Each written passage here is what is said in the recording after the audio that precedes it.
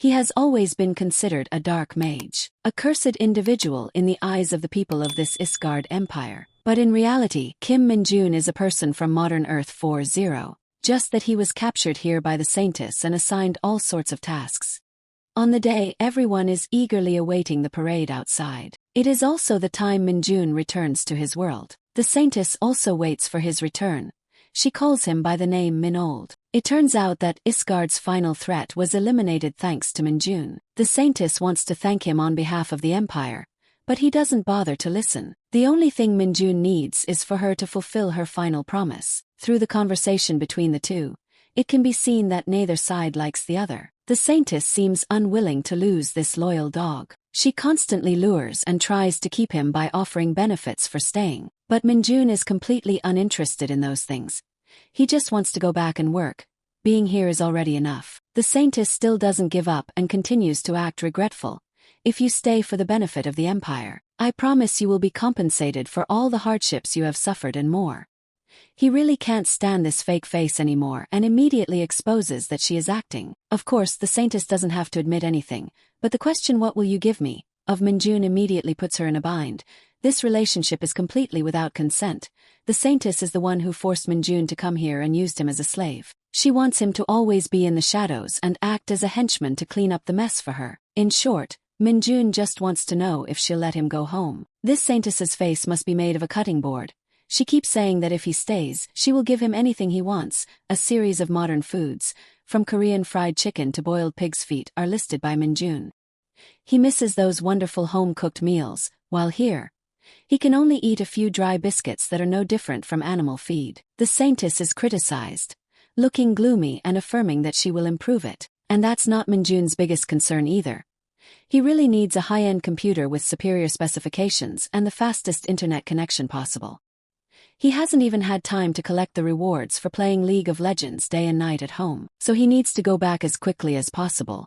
Finally, the Saintess has to concede and agree to start the return ritual. Min-jun actually has quite a few memories here. Even so, he will never agree to see the Saintess again. The Saintess puts on a reluctant face and tells Min-jun to stand in the middle of the stone pedestal with the summoning mark. As soon as he stands in it, a magic circle of purple light immediately emanates. The Saintess will first release the protection of the gods, opens her gloves and looks at the mark on her hand. Min-jun knows that it is called protection, but in reality, it is just a magic mark that prevents him from fighting her. However, he will now be released from this magic circle. While removing the mark from Min-jun, the Saintess still tries to shake his resolve, but unfortunately, it doesn't work. As if reading her thoughts, Min-jun subtly asks her if she's not worried at all, since once this magic mark disappears, she could die at his hands. She might have been panicking and scared inside, but on the outside, she remained calm when revealing that she had accepted it from the moment she started everything. After a while, the Saintess's protection was truly removed. Min-jun couldn't believe this Saintess would do it so easily. In his silence, the Saintess prepared to perform the next ritual, which was to strip him of all the power he had gained in Isgard. But why would he be stupid enough to lose such an overpowered ability? While the Saintess was still rambling about how it would be dangerous, Min-jun used his power to restrain her. At this point, the Saintess still didn't understand why. He might look like a noob playing a game, but his brain is still sharp. After all the trouble he went through to get this power, how could he give it up? The Saintess never expected to be brought down like this. She also knew what he was plotting, but normally with dark magic, it would be impossible to activate a time portal. Well then, Min-jun would be the first to go against that norm. He easily opened a time portal with dark magic. Even though the chance of convincing him was zero, the Saintess still yelled to stop him, because time travel couldn't be done in such a rush. Min-jun knew that very well, and it was also the reason he had practiced it 1,000 times. After all, he had reached the peak of dark magic power, and for him all magic was the same. Why bother dividing it into light and dark? Before leaving, Min-jun had a special, friendly gift for the Saintess. It was a friendly middle finger, of course. Along with that was a loving farewell. It was truly fun to know you, you wretched Saintess. Let's never meet again. If I see you again, you're dead. Until the last second, the Saintess was still yelling to stop, truly meaningless. In the end, she could only watch as Min-jun returned to his world. At the same time, her true face was revealed. She was furious regarding the apartment in Min-jun's modern world. A large stream of energy descended into the room. It's unclear how long it took, but he had returned to his beloved room. The only thing was that this journey was so tiring. Minjun got up and glanced at his darling phone. All the fatigue from the previous moments instantly disappeared. In its place was joy. He really couldn't live without his phone for too long. Minjun couldn't hide his excitement that he had finally returned from that hell. The notification that the phone couldn't connect to the network immediately brought him down. However, it seemed that the world he lived in had some changes. A special forces team was acting very cautiously. They were talking about it, something that wasn't human. After chatting for a few words, a sound made everyone highly alert. They immediately ran towards the source of the sound. Inho was the first to arrive. His sniper rifle aimed forward. But the image before his eyes was something he couldn't have imagined. It was Minjun, holding his phone and complaining about the internet in the neighborhood, which for some reason couldn't connect to the network. He was gesturing with his hands and feet, and not a single store was open. It was truly unusual. The two soldiers stared blankly at Minjun's back, assuming he was a civilian who had been left behind. Inho called out loudly for him to come over. Minjun was quite puzzled as to why there were military soldiers in this residential area. Then he didn't think much of it and just assumed they were training for a situation. But Inho's gasp and the scene that followed immediately shattered his assumptions. A ferocious mythical beast charged from behind Minjun, who didn't understand what was happening. The earth didn't seem peaceful anymore. When would Minjun be able to receive rewards from the game? But when nothing happened after that, he stared blankly at his own hand. His hand was still the same as before, without any changes, making Minjun doubt in disbelief. His dark energy had completely disappeared. But even without that energy, he still reached out and grabbed the head of the hunting wolf. Minjun decisively slammed its head into the ground with great force, shattering the floor. The two soldiers, upon seeing this scene, were startled and opened their mouths in disbelief. The hunting wolf was now lying still on the ground, and from its wide mouth flowed streaks of bright red plasma. Minjun looked at it and whispered, "Stupid dog." The soldier was still standing motionless, his face pale, his fear expressed outwardly. Minjun, still sitting there, looked at the result he had just created and said, "You think I'm just a useless guy when I can't use magic because of a lack of dark energy. Even if I became weaker, it wouldn't be to the extent that a trash monster like you could defeat me." He recalled the previous scene and exclaimed, "Sir, please do it again." This reminded him of the time he was trained at Iska and his. Minjun's eyes suddenly drooped with a melancholic thought. But he wondered, why did you appear in this world? That was a question that Minjun didn't receive an answer to. He silently stood up, startling the two soldiers standing behind him. Minjun turned his face and said, "I'm sorry, sir." One of the soldiers, too frightened, jumped and demanded, "Don't come any closer." The sky today was clear and crystal blue. The evacuation base sign was 1 kilometer away. The car was speeding down the road, and someone inside said, "I don't understand why you went so far, young man." Minjun was sitting in the car, wiping away the hunting wolf syrup when he heard someone continue.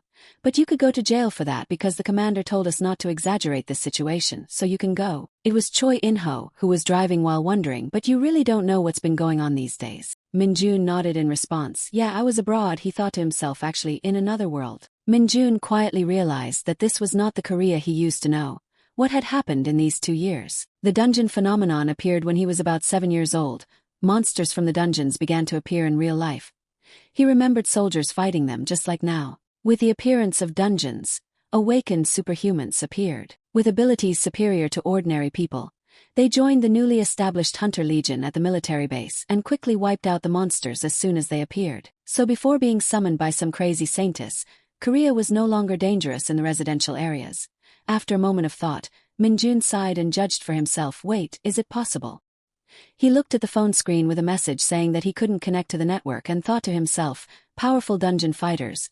This server hasn't completely disappeared, has it?" Minjun was determined with that thought and repeatedly tapped the screen, concentrating until he was sweating, and thought to himself, "No, I've been through so much just to come back, and it's like this again. I want to play Dungeon Fighter Supreme. I really want to play that damn game, this damn life. I want to see if the server is open again. Hurry up." Choi In-ho sat beside him, watching him tapping on his phone, and helplessly thought, "The whole world is in the same mess. But he doesn't know because he just came back from abroad. It's suspicious." He had his own affirmations in his heart, but he didn't want to find out. He was sure he had his own story. While he was lost in thought, Minjun suddenly called out, "Hey." He then put on a serious face and continued, have the civilians moved to a safe place like the game developers? Do you think they can still work during this time like a game company for example? And what about the buildings that were destroyed? Is the server storage system still there? What happened to create this damn thing? I mean this mess. Choi In-ho, after hearing the barrage of questions, replied breathlessly, I'll tell you what I know anyway. I got an A+ in monster theory and dungeon theory in college. Min-jun wondered if they were still studying such things in college. He affirmed that it would be difficult to find schools that didn't teach those subjects. Choi In-ho recounts the reasons why the situation worsened. This is due to strange phenomena that began appearing in the dungeons 2 years ago. And one day, the dungeons began to appear more frequently, and they became even larger. But the biggest problem is, the number of giant monsters is increasing. They come from these strange dungeons. Because of this, the military could no longer control the dungeons, and the situation became increasingly worse, leading to the isolation of some residential areas. From then on, the military had used various measures to fight back, but we were short on forces. Min-jun, after hearing the story, was stunned for a long time. He was like a person without a soul, and exclamations kept appearing in his head. How foolish, isn't it? Not like this, big brother. Is it? Are those game companies still okay? I still want to play Dungeon Fighter Supreme. Choi In-ho asked curiously, how old are you now? Min-jun stammered, I think I'm 21. He kindly reminded him, that means you should enlist immediately. Half of your 20s are about to vanish. Min-jun, startled, asked in confusion, 5 years for the Hunter Legion and 3 years for enlistment. Choi In-ho explained, because the situation has been getting worse in recent years. All current military branches have to serve for 5 years. Not just the Hunter Legion. If you're 21, you might have already received your registration letter. He was shocked. 5 years. Min-jun felt as if he had fallen into a terrifying silence. He darkened his face and thought, wait a minute. Isn't this a little serious? I want to play the ultimate dungeon fighter when I get back and just run and heal. Min-jun gritted his teeth, his eyes bloodshot, and wondered, but I have to enlist for 5 years right now when I haven't even connected to the server yet. While lost in thought, a notification suddenly interrupted a message from the government. Min-jun opened his phone and read the message in shock. What the hell? Notice of enlistment date, Department X. He was still bewildered, wondering if tomorrow was the enlistment date. If this was spam, the timing was perfect. Choi In-ho, sitting next to him, firmly stated, it's real. He was still stunned. This sound effect is so strange, it's real. As soon as he realized what he was saying, Min-jun was instantly terrified and shouted, what's real? What the hell? They're sending me to enlist without a physical exam. He spoke continuously as if to vent his anger. And how the hell did they announce it the day before? Choi In-ho helplessly explained, I told you we don't have enough manpower, so you'll usually have your physical exam right at the training center, and that notification you probably saw it late. He asked, why didn't you go to the PC room near the evacuation base to check? After Min-jun's parents went missing, he just buried himself at home and played games. Ironically, fate had been unkind, not letting him make any friends, and he was summoned to Isgard during his senior year of high school. It was a wonderful paradise that mankind had forgotten. The modern computer screen displayed sword fighting games with beautiful 3D graphics. Now, Min-jun burst into tears of joy because the arcade was still maintained. This divine game was still the same. How long had it been since he'd participated in a terrifying raid like this? Choi In-ho enthusiastically leaned back and called for food. Thank you to the owner for still being open during these times. Give me a hot dog here, please. Min-jun turned to look at him in surprise. Oh, is that a new item? And the owner, tired, muttered, you eat so much. Both quickly refueled and began to focus on the game. Min-jun rested his chin on his hand, sighing and vaguely thinking, this. Is it real? So, after relieving all his worries in the game, he began to search for news online. The headline on the front page, damage from monsters increased by 48% compared to last year. Hunter forces prioritize protecting citizens. Government struggles to find solutions to increasing attacks. Citizens evacuated due to sudden dungeon appearances. The following lines caused even more public confusion. Will we die like this? Seeing this news further raised Min-jun's suspicions. The soldier's words were true. The enlistment date confirmed on the military service website was indeed tomorrow. If he had brought the full strength from Isgard back with him, Min-jun could have solved these problems all by himself. But for some reason, Min-jun's body was now devoid of magical energy. The main source of his dark magic had disappeared, however. He wouldn't be easily defeated. Min-jun could still clear the dark dungeons by himself. Then he confidently looked up at the sky and laughed like a madman. That's right, these trivial dungeons, I can handle them all myself. Alright, that works, perfect, Min-jun smirked confidently. Just you wait, I'll solve it all. The next day, he was present at the National Defense University. Minjun casually brought a skewer of grilled meat to his mouth and enjoyed it. He chewed voraciously while looking around. Wow, there's so many people. Contrary to Minjun's attitude, everyone was tearfully saying goodbye to their loved ones, in a state of sadness and regret. Minjun indifferently walked through the crowd. Everyone was gloomy. Immediately a loud shout ordered everyone to assemble. All soldiers, please be present in the lecture hall immediately. Please pay attention. Minjun, walking, mused. The military isn't like it used to be, is it? I wonder if it's as harsh as Isgard. After everyone had gathered, a loud shout echoed. Stand up straight. Are you kids here to play? Despite the crowd, 2 soldiers kept their mouths shouting abuse.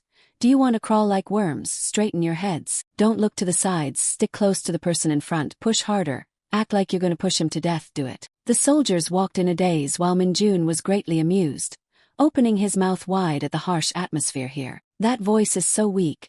He smiled slightly with pride. These training assistants are so gentle. After waiting for the silence for a moment, Sang-soo began to speak. Everyone, pay attention. Before we begin the schedule, I am Kim Sang-soo of the South Korean military.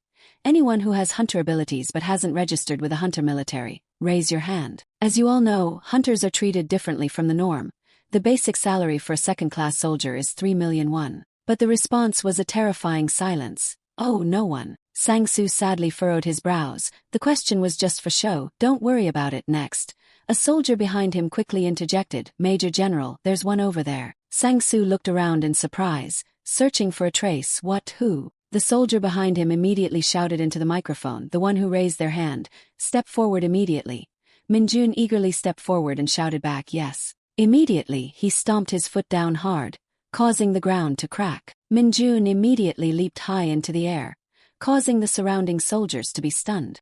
The commanding soldiers also looked up at him. Oh, this crazy guy. Then with just one jump, Minjun landed safely on the stage. Sang-soo was stunned, not understanding what this strange creature was. Minjun looked up, gave a bright smile, and introduced himself. New recruit Kim Minjun, I want to join the hunter army. Clouds and fog in the Isgard region, northern area, the Forgotten Canyon. On a large, undulating mountain, a small cave appeared. The deeper you went inside, the more you saw a column of light flashing, accompanied by a voice. So what I'm saying is, Minjun, sitting on a spider, slowly recounted that this dark mage's work had no end to its chaos. There was no worse character, you know. He recalled a few memories and said, although we have insane skills, if we run out of dark energy, it's all for nothing. It won't naturally recover like the mana of ordinary mages. Mana is always with you. Just collect it, just collect it. I have to harvest it regularly by defeating monsters with dark energy, I say. Obviously, replenishing dark energy by using it is never effective, do you understand? And because my job image is the worst, I can't find members, so if I accidentally run out of dark energy while in the dungeon, I'm as good as dead. Speaking of which, Minjun slightly curled his lips into a smile. And now for you, the question is, what is the best method for a dark mage to replenish and retain their dark energy? Silence all around, only the crackling sound of fire. Minjun crossed his arms and sighed. At this moment, he was sitting on a dead spider. Everywhere in the cave were the corpses of giant spiders. Minjun clicked his tongue. No one answered him. Were they all dead? Suddenly, a sharp object plunged down into the stone floor. He glanced over, muttering at times like these. Where Minjun was standing was the Forgotten Canyon, the dark dungeon boss, Spider Nest, seeing the Spider Queen approaching him. He smiled helplessly and whispered, why didn't the dark dungeon boss answer? Looking at the hideous spider, Minjun asked it, why are you here now? I thought I was going to die of boredom. The Spider Queen looked around the cave, confirming the deaths by poison, lying everywhere deformed. It roared angrily, echoing throughout the cave. Minjun still wore a calm expression. That's your answer. Your breath smells too bad. Immediately, the Spider Queen lunged to attack him, but with just one hand, Minjun was able to stop it. He shook his head in frustration. That's right. Minjun's hand pierced through its head while his voice still rang out steadily. The answer is. He clenched his fist confidently, defeating the monster with the maximum power of Isgard, the pinnacle of dark magic, Old Kim Minjun, 645 days before returning to Earth. Back to the present time, a hand in military uniform placed a cup of hot tea in front of him. The man's voice, husky, asked, you said your name is Kim Minjun, he replied, yes. Sung-hyun nodded and said, you wait here, a team from the Hunter Legion will come. Minjun picked up the hot cup of tea, smiled politely. Did the commander make it himself? Thank you. Sung-hyun took a sip of tea and then cautiously asked, I see you're very enthusiastic. Do you have any particular reason for applying to the Hunter Legion? Pausing for a moment, he continued, because things are quite bad these days. A lot of people are returning to the regular army. Despite their special abilities, Minjun eagerly replied, yes, I have some business in the dungeons. His words caused the surrounding space to suddenly fall silent. Unusually. After a while, Sunghyun couldn't help but burst out laughing. You're so funny. Minjun also feigned a laugh and asked, really? He laughed uncontrollably. Sunghyun teased, what a funny guy. I won't charge you for the hall floor you destroyed. Minjun raised his cup of tea and took a sip, silently cursing in his head. Stop laughing, old man, I'm not kidding. All dungeons appearing in Korea are managed by the military, and their top priority is related to them, and the conquest of monsters clearly belongs to the Hunter Legion. They consist of highly skilled individuals, where you can level up regardless of your length of service, as long as you prove your ability. There are no limits. Imagining himself fighting monsters, Minjun contemplated, if I join the Hunter Legion, I won't be able to enter the dungeons, right? I could clear most of them myself, and I'm sure I'll meet monsters with dark energy. When that happens along with super fast progress, this is completely Minjun's imagination. The reality may be different.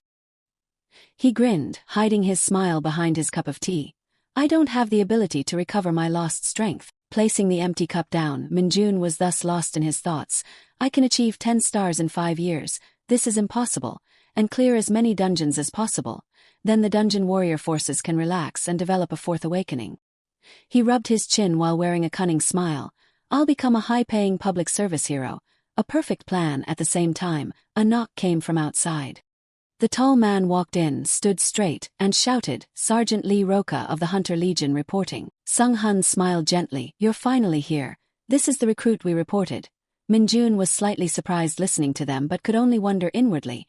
A battalion commander was speaking formally to a sergeant. Roca raised an eyebrow and asked, do you really have the potential to be a hunter? He said in a stern voice, if you've awakened as a hunter, you will be able to open a status window. Please let me know all of your statistics. Minjun slightly pouted and thought, what the hell is going on with this guy? Are all the Hunter Legion like this? He slightly put his hand forward and made up his mind. Alright, if they tell me to do something in the military, I have to do it. Thinking it over, they also had status windows in Isgard.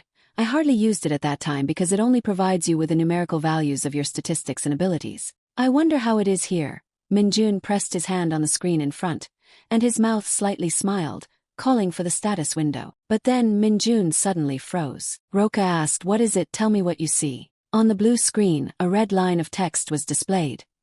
He stammered and couldn't form a sentence. Minjun said in a low voice, it says there is an error. Roca gritted his teeth.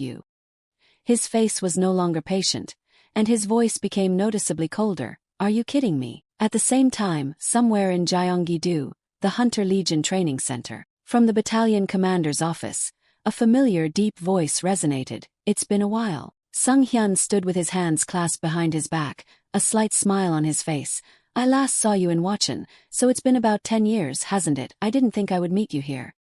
He looked at the woman standing solemnly in front of him and said, first of all, why don't you sit down, Hunter Yunseo? Yunseo coldly denied, I'm not a hunter yet, like everyone else who enlisted here.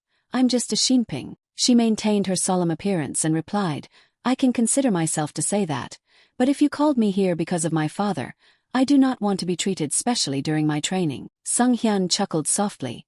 I may have given you the wrong impression. This is a separate matter with the son in general. His voice carried a teasing tone. Obviously, you will not receive any special treatment during your training. It is not like the Hunter Legion is an easy organization. Haven't you known that from your father? Yunseo bowed her head hesitantly. Well, because Seeing that she seemed awkward, Sunghyun continued seriously. Such a famous recruit has enlisted, so there's no way I wouldn't be interested in being the training commander here. Right, you will be busy right away, so I wanted to say a few words of encouragement beforehand. It was not easy to choose to enlist as an ordinary soldier instead of an executive. We always lack people like you on the field. I thank you as a citizen of this nation as well as a soldier. Yunseo cleared her throat and said, thank you for the encouragement, Commander, outwardly strong, but in her heart she thought, I am so embarrassed. He turned his head to look at the small car approaching the building. After a moment of silence, Sunghyun spoke, thinking about it, I received a funny report today. He said mysteriously, you might get a really interesting comrade. Would you like to come with me to meet them? Yunseo widened her eyes, unsure how to respond. A little later, still in the central building, Minjun looked up. his expression unable to hide his surprise. He walked while muttering in his head, "Oh my God, how much tax money did they pour into this? This facility is no joke. I wonder if they have computer rooms here." Seeing his appearance, Roka reminded him in a low voice, "Don't get too excited, recruit. Your joining the Hunter Legion hasn't been decided yet." He frowned and walked ahead, at the same time said seriously, "Because you're a special case, I'll personally check you. If it weren't for the headquarters decision, I wouldn't have brought you here and gone to Yongchan immediately." Minjun, behind him, was so angry he gritted his teeth but couldn't do anything. Roka warned him, "Once all the tests are completed and you are confirmed to be a liar, be prepared to enlist immediately in the military police." Minjun thought resentfully. He is too stingy about everything. Then he asked, Yes, what is the test?" Roka tapped his hand on a bloodstone. He pointed at the stone and said, "If you manage to move this even an inch, you will pass." Roka's eyes flashed with coldness. "I'll give you 10 minutes." In his mind, he thought, "Good, if you have any talent as a hunter, prove it." This mineral is a bloodstone, a byproduct created from the dungeon. It's not only extremely dense and heavy compared to its size, but also exceptionally difficult. At this size, it won't even budge by a recruit. Minjun, after receiving the task, slightly curled his lips and asked again, "Is that all?" He walked past Roka with extreme confidence. "I am very happy because the test is very simple." Minjun's arrogance made him frown uncomfortably. Watching the back moving towards the bloodstone, Roka thought contemptuously, "There's no way to check another person's status window. There are always trash trying to take advantage of the Hunter Legion with mediocre abilities." He crossed his arms, his face contorted. He jumped 5 meters high right on the podium, and a status window error, it's complete nonsense. At the same time, Sung Hyun was standing on the upper balcony looking down. "It's him," he said. Sung Hyun, as he watched, smiled slightly. He clearly displayed astonishing physical abilities in front of the battalion commander at the Shinping Training Center, but his status window showed an error. "I've never heard of such a case as the training commander of the Hunter Army. I have high hopes to see how unique this recruit will be." Minjun approached and touched the bloodstone, analyzing in his heart, "This is what is produced all over the dungeons of Isgard, that ridiculously heavy mineral." Looking at his reflection from it, he curled his lips with confidence. "At this size, I can easily push it." Thinking this, Minjun clenched his fist and swung his arm back. Roka, standing nearby, furrowed his brow, wondering. Above Sun, Unsu was also intently watching his every move. Minjun thought arrogantly, "Who knows, there might even be some dark energy in it." He powerfully punched straight into the bloodstone. Immediately, large cracks appeared on the bloodstone, and then it shattered into pieces after Minjun's punch. He smirked arrogantly. It would be a shame if there was nothing. Everyone was stunned, mouths agape. Roka opened his mouth in surprise, unable to speak. Seeing the bloodstone destroyed to the point of smoking, he could only scream in his head, calling its name Bloodstone. Xiang gritted his teeth, sweat dripping from his head. "This is crazy." He looked at Minjun, stunned, looking at his hand after the punch. The hand was still clean, nothing inside. He chuckled, "A real freak." Inhyuk gasped, his mouth open and his eyes wide, looking terrified of something. Not only him, but everyone in the advisor team was putting in effort to breathe and run. Something's not right here. Before enlisting in the Hunter Legion, Inhyuk knew that training wouldn't be simple because you'd be participating in real battles right after the training. Because you train like crazy for 4 weeks, like carrying sandbags from day one and climbing 6,000 steps uphill. And as if that wasn't enough, the instructor kept urging while checking the completion time, which everyone was looking forward to. People often called him Lee Sungo, the devil instructor. While running with his teammates, he still tried to encourage himself with such a brutal physical training method. You can only increase your stats by 1 point. I think everyone will have to endure all this hardship because they are new recruits in the Legion. But that's what I thought. Suddenly Minjun, from being behind him, suddenly sprinted ahead, leading the way, making Inhyuk suspicious. What the heck is going on with that bastard? We're the problem. He sped up the stairs as if gliding on them. His body felt so light. If I still had all my magic, I'm sure I'd be flying away. His legs kept running, while his mind kept thinking. The hell training of the Hunter Legion seemed great, and compared to the torn clothes in Isgard, the uniform was exactly the style I liked. Remembering the clean dining hall with enough dishes to make his stomach sing right away. The food here was also truly overwhelming. Not only food, but now there's also a reasonable schedule. And above all, after the schedule ends, instead of taking turns on night duty, you'll have free time. The more he thought about the free time, his legs seemed to be attached with jets, running even harder. They said there's a PC room inside the base with the same configuration as the outside. And as long as you don't sneak out, they won't bother you after completing the schedule. I thought I'd use any remaining magic to escape if I didn't like it. A satisfied smile appeared on his lips as the destination got closer. They give you training and delicious food, pay you well, and give you time to play games. He raised his head and looked ahead. A moment later, his mouth roared loudly. Hunter Legion is the best. In-hyuk was disgusted. He's running faster now. How could this be? Really unbelievable. Teammates were disappointed. I don't know, don't talk to me. Sungo was already waiting here. The sound of running was very loud in his ears. Seeing Minjun's dark expression and ghost-like running speed surprised him. What the heck is this? The right foot placed on the final peak. He breathed a sigh of relief. So it's over. Sungo was even more shocked internally. Kim Minjun, watching him smile foolishly as if admiring the scenery. The view from here is great. How did Roka calculate the time? Usually, it takes about an hour for new recruits, and yet he has finished. Suddenly, Minjun's eyes stopped at him, full of curiosity. Indeed, a moment later he went over to him, looking back and forth, mentioning the generous reward. Didn't you say we would be rewarded with an outing ticket if the completion time was less than 30 minutes? I'm wondering how much time I spent to complete it. He frowned, still having to pull out a piece of paper. Minjun took it and went to a corner, opening it to see where he should use it. Sungo smirked, pressing the stopwatch. Has any new recruit ever received a ticket before? Watching Minjun excitedly start, he didn't bother to say, but high stats and good physical condition aren't everything. The most important thing is the ability to react and deal with monsters. His eyes were menacing. I'll be watching you closely, Kim Minjun. In the Legion's common room, the members were all clutching their backs and groaning. If it's like this every day, I'll dye my back. In-hyuk looked at the system displaying increased stamina and smiled brightly. This increased stat. My stamina increased by 1. The teammate next to him was also happy. Congratulations. The other members happily asked each other what their initial stats were. I have to check too. Status window. Minjun alone seemed to have little. Did I hear it wrong? They're happy with just 1 stat point increase. Remembering the time in Isgard, he used me when I trained in Isgard. My stats always increased every day. What, you want to increase the stats of that son of a bitch? Get up. Jinseo, sitting next to him, asked, You worked hard to get the ticket. When will you use it? Minjun shook his head. I'm not sure. The teammate next to him teased. I'm jealous of you, he explained. I heard the instructor said before. They said that no one had ever gotten a ticket out from Sergeant Lee. In-hyuk also went to ask for the secret.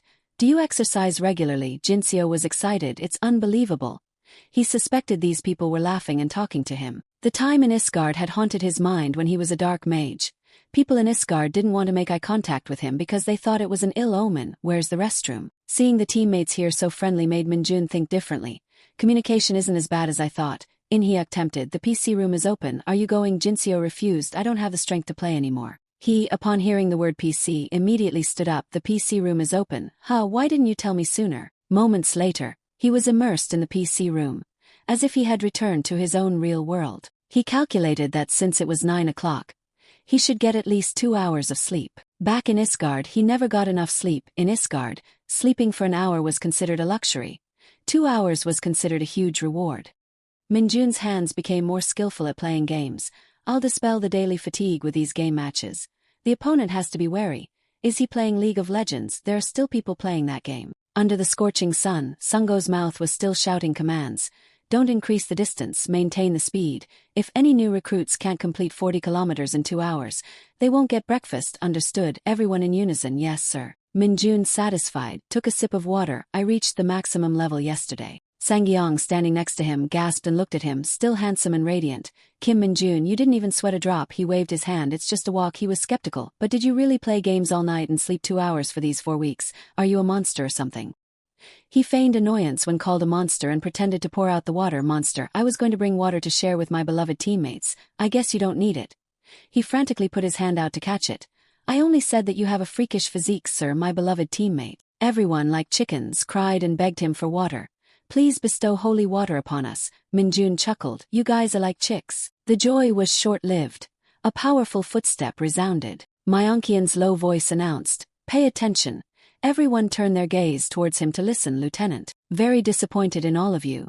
Even though it's the final training session, you're the worst squad of all, so the lieutenant is very disappointed. Minjun's face was blank. Why is he referring to himself in the third person?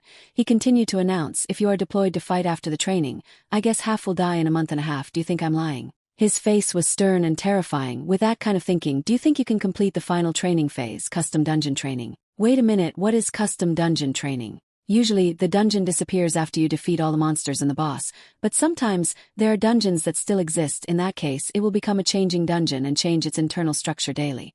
And become a great training facility to become all kinds of different environments within the dungeon. Practical training in a changing dungeon is custom dungeon training. Sangyeon was worried. Custom dungeon training is infamous. The other teammates were also in a panic. Do we have to do it now? We're finished. He saw their panic and was satisfied. They're agitated. Good, they have to maintain this level of stress. It's good to control new recruits as if racing horses. When they need discipline, you have to hold the reins tight. He pretended to comfort them while his inner self was still happy, and when they're stressed, we'll comfort them with carrots. Don't be discouraged. If you are wise, it's fine. Myeonkian made an attractive request, and the person with the highest score would receive a 3-day, 2-night vacation ticket. He thought, now is the time to be excited, but everyone was still gloomy. He pounded the table to encourage them. Do you hear? 3-day, 2-night vacation ticket? Don't you want to go out? Doesn't this get you fired up? Seeing the silence below, he wondered, what the hell is wrong with these guys? Do they want to stay here until they die? Only Minjun below had bright eyes. Why is there only one person excited? He muttered, awesome. The next day, everyone was taken to the dungeon. As soon as they looked at it, everyone complained, why is it so big? Is that a dungeon? Right at the start of the custom dungeon training. Sangyeon's face was gaunt. What do they want us to do in there? The person next to me pointed. I think it's camping. Suddenly a car rushed from behind and knocked 2 people back. He brushed off the dust and looked closely, then was surprised. 2-5, what are you doing here? Seeing the noisy crowd, Minjun looked over. Seeing eyes like bright spots appear, they suspected they were. Gradually those bright spots got closer and closer. Its silhouette also became clearer, and it was a hound. Jinseo jumped back in fright. Monster, I've never seen them so close like this. Minjun scoffed. Why are you so scared? They're just like Maltese or Chihuahua dogs. Myeonkian, with a cold demeanor, reprimanded. Why are you rookies so scared? Those are the monsters you need to face. They were flustered. You want me to face them? The man announced clearly. You will form teams of 4 rookies to enter the modified dungeon. All teams will fight a hound for 1 hour and return here. Before letting them carry out their mission, he didn't forget to remind them, if you get injured, increase your core strength. If you're scared, use your brains and focus on fighting them. Do you all understand? Everyone in unison. Yes, understood. The man urged. Then go quickly. Sungo, different from him, directed them up one by one. The item provided was an exclusive protective armor from the Mid-2 Hunter Legion, manufactured for the purpose of protecting the body mechanically. Extremely crude and heavy design. Jinseo, putting on the suit, looked around for more. They didn't provide us with anything other than this. Sangyeon staggered. I think my legs are about to break. He hadn't put it on yet, had to take a look first. This thing isn't comfortable and has no other effect other than protecting the body. This thing costs 50 million won. Minjun imagined they must have really used it carefully because it was incredibly expensive. I can smell their sweat and passion. It's truly an item with a wonderful aura. I don't like it. He went up and asked the man, Lieutenant, I have a question. If we can defeat the pack of wolves quickly, can we take these suits off? The man snapped. Why are you so arrogant, Shinping? Just turning around and looking, he realized Mayan's face had changed 180 degrees. Is that you, rookie number 1 Kim Minjun? If you want to. The man snapped his fingers. But remember, this is a team training session. You can't just excel alone to see if our number 1 rookie Kim Minjun can stand shoulder to shoulder with his teammates. He listened clearly and paid attention to the fact that it was a team training session. Over here, Jinseo and Sangyeon were still struggling with how to deal with the hounds. How do we face the hounds with just this? We need a plan. Minjun touched his chin, thinking, it's simple, right? I just need to tell them how to defeat the hounds, right? Thinking he had to implement it, he immediately approached the 2 of them. Hey, listen to me, I will present my plan. Are you curious about your plan? He explained excitedly. The hounds will jump towards you to kill you. When they do that, don't be afraid. Grab their legs and break their backs in half. Not only that, but he also waved his arms and legs to illustrate, if at such a wide distance, they will die. But if it's still alive, face it again in the opposite direction and tear it apart as if everyone was tearing kimchi. His eyes were full of hope, but it seemed the 2 of them weren't. It was really absurd. Time's up. Myeonkian ordered to release them. Sungo stepped forward to open the cage. The starving hounds were just waiting for that. As soon as the door opened, they rushed out like crazy. They all jumped into the dungeon. Jinseo was a bit surprised. They went into the dungeon instead of attacking us, he explained. They were taken away all day and their home just appeared. Why wouldn't they go home? As soon as they heard that, they agreed happily. Makes sense. You think that's reasonable? They asked Minjun. How do you know the psychology of those monsters so well? Remembering the previous words, someone once told him, you are a monster, a real monster. Please let me go because I've done that. Of course, he didn't say it because he was afraid everyone would be shocked. Myeonkian pointed and scolded. Are you guys joking and laughing on this holy training ground? Don't you want to die? He jumped, denying nothing. The man, annoyed, ordered, "All right, the lieutenant has decided. The first team to enter will be you." They all stood up. "We're the first team." Sungo commanded them to enter. His team entered in unison. All four of them strode towards the dungeon. Minjun encouraged, "It'll be fine if I could take off this heavy and filthy suit. The sooner the better. I'll welcome them with open arms," Jinseo teased. "Are you sure?" Myeonkian said into the comms instruction team, "The training has begun.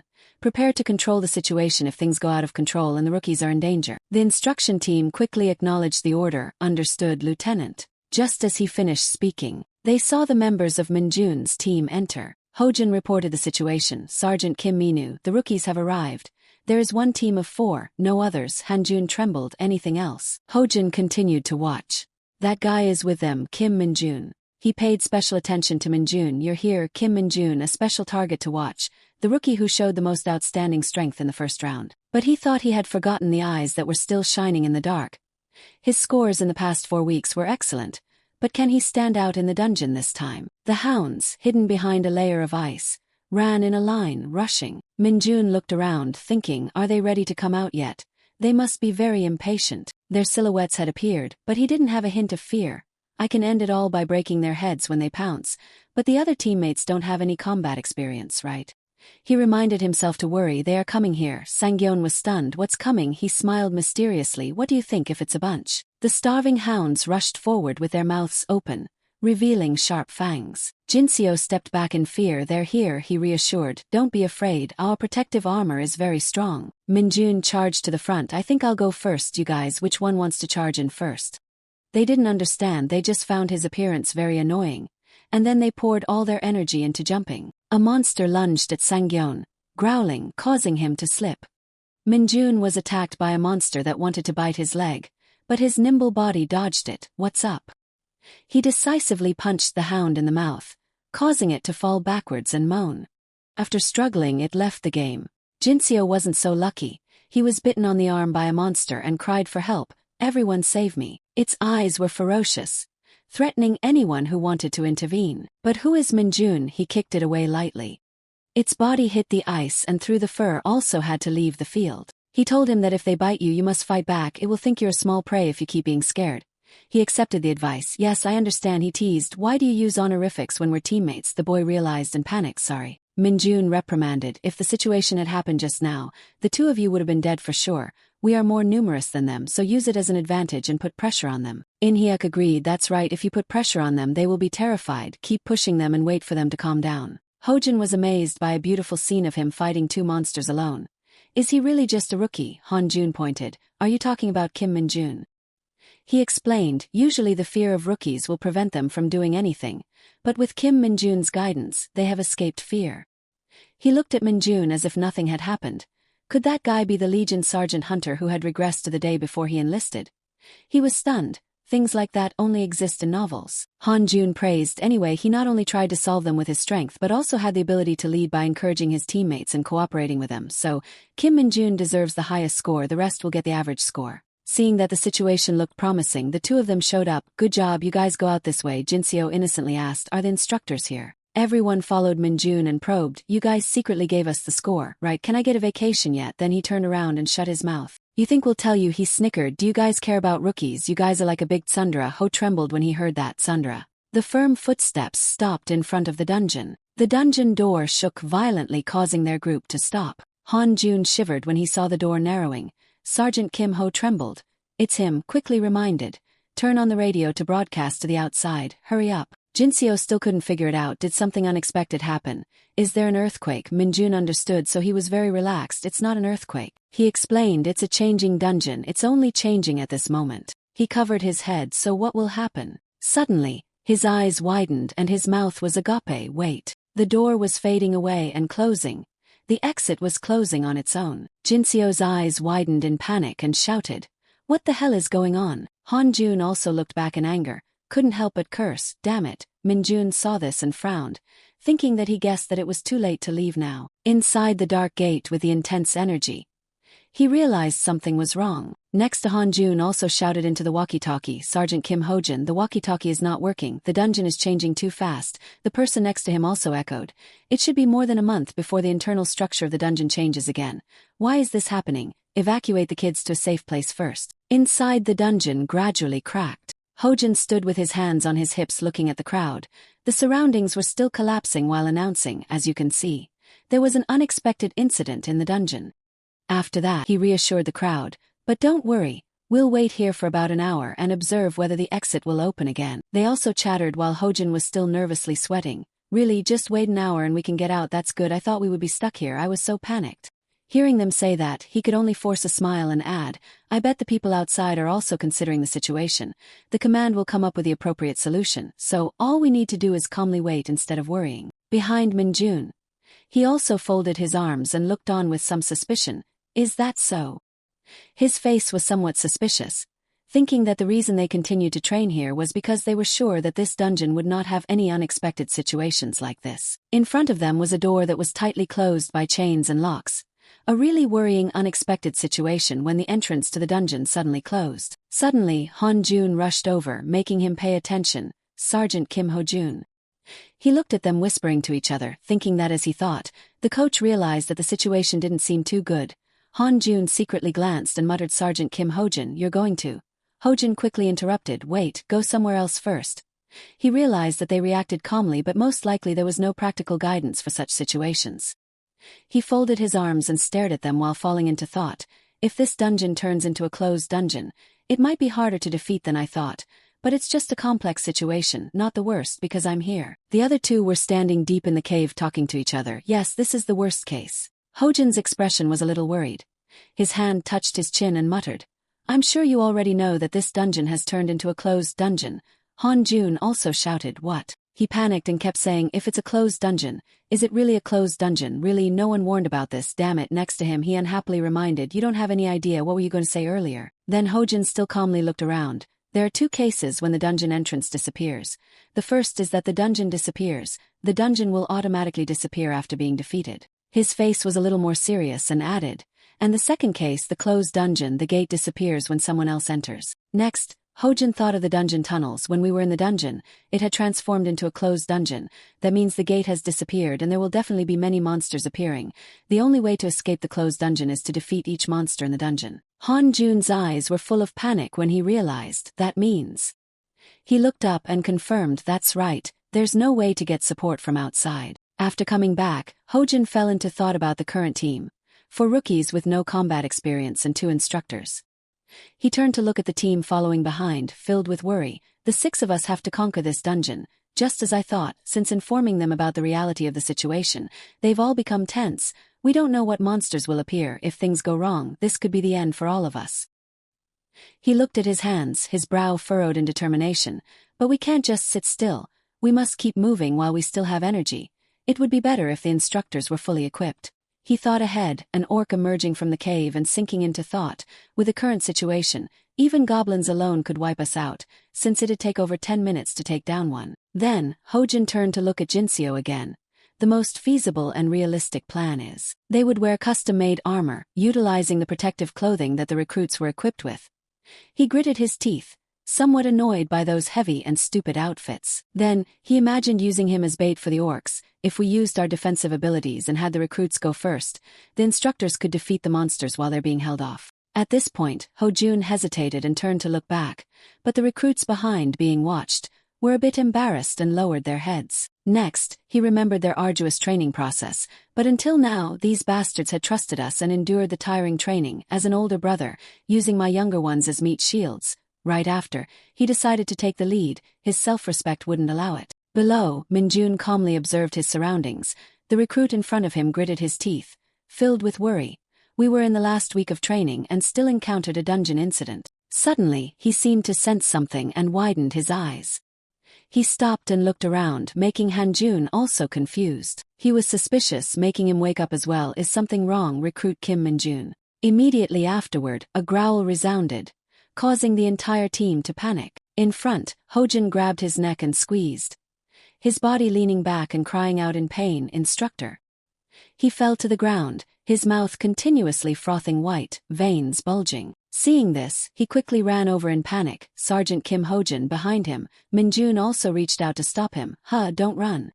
His eyes were sharp, murmuring, "Even if you run now, both Hojin and Hanjun would collapse to the ground, vomiting white foam in pain." He assessed there was no way to save him. Screams of panic rang out. "Instructor, are you okay?" On this side, Minjun also looked at them, reminding them calmly, "Everyone, step back. If you get any closer, you'll face a similar situation." Next, Minjun sat down and looked at them, who were foaming at the mouth and unconscious on the ground. Assessing that it wasn't serious, they were only fainted. "I'm not surprised at all." Next, he looked up in a certain direction. "I think I smelled a familiar scent. Hey, catch!" Right after, he turned and threw the two instructors towards the three new recruits behind him. Minjun's expression was determined, shouting to remind them, "Don't follow me, just stay near the exit." Jinseo caught an instructor, looked at him worriedly. "What? Where are you going? Stop, it's dangerous." Even the instructors fainted. But Minjun had already ignored them and quickly rushed towards the dark tunnel behind him. The new recruits were also shouting anxiously, "You might die. Are you crazy? Turn back, Kim Minjun." On this side, he ran a distance, his mouth unconsciously forming a satisfied smile. "I'm so excited, I could die. It actually exists on Earth." He thought about the creature with the skull head that had dispersed energy, causing the other two to faint.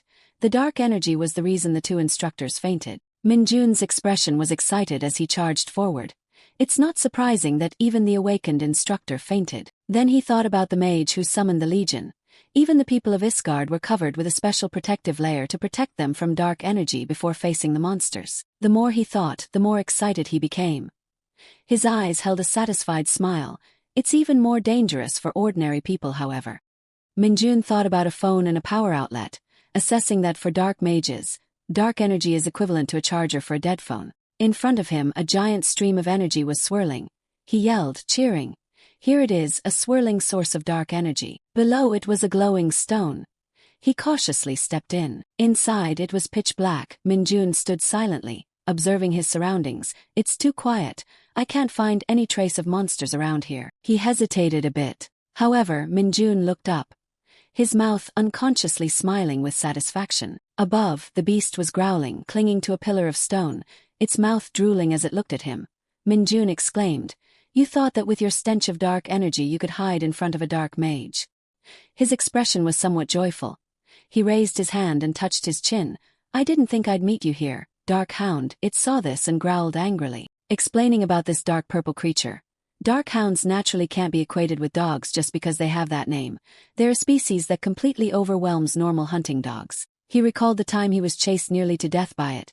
"I think the first time I met this bastard was about a year after I was summoned to Isgard.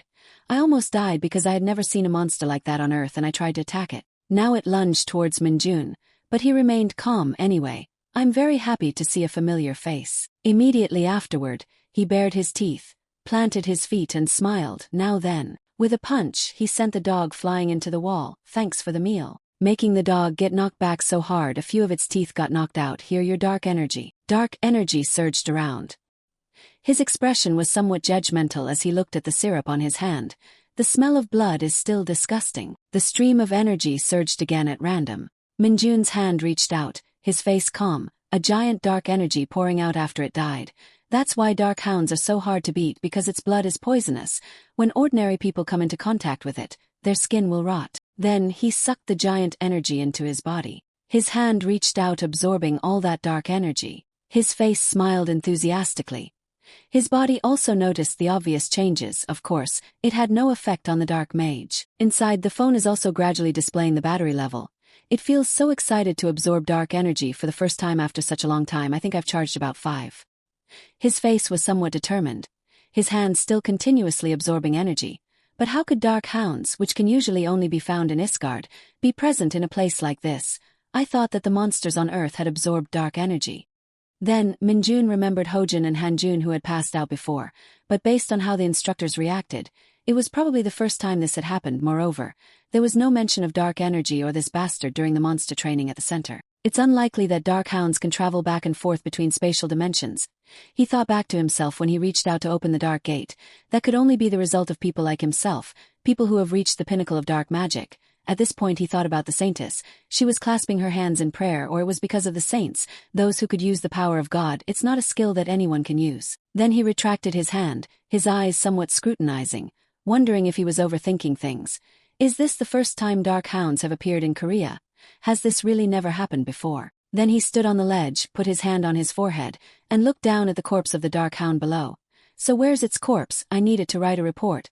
He excitedly looked down at the body, found it. On the other side, Hojin was also frowning and lying on the ground, his face covered in sweat. A voice rang out, causing him to gradually open his eyes. Instructor. Opposite him, the blurry faces of 3 rookies stared at him worriedly, shouting, "Please wake up." I think his eyes just opened a little bit. "Really? Where? Wake up now. Are you okay, soldier?" Instructor. Suddenly he seemed to remember something and sat up, shouting, causing the crowd to panic. What? Hojin looked around in a panic. Is everyone okay? The person next to him who was supporting Hanjun was also confused. I thought they were zombies. Then Hanjun woke up. Damn it, what the hell happened? He was full of urgency. Is anyone hurt? The rookie flinched. We're all fine, however. Jinseo's face was full of worry, reporting.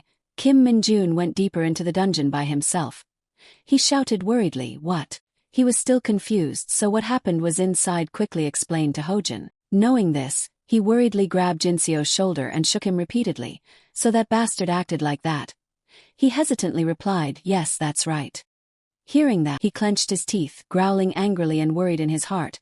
How dare he act like that in this dangerous situation? Just his attitude alone is enough to get him fired immediately. But do I have the authority to say that? Instead of protecting the rookies, I fainted. At this point, Hojin also calmed down. No, I shouldn't waste time thinking about nonsense like this anymore. Now I need to go and rescue Kim Min-jun immediately. Suddenly, a rookie pointed forward. Instructor, look. Min-jun was carrying the dark hound on his back, calmly approaching the crowd. Are you all okay? Seeing him, Hojin was also startled. What the hell, is that a hound? Next to him, Hanjun widened his eyes and pointed. Yes sir, but doesn't it look a little different than usual? Immediately after that, he threw the dog down in front of them calmly. Please take a look at this damn thing. Hojin bent down to examine. Did this damn thing knock us out? The person next to him also agreed, looking at the dog. I think so. Jinseo's eyes widened in panic. What the hell? Kim Min-jun defeated such a big monster by himself. The other rookie next to him was also shocked.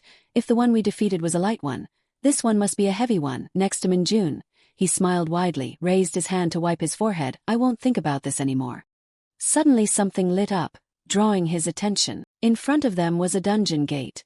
The gate opened. Behind him, Hojin approached, touching his shoulder in amazement. Kim Min-jun, did you really defeat that hound by yourself? Seeing him worried, he just smiled and nodded. He also calmly confirmed, I understand. Then he turned back and instructed, escort the rookies out. I will follow.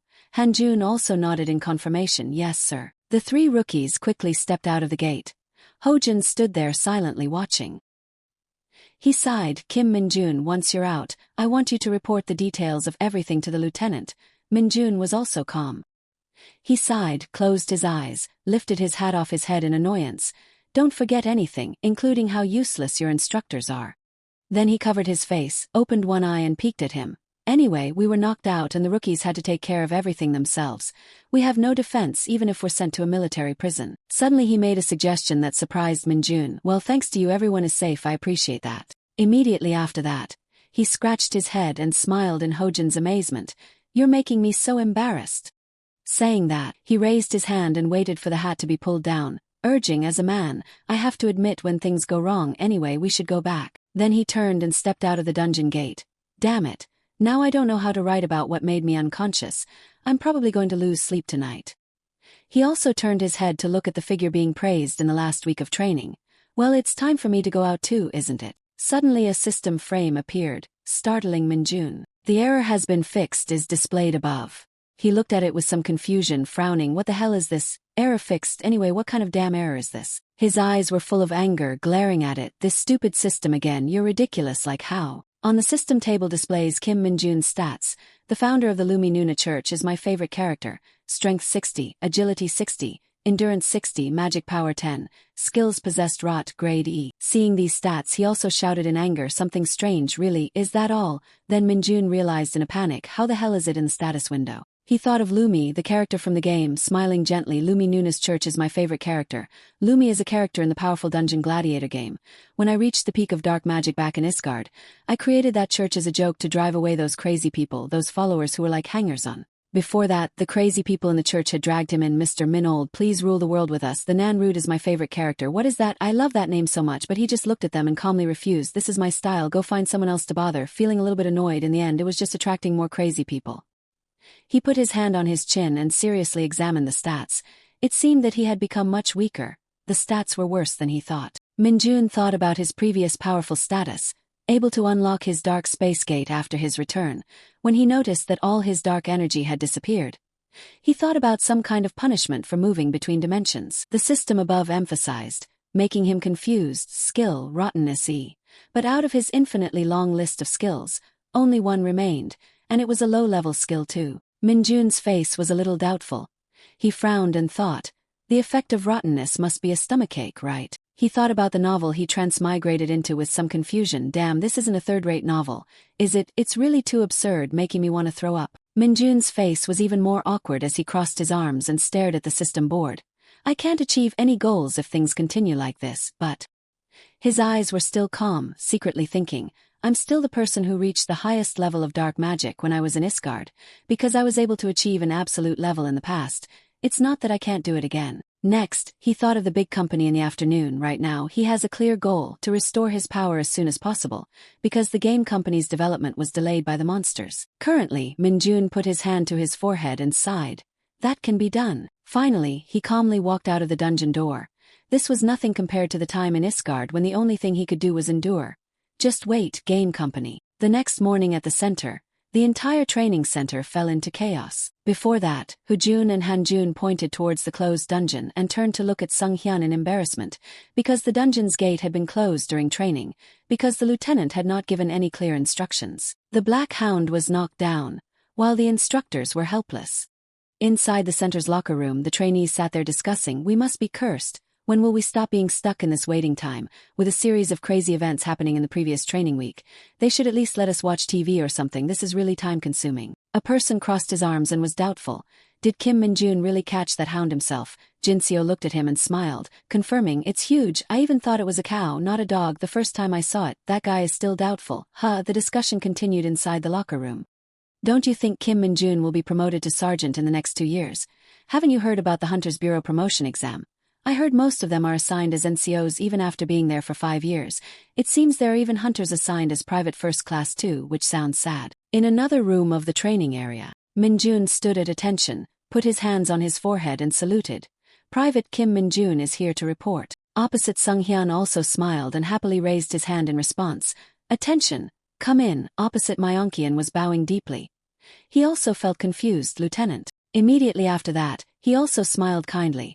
You can leave now. Myonkian, drenched in sweat, saluted, yes sir. Then he went out the door in front of the other 2 people. Suddenly, Sunghyun approached friendly. A lieutenant who doesn't properly inspect the dungeon should be punished, right? He replied with wide eyes. Private Kim Minjun reporting, yes sir. Then he walked towards the chair and touched it. Now, no more formalities. He looked at him with wide eyes in confusion. Private Kim Minjun, you were called here because I have to tell you a few things. Sunghyun's face was calm and smiling. His hands clasped on the table as he suggested, because you got the highest score, I have a special invitation for you. Do you want to hear it? The idiom a crane among chickens. This idiom implies someone superior to the rest.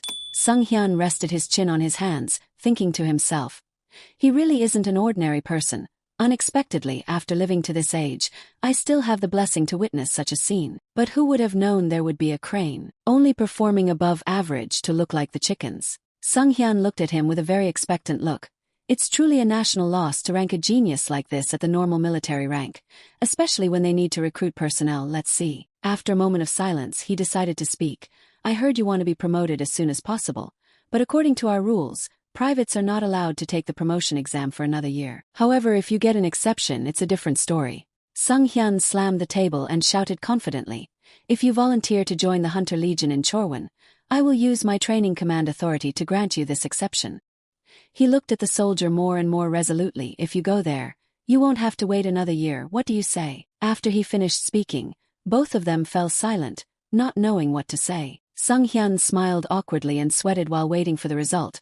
Although he really wants to be promoted, it might be a bit too much, right? I'm worried that this exception isn't worthy of his ability. Now Minjun began to look elsewhere to think, if it's Chorwon, that's the 104th Invisible Hunter Legion. Minjun's comrades had told him to avoid that place at all costs. The weather is cold, snow falls constantly and heavily. But it is not boring because dungeons and monsters will always appear unexpectedly. It's the most fascinating place on the front lines. Surprisingly, Minjun was very interested. Isn't that great? As long as he got promoted where the experience didn't matter anymore. Even an exception, it's not simple. Above all, they have a lot of dungeons. Isn't that the most suitable condition for him, especially regarding his work plans? He wanted to be promoted at all costs. The higher the military rank, the greater his range of activities. And there's clearly no better way to get an exception than completing missions in dungeons. Minjun raised his head and read each word aloud. I will go. Sung Hyun breathed a long sigh of relief at the agreement. Okay, then tell me your conditions. He was startled and reconsidered. Wait, what? Minjun's determination shouted towards the commander. I'll go to Chorwon. On a beautiful, sunny morning, the cars were waiting for the soldiers parked in the schoolyard. Jinseo sadly ran to the car door, crying loudly, Kim Minjun, you have to call me when you get to the base, you know. He stood outside, smiling to reassure his friend. You say that now, but you'll contact me anyway. You're obviously sobbing and crying. I swear I will. Minjun chuckled. Whatever. Jinseo tried to wipe his tears, but his voice was still choked with sobs. But you're really going to Chorwon, aren't you? Why would you volunteer to go to a place everyone wants to avoid? Minjun looked up, smiling brightly. How could you understand? You guys don't know, my life goal is crazy. Jinseo naively asked, what is it, like reaching the maximum level 100 times? He gently shook his head in disapproval. As of yesterday, I've reached the maximum level 30 times, so 100 is nothing. Hearing that, he was even more terrified. You're really crazy. Then the car left in Jinseo's regret. Remember to call me. Minjun said goodbye and gasped for air. Let's see, the loudest guy finally left the base. He looked around and lamented, why am I still alone? It wasn't long before a car sped up. It stopped right in front of Minjun, surprising him. The car door opened immediately. Minji majestically stepped out of the car and shouted, Kim Minjun. The guy approached him with a tall and intimidating appearance. Minji, expressionless behind his glasses, spoke, sorry to keep you waiting. I lost quite a bit of time due to the snow. Minjun gaped, shaking his head politely. Private Kim Minjun, no problem. Snow, what month is it and there's snow? Then Minji turned to leave towards the car. As he walked steadily, he commanded, so we will depart for the Legion. Get in the car. Minjun looked at this strange appearance with confusion. He's too ostentatious. Then he sat alone in the car with a bag on his back. Minjun vaguely thought that he would really start his life as a soldier when he got to the base. He folded his arms and looked up at the sky. No matter how harsh the training was or if he had to fight monsters frequently, it wouldn't be a problem. But there was one thing that worried him. Bullying. The image of memories flooded back. Find the Dragon Balls. Minjun fearfully remembered everything. What if he ended up in a dire situation like on TV shows? I don't have the patience to endure those kinds of things right now.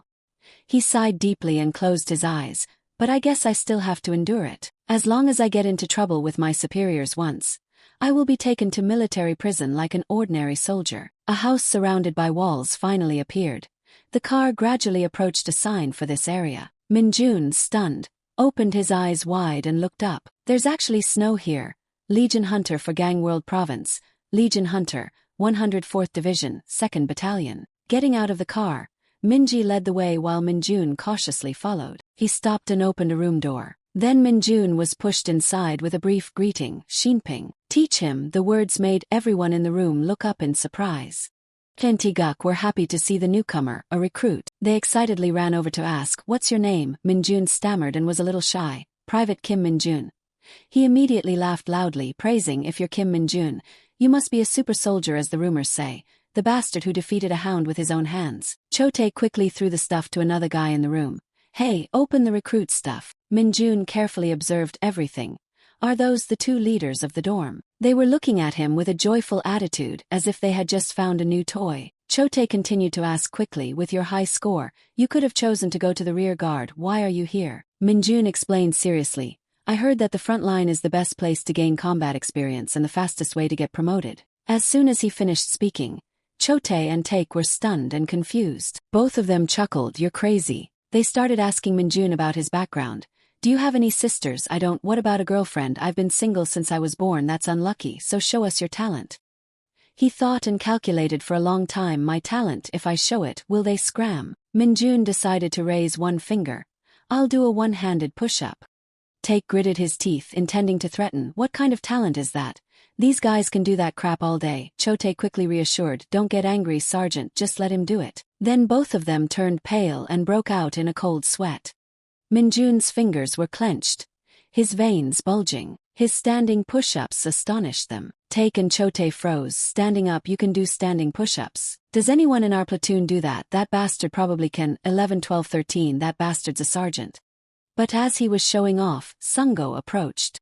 He glared at the new recruit and ordered, "Get out of here." Chote and Take worriedly pointed and gossiped. Tough luck for him, there's that bastard. Minjun quickly realized and turned to look at the voice. Right now, Sergeant Lee Sungo, annoyed, was witnessing the spectacle in front of him. Take and Chote, heads held high, smirked. Why are you pretending to be exhausted when you were just assigned as an instructor? You get to relax with those pampered kids. How many days have you been on leave now? What a jerk, he doesn't even answer us. Sungo, annoyed, suppressed his anger for days.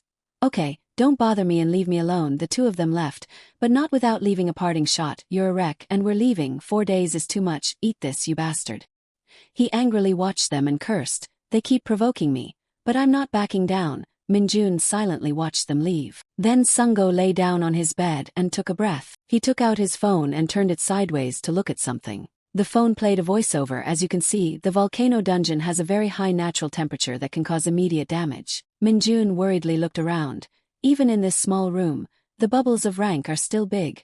This isn't the 80s. Suddenly, Sungo looked up and ordered Dongjin. He stepped forward and shouted in response, "Private First Class Lee Dongjin." He quickly explained and assigned tasks. Since you are a new recruit under your command, guide him carefully. Dongjin nodded in agreement. Yes, sir. Minjun looked puzzled. This is my superior. He happily stepped forward to introduce himself. Hello, my name is Lee Dongjin. Let's talk after we eat. I just got special permission to go to the PX. He was surprised and thought to himself, what, you can't just go to the PX? The two quickly went outside. Dongjin pointed at a store. Choose whatever you want to eat. Minjun looked up and teased, are you sure? I eat a lot. He chuckled and nodded again. Of course, don't worry. Just choose and eat to your heart's content. Minjun thought to himself, he's too kind. After he had finished choosing the dishes, the cashier announced the price of 300,001. Are you feeling cold? June was nervous, but Minjun was very excited and happy. The sky gradually dimmed and became cooler. Dongjin kindly invited the new recruit to eat freely. Minjun, while chewing, asked, normally we aren't allowed to come here, right? You just mentioned special permission earlier. He took a sip of water with a look of embarrassment. Private first class and below can only come here on weekends. In addition, you still have to be a private first class or higher to use the gym, and at least a sergeant to use the PC room. While eating, Minjun almost choked on the words, why can only sergeants and above use the PC room? Are you crazy? Dongjin unconsciously drank a can of water with a sad tone. You probably find it unreasonable too, but that's not something a private first class like me can solve. You need to get used to it. Minjun immediately stopped eating and asked loudly, isn't there a way to change it? Dongjin anxiously avoided his gaze and tried to remember. You need to be promoted to at least sergeant. It might be possible to become a sergeant, although it's not easy. Minjun was extremely annoyed to the point of folding his arms and stopping eating, as if I'm just going to sit still. This is bad. Being restricted from the PC room is beyond my tolerance. There's no other way but to rank up. Dongjin continued to scratch his ear, telling everything. Above all, it's not easy to become a sergeant in the Hunter Legion. I've failed the promotion exams many times, so I've been a private first class for 3 years. It's so embarrassing. Minjun quickly encouraged him with determination rising in his heart. It's okay. I think you can do it next time. I need to be promoted soon to help you out. He smiled and scratched his head. Thank you for encouraging me. Wang Shik quickly jumped over and hugged Dongjin. Who's this? Who's this? A new recruit and a private first class. Why did you buy so much food suddenly? He turned awkwardly and invited. Sergeant Kim Wangshik, please eat with us. He smiled and agreed. I won't refuse the invitation. Then Wangshik ate and drank freely without thinking. Minjun curiously observed the situation. As soon as he spoke, something felt strange. He chewed loudly and said, I won't say anything about you guys chatting here, but if you don't do well in the weapon training tomorrow, you two will be dead with me. I won't let it slide because you're new, you know how to aim, right? Dongjin looked excited and scratched his head. Yes, I just explained weapon training to him. After all, it's only a little different from other types. Wangshik let out an annoyed sigh. Really, are we doing this again? You mean I only care when you do well, right? Private first class Lee Dongjin. He sadly shook his head. No, I'm sorry, sir. He immediately started scolding and bullying. Why are you still a private first class when you're doing well? Then the candidates who take the promotion exams are all idiots. Minjun, annoyed, executed a secret move under the table. Why is this pig so annoying? I won't hold back anymore. Why don't you throw up everything you just swallowed? Immediately, Wangshik felt discomfort rising in his body. He stood up and looked at the food. Dongjin looked confused and worried. What's wrong? Wang Shik picked up the chewed food and looked at it carefully. Damn, this is so strange. Minjun smirked inwardly. Is he checking the expiration dates? Then he left in discomfort and broke out in a cold sweat. Nothing, you two should go back soon. Dongjin, feeling bad, called after him, Sergeant Kim Wangshik. He turned and watched him. I guess even the rotten E-rank skills are sometimes useful. Wangshik, worried, clutched his stomach and ran for his life. Damn it, what's wrong with my stomach? If it's not the food, then what is it? Minjun quickly changed the subject. Private First Class Lee Dongjin, what was that weapon training earlier? He remembered with surprise. Oh, the training. You'll be using a KX-2 rifle with ICM rounds. Right, we're using projectiles with more power than those. If the ICM rounds at the training center are like a regular horse, then ours is like a wild horse. The recoil is completely different. And the sound is like you're firing a cannon. Dongjin advised and reassured the new recruit. Since monsters appear far from here, the damage of the bullets is more important. It's quite strange when you first start, so just prepare to get scolded and don't worry too much. Minjun blankly stared and thought. A regular horse and a wild horse. That's a reasonable comparison. If you think about it, the long-range weapon I used in Isgard has to be equivalent to an elephant. I wouldn't even call that a weapon. If it's just a wild horse, I'd be happy. Minjun grinned wickedly. I can't wait for tomorrow. Dongjin continued to worry. I wonder what's wrong with Sergeant Kim Wangshik.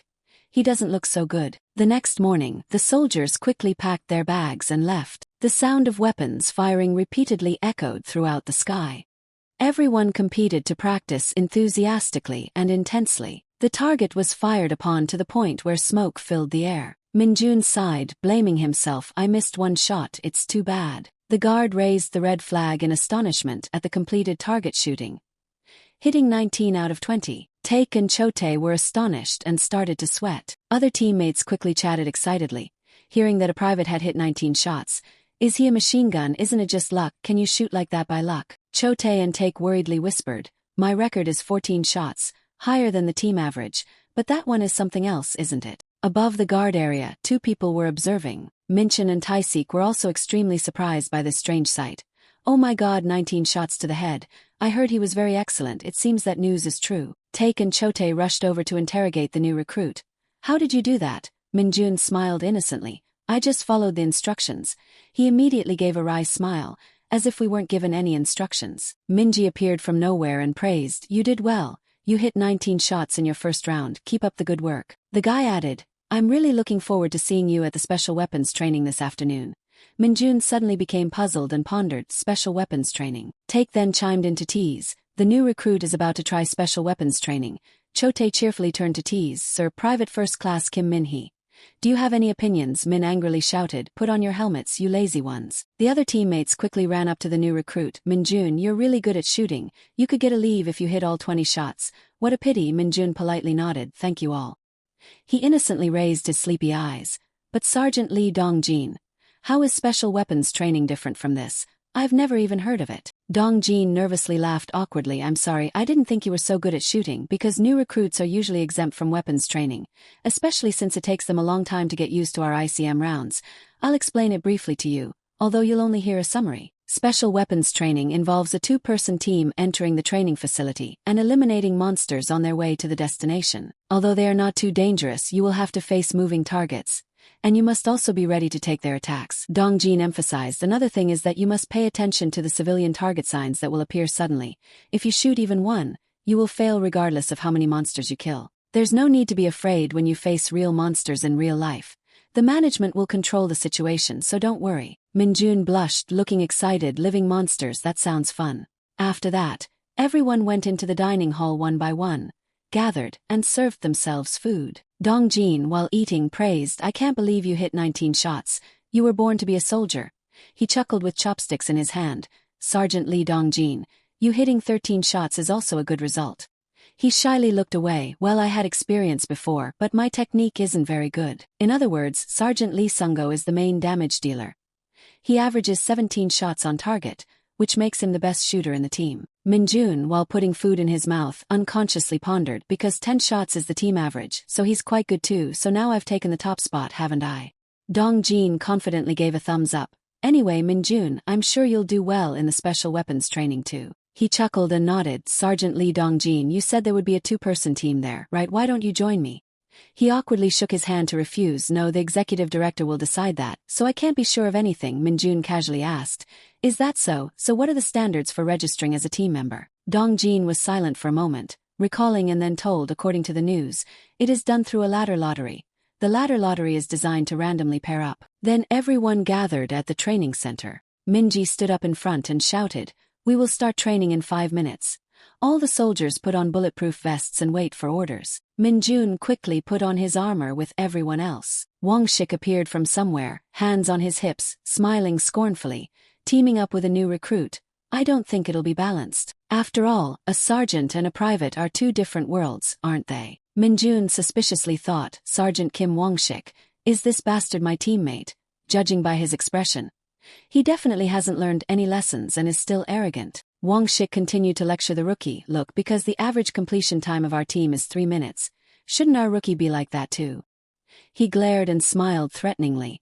Make sure to complete it in 3 minutes, or you'll regret it. Minjun remained silent, not saying a word. Wangshik continued to make a scene. Why aren't you answering, or have you lost confidence? Were those 19 shots just luck? He breathed a sigh of displeasure in his stomach. Sergeant Kim Wangshik, you're a loser. Minjun forced a smile to comfort. It's nothing, I'll do my best. He then pointed at himself and said in a booming voice, No, I don't care how you try, just the results matter if you finish later than me. You're done for, okay, see what that team over there can do, Minji shouted from afar. Is there a problem? The two teammates on the other side said in unison. No sir. The guy immediately got into position with his legs spread apart and gave the order, soldiers, report readiness. Mungi replied with a doubtful laugh, fire direction 1. Ready. Han Young laughed like a horse obeying orders. Fire direction 2. Ready. Minhee immediately shouted loudly to descend quickly. The special weapons training began after a group of 2 descended to a ground base in 2 separate directions. The door slowly opened and the soldier got into position, which meant training in tactics to eliminate monsters while protecting civilian targets within a limited area. However, in reality it had become a competition within the military. The goal now is to complete the challenge as quickly and cleanly as possible, and press the finish button at the destination before your opponent. Outside, the situation board lit up. Minjun looked at it and pondered. The monster markings seemed to vary in size. Wangshik approached and explained further, the size of the mark will change depending on the monster. The bigger the mark, the more dangerous the monster. You should know these things before you start, right? There are 2 monsters placed in each lane, and which type you'll face is completely random, so you won't know anything until you enter. The goblin toad appeared, causing Mundi to be puzzled. A toad. It suddenly attacked with its tongue, causing him to dodge immediately. Damn it. The situation board immediately changed based on the training situation. Minjun put his hand on his chin to consider. The person in lane 1 is moving faster, but he's unlucky with that monster. His opponent will catch up. Meanwhile, Han Yang killed the rat demon too easily. We laid down our guns and left in victory. This must have been an easy victory. Let's move on to the next act in a flash. Before he could celebrate, a worm full of teeth appeared, waiting. At this time, Minjun quickly eliminated the goblin toad with a skillful display of weapons. He left without forgetting to curse, 2 mangy toads in a row. Really, I'm sure he's finished. But when he ran to the button, he didn't see anyone, making Mungi surprised. He quickly pressed the button firmly to register. The completion time appeared immediately after pressing the button. The teammates instinctively shouted and looked at each other happily. 2 minutes 24 seconds, not bad. Lane 2 encountered a desert worm. That worm is all about defense, right? Mondi teased with a laugh. Why are you so late? How are you going to protect the nation like this? Han Young gasped helplessly. You lucky bastard. He chuckled and acted superior. Just console yourself, I'm still better because I won. You'll treat at the PX. Besides finishing late, you also shot civilians. Anyway, you're not good enough, and you even shot through the target. Han Young glared at his teammate unhappily. Stop it already. Then they continued to argue back and forth. Don't eat too much, okay? Don't act like you've won the lottery. When did we decide that? Wangshik, nosy, folded his arms and shouted, I guess you two made a bet, huh? Minjun was surprised when he heard that word, bet. He immediately suggested, why don't we bet? He stared blankly and asked again, did I hear that wrong? Minjun sternly challenged with his hand. No sir, the loser will do whatever the winner asks, like a man. Wangshik laughed out loud with joy. Hey, do you think you can do something because the soldiers love you? Okay, let's go to the extreme. If the subordinate wants that, then I can't refuse, right? But that's too bad. I don't have any desires that a private can fulfill. So you'll have to give me 3 months' salary if you lose, okay? Minjun commented in his heart, he just needs money. Then this is his type of person. He solemnly accepted. Alright, if I lose, my 3-month salary will be yours, sir. He praised with a smile. Look, this guy's pretty good. Dong Jin saw the two of them emanating killing intent from afar. He shouted loudly, Minjun. Minji immediately shouted the rallying cry, next team prepare. Are there any reports before proceeding with training? Both Minjun and Wangshik replied in unison, no sir. The guy continued to shout loudly, alright, descend. Then the ladder was quickly lowered again. Minjun stood upright, looking contemptuously at his opponent. I seem to feel that cheap provocation. I know it's not good to stand out too much, I know, but I'm not mature enough to sit still. He clenched his fists, feeling more uncomfortable when someone provoked him. The announcement board lit up again, making everyone extremely excited. It's starting. Did you hear? A sergeant and a private made a bet. How can a private win against a sergeant? Forget about winning. Can he even kill the monsters? I wonder if First Sergeant Kim Minji will end up having to rescue him. Suddenly, the ground shook violently, startling Dong Jin. Everyone staggered to the point of collapsing to the ground on the spot. He and his teammates anxiously looked around. What's happening? An earthquake? No. The monster on the board moved out, horrifying everyone. What the heck is that? As soon as Minjun got out the door, he immediately felt it. What is this tremor? I think it's close to me. He glared in surprise. A cyclops was enjoying the delicious ghost mouse earlier. Minjun froze but was not afraid but blamed himself. What the hell? What is it eating? A monster. The cyclops, mouth smacking, glared at him. To it, Minjun was incredibly small. Then the cyclops finished the ghost mouse and opened its mouth wide and lunged at Minjun. He quickly jumped back to dodge the attack. Minjun unconsciously commented and observed the monster in front of him. His mind was thinking about other things as if he didn't care. Is tonight's menu fried chicken? I want to finish as soon as possible to go home and eat. That's probably the target I have to shoot to be eliminated. If I shoot randomly and hit it, it's unlucky. The cyclops continued to advance, making Minjun retreat. But why is that guy so rowdy? Now it raised its hand to the sky, about to strike down on Minjun. Its hand was hit by his attack and emitted a strong pink light along with a continuous roar. The cyclops screamed in pain, veins popping in its neck as its hand flowed with syrup continuously. Minjun excitedly clenched his fist, looking at it. Finally calmed down a bit. Now I have to shoot you down. Not long after he rejoiced, he realized something strange. The cyclops's arm was healing its wounds. A strange blue light emanated from its hand in front of Minjun. The notification board displayed the battle status. Other teammates discussed excitedly, what's going on? Is the new recruit in battle? Is there an accident or something? Minji unconsciously looked in that direction. The guy was scared and sweating. The second monster on Route 2, is that a cyclops? Or also known as the gluttonous demon. Once it uses its energy, its regeneration and attack abilities increase sharply until the digestion process is complete. Minji's eyes widened behind his glasses, considering, but something is strange. It won't attack unless its life is in danger. Besides, it had escaped captivity and became angry after eating another monster. What provoked it then? Minjun now jumped continuously, dodging attacks. He jumped really high in front of the cyclops and loudly taunted.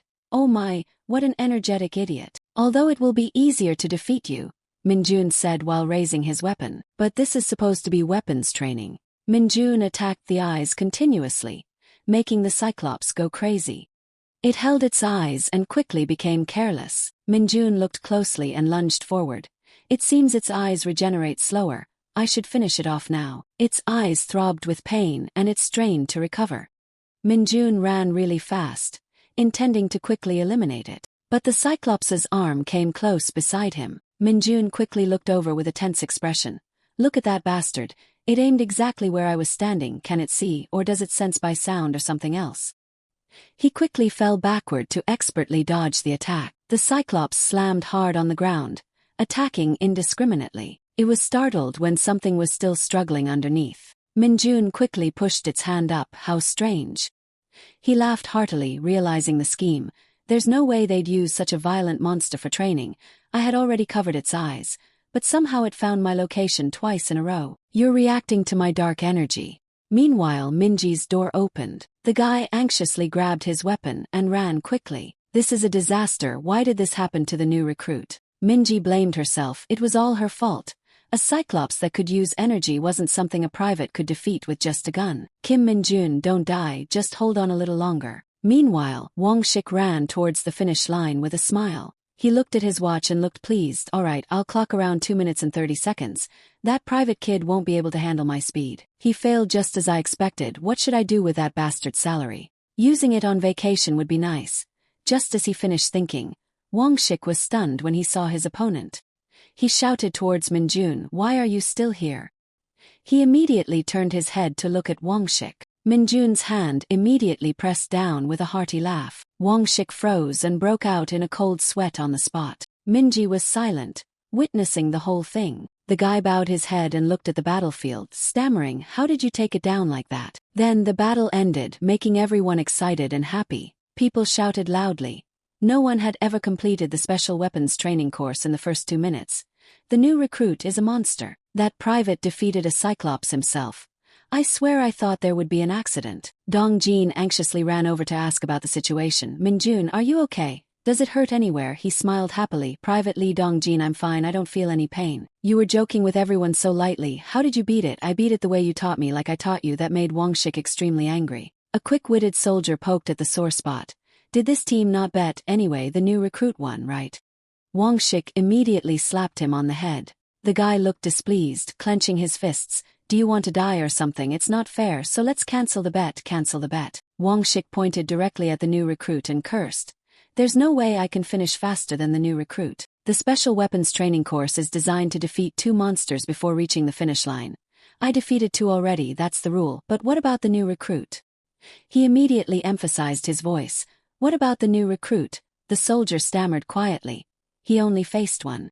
Wang Shik, annoyed, pointed towards Dong Jin. "See, it's not fair. If I had also faced 1, I might have finished faster." "Li Dongjin, why aren't you saying anything? Is it fair?" He was embarrassed, not knowing what to say. "Well." The guy glared, veins popping, emphasizing, "Speak up quickly, or do you want to die?" Minjun felt uncomfortable and didn't like him.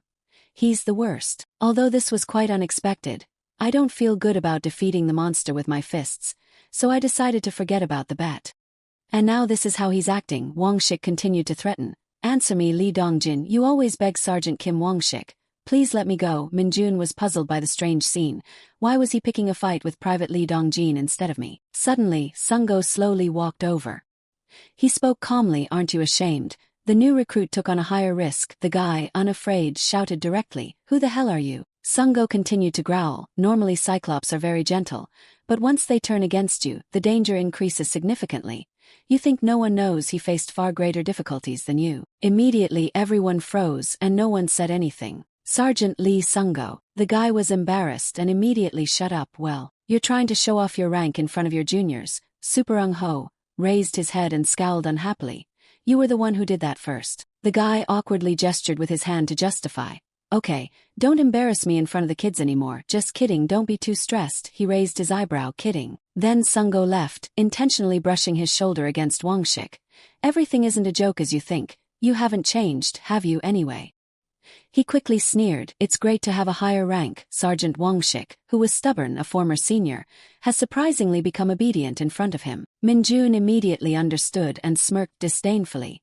"So that's how it is." Wang Shik was so angry that his face turned red, but he couldn't do anything. Sungo turned his head, intentionally reminding, "Do you want to say something?" Wang Shik waved his hand in denial with a forced smile. "No, of course not." He intentionally provoked further. "Yes." "Kim." "Wang Shik, you shouldn't say anything more." Afterwards, Dong Jin and Minjun went outside to sweep, and he started to talk incessantly. "So you're saying Sergeant Lee Sungo was once promoted 2 ranks? He stopped sweeping and recounted the past history. "Yes, it was a special case because he achieved the highest rank in the advanced exam. However, although he could be promoted 2 ranks, the special promotion is no longer valid. They removed it because there was a sergeant who was promoted but then caused an incident in the dungeon. And Sergeant Lee Sungo was one of the last cases." Minjun raised an eyebrow in suspicion. "So there's no way to get a special promotion anymore?" Dong Jin cheerfully continued. "There are exceptions, such as if you can rescue civilians in an emergency, or if you achieve excellent results in monster hunting. But all those cases are quite subjective. It's best if you think that the rule doesn't exist. No hunter has ever been specially promoted before." Minjun continued sweeping. "I understand, but in his heart, he thought differently. Subjective, huh? So the commander has the final say. Even if I don't get promoted, I don't want danger to fall upon the civilians. However, it seems peaceful here. Even though they said that monsters appear daily since the North Korean army was wiped out. Minjun sighed wearily, filled with annoyance. I think the experience of being a professional private for 2 days is enough. I want to be promoted right away. Dongjin smiled foolishly, encouraging, because you're doing very well now. I'm sure you'll be promoted soon. Can you hear me? He continued to sigh. Oh, I wish a portal would appear right now. Suddenly, the loudspeaker went off, attracting the attention of both. The loudspeaker announced loudly and urgently, broadcasting orders from the control center, emergency alert, emergency alert. A significant number of middle bats have appeared in the oil reserve area.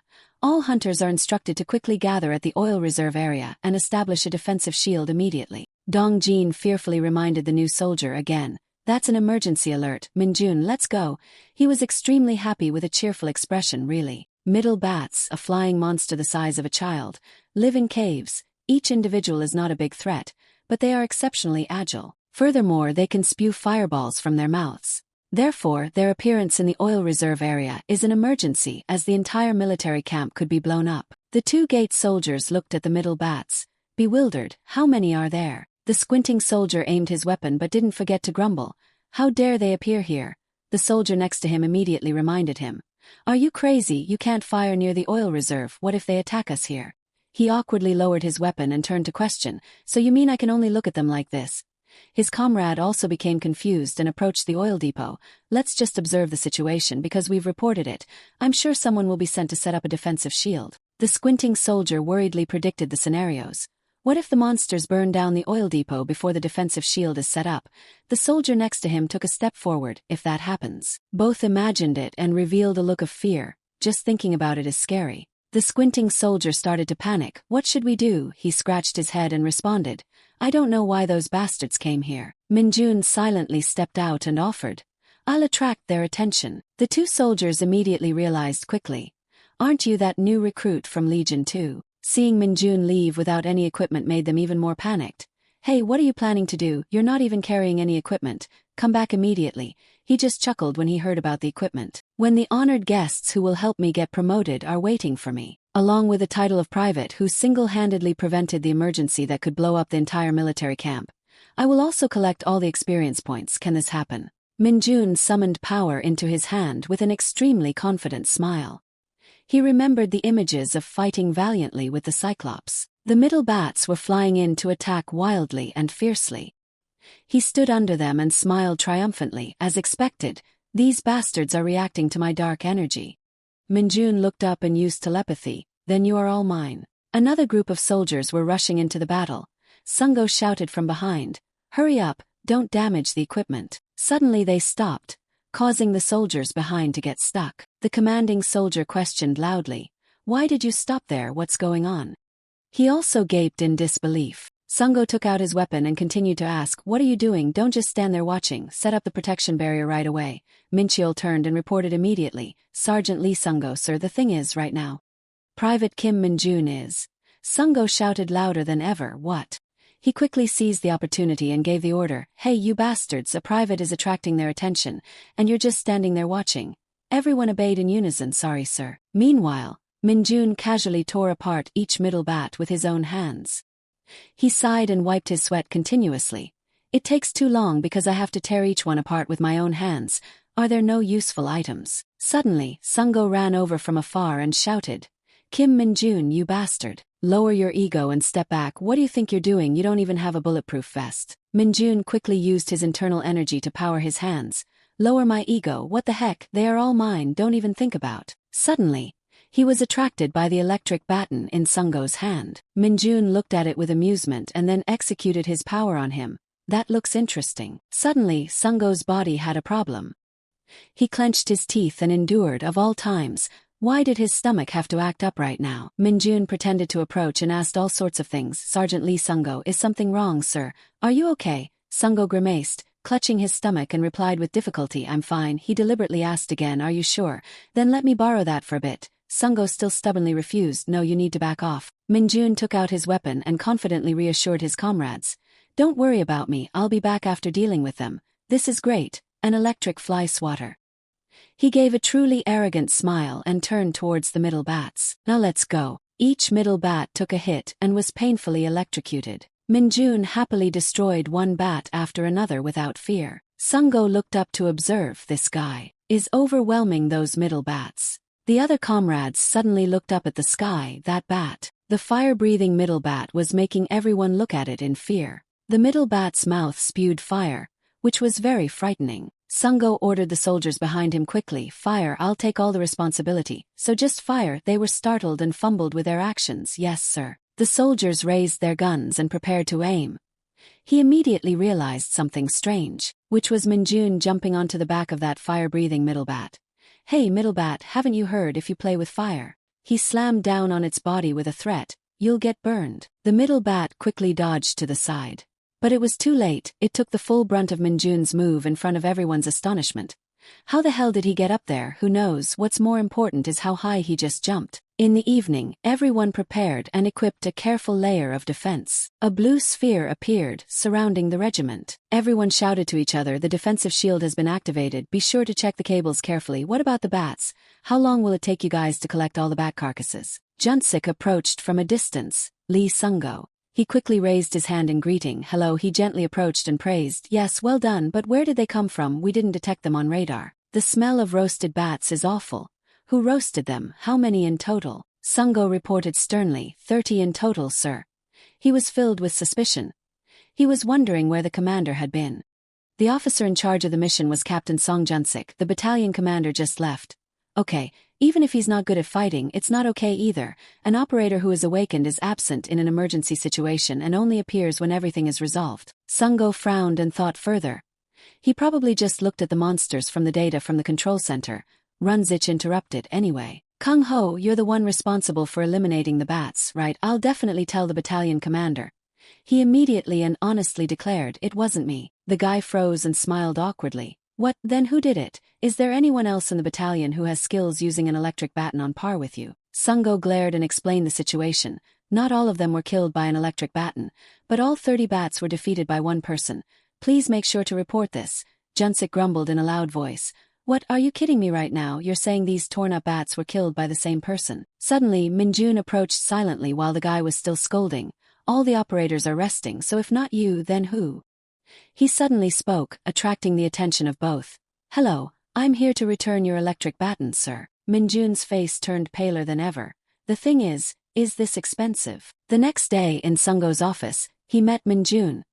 He questioned sternly, "Kim Minjun, tell the truth, do you want to re-enlist?" He confidently replied without hesitation, "No." Sungo continued to ask, "So did you regress?" Minjun coldly retorted, "No." He placed his hands on his knees, glaring at the new recruit. "If that's not the case, then don't do something as thoughtless as yesterday. This time it was just luck, but since you're a hunter you don't know what will happen next time." Minjun was silent, but secretly judged in his head, "It wasn't luck, but I have to stay still, huh?" Sungo continued to explain in a philosophical voice, "You know, the Hunter Legion is a special organization. Its scale is different from other legions. Even though that legion is a divisional level, it only has 4 companies. Even the subordinate companies have fewer soldiers compared to the regular army companies." Minjun stared at the commander with stunned eyes, because not every awakened person can enlist. But why is he suddenly talking about this? Sungo lowered his head and glared at him. "How can you imagine that?" Suddenly, he clenched his fist towards the recruit, because in the Hunter Legion, from private to divisional commander, everyone is awakened. Of course, not all of them are combat members, especially among the officers. The majority are administrative staff, researching monsters, researching tactics, and weapons. Minjun unconsciously remembered Junsik just now. Sungo immediately stood up, glaring at him. But they were all awakened, and hunters weren't promoted by their time in service, but by their ability and achievements. Minjun sadly dropped his mouth to show his attitude. From early morning, the captain had called him over, so he had hoped that something good would happen. But what was this about? Training time, it sounds good. Sungo turned away but didn't forget to praise him. "You were called to the captain's room early this morning, so you were looking forward to it, weren't you? I have high hopes for you, Kim Minjun." A black car was speeding down the road. Today the hunters hunted the most monsters in the history of the 104th Division. Sukyong was sitting in that car with a detached demeanor. The car quickly braked sharply, causing a hiss, and the door immediately opened. "To visit our company." Jungbyum raised his hand, saluting and shouting the command for the whole team. Junsik, Jeongan and Sungo stood at attention looking terrified. Sukyong immediately took Sungo's hand to congratulate Sergeant Lee Sungo. He looked straight ahead and asked, I heard you handled the scene very calmly yesterday. You must have been tired. Sungo didn't dare to be shy and only knew how to thank loudly. Thank you, Commander. It's been a long time since I've seen you all, Minjun calmly observed and evaluated. Murderous eyes. I wonder what the standards are to achieve 2 stars for the Hunter Legion. Suddenly Sukyong turned to shake hands and greet the new recruit. You are Kim Minjun. He quickly shouted out his introduction. Private, Kim Minjun, it's me. He glanced down and felt, using quite a bit of force when shaking his hand. He happily patted him on the back very hard. That's right, everyone just relax. Have you found the location where the gate appears? Jungbyum obediently sat beside him and timidly announced. Yes, sir. The location has been determined on a hill in the northeast, 1-2 kilometers away from the camp, currently controlling the area and investigating the gate's rank.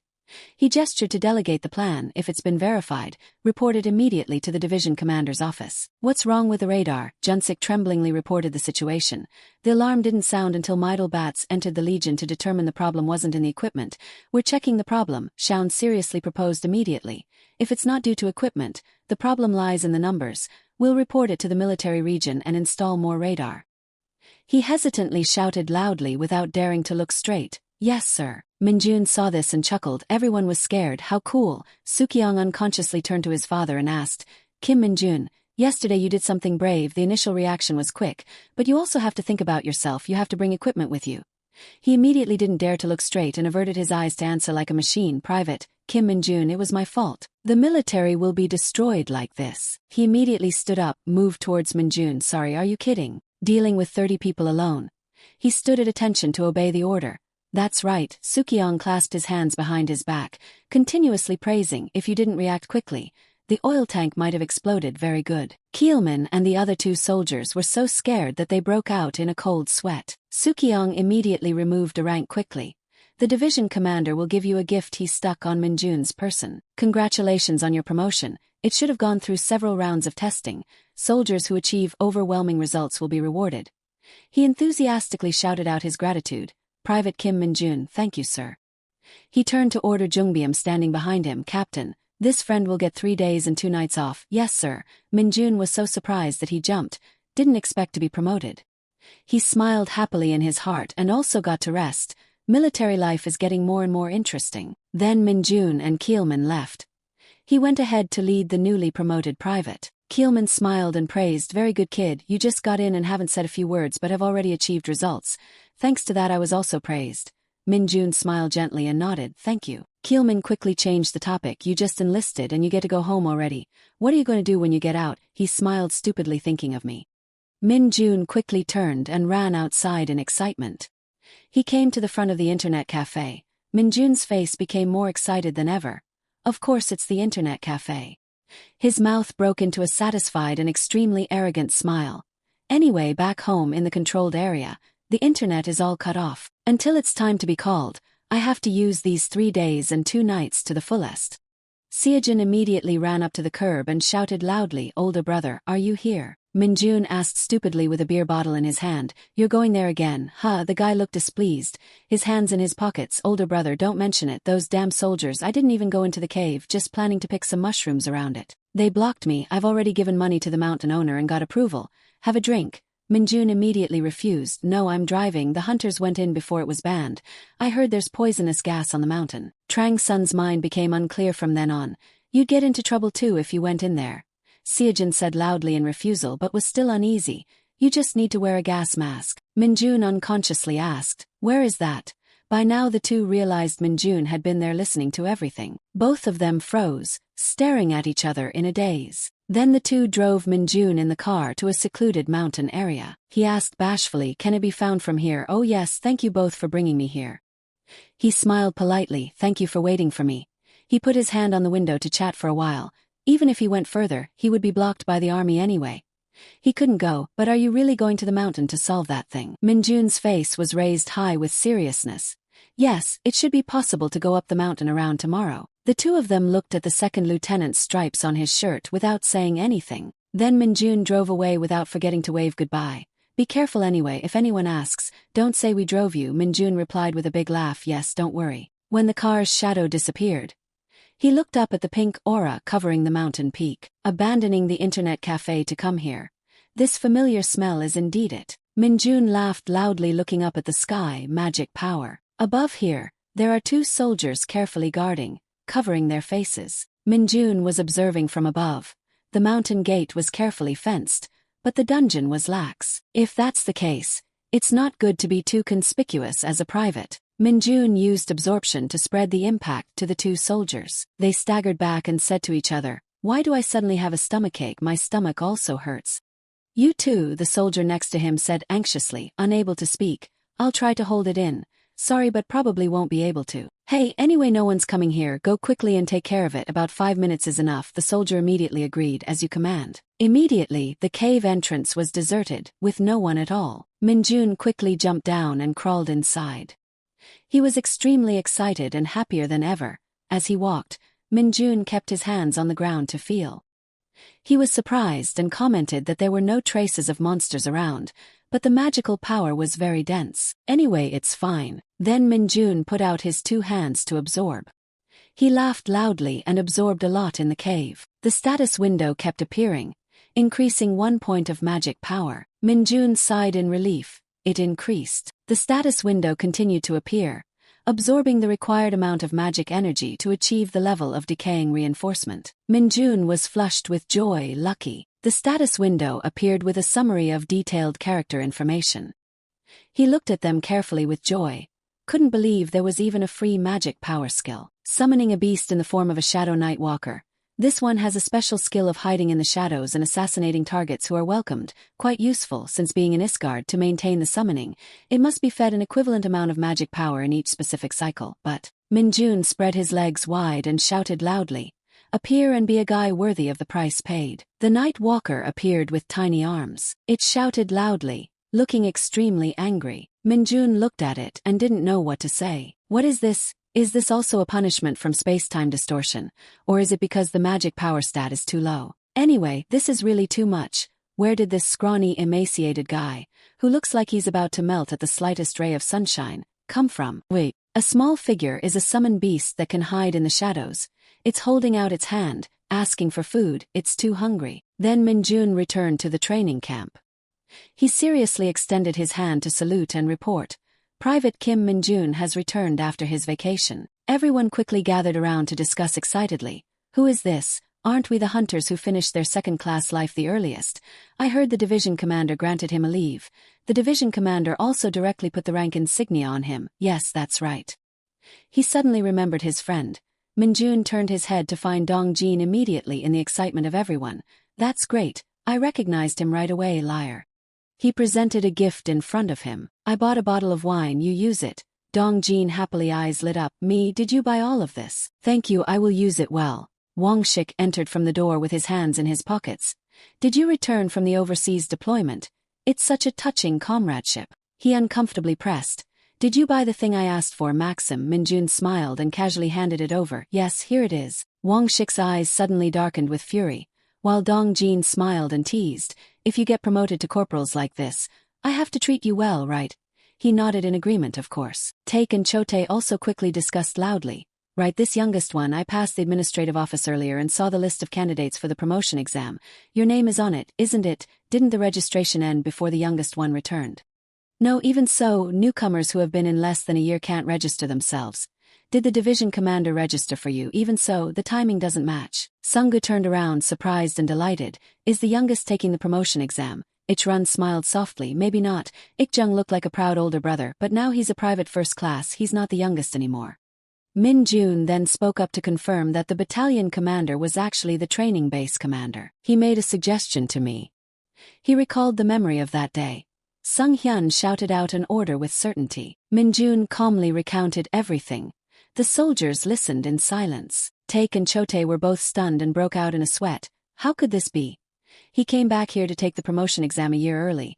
This guy must be crazy, he was already a private back then. So this time it's the corporal promotion exam.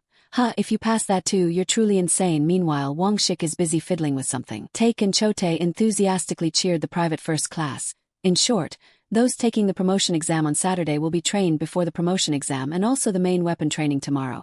So try your best, everyone run away. Then the two of them happily teased each other like no one was there. Private Kim, you're not taking the promotion exam. Private Kim, are you planning to stake it out? Min Jun was surprised when he heard them reply.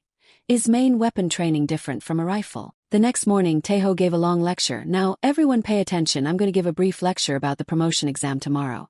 Those who have experience, even if they know the content, don't do other things so that those taking the exam for the first time can concentrate. First, the promotion exam for hunters is divided into two main types. Minjun's face was more excited than ever. The hunter promotion exam is conducted in the order of written exam and practical exam. The written exam can be easily passed with basic knowledge. It's easier than the driver's license written exam. But indeed, the practical exam is still important, right? The practical exam will test the proficiency of the main weapon and check the ability to respond to monsters.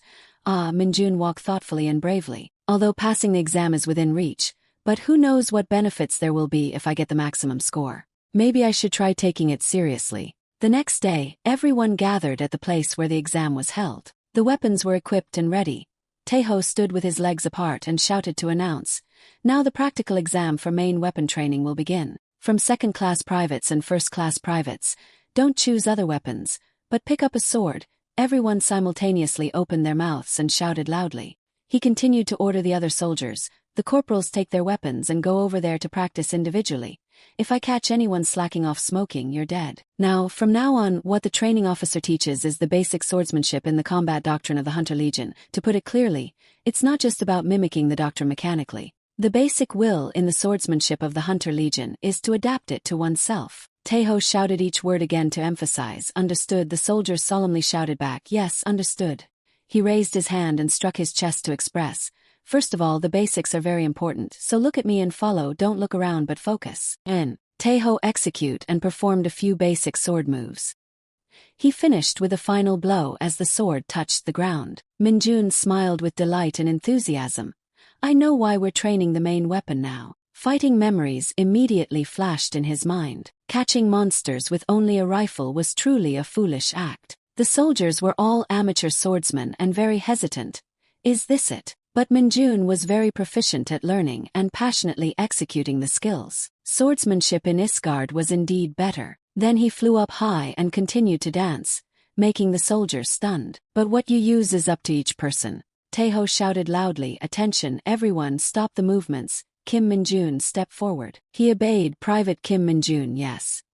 While Minjun stepped forward, everyone was worried. What's going on? Then he approached Taeho and stopped. He announced in a serious tone after observing the training, according to the training officer's observation of everyone's movements, "There are many broken parts and still clumsy. Observe how Private Kim Minjun does it once." Everyone was horrified, their faces frozen. Taeho shouted which move, and Minjun immediately executed that move proficiently.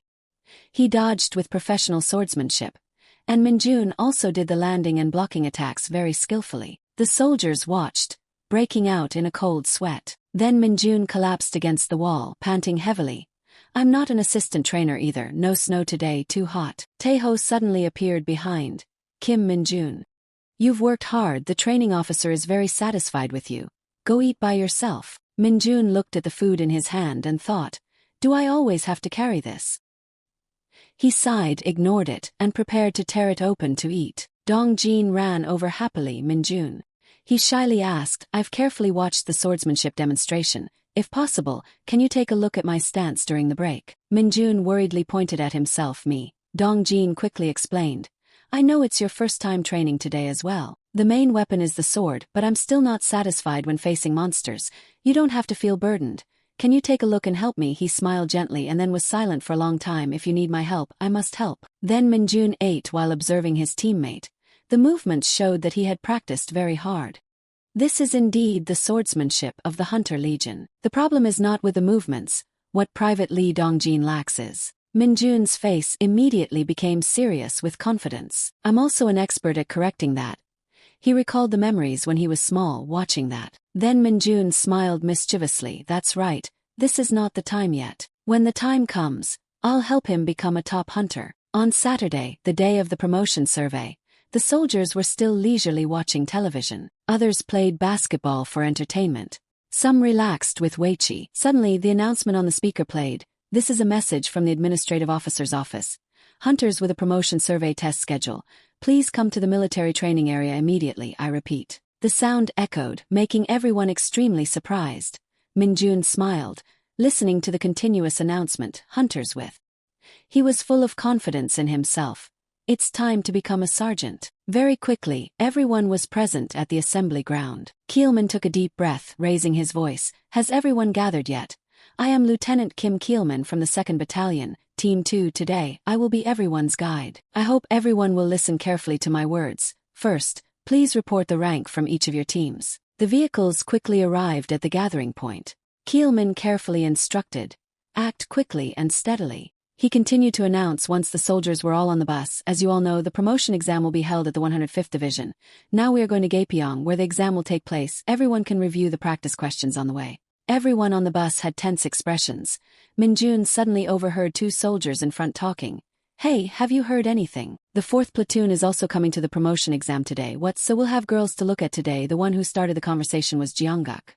He looked delighted. I can show them my skillful weapon handling. I've been practicing for a whole year just to impress the girls. The soldier next to him agreed. They might even ask for your number. That would be difficult for me though. Minjun, hearing this, smiled encouragingly. That's right, do your best. The bus was about to arrive. Before that, they got to enjoy the peaceful, clear stream to soothe their worried hearts. Soon they arrived at Gapyeong, 105th Division, the division headquarters. The 4th promotion exam, written test room number 7. In the room, all the soldiers sat properly and seriously completed their tests. After the exam, Miho angrily announced, except for you and Dongguk from the 2nd Battalion of the 104th Military District, everyone passed. All hunters except for Choi Jeongguk. Please proceed to the practical examination room immediately. He was embarrassed by the laughter of everyone. Everyone mocked the one who was so confident about attracting women. Are you naturally stupid or did you train for it? How could you fail the hunter's written test, which is easier than a driver's license test? Sorry. Minjun casually walked on, ignoring their jokes. A familiar figure suddenly appeared from behind the crowd. It was Sun Yunseo. She was also participating in this exam. Kyeoldu cleared his throat and announced, everyone here has worked hard to be here, including the supervisors. The 105th Division welcomes you. I am Lieutenant Lee Kyeolju, who will be in charge of supervising this promotion exam. Our goal is not only to find those worthy of promotion, but also to encourage all 3 divisions to compete fairly and healthily. The soldiers were a bit tired of his long-winded speech. Why not just start the exam? I'm so sleepy. He continued with his concluding remarks. Finally, in this year's promotion exam, there are candidates participating based on a special exception. They are Kim Minjun, a private first class from the 104th Division, and Yunseo, a private. She was a bit attentive to this announcement. He continued, to Minjun's confusion, even though they have only been hunters for less than a year, is there someone else besides me? Everyone knows the 104th Division, right? Remember not to cause any misunderstandings. The soldiers began to murmur. Even Jinseo turned to the soldier next to him. It seems the rumor is true that you will be put on the exception list if you sign up for the front lines with high scores. There were kids who were given the offer in the year I enlisted, but they all refused it. If it's the 104th Division then, has one of them already achieved the rank of private first class? Is it Kim Minjun? Yunseo also glanced around, looking for the person in the rumor. She quickly found him in the ranks by his name tag. Minjun accidentally glanced at her. Their eyes met, causing her to blush and turn away. Minjun remained as calm as if nothing had happened. Kyeondu encouraged the soldiers, everyone do your best, that's all. As the person left, another one followed. I am Captain Jong Sankyeol. Now we will begin the examination of your strength, endurance and physical fitness. First will be the strength test, which is not complicated at all. You just need to push back the examiner in front of you. Their opponent is Jiho, a tall and strong man. Minjun recalled the past, the familiar saying echoing in his mind. If you can move it, you've passed. He sighed, showing his discouragement. Why are all the exams like this? It's ridiculous. Sankyeol announced the rules of the test. The time limit for everyone is 1 minute. The score will be assessed on a scale, and the highest score will be added to 10 meters of movement. The named individuals will begin the test first. First, Private Kim Jin-hyuk from the 103rd Division. Please step forward. The named person stepped forward with great enthusiasm. He poured all his strength into pushing Jiho's shoulder. Even though he used all his strength until his face turned red, the guy didn't budge at all. Jiho lightly threw a punch, sending him flying out of bounds. Sankyeol calmly wrote down, Kim Jin-hyuk, 0 points, eliminated. He reminded everyone, I'll repeat for you all. Those who score lower than 40 points on this test will automatically be eliminated from the promotion exam. Everyone broke out in a cold sweat upon hearing this. Oh no. The next people quickly went up for the test. Jang Wonho 10 points eliminated. Lee Mijuan 20 points eliminated. Jiho remained still while the others were exhausted. He didn't even move, damn it. Zhang Juna 0 points eliminated. Zhang Daoan 15 points eliminated. He looked at the series of eliminations with some irritation at these damn people. Sun Yunxiu from the 104th Division, 50 points passed. The entire testing room was immediately surprised. Yunxiu sighed in relief and left. The scene immediately buzzed. Is that Yunxiu the hunter? She's really pretty, isn't she? Not her, isn't her father the division commander? Damn it, so that power comes from her genes. Huh, look at her cold eyes, I think I'll die if I look any closer. She glanced at the people gossiping around her, then immediately turned away and walked straight. Minjun looked at Yunxiu, so she's also someone who gets an exception like me. Sankyol continued to call out Kim Minjun from the 104th Division, step forward. He stepped forward somewhat playfully. Private First Class Kim Minjun is coming up. He stood in front of his opponent without any hesitation, remembering the glorious past. I shouldn't do what I did with the chainstone, right? But if I can push him more than 10 meters, maybe I'll get bonus points. He immediately put his focus on his legs, as confident as if knowing for sure he would win. Jiho was immediately flung far away. The entire testing room gaped in amazement. A resounding boom shook the space. Some cracks in the floor were scattered around. Jiho tried to hold his ground, causing deep dents to appear on the floor. Both he and Sankyol were astonished by this terrifying power. Amidst the cracking of the floor, he stammered the announcement. Private First Class Kim Minjun 100 points.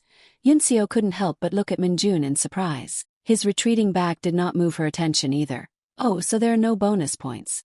The test continued. Private Yu Zhonghua 20 points. Eliminated. Some soldiers were sweating, some were crying in misery. It's so difficult.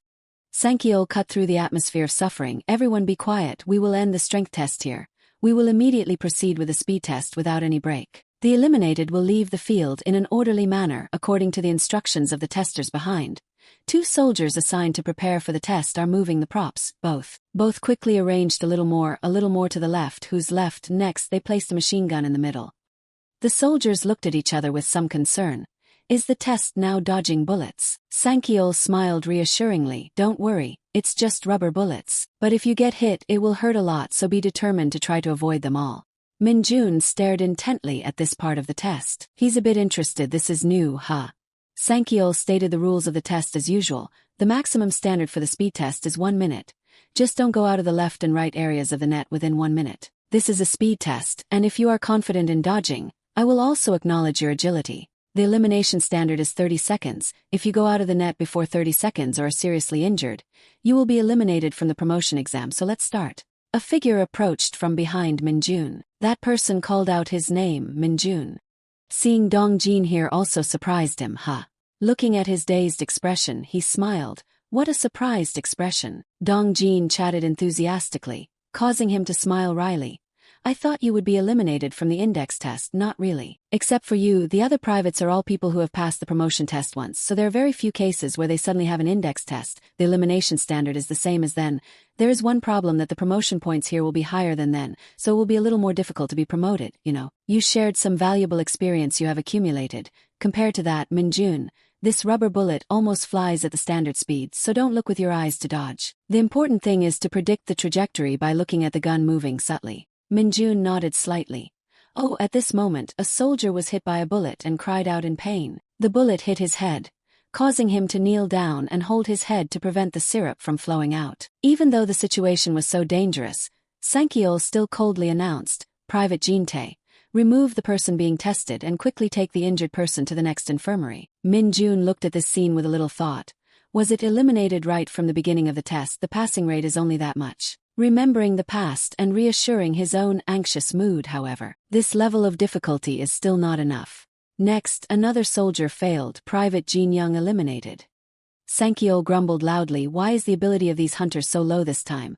The promotion test for soldiers is being conducted in the next exam room, which is so difficult that it is unimaginable. What is this? How can you be promoted if it's like this? The eliminated soldier left in confusion. Sankyol returned to the test.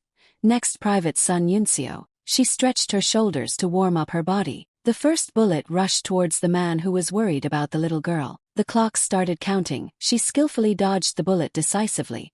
The next bullets came one after another. She dodged them gracefully. The soldiers could only open their mouths in amazement. Sang-yeol showed his satisfaction. That's right, do it like this. Yunseo was a bit tired at this time when avoiding the other bullets rushing in. Luckily the time ran out just in time. Sang-yeol's announcement rang out. Yunseo got a perfect score. She moved back to her place. Her eyes narrowed, looking at Minjun. He looked back in confusion. The soldiers looked like they were gossiping. What's going on? Are they dating or something? Minjun still didn't understand what her purpose was when she kept staring at him. What's this? What's going on? Right at this moment, Sang-yeol continued to call out the name of Private Kim Minjun to go forward. He quickly went forward. Yunseo still turned her head and looked at his back. Minjun frowned and looked back at her. He didn't understand her actions, still staring. Is there something wrong with her mood? Or because she wants me to praise her for getting a perfect score? But let's think about that later. The muzzle of the gun was aimed at Minjun. The first bullet appeared. He skillfully tilted his head to dodge the bullet. Yunseo looked at him without blinking. Minjun put his hands in his pockets, self-satisfied. This body. I will show them the difference in ability. The whole exam room immediately buzzed. What the hell? It's hard to believe. Slowly moving forward, a bullet grazed his cheek, and he casually dodged with confidence. Yunseo looked at the person in front of her with some fear. Minjun dodged the bullets while looking at her and teasingly smiled. Sang-yeol was speechless at this situation, so engrossed in watching that he forgot to stop the time, and it was over 10 seconds on the clock. Sang-yeol hurriedly pressed stop, and he himself had to open his mouth in amazement and exclaim, "Stop the shooting." Kim Minjun's speed test reached a perfect level. At this moment, Minjun was right next to the shooting machine, his hands still casually in his pockets. The next morning, Sang-yeol continued the new test. Come on, next. The soldiers were now standing in front of the dungeon gate. Sang-yeol cleared his throat and announced, "Everyone has worked hard. Next we will conduct the physical fitness test." The final test, the physical fitness test, is very simple. The soldiers enter, the status window appears, you have entered the dungeon. 40 minutes, run sequentially. The walkie-talkie on Sang-yeol's hand issued a notification. The candidates start. This is a simple test. Just the tester has to print the judge's mark on their hand and return. The only problem is that the distance to the checkpoint doesn't know how much to run. The commander doesn't let us know this. Minjun calculated that he had just started, so he had to adjust his speed. He looked around at everyone. Everyone was cautious. It's so frustrating. Would it be a problem for others to go alone? Suddenly there was a gentle nudge on Minjun's shoulder. Sun Yunseo ran past him. It's her again. What's this time? She looked at Minjun and waved, then began to accelerate running. He started to boil with blood. Okay, she wants to try a competition. Minjun immediately went into battle mode. He sprinted, making the whole group stunned. The soldiers all opened their mouths in surprise. Hey. In the front line, Yunseo was still confident that she was far ahead of Minjun. Suddenly a sound came close, startling her. Minjun had caught up with her without her knowing. He smirked and taunted, nothing special. Despite her still being stunned, he continued to challenge. What? I'm just talking to myself. I also have to try like you. Then he ran far away from her. Yunseo gasped and watched him. She recalled her past when she first entered the military. Her friends were all eagerly welcoming. They're here. What is it? Just arrived at the training camp and already went to see the company commander. Is the rumor true? Yunseo, the daughter of the general, she has extremely strong abilities. At that time she was shy. Her friends still chirped and looked at her shyly. It seemed to be true. Please help me later. Because she is the daughter of an important person, I thought she would be arrogant, but it doesn't seem to be. Right, someone like her should be very proud. Anyway, I'm too jealous. Isn't she completely integrated into military life? I don't know about the others, but our best trained soldier this time is probably already set, right? She didn't pay attention to what everyone said and only focused on her work. Yunseo remembered the scene of Minjun breaking the bloodstone. A series of thoughts came to her mind. What is it, that person? The next day, during her training, the captain announced that the white team had won. Yunseo raised the flag high, as if joy had obscured the sweat rolling down her cheeks. She happily ran to her teammates to celebrate. The announcement from the captain continues. The blue team has recaptured the white team's target. The record is 3 minutes 34 seconds. The white team rests for 10 minutes on the spot. The blue team gathers in front of the instructor. Execute. Yunseo's team is highly praised. Everyone has worked hard. In addition, 3 minutes 34 seconds is the new record of the training camp. Rest comfortably but don't leave your position. Her teammates are all happy. Fantastic. In fact, we didn't do much. It's all thanks to your classmates, isn't it? Come on, everyone applaud Yunseo. She is shy but cannot hide the joy that flashes on her rosy cheeks. In the restroom of the Sono team, All the female soldiers are chatting to recover. Yoongjin opens the door and rushes in, somewhat annoyed. She barked out the news. The record we set in the morning training was broken in this afternoon's training. Do you know what's more absurd? The new record is 1 minute 2 seconds. Unbelievable. Everyone is in an uproar. Where did that record come from? Yunseo doesn't pay much attention to this. However, the next sentence stunned her. Could it be that Kim Min-jun of Squad 4 single-handedly broke that record? She widened her eyes when she heard the familiar name. Yoongjin took a bucket of water and poured it over her roommate's head. Have you heard? Kim Min-jun of Squad 4 fired 10,000 rounds continuously in that improved bullet test, the new record of the training camp. From then on, she kept repeating that name throughout the training session. Kim Min-jun of Squad 4 ran twice as fast as others without breaking a sweat. Even in her sleep, she wouldn't spare Sun Yunseo. That's right. Kim Min-jun of Squad 4 hunted a demon elephant in that dungeon. Be quiet and sleep. Wait, let me tell you more. It's midnight already. She contemplates the image of Taeho, her father, the one who always works hard early and late. His broad and strong shoulders, before leaving, always looking at her. That image has been etched in her mind since childhood. Her father always smiled and said goodbye to her, as well as always patting Yunseo's head and watching her back disappear through the door. Yunseo nurtures a dream within herself. I will also be stronger like my father. The next day, in the captain's room after 4 weeks of hard training. Today I called you here because I want to talk to the daughter of the former superior. Are you okay, Hunter Sun Yunseo? Yes, thank you for your concern, Captain. The captain enthusiastically chatted. Have you chosen a place after training yet? With that training achievement, Hunter Uno will be given priority to be assigned to a division with good achievements. She stood still without answering. Indeed, it's General Sun's 107th Division, isn't it? However, she asked about another topic, Kim Min-jun. She sighed, gathering herself, pushing herself, determined to ask again.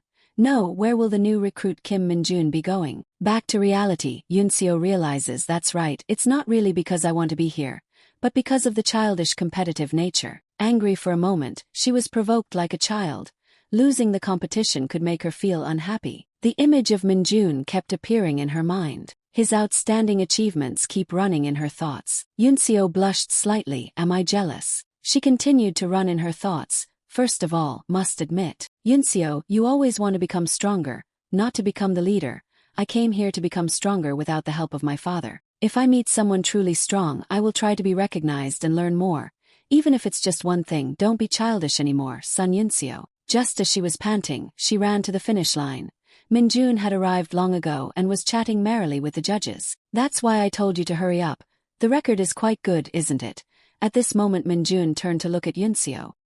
He immediately raised his hand and showed the mark of confirmation to her. You did very well. I almost fell asleep waiting. Yunseo started getting angry, shouting the stamp, hurry up please. After stamping, she angrily ran off saying, sorry, this is ridiculous. I'm so annoyed with that expression on her face. The other soldiers quickly reached the finish line. They ran while sighing, I'm dead. Yunseo was panting from exhaustion, while Min-jun felt relaxed. Sang-yeol happily announced the time. Private Kim Min-jun, 29 minutes, first place. Private Yunseo, 32 minutes, second place. He didn't stop praising. Kim Min-jun is truly excellent. He got perfect scores in all categories. Min-jun replied happily. Private Kim Min-jun, thank you. Sang-yeol turned to the remaining soldiers. All right, all the tests will stop here. The hunters who pass the test will gather in front of the training ground 1 hour after eating. The soldiers responded in unison. Understood, clear, understood. Yunseo picked up her jacket from the ground. She still didn't forget to look at Min-jun. Coincidentally, he looked at her this time too, and stuck out his tongue to tease her, making her awkward. He paid attention to his friend and quickly left. On the way the two talked cheerfully. You passed this test too, how embarrassing. Min-jun. Yunseo smiled and sighed in relief. She realized that in the end, it was only she who was provoked anyway. She lost. Have nothing to say. She looked up to feel the sunlight, then quickly regained her serious demeanor. Yunseo walked with the whole team back to rest. At the 105th Division Base, Practical Test Center number 2.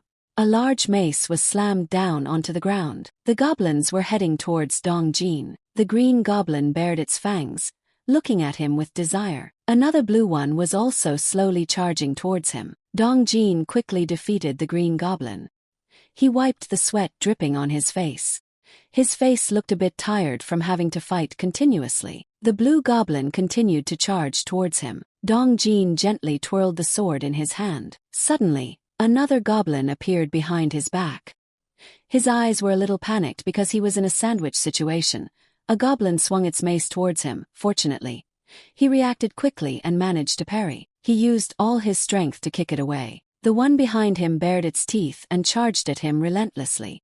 Dong Jin spun around to avoid the goblin's mace. He simultaneously swung his sword, causing the green goblin to splatter syrup. However, this goblin still hadn't given up. While he was gasping for breath, the goblin looked at him with murderous intent. The goblin's teammates had also arrived to support it. Minjun contemplated the last fight bit by bit. He pondered for a long time. The second part of the practical test, also known as the Special Weapon Proficiency Test, was actually simpler than he thought. You just simply had to demonstrate the skills you learned at the Hunter Legion to the examiner, and that was the end of the test. Strength, agility, and the movements were not important. It was simply following the sequence to pass. Obviously, I got a perfect score. Most applicants chose swordsmanship for the test. And among them, Private Ly Jong Jin received a very high score. Minjun recalled Sankyeol's praise of Dong Jin, but his face showed hesitation. He looked at Dong Jin to assess, however. Indeed, he had problems during actual combat. In the final part of the test, or also known as the ability to handle monsters, privates must defeat 4 hounds, while the first-class privates had to defeat 3 goblins with the special weapons they chose. A real battle. Dong Jin blew away a goblin. In front of him, syrup from the shot splattered. The goblin was now dying. Dong Jin raised his sword in front of it. A decisive movement stabbed straight down. The goblin was now motionless, unable to resist. Sankyeol sighed in disappointment. Private Ly Dong Jin, it took you 7 minutes and 52 seconds to complete the monster handling test. Go back to your place. Dong Jin was gasping in helplessness. He slunk away, still holding the sword that killed the goblin. Minjun pondered.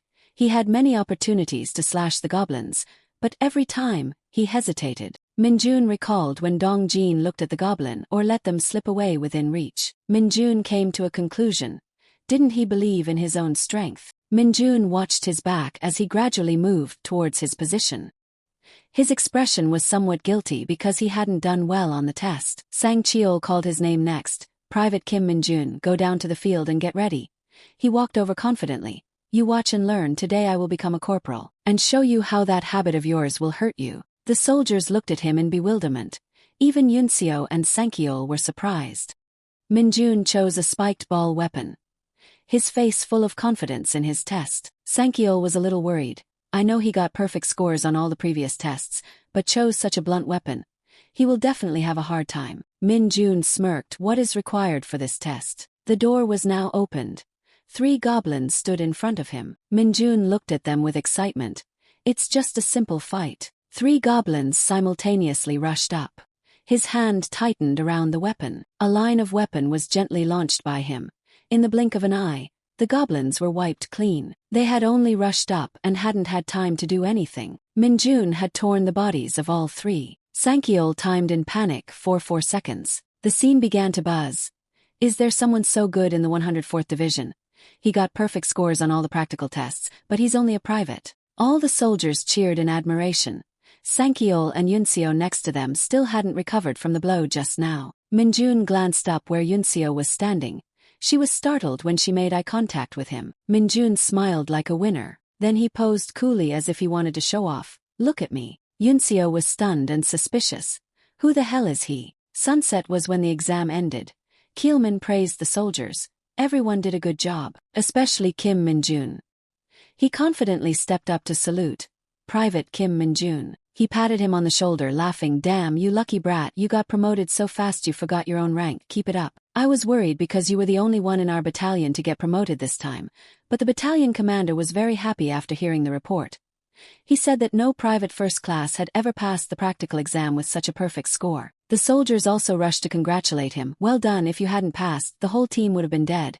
Is that even more important? You right, don't bully us after you become a sergeant. That promotion speed is crazy. Min Jun happily agreed. Yes sir, let's see. The whole team left, and he turned to look at Dong Jin, who was dazed. Min Jun put his hand on his shoulder. He shyly greeted Private First Class Lee Dong Jin. He turned away sinisterly. As soon as we get back, we'll train you with a special method. As soon as they got into the car, the soldiers seemed to realize something and chuckled. Outside, Sun Yunseo had been standing behind Minjun since some time ago. She stared at him without saying anything. A new badge had also appeared on her chest. Minjun looked at it and thought to himself she performed very well on the monster handling test. So she must have passed the promotion test.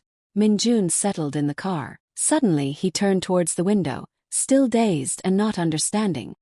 Outside, the sky was preparing to turn dark. Yet, Yunseo was still standing and watching the car about to move. She thought about her decision. I should take this opportunity to apologize for the index test. Just as she was about to speak, her eyes widened. Minjun frowned and leaned towards the window, looking at her. He spoke using lip movements. If you provoke me again, you'll be dead with me. Yunseo was startled when she heard him say that. When she turned around, the car had moved away. Watching the car go far away and disappear in the dust, she had a puzzled expression. Is he crazy? The car moved steadily throughout the journey. Inside the car, there was a lively atmosphere of laughter and jokes. The soldiers kept teasing, what were you doing just now, Minjun? It seems like you and Sun Yunseo have some kind of relationship, right? That's right, during the index test, she was just staring at you. Come on, what's up? There's something, right? Just tell us. Minjun thought for a moment, and he casually replied, well, because she provoked me a little, I reduced her fighting spirit a bit. The soldiers were speechless when they heard that. They started to raise their voices. Provocation. That look just now was called provocation. They started to get closer and pointed. What else did you do, Sun Yunseo, the hottest person in the 104th Division? How dare you do that to Sun, my ideal type? Right, someone like you. Han Young is your ideal type. Right, that's right. From today, Sun is annoying. Minjun spoke to deny. That's not my ideal type. What, you arrogant guy? Then who is your ideal type? Minjun immediately replied without hesitation, Lumi. Everyone was dazed when they heard this name, Lumi Me. Who's that? A member of a girl group. Minjun casually introduced, the #1 beauty of League of Legends. You guys don't know who Lumi Me is. Hearing that, everyone was disheartened and didn't want to continue this conversation. Minjun casually thought, she's the person I like. It was dark when they arrived back at the familiar house. The soldiers ate heartily without a care. Everyone was extremely happy, giving me this empty box. Hey, hurry up and clean up, it's indeed fried chicken. The captain happily encouraged, eat a lot. Everyone, the two friends Take and Chote, were both satisfied with this. This is the first time seeing Captain Sun like this. It seems the mood is very good, right? That's right. Chote gave a thumbs up in admiration. Eat a lot, Minjun, thanks to you we have this meal, thank you. Take looked at him and praised. You already have 3 stripes. Keep it up like this and you'll become a sergeant soon. Minjun calmly continued to eat. The door suddenly opened. Sungo walked in and announced, Team 2, gather in the restroom right now. Dongjin and Han Young quickly responded, yes sir, obey the order. What's going on? Sungo immediately replied, yeah. I'm on my way back after reporting the squad's celebration to the administration, for the reason of celebrating the perfect score in the promotion exam of the team members. Take and Chote noticed the thing in his hand. Hey Lee Sungo, what are you doing? Is that beer? Didn't you say you guys could drink it? Sungo's face became serious. This is the promotion reward for Kim Minjun from the platoon commander. The rest of you go out. The soldiers all found reasons to go out, choking. Anyway, that rude guy. Take clenched his fists in anger. That guy knew from the beginning, so as soon as Kim Minjun transferred in, he was sure he would join the Viper team. Night had fallen as the moonlight illuminated the sky. How desolate and cold it was outside. Minjun stepped outside, glancing left and right. After confirming that no one was around, he cleared his throat. He summoned the dark energy to appear. This energy of his immediately took shape. The Night Walker gradually appeared in full form. Minjun smiled and greeted, how are you doing? He looked at it. Not long ago when I first summoned this guy I was very confused because it was so different from what I expected, but on the contrary, thanks to it I came up with a good idea. Now what I need is no longer an assassin like before in the other world. So it must be given a suitable role. That is to replace me. You are not free, go and gather information. Minjun looked around and instructed, hey, enough playing, focus, from now on you move in secret. Whoever you see with high ranks, follow them. Then listen for information about abnormal phenomena and report back to me. Especially situations suspected of having demonic energy. It reached out its hand towards Minjun. He seemed to understand and reached out his hand, chuckling, I know. He quickly transmitted power to it. Seeing it happily run away made him worried. Hey, be careful, you absolutely must not be discovered, got it? Seeing that excited appearance as it just ran away made me uneasy. If anyone sees that guy and the army catches him, then the situation will probably be chaotic. Sung Ho suddenly appeared from behind. What are you doing here? Minjun froze for a moment. Immediately after, he turned and smiled apologetically. I haven't had beer in a while, so I went outside for some fresh air. Sungo was concerned about Minjun. Are you weak in alcohol? Not really. He thought to himself, because dark mages basically don't get drunk. Be it poison or alcohol, drinking them one after another, the body can also detoxify at will. Sungo returned to the main issue. Congratulations on your promotion, thank you. But don't relax too much, keep up this performance. Minjun smiled back, yes, I understand. Sungo turned to leave, still not forgetting to remind, if you're not weak in alcohol, don't come back too late, before you guys all pass out. Minjun breathed a sigh of relief. Thank goodness he didn't see it. I have to be more careful in the future. Anyway, the more I look, the more he looks like a true, serious soldier. Minjun chuckled and turned back. Even so, I don't hate that trait. Night has officially come to everyone. It won't be long until the next day. Sung Hyun praised Minjun endlessly in the room. Hey, that guy is really a genius, a genius. This assessment seems serious, we've been closely monitoring these guys. But one guy got full marks. Jeongin respectfully replied. Yes, Corporal Kim Minjun in this monster combat ability test has recorded a record of 4 seconds. He recalled the endless praise. This little rascal, Choi Sung-bium, the head of the training center, praised him so much. What did you do? He still hasn't gotten over this joy, it's more than expected. The matter of dealing with the middle bats at the fuel depot last time was the same. Yes, Sergeant Kim Minjun is confirmed to have solved it first. Jungbium also has to suspect that he's already a sergeant without winning. Moreover, that promotion process is not normal, surpassing all records at the training center. Perhaps this guy is not as simple as we think. Now, it's only a matter of time before the rumors spread to the army. If this continues, that side will also start to pay attention to Kim Minjun. Jeongin was startled. If it's that side, are we saying the Special Forces Hunter Brigade Battalion commander thinks Sergeant Kim Minjun has reached that level? Jeongin had to be sure. That's what I mean. Until now we've seen countless hunters, and among them, there are also monsters that are now called Legends of the Hunter Legion.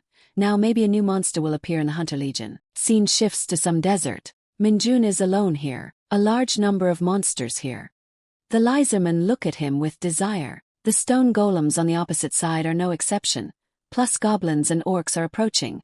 All of them are looking at him fiercely. Everyone is baring their teeth aggressively. Minjun looks at them and smiles. He raises his weapon provocatively. Are you all here? Scene shifts back to the familiar room.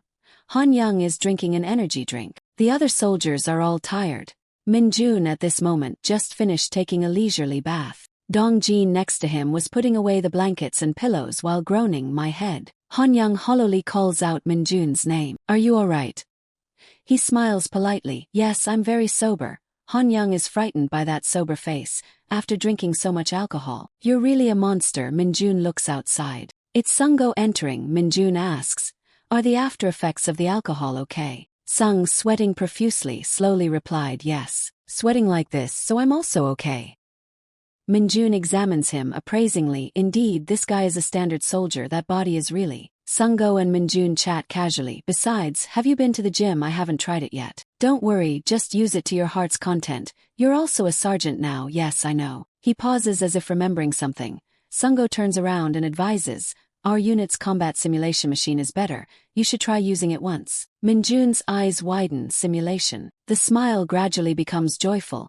Is it the hunter team's VR room that I've only heard about? Very quickly, Minjun is standing in front of the door. He hesitates, not yet entering. His face becomes more and more excited. He quickly opens the door and enters. The scene before him stunned him. Minjun looked at the door in front of him with some curiosity. He pressed the observe button. Let's see, is this how it's used? The status window appeared, asking him to choose monster types, which were hounds, monster rats, goblins and orcs. He quickly pressed the last button. The status window announced, you have chosen orc. Next, it asked Minjun to enter the number of monsters. And he immediately became excited. His hands kept clicking non-stop, more. The notification bar displayed that the maximum number had been exceeded. The maximum number that could be specified was 30. Minjun pressed the continue button in regret. It's been a while, so I plan to go big. The status window went to the next step. Please set up weapons. He was excited about that. There were weapons too. This was great. After he was done, he walked forward. He had chosen everything. Now it's. Minjun put on the virtual reality glasses. The status window appeared. The battle began. He began to be teleported. The scene before him was a nameless desert. Minjun looked around like a child full of excitement. The status window counted down 3, 2, 1. The orcs gradually appeared. They charged towards him ferociously. Minjun couldn't take his eyes off it. This was really awesome. He threw a blow that sent an orc flying away. He was very satisfied with this. The feeling of the hit was pretty good. The next 3 were successively taken down by him in a few basic moves. The orcs continued to charge forward, drooling. Minjun laughed wildly. The feeling was just like real. These guys all charge here. In an instant, the last monster was taken down. It gradually disappeared into the system. All the others also gradually disappeared. The status window appeared again. The battle ended. Minjun was still not very satisfied with this. Only 30 monsters. It's a pity it ended too quickly. He came up with a good idea. What if he did this? He successively pressed the buttons, causing the status window to appear continuously. You have chosen 30 goblins, you have chosen 30 orcs, you have chosen 30 stone golems, you have chosen 30 lizard men. The monsters appeared one after another. First were the goblins. Next came the ferocious orcs. The stone golems also gradually appeared. The lizard men squad finally roared. Minjun put on the hat, looking satisfied. That's how it should be. This is truly a monster hunt. He looked around to make a preliminary assessment. He laughed provocatively. It's all here, right? The status window counted down 3 hectares. 1. The lizard men holding weapons charged forward. The orcs ran towards him ferociously. They all gathered around him. Welcome. Cute kids. Minjun jumped up, ceaselessly slaughtering. Wherever the stick swung, the monsters froze. Each one was successively taken care of by him in an instant. Before long, the monsters had thinned out. He was tormenting each goblin. The orc team and stone golems weren't much better. The sound of clashing weapons rang out without end. Soon the last one was neatly handled by him. He delivered a knockout blow to end it all. Minjun looked around, making sure that no one could move anymore. The status window appeared. Battle completed, simulation completed. He slowly took off the virtual glasses, very quickly returned to the real world. Minjun was extremely satisfied. Crazy. This is an interesting thing after playing League of Legends. The status window suddenly displayed a notification, activating the crude weapon technique skill. He touched the screen somewhat surprised. What is this? The status window continued to provide information. Crude weapon technique E, proficiency in crude weapons increased significantly. Minjun wondered to himself, why is that? Not necessarily bad. I didn't expect to receive a weapon skill much. But it's really a piece of cake falling from the sky. Although I can't go to the dungeon, but in this way I can still earn skills. Alright, I have to come here every day to play a new weapon skill. As soon as he stepped out of the simulation room, Minjun noticed the familiar figure. That was Dongjin standing still. He spoke. Huh, what's up? He trembled, pointing at the notice board. Sergeant Kim Minjun, this is. He turned around in confusion. What's wrong? On the board was the result of his second battle simulation, destroying 30 goblins, orcs, stone golems and lizards in turn. Minjun was stunned to know this for the first time. Both stood still, looking at each other without saying a word. Dongjin came to his senses and said, is this all because Sergeant Kim Minjun destroyed them all by himself? He started to make excuses. This was because he suddenly came up with a bolder idea. Minjun's serious expression changed his attitude, making him break out in a cold sweat. Private Lee Dong, see me for a moment. Would you like to talk in the gym? Is there something wrong? What's wrong? Course, training for you. Dongjin was pushed in confusion. Sergeant Kim Minjun, wait, what did you say before? Misunderstanding. I'm still drunk. It's okay. Sweating is even better. The door was slowly closed. Wang Shik came from outside to the simulation room. He looked up at the notice board. The results of Minjun's second battle simulation appeared before his eyes. He was stunned on the spot. At the hunter's base, Wang Shik was leisurely walking to the team's restroom.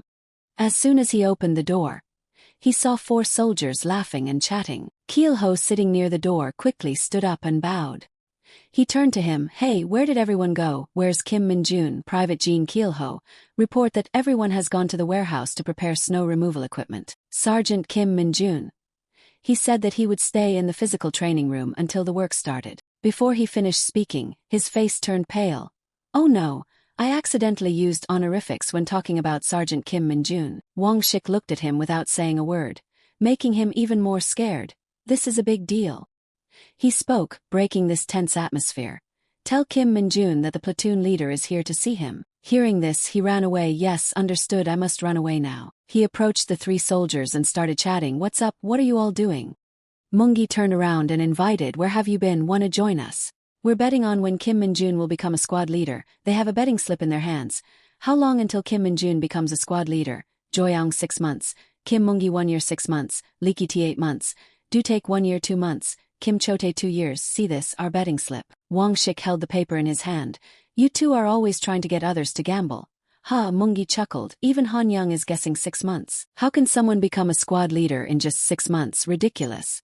Han Young retorted, that's my intuition, that guy is not ordinary. Wang Shik was still staring intently at the betting slip. While Moongi and Han Young were still arguing, try yelling, see if anyone cares, they won't. But I'll settle the score with you later. Wang Shik put down a pen and the betting slip in front of them to break the noisy atmosphere. Han Young looked at the paper with a bit of surprise. Oh my god, you really guessed this. Once you bet, you can't back out. 1 month, this guy's crazy. Wang Shik just waved goodbye without further explanation. Han Young smiled and watched. He's crazier than me. Summarizing the betting slip, how long until Kim Min-jun becomes squad leader? Han Young 6 months.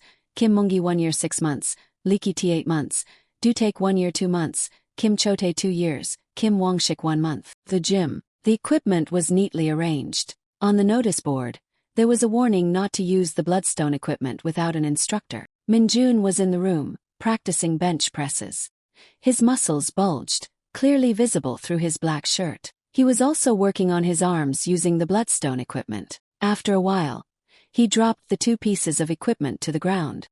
He was a bit dissatisfied, thinking, I've been lifting weights for many days, but why haven't I seen any muscle growth yet? Even that Isgard guy who looks like a beggar can do it. The strength of the otherworldly warrior increases combat effectiveness by 150%.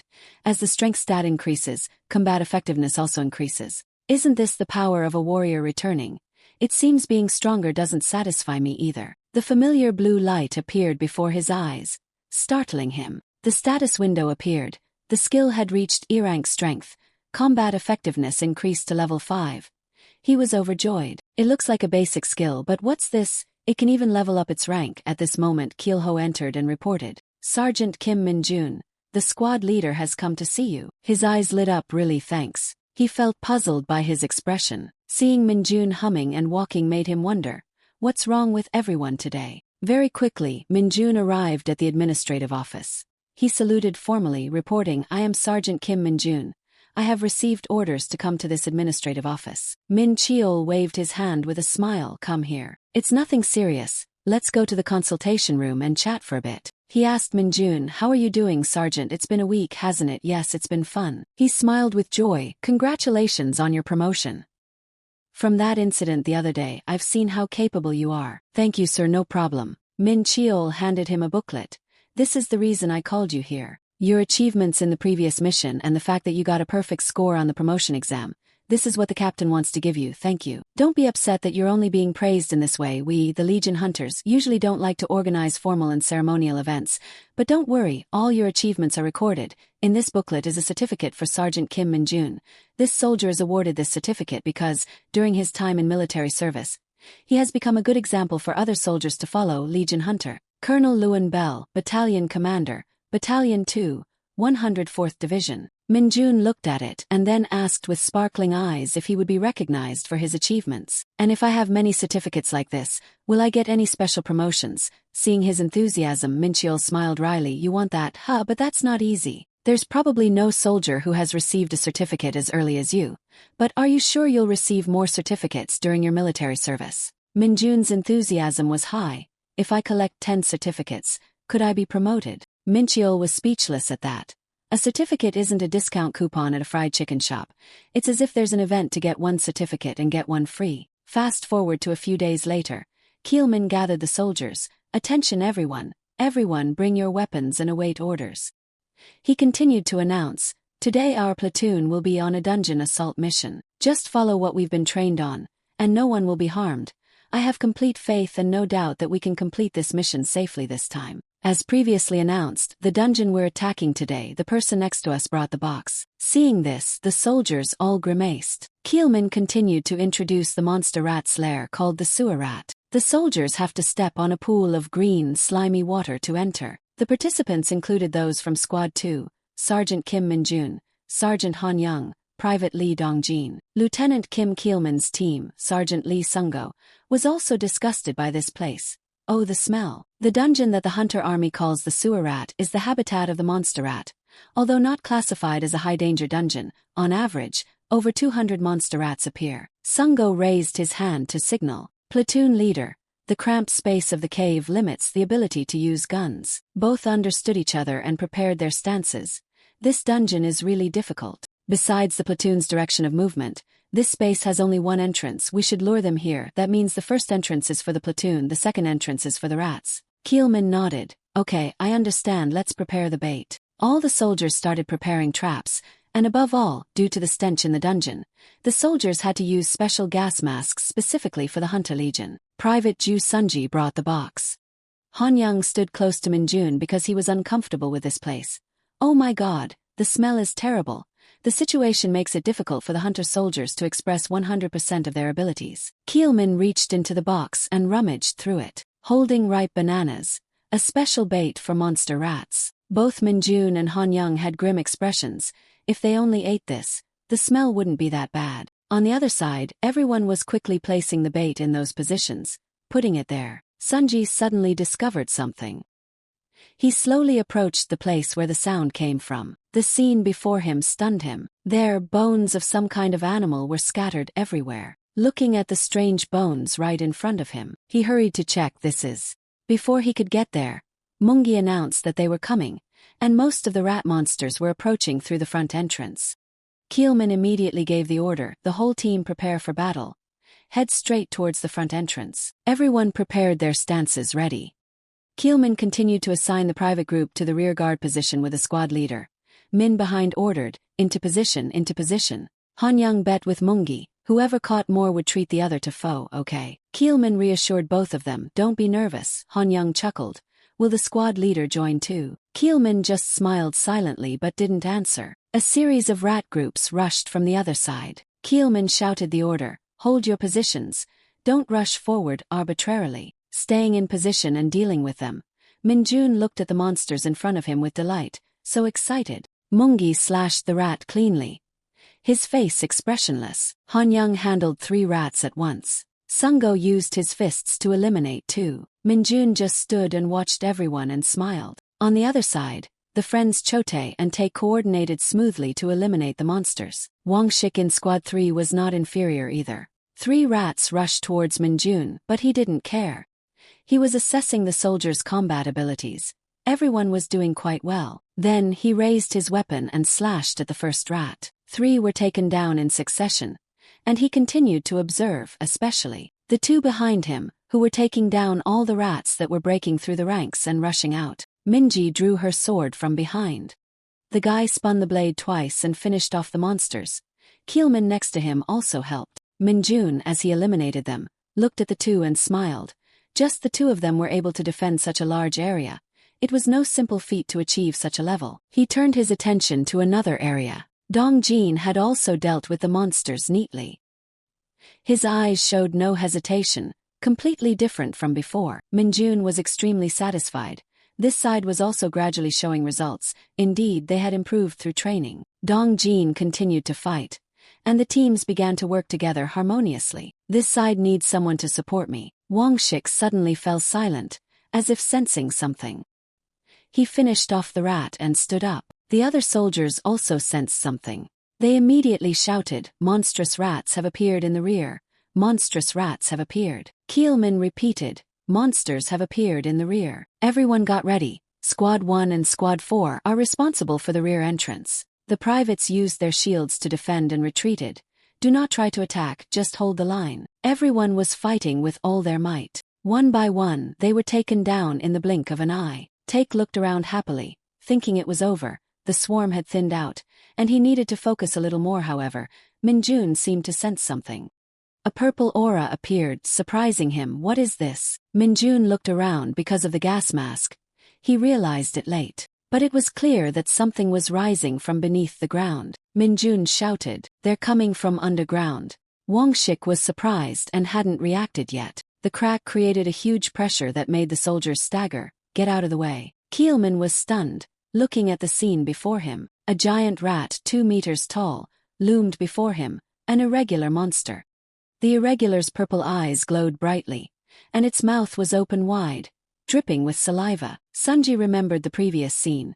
Could the pile of bones earlier be its work? Is it here to eat the monstrous rats? What is its size really? He gritted his teeth as he looked ahead. Wangshik sat down on the ground under the gaze. The irregular drooling advanced towards him. Sunji trembled. Wangshik, if it goes on like this, Wangshik will be in danger. I can't move my legs. Minji ran over in a rush. Kim, Wangshik, come to your senses. Get out of the way. His spirit was unstable, so he could only tremble and couldn't do anything. The irregular raised its hand and attacked Wangshik. He was terrified and raised his hands to cover his face, shouting loudly. Dongjin charged forward, raising his weapon. The sword slashed at Tayula, but it was quickly deflected back. He grabbed his shoulder, yelling, "You have to dodge it. Get up, Li Dongjin." Iragula quickly got up because Dongjin's blow was just a scratch. Dongjin yelled, "No!" Our Minjun at this moment charged forward with his shield. He jumped into the air. Minjun carefully observed Iragula's face. Thoughts flashed through his mind. Crazy eyes and unusual strength. As expected, this time it was also demonic energy. A green light flashed in the air and descended upon Irregula's head. The pressure created made it difficult for Dongjin and Wangshik to resist. Minjun gave a thumbs up in praise. "Well done, Li Dongjin." He smiled and nodded, accepting the praise. Behind him, the support team had arrived. Kim Minjun, that's dangerous. Fall back, only the platoon leaders follow me. The rest deal with it at their positions. Irregular became more and more ferocious. Irregular attacked towards Minjun. A purple light gradually gathered around Irregular. The great pressure caused the stones in the cave to shake. A rock fell on a soldier, rendering him motionless. Minjun still dodged the attacks perfectly. "Hey, you commendable kid." Irregular raised its claws towards him. Purple rays appeared in Minjun's eyes. Just when I was worried someone would see this. His legs emitted a blue light, dealing a painful blow to Irregular. Not stopping there, he charged forward with his shield. A blue light was created, heading straight towards Irregular. He flew to where Irregular had fallen. The blue light was activated once more. He was about to punch Irregular again but stopped. Irregular had disintegrated, with no sign of life after the last blow. Minjun smiled and raised his hand. A series of purple demonic energy surrounded him.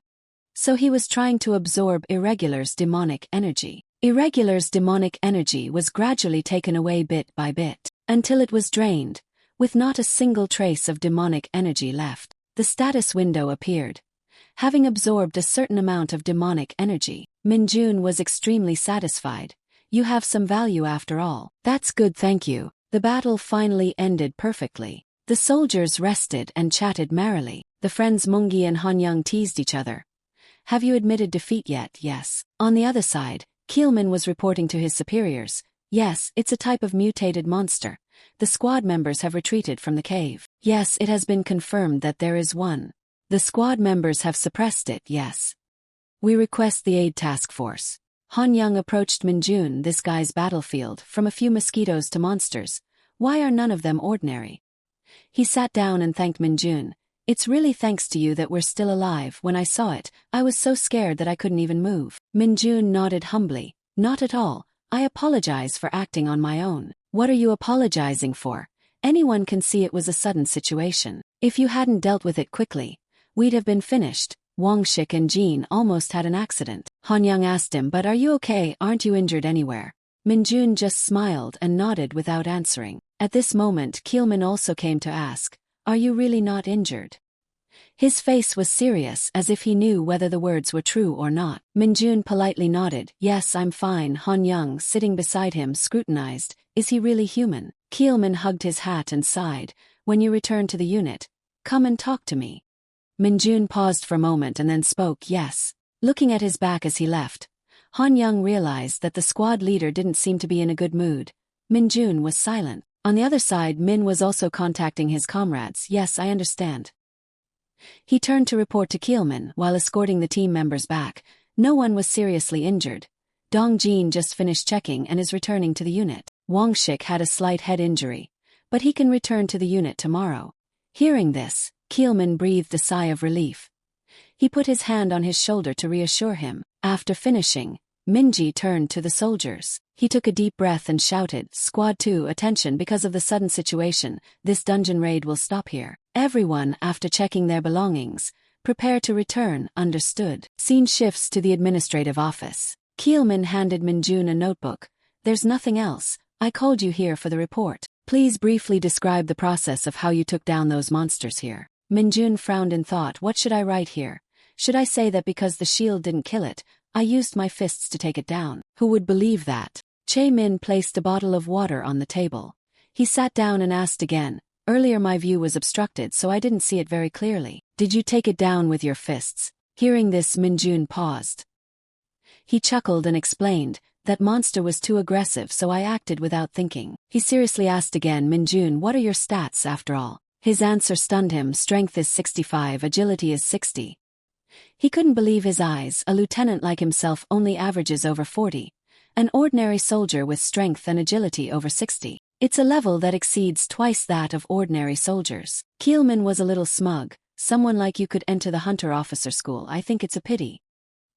He looked at the person in front of him, who was meticulously writing the report.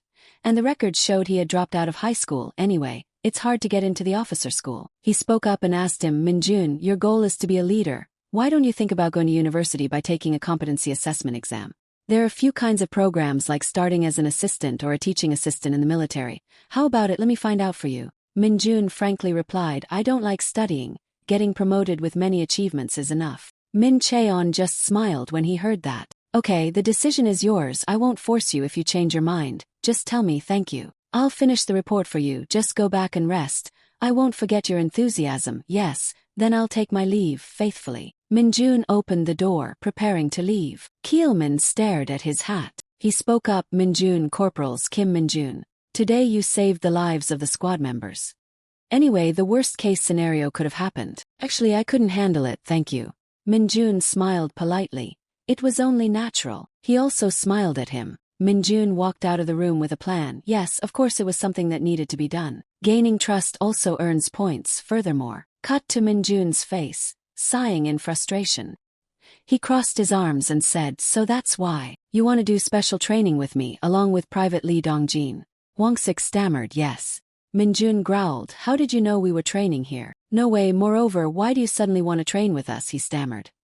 Because. He remembered Dongji's saving blow. Because. Yes, Lee Dongjin, your abilities have increased so much and now you seem more useful. Isn't it thanks to this training? So this time I also thought about having to train. Minjun couldn't help but laugh a little at this. His face was serious, but his heart had planned many things. Do you think I'll agree? Besides, everything has to be in order, right, Corporal Kim Wongshik? At first, he was a bit flustered, but later he became more composed.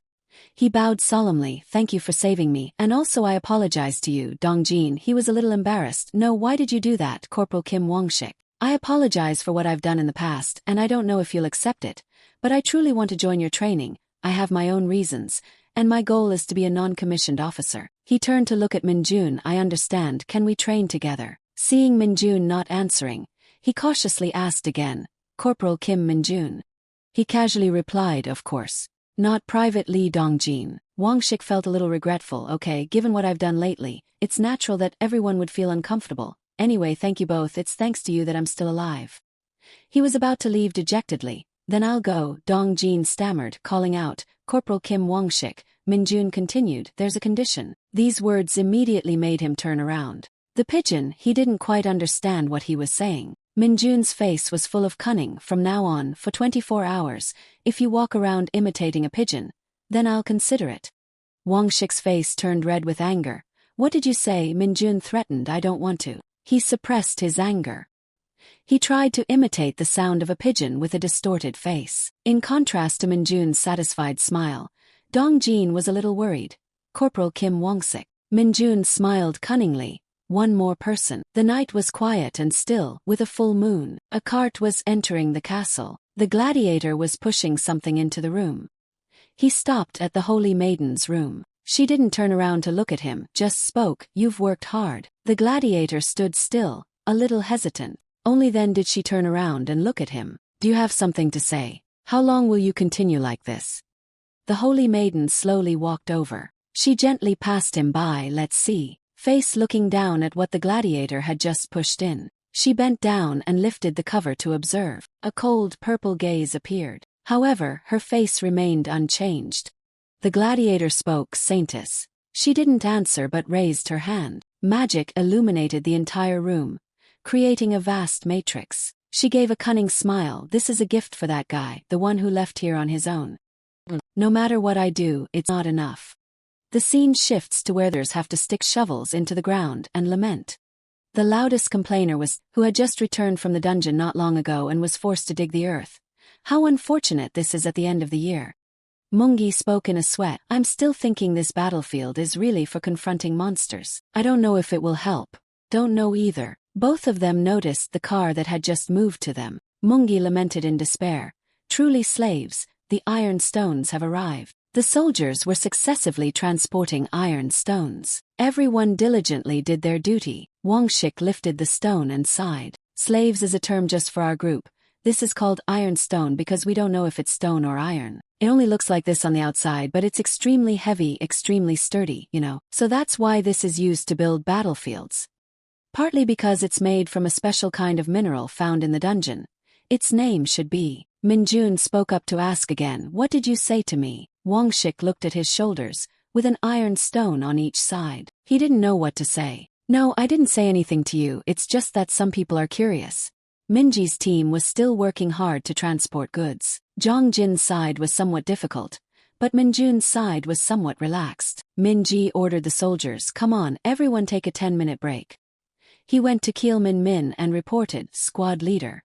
Just now when I went to the divisional headquarters to receive supplies, I heard this. A dungeon suspected of being an empty dungeon has appeared in the area related to our 104th Division. The other soldiers, eager to hear this, all turned pale. They all asked at once, really? You're not kidding, right, Sergeant Minji? You can't. They hugged Minji and cried, if we go in again this time, then me and the captain, because it's already been 3 times. It's really not, right? It's still under investigation, so calm down, you guys. Minjun put a question mark on the situation in front of him. Wangshik sat opposite him and looked at him. He smiled and explained to him. Empty dungeon. The inside of the dungeon is larger than the standard, although the number and types of monsters inside the dungeon exceed the standard. But in the case of a dungeon that does not have the same monsters or high-risk monsters, the hunters call it an empty dungeon. Because empty dungeons have a favorable environment for hunters to gain practical combat experience, the army, before allowing soldiers to invade the corresponding dungeon, will conduct division-level training there. That is the famous hunter maneuver training. Minjun's face was confused. Who have you been talking to all this time? Wangshik felt a little embarrassed. He averted his eyes. Just because someone was curious. Minjun just smiled and thought, hunter mobile training, but this isn't the training I need right now. He looked over at Minji, who was surrounded. Oh my god, they just got back from a dungeon, Sergeant Minji. No, we hate training, it's so annoying. Cheol Min comforted them, saying it was divisional level training. This is a chance for you guys to earn a lot of points. Minjun heard this and suddenly remembered, right? His eyes lit up, points. Indeed, there are a lot of point-earning missions on the front lines. It was so smart of me to come here. He looked down at the shadow of Night Walker appearing beneath him. He asked with a helpless expression, why are you there? Seeing NWER in front of him felt a bit dangerous, so he covered it with his foot. At the same time he observed Minji, who was still noisy. We don't need points, it's the end of the year, why is this so difficult? He breathed a sigh of relief, thankful that no one saw. Minjun put his hand on NW and asked, what is this, what's going on?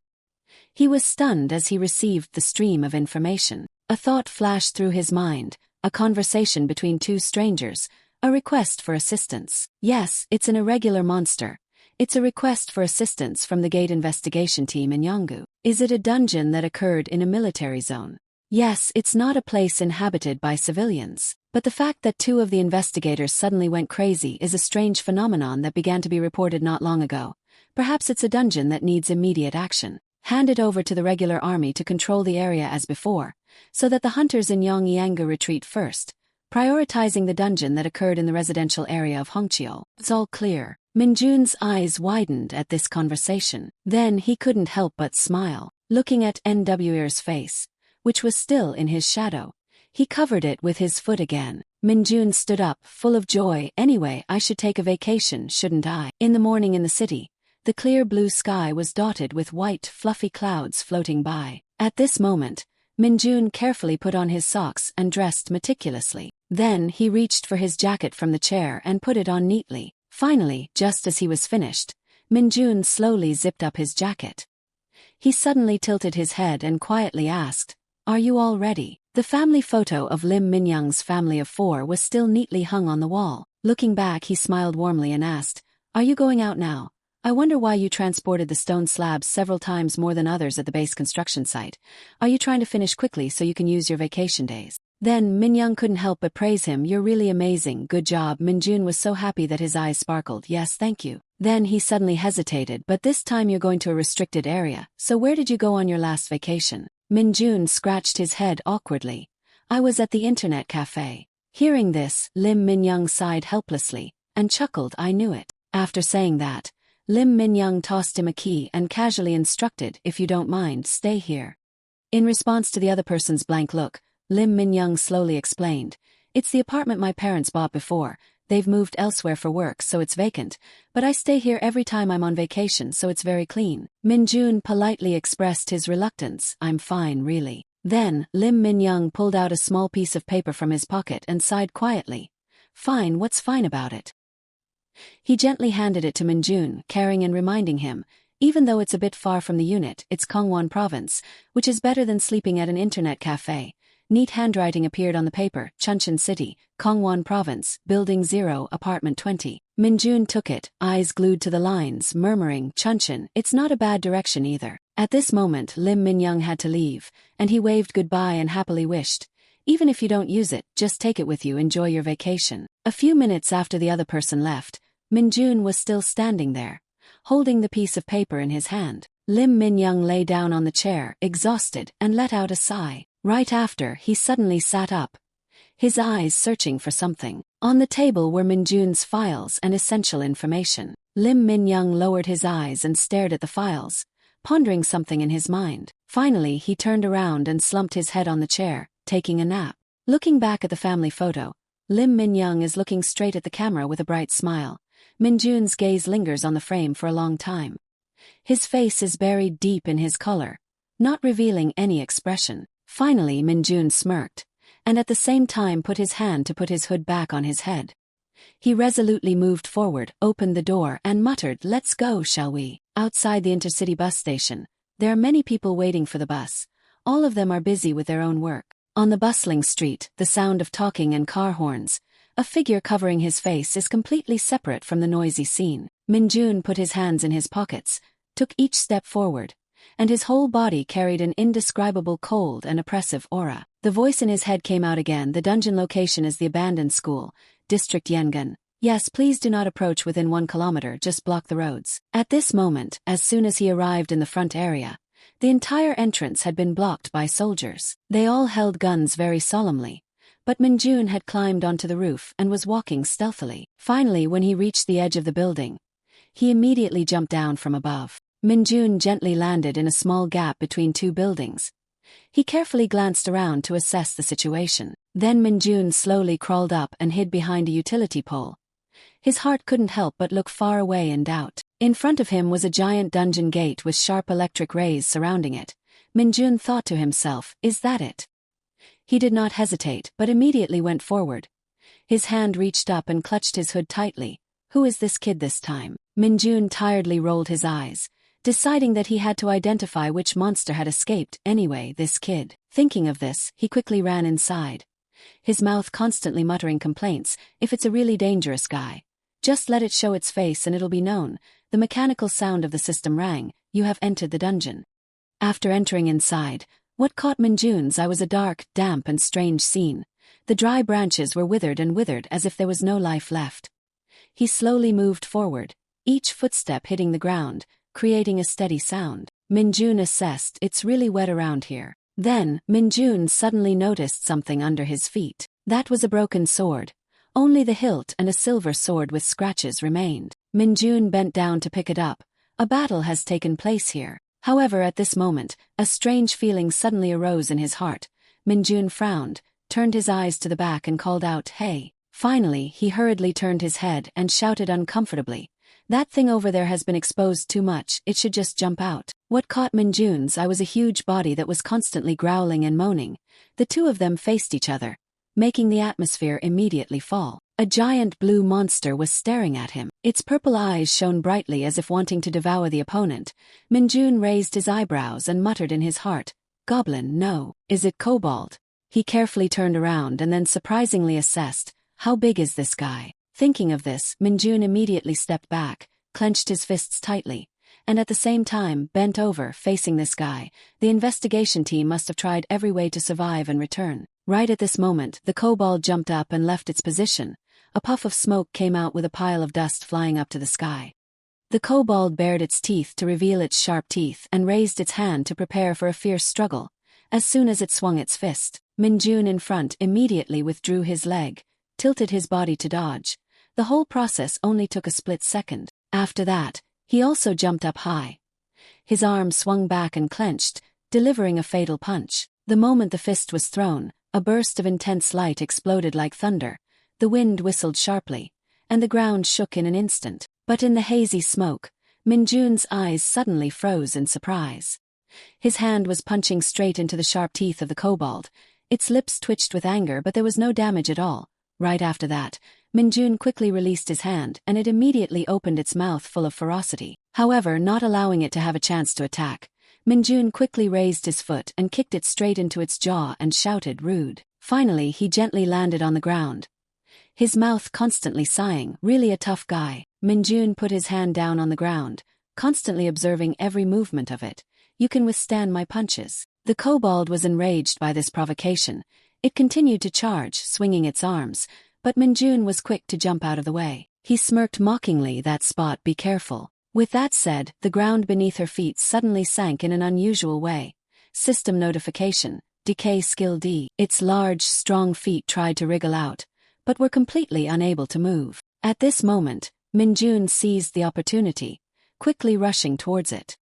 He continuously threw a series of punches straight at the kobold's face, causing it to take the full brunt of the blows. Minjun punched while couldn't help but sneer, "Tough, huh? Is that all there is?" Just as he was reaching out to strike at the kobold's underarm, it suddenly closed its arms, causing Minjun's punch to stop in the middle of its rough elbow. Minjun, witnessing this, was extremely shocked to the point of widening his eyes.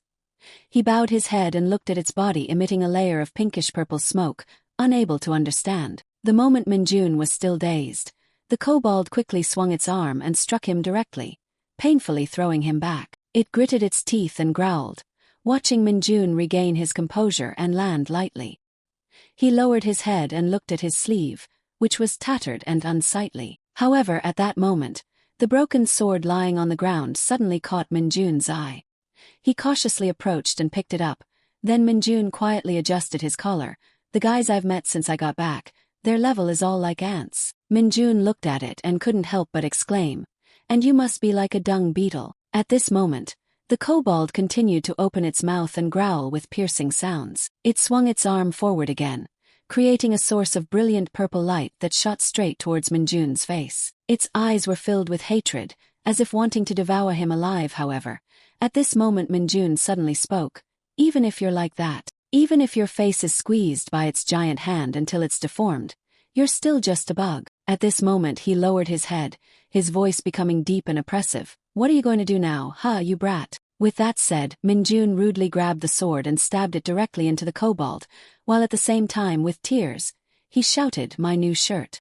The kobold, hit by this, shrieked in pain with a terrifying sound, red blood droplets splattering upwards. Minjun raised his foot and kicked straight into its jaw, stripping it of its chance to dodge. He gritted his teeth, half of his face was covered by hair, but the strong look of hatred was still clearly visible. After she had collapsed, Minjun brutally placed his foot on its head. Beneath it was completely a pool of foul-smelling red blood gradually spreading out. His hand clenched tightly around the kobold's eyeball, which was constantly emitting a strange purple gas. System notification. "You have absorbed a certain amount of mana.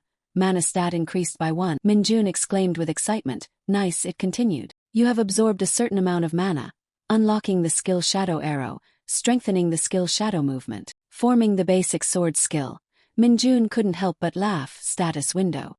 Information displayed. Kim Minjun, Shadow Arrow E, basic swordsmanship E. He couldn't help but exclaim with interest, "I've got a ranged attack skill now, that's great. How can basic swordsmanship be like that?" Immediately afterwards, Minjun remembered the moment just now. Was it because he threw the decisive punch? It was truly a pie from the sky. At this moment, he suddenly hesitated, looking back. Minjun went and pulled out the sword. It was already injured before meeting me. Then he licked his lips, glanced elsewhere, while his hands were fiddling and dissecting underneath. What was that blinking thing just now? Drops of black liquid poured out continuously from the cuts Minjun made. Incredibly dazzling. He suddenly widened his eyes in amazement. Minjun's eyes were fixed on the thing in his hand with confusion. This is... On Minjun's palm was a strange silver arrowhead. He picked it up and constantly observed the arrowhead. It's not a shard, is it? Did the hunter from the investigation team stab it? At this moment, Minjun suddenly felt familiar, but it seemed like he had seen this somewhere before. At this moment, from behind him, there was a sudden series of ear-splitting growls. Minjun quickly stood up to prepare, not forgetting to carefully put the piece of metal in his pocket, just when he wanted to test his new skill. Minjun's eyes were full of excitement and provocation, beckoning, "Come here." The goblins saw this attitude of his and gnashed their teeth in annoyance. Minjun boldly raised both hands, accumulating a vibrant purple energy ball, and muttered to taste it a bit. His face darkened. From the depths of his eyes he couldn't hide his excitement. The power of an E-rank skill, right? As he finished speaking, a violent column of energy immediately shot out from his hand, as if tearing the air apart. They, like sharp arrows, accurately pierced the goblins' bodies, causing them to writhe without being able to resist. This scene immediately excited Minjun. He clenched his fingers and muttered, "The main task is done, but since I'm here I should help tidy up a bit and then leave." This word might have reached one of them. The goblin was shocked and rolled its eyes. Its face showed indescribable hesitation. Minjun pretended not to see and continued to confront.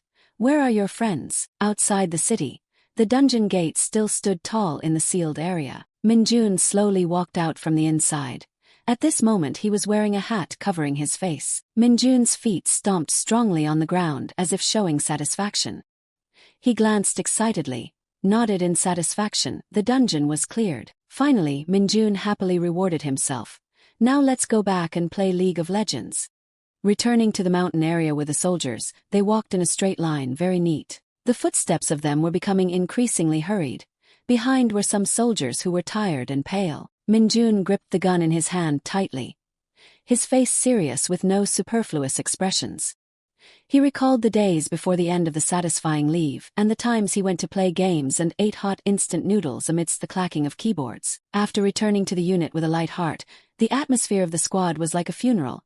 Han Young miserably sobbed, "Minjun, it's really an empty dungeon. We'll be forced to train mobile hunters next week." At this moment, Keelman was seriously studying something. Starting from random starting points, each squad moved to the rendezvous point in the center of the dungeon. The whole team climbed hills and moved from place to place, extremely difficult. Then at this moment, Keelman suddenly looked up in amazement. They had to deal with monsters rushing out in the middle and breakthrough situations. He shouted a warning. The whole team prepared to fight the hill ahead. Everyone simultaneously drew out their sharp swords that were prepared. Ready, monsters appear. A practical training session with the scale of a fourth-class regiment. The black monsters, round like balls, quickly rushed straight towards them. They opened their mouths, revealing sharp, pointed teeth, extremely disgusting and threatening. Keelman immediately shouted, "It's dark balls." The whole team load bullets and prepare to aim and shoot. Everyone together took their guns and shouted to each other, "Aim, prepare." At this moment, Minjun also crouched down and looked through the scope. In his heart he muttered, "As I expected." Behind the mask was a laughing Minjun. This is really a very interesting training session. At that moment, the commander quickly gave the order to fire. Immediately, everyone simultaneously pulled the triggers, making the sound of gunfire resounding and tearing through the tense atmosphere. The bullets rushed in at the speed of light, making the dark balls unable to take shape and continuously hit by bullets, then shattered into pieces. They were constantly pushed back without being able to resist. The soldiers continued to pull the triggers, shooting with tension, the atmosphere around quickly covered by the sound of explosions from guns and bullets. Minji turned his head and gave the order. "Dark balls have thick skin and high elasticity, so they will be difficult to suppress with close-range weapons. They must be dealt with before they get close." Everyone was so focused that no one responded. Everyone quietly did their work accurately without missing a beat. At this time, Keelman suddenly paused. His eyes were extremely tense. Keelman raised his hand to signal, "Stop shooting, the whole team prepare for close combat." 3 surviving dark balls still resolutely charged forward. He continued, "There are 3 monsters left. If they start to stick to people and suck blood, it will be difficult to eliminate them on the spot, so be careful not to be bitten." At this moment, Minjun felt suspicious, meaning that the moment of being bitten is when they'll be taken away immediately. If many people are eliminated because of injury, the squad's performance will be at the bottom. In the face of the scene of the stone ball rushing towards them, the 3 soldiers suddenly froze, full of confusion. Immediately, Minjun ran from afar to block in front of them. In his heart he muttered, "There's no way that'll happen." Right at this moment, Minjun took a running start, taking long strides, and shouted, "Captain Lee Sungo." As he finished speaking, he did not hesitate to use his foot to kick the dark balls into the sky and back down. The surrounding soldiers looked up and were shocked, opening their mouths in surprise. Dark balls kept soaring into the air, the bright energy column piercing the blue sky, everyone's eyes fixed on the spectacle. Minjun smiled with amusement, thinking to himself, "If I could just stick each one with a dark arrow, it would be easy." At this moment, everyone quickly regained their composure.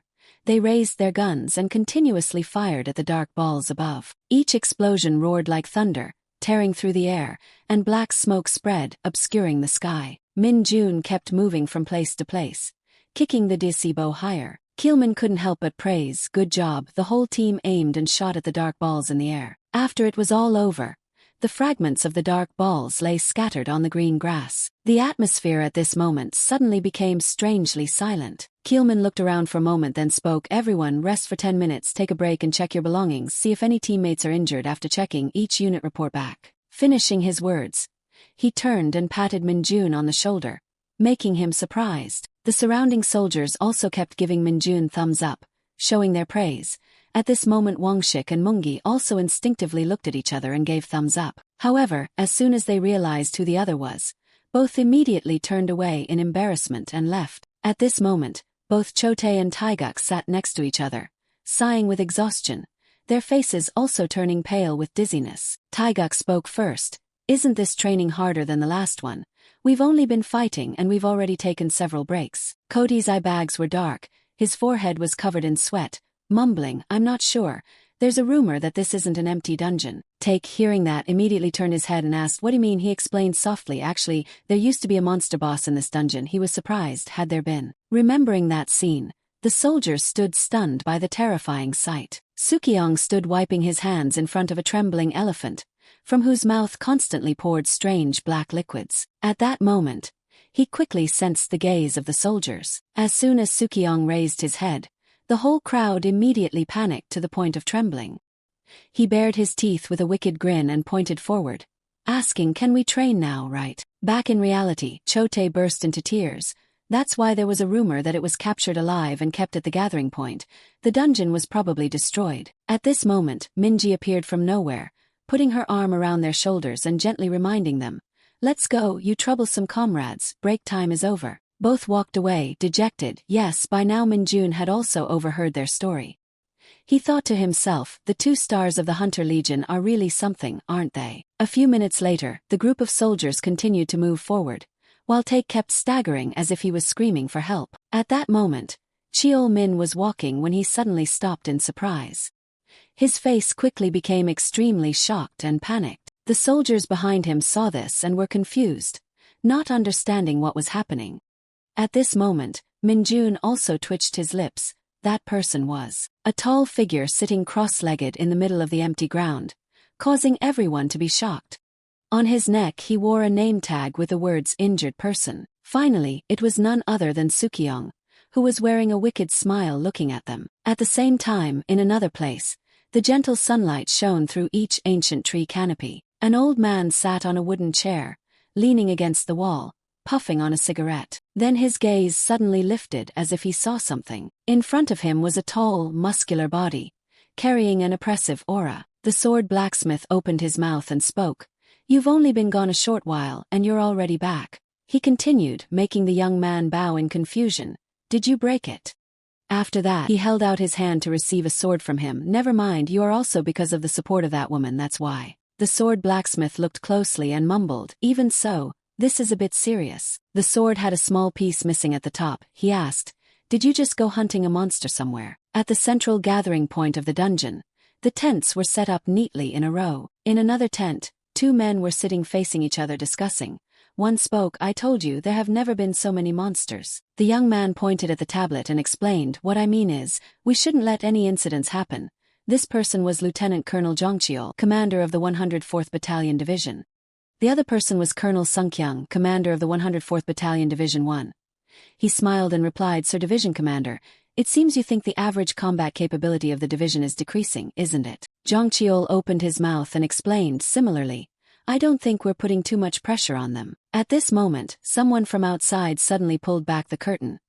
He was Colonel Junbyum. All three of them saluted each other properly, and Junbyum asked, "Sir, do you know where the division commander went?" Just as Sungkyung was leaning back, Jongcheol hesitated and stammered about it, but, just a few minutes later, a loud scream erupted from the tent where the three of them were. "What?" Sungkyung was completely calm in the face of this attitude from the other party.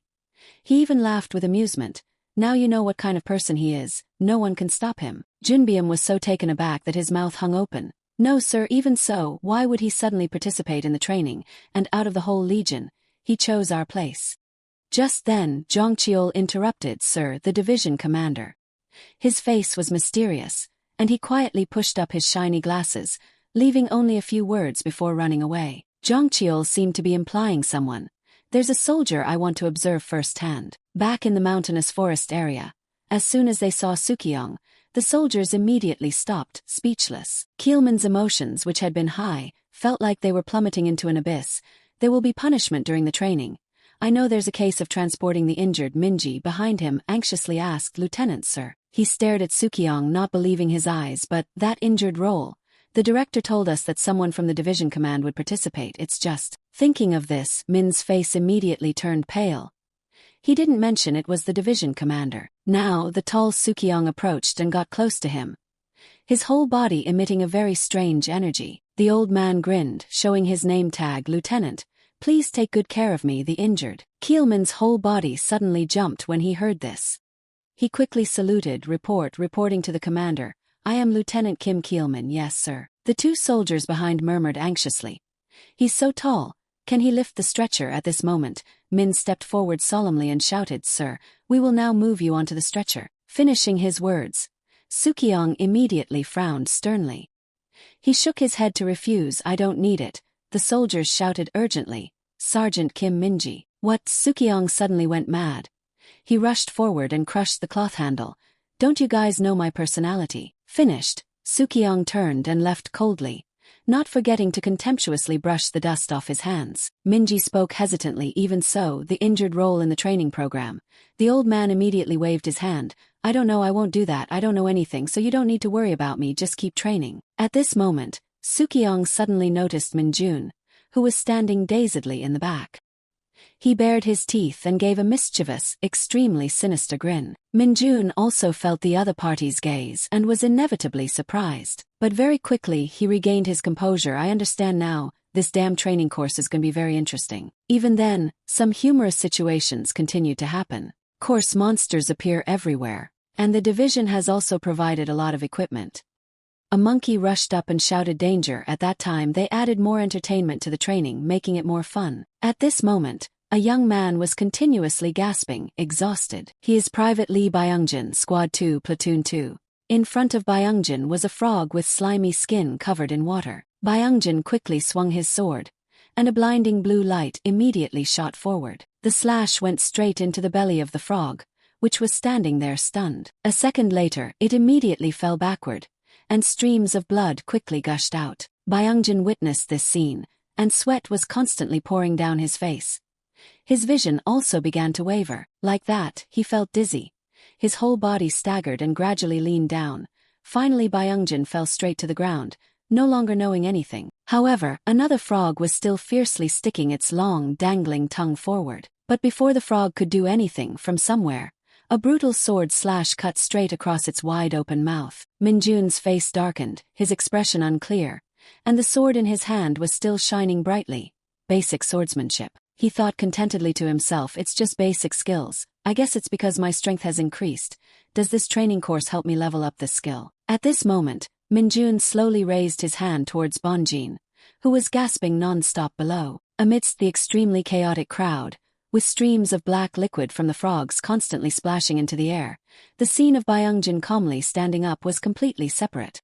He smiled gratefully and said thank you. Suddenly at this moment, Minjun stood still and looked at him for a long time. At this moment, in the distance, people were still struggling with giant frogs. And then, at this moment, Minjun rushed forward and slashed it in half. He jumped from place to place to help people attack the giant frog. All those actions were captured by Sukyong from afar. He smiled in satisfaction and thought to himself, for this training exercise, throughout the history of the Hunter Legion, it is considered the most intense training. Now, a slimy frog appeared behind Sukyong, waiting to pounce. However, just a second later, he raised his hand and flung it high into the sky. At this moment, Keelman announced in a loud voice, ending here, arrange in this order and start resting.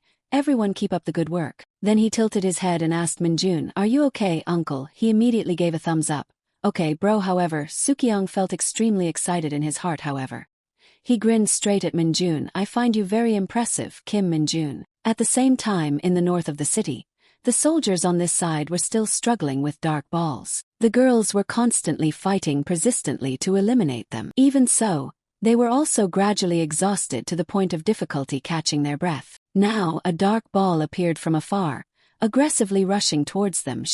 The girl immediately regained her spirits, raised her sword and prepared to fight. Yunseo clenched the sword handle tightly, her eyes fixed and very focused. At this moment, she swung her sword straight and precisely cut it in half. The dark ball, after eating this move, stuck out its tongue and lay unconscious on the ground. The whole company at this moment sighed with relief, their faces covered in hot sweat. The girl clapped her hands and happily praised, as expected of Private Son Yunseo, you are really good. However, right at that moment, the dark ball suddenly woke up. It opened its mouth full of sharp teeth towards the girl. She continued to praise without knowing anything. She alone had caught most of them. As if sensing the danger behind her, she suddenly widened her eyes and turned her head to observe. At this moment, the girl's protective helmet immediately rang in the air. She fell painfully to the hard ground. Then Yunseo also rushed to save her teammates. Her speed was so fast that the hair tie on her head flew off. The fallen girl turned her head in a panic to observe her teammates' actions. At this time, Yunseo was standing at the edge of the cliff. She bravely used her sword to block its fierce mouth. However, at that moment, Yunseo immediately faltered in mid-air. In the evening, the sky gradually turned a bright orange. The sun also began to set. The whole team sat together talking and laughing happily. As Keelman and Minji were pointing and discussing something below, Sukyong suddenly appeared and spoke. All members of the platoon have come this far without any serious injuries. He grinned and continued, this captain is something too, huh? Keelman was bewildered when he heard this and didn't understand the opponent's intentions. Why so suddenly?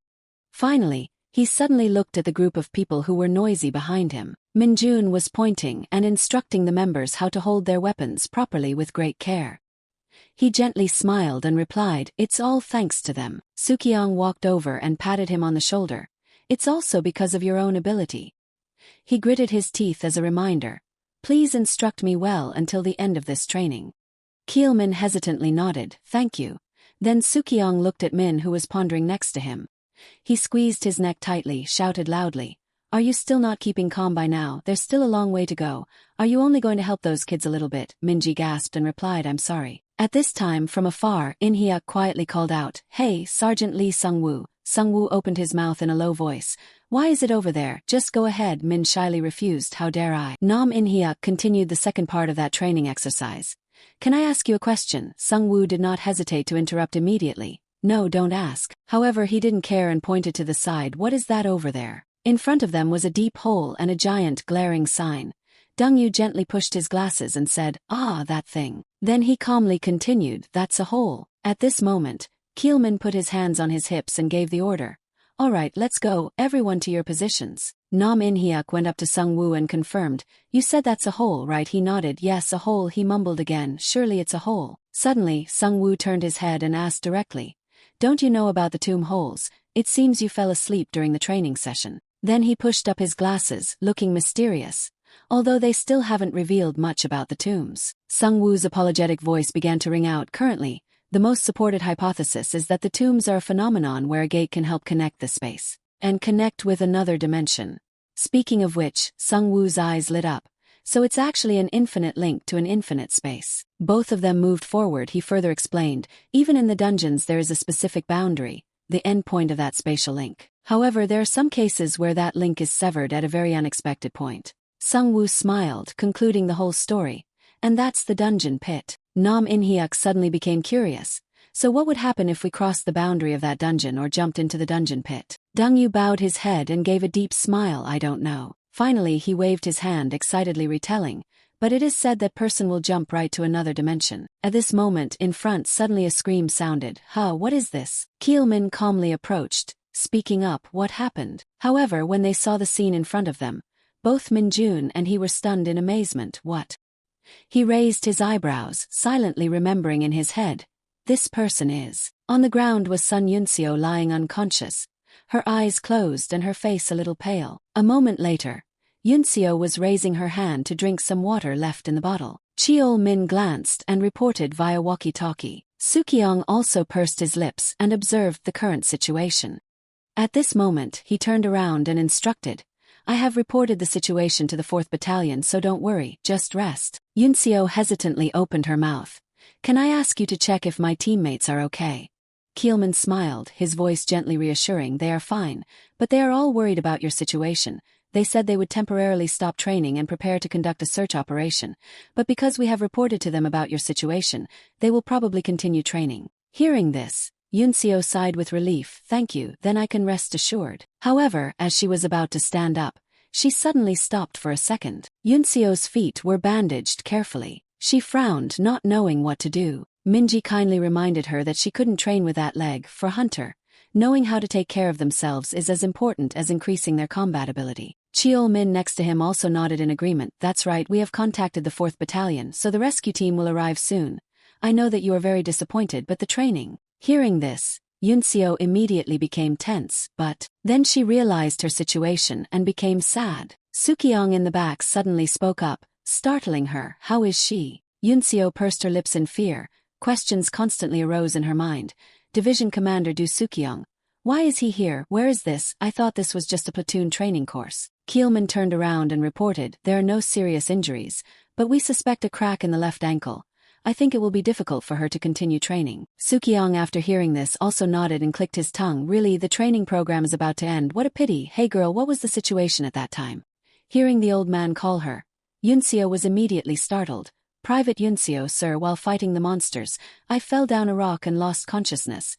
Then when I opened my eyes, I was here. Sukyong frowned, his voice stern. Did you fall into the boundary of the dungeon? Or maybe it was a dungeon pit.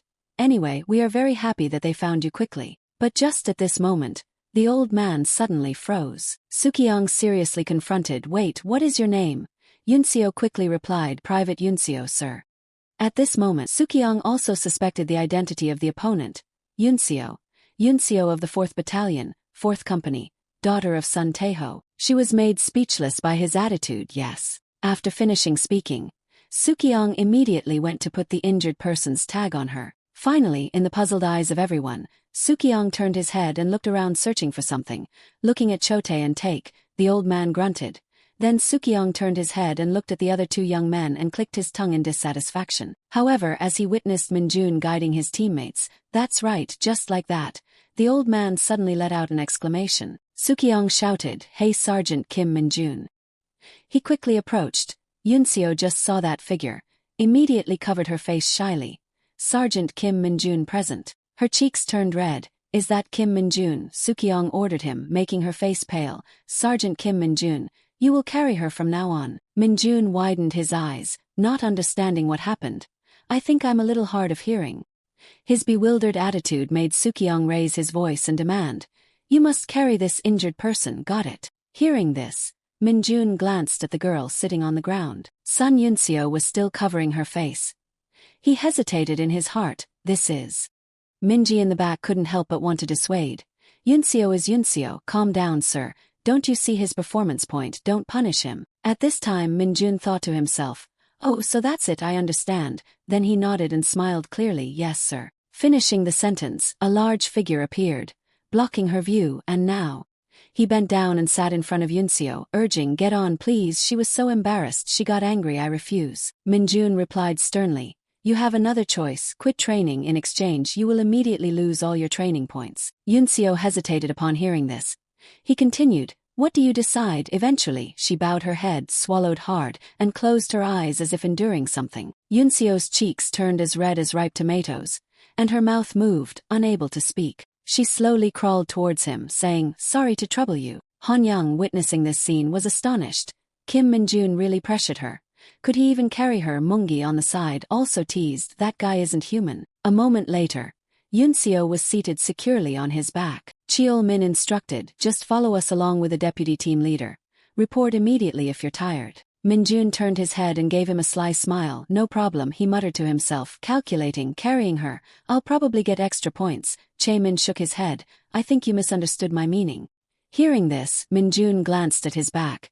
Yunseo was now sitting upright, distanced. Realizing the other person's gaze, she immediately pursed her lips and tilted her head away. Minjun continued to be excited inwardly. I have to get all the performance points. Sukyong stood at a distance, silently observing the two of them as they began to leave. Minji Jae, standing next to him, reported, they're being given special treatment because she's the daughter of the division commander from another unit. I guess they've started talking about it already, sir. The old man spoke in a low voice. There's no rule forbidding helping the injured.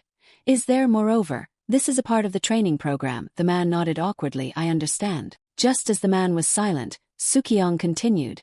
And besides, you don't know, do you? The old man furrowed his brows tightly as if he were stressed. Finally, Sukyong concluded with one sentence.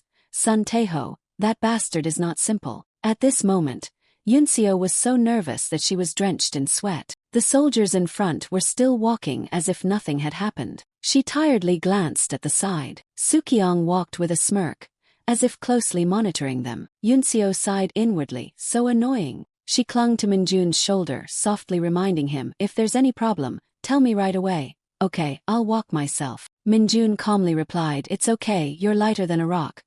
His words immediately made her confused. What rock? Minjun muttered in his mouth. Yeah, a rock. At this rate you probably weigh around 50 kilograms. Hearing this, Yunseo immediately interrupted. Wait. She was embarrassed and her face turned completely red, pleading, I'll shut up, so please don't say anything. Finishing the sentence, the atmosphere quickly became eerily quiet. Yunseo continued to speak, because you helped me, I will repay you later. Minjun was completely satisfied with her words.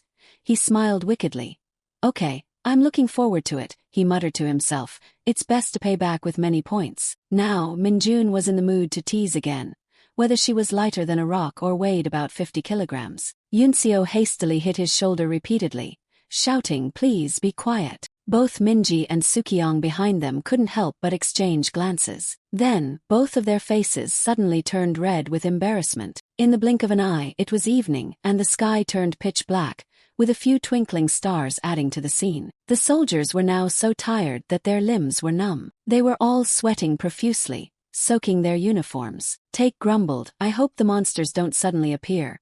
Chote also complained, it's really hell. They painfully recalled the image of Sukyong, the one who had changed the intensity of the training from normal to purgatory. Are you calling us? At this moment, Keelman turned his head to remind everyone, there are about 2 kilometers left. Don't let your guard down, stay focused until the last moment. He urged the two in the front to pass the message down the line. Lee Ik-jun tiredly grunted, while Lee Jai-tai exclaimed joyfully, it's almost over. And then, at that very moment, the two of them suddenly froze and jumped. Jai-tai hastily shouted to announce, report to the platoon leader. There are monsters in the sky. Keelman urgently ordered his comrades, monsters ahead.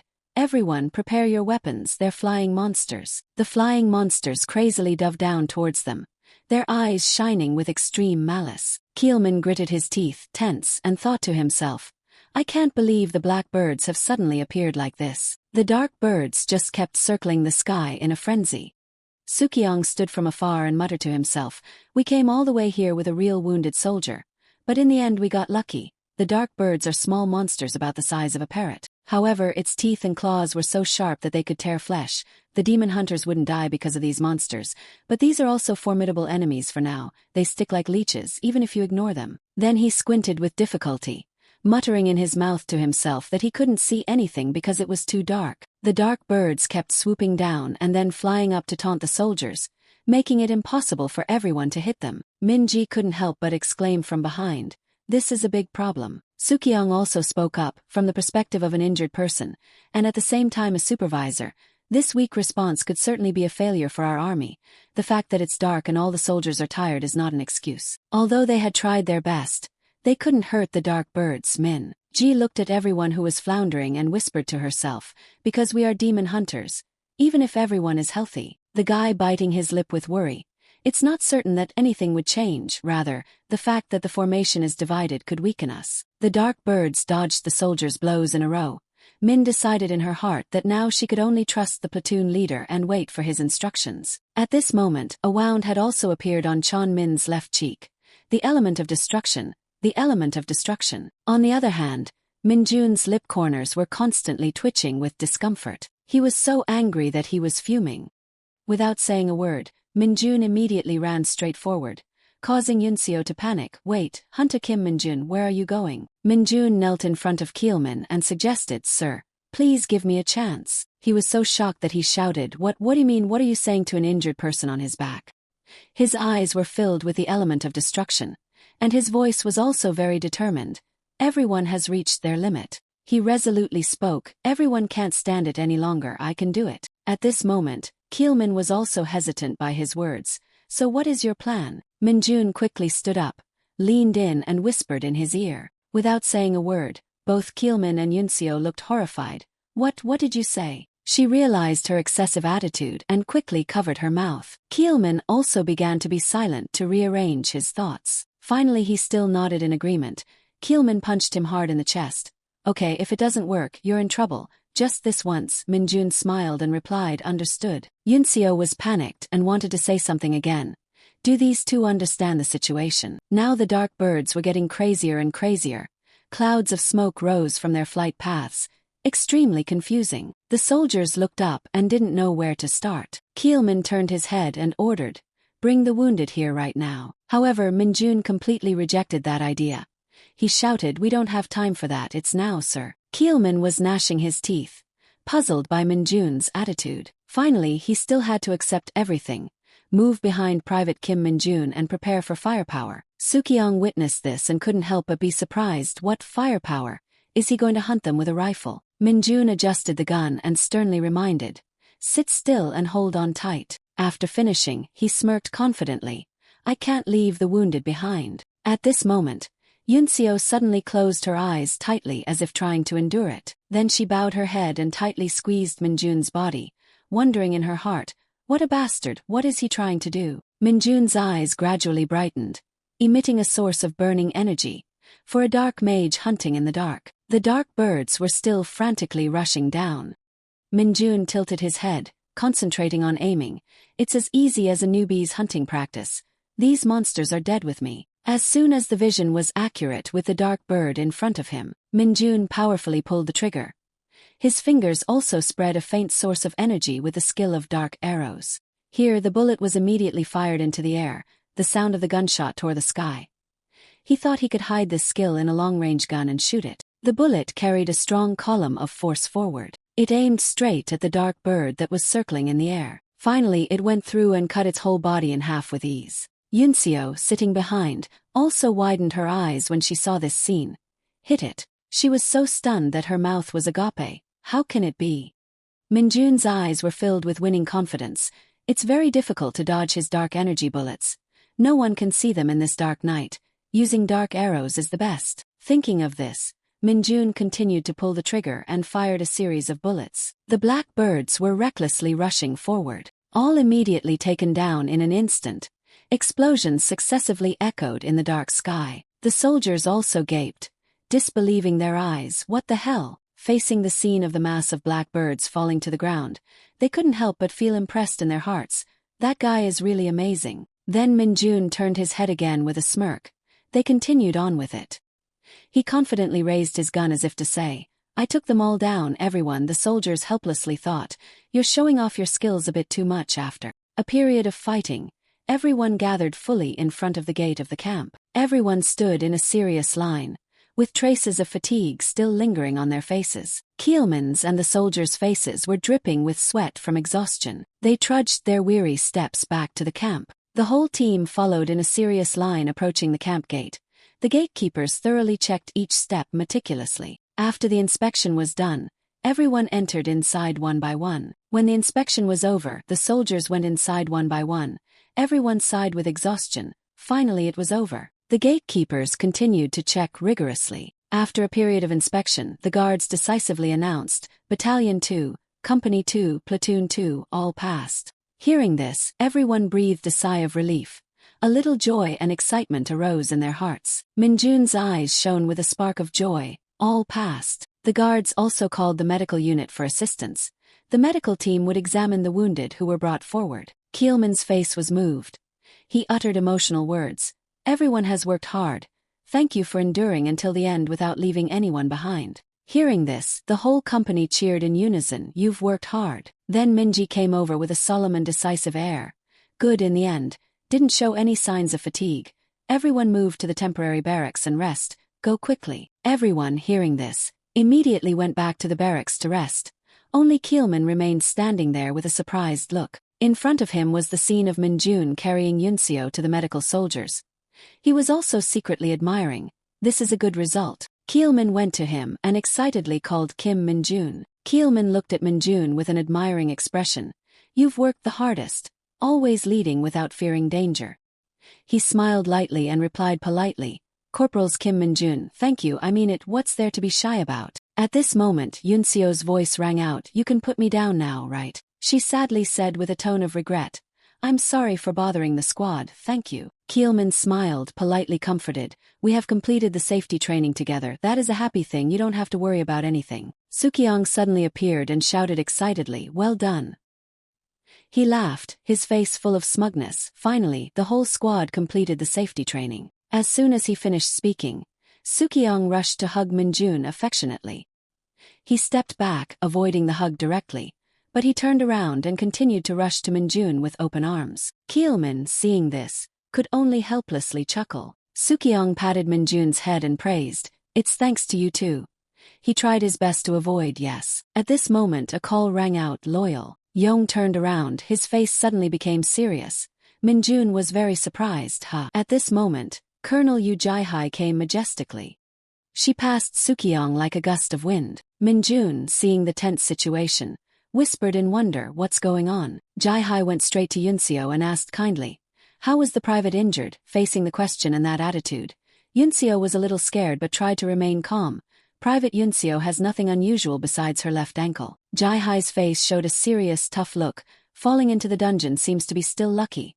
Quickly take her away. Hearing this, the soldiers in the medical department nodded without hesitation, as you command. She still maintained a dignified manner, her eyes seriously observing everything around. Jaihai looked straight at Sukyong and asked straightforwardly, how did the training inspection go? Suddenly, her solemn face disappeared, replaced by a kind, open smile. Can I ask you a few questions? Sukyong looked away. Now, Jaihai smiled awkwardly and nodded. Yes, he still stubbornly asked again. Definitely now. Jaihai's face showed a slight, awkward smile. Yes, now. The next day, the sky was clear and the sun was shining brightly. Minjun was sitting alone in the cafeteria and enjoying a delicious, heaping meal. At this moment, the chef brought a tray of food and walked step by step to Minjun. He gave a bright smile and spoke, Hunter Kim Minjun, would you like some fried chicken? His eyes lit up when he saw the plate of fried chicken. Minjun showed a craving expression but was still polite. Can I eat it all by myself? The chef nodded without hesitation. Yes, everyone is asleep so they probably won't eat. Minjun received the tray of fried chicken with an excited and eager expression. Since you went to the trouble of cooking, I'll eat it all, thank you. He ate it ravenously and deliciously. The chef standing beside him began to probe. Hunter Kim Minjun, 2nd Company, 2nd Platoon. I heard the 2nd Platoon is the top division. Minjun's mind didn't dwell on it and lightly passed over it, really. He nodded in affirmation. Yes, I heard the officers talking while eating earlier. The company commander praised him a lot for his active work. I heard he dealt with the swarm of flying bats that appeared at night all by himself. Is that true? Minjun nodded in confirmation while eating. That's right. Upon hearing this, the chef exclaimed in admiration and worship. You took that down at night too, you're really good. I heard this mobile hunter training is very scary. They say 70% of the division failed. He was still standing there with an admiring and enthusiastic expression, while Minjun trembled inwardly. Oh my god, he's addicted while eating this amazing flavor. At this time, outside the barracks hallway, Jungbyum and 2 soldiers were on patrol. Jungbyum suddenly curiously glanced through the nearby glass window. He saw the empty training ground with a silent atmosphere, and he was quite pensive. He sighed and questioned, the company is too quiet, isn't it? Jeonggan saw this and spoke with a serious tone to explain. Yes, according to yesterday's directive, this morning is free time. The soldiers are all sleeping in. Jungbyum, upon hearing this, couldn't help but smile. They have to eat breakfast too. The 3 continued working.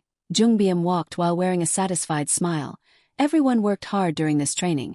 The division commander is very impressed. Captain Kim Chi-woo, the company commander of the first company, who was walking beside them, also expressed enthusiasm. I heard the division commander came directly to watch the training of the second company, second platoon. Our division commander, although not authoritative, is very cool. Upon hearing this, Jungbyum and Jeonggan's expressions darkened. Seeing this, Chi-woo trembled with fear. Did I say something wrong? Then Jai-hai's strong and resolute voice said, it's not because of you anyway, it was because of that yesterday. The 4th Battalion commander caused a commotion. Chi-woo's face was still extremely frightened. What kind of person is the 4th Battalion commander yesterday? She said that directly to the division commander. Jungbyum frowned and replied seriously. She didn't say anything wrong, leaving the position without reporting.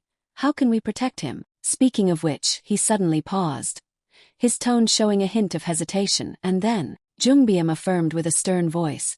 I am also very afraid of the 4th Battalion commander. Anyway, this time it's thanks to Kim Min-jun, that's right. His achievements are very overwhelming, that's right. He was also praised in front of the division commander. The corners of his mouth curled slightly, a faint smile appearing. I'm looking forward to the upcoming monthly meeting. Scene change at the 104th Division headquarters. The door of the room was closed, and suddenly it was quiet with not a sound. Sukyong was engrossed in reading the report with a surprised and bewildered expression. In contrast, Jai-hai, sitting right next to him, was calmly enjoying a cup of tea. After reading the contents of the report, Sukyong sighed solemnly. He looked directly at Jai-hai and expressed that the dungeon arrangement schedule was enough. How is Bin Il's son doing? He gently placed the teacup down on the table and exclaimed, luckily, I didn't break any bones. The recovery ability is very good. Treatment can be finished tomorrow, and she can return to duty. Hearing this, Sukyong couldn't help but be surprised and wondered. Very similar to her father. Just at this moment the phone rang. He grabbed the phone and said, hello, this is Du Sukyong speaking. The other end of the line spoke with an arrogant attitude. Old man with a beard. Hearing this, Yong gritted his teeth in anger and shouted, what, who is it? The mysterious person on the other end replied softly in a low and somber voice. It's me, old man. Sukyong, looking at the unfamiliar number displayed on the screen, seriously replied. You've already forgotten my voice. He suddenly angrily yelled, you. Jai-hai on this side was also curiously listening intently. The mysterious person on the other end of the phone still spoke silently. Could it be you? Sukyong on this side affirmed firmly, yes, it's me, Du Sukyong. The mysterious person was actually Major General Sun Tae-ho, the 107th Regiment commander. He challenged Sukyong, let's have a match. Sukyong on the other end was still bewildered and suspicious.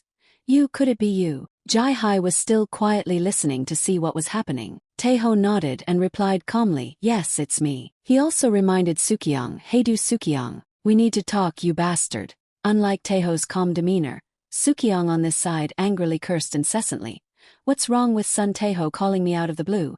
And what did you call me, you old codger? Tae-ho calmly provoked, well, you do have a goatee after all, never mind that, let's have a match, where's convenient? Sukyong sighed, utterly helpless. Hey, old man, are you doing this because your daughter got hurt? Jai-hai remained silent, listening to the two men bicker. Aren't you also a soldier, and a general at that? Tae-ho growled, each word ringing with determination and defiance. Yes, I am both a soldier and a general. That's why I need someone to train with. Stop talking nonsense. Tell me the location. Sukyong replied bluntly and displeased. Just stop being so childish. I apologize for your daughter's injury, but that's just how training goes. What can you do? Tae-ho on the other side bluntly mocked. What does someone like you know? Hearing the insult, Sukyong couldn't hold back and slammed his fist on the table. yelling, "Damn it, where is he? Say something, why aren't you answering? You're in Taejeon, right? Stay put and wait and see." He blushed with anger, his voice becoming sharp and filled with resentment. "I haven't married because I don't like it. Do you hear me? Hello, are you really not answering?" Jae-hai, having listened, went to remind him. He hung up the call, sir. Sookyong, enraged, glared at the phone screen with eyes like bullets. Unable to bear the discontent, he turned to Jae-hai and asked, "Do you have Sun Taeho's number? Call him for me right now." She said nothing, only sighed helplessly. Jae-hai gently comforted and explained to Sookyong, "Calm down, sir.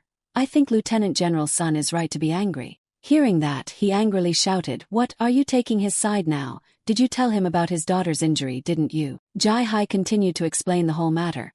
Because the patient had to be evacuated to another place, the hospital naturally had to report to the guardian. And also, he heard that his daughter was injured during training but wasn't immediately taken away because she received special treatment to easily complete the training program.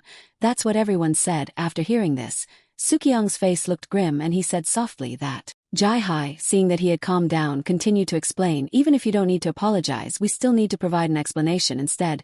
Don't you also want to show him the strength of Platoon 2, Company 2, and even Battalion 2? After a moment of calm listening, Sookyong silently realized, "Right, that's right, I witnessed their process of moving the wounded. Anyway, since there seems to be a misunderstanding here, I will go and explain everything." He held out his hand, subtly indicating for Jae-hai to give him the phone. She resolutely shook her head and replied decisively, "I will turn on the speakerphone." Then she gently sat down and started calling Taeho again. Sookyong sat facing her with an unpleasant expression, waiting for the phone call to connect. As soon as the call was answered, Taeho's sharp voice rang out, "What's going on? Is Colonel Yu with the old codger?" Jae-hai replied gently, "This is Colonel Jae-hai. It's been a long time since I've contacted you. I'm calling on behalf of the division commander because his phone isn't working." Sookyong tried to lower his ego and said, "All right, I was so worried I couldn't speak properly. It was an unforeseen situation at the time I was observing the platoon training." His face clearly showed displeasure and discontent, but he still had to try to be patient. Jae-hai was slightly taken aback when she heard Sookyong's sigh. He seriously lowered his voice to apologize. "No, I was wrong, I don't have a daughter, but I couldn't accept her receiving such treatment. As a result, I hindered the development potential of your daughter. I formally apologize for this incident." Hearing this, Jae-hai couldn't help but smile gently, while Taeho exclaimed in shock, "What are you talking about?" After that, there was a long silence. Sookyong and Jae-hai just looked at each other in silence. Taeho on the other side still maintained a tough attitude. "It seems you're a bit stressed, aren't you? Calm down. The kid who carried my daughter, give me his name." This sentence made Seoi briefly surprised and taken aback. "What?" Taeho on this side thundered a few sharp words. "How dare you let a guy who's not even in the medical team carry my daughter? If it were me, I wouldn't dare. Whatever it takes, you have to compensate me. What's the kid's name?" Jae-hai, terrified, immediately grabbed the phone and ended the call, while he was still furious. "You better spit it out quickly." The beep of the phone made her a bit terrified as well. Jae-hai's complexion immediately became visibly grim. She stammered a few hesitant words, "Division Commander." Before she could finish her sentence, Sookyong stood up with a terrified expression and apologized, explaining his unstable attitude. Jae-hai was alarmed and calmed him. "Calm down, sir." Sookyong's trembling hand gripped the armrest of the sofa tightly. "Get the car ready." Sookyong clenched his fist tightly, showing a firm attitude right now. Jae-hai, still panicked, tried to say, "Where are you going, sir?" Sookyong, enraged, ground his teeth until his face turned red. "You two, cancel all your plans. We must go to Taejeon immediately." She swallowed hard, her lips pursed and sighed, "These damn fools." After having a satisfying meal, Minjun, with a cheerful mood, went back to his room. While walking, he hummed a few cheerful and optimistic melodies. Minjun kept walking and singing with a joyful mood. And at this moment, the silhouette of the night walker appeared near the water purifier. Minjun, as if sensing something lurking behind him, suddenly stopped short. He resolutely turned his head and observed carefully. Night Walker at this moment joyfully frolicked upon seeing Minjun again. On the contrary, he showed a disgusted and uncomfortable expression when seeing its appearance. Just then, someone ran out of the room. Minjun didn't hesitate and slammed Night Walker's head into the wall without mercy. Then he secretly ran out to the backyard alone. When he saw that the surroundings were safe, Minjun signaled for N. Walker to appear. He went straight to the point with it. "What's the matter? I told you to be careful, don't let anyone notice you." Being suddenly scolded and criticized made Night Walker freeze for 5 seconds. Immediately after, It pointed its hand in 4 directions as if trying to warn Minjun. He understood and gently explained, I know there's no one around recently, but don't you think you're bothering me? Hearing this, Night Walker became extremely sad, gloomy, and full of self-pity. Seeing this expression, Minjun, furious, immediately took out a magic stone. Night Walker, seeing this, widened its eyes with joy. Minjun, dejected, ordered, eat it. Minjun propped his chin and bluntly asked, what is it this time, just get it over with? Night Walker didn't say anything but just held out its hand in front of Minjun. He was quite stunned and amazed by this. Then Minjun lightly touched his index finger to Night Walker's index finger. A surprise attack at a construction site on the street appeared in Minjun's mind. What's this? Are monsters attacking? They were attacked unexpectedly. Minjun clicked his tongue in exclamation. It's Watchin again. He then took the opportunity to probe Night Walker. By the way, have you been there yet? What was it like? It nodded in response. Night Walker's skills D. Hearing this, Minjun enthusiastically gave it another magic stone. Alright. Then he stood up and stroked his chin with a confident and satisfied expression. What excuse will I use to get out this time?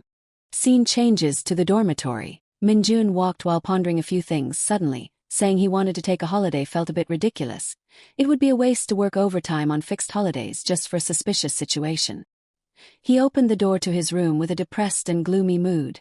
If the center would give a day off, how wonderful it would be. When everyone saw Minjun return, they excitedly shouted, he's here. Seeing the scene before him, Minjun was stunned. What the hell? Keelman approached with a cheerful face. Congratulations, Kim Minjun.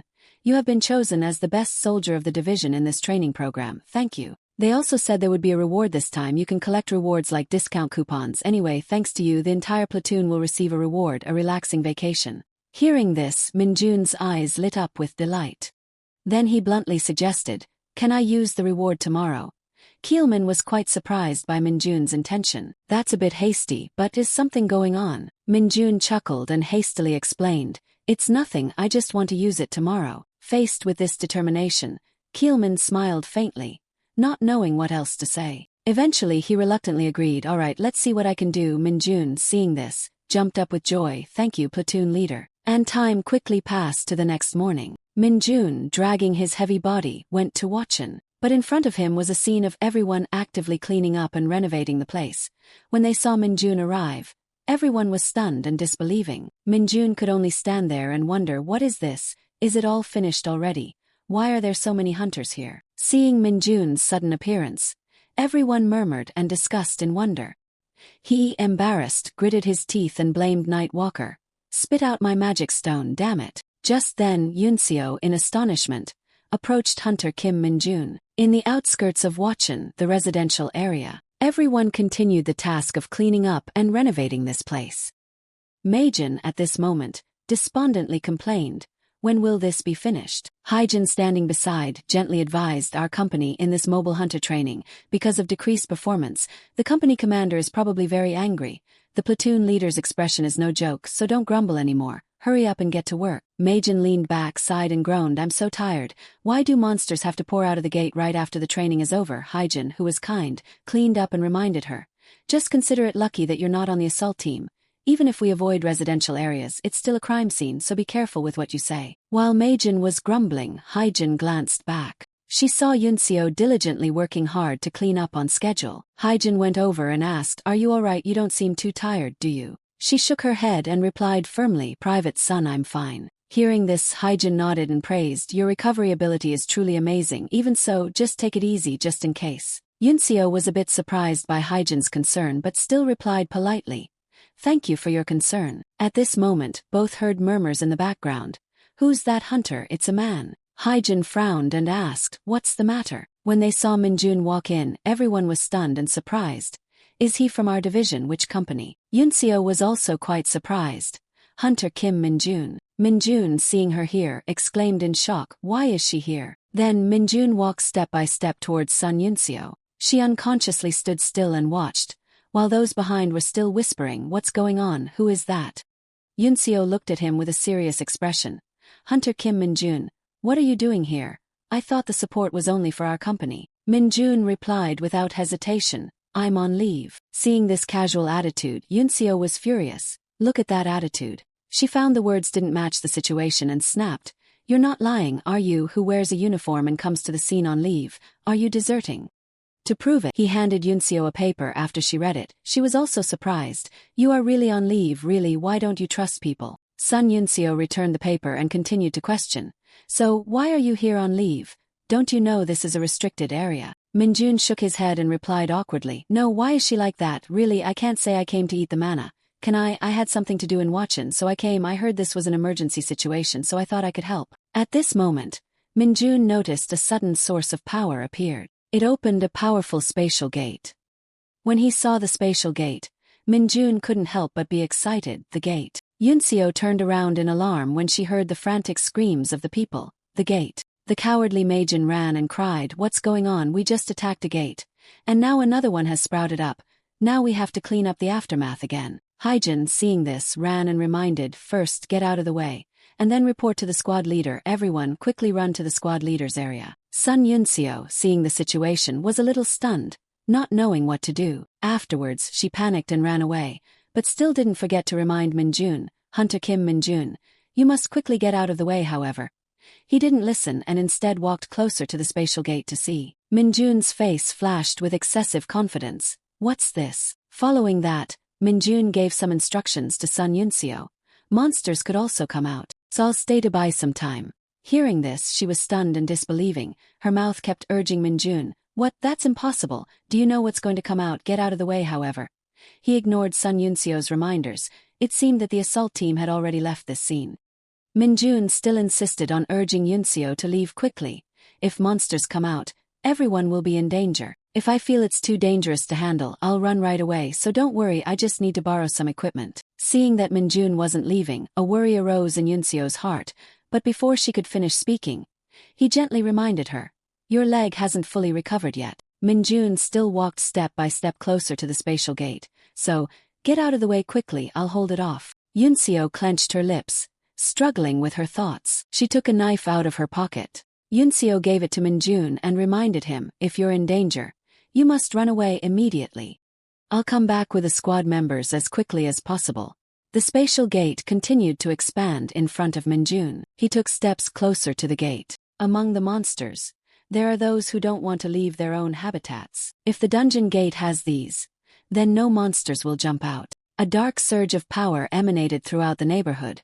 But there are monsters that are not like that, especially if it's a monster that has the habit of moving in herds. From inside the gate, a large, ferocious red pig stepped out. Minjun saw this and smirked disdainfully, like these guys. Immediately afterward, a herd of red pigs ran out of the spatial gate. The leading pig charged towards Minjun, growling threats. He covered his nose and called out with a condescending tone, "Red pig." Seeing the fierce red pigs charging, Minjun waved his hand provocatively. "Oh my, you've consumed so much demonic energy, you're bursting with energy, huh?" Immediately after, he grabbed his weapon and charged straight towards the ferocious red pigs. Minjun moved swiftly and gracefully with his dark arrow skill. This skill suddenly made the red pigs dizzy and slowed down their charge. Seeing that his skill wasn't very effective, Minjun couldn't help but sneer. "Each dark arrow isn't enough to pierce through them, huh?" Then he used the advantage and leaped high into the air. Minjun's jump was quite fast, causing the red pigs to be caught off guard and continue charging forward. Seeing the slow and clumsy red pigs, Minjun didn't hesitate to criticize. "Even so, what do you have besides your skin?" Just like that, he unleashed a new technique to destroy these red pigs. The cuts kept appearing on their flesh, but they didn't seem to be affected.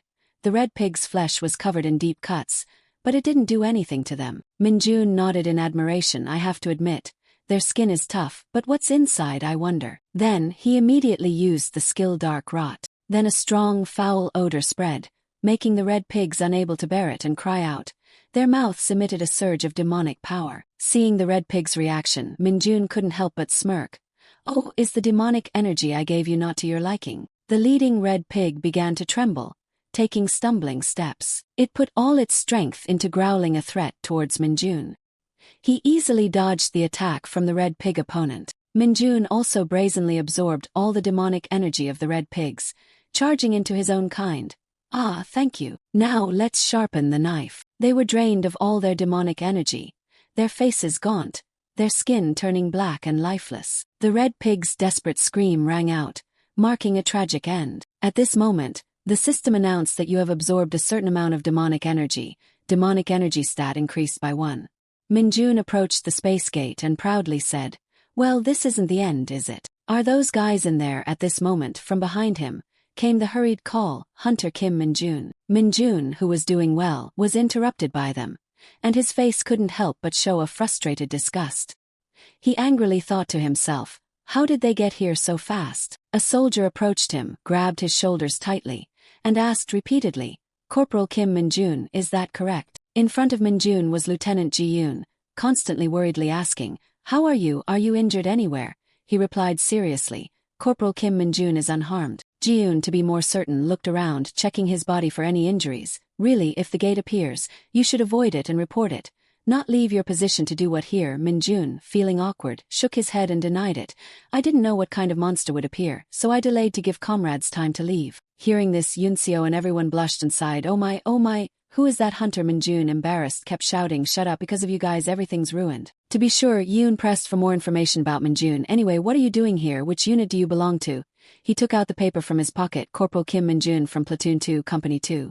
She read the content on the paper and murmured in amazement, "On leave. Today's a day off, so why are you here? Is your home near here?" Minjun answered without hesitation, "I have business in Wachin. I heard the gate was destroyed, so I came to see if I could help."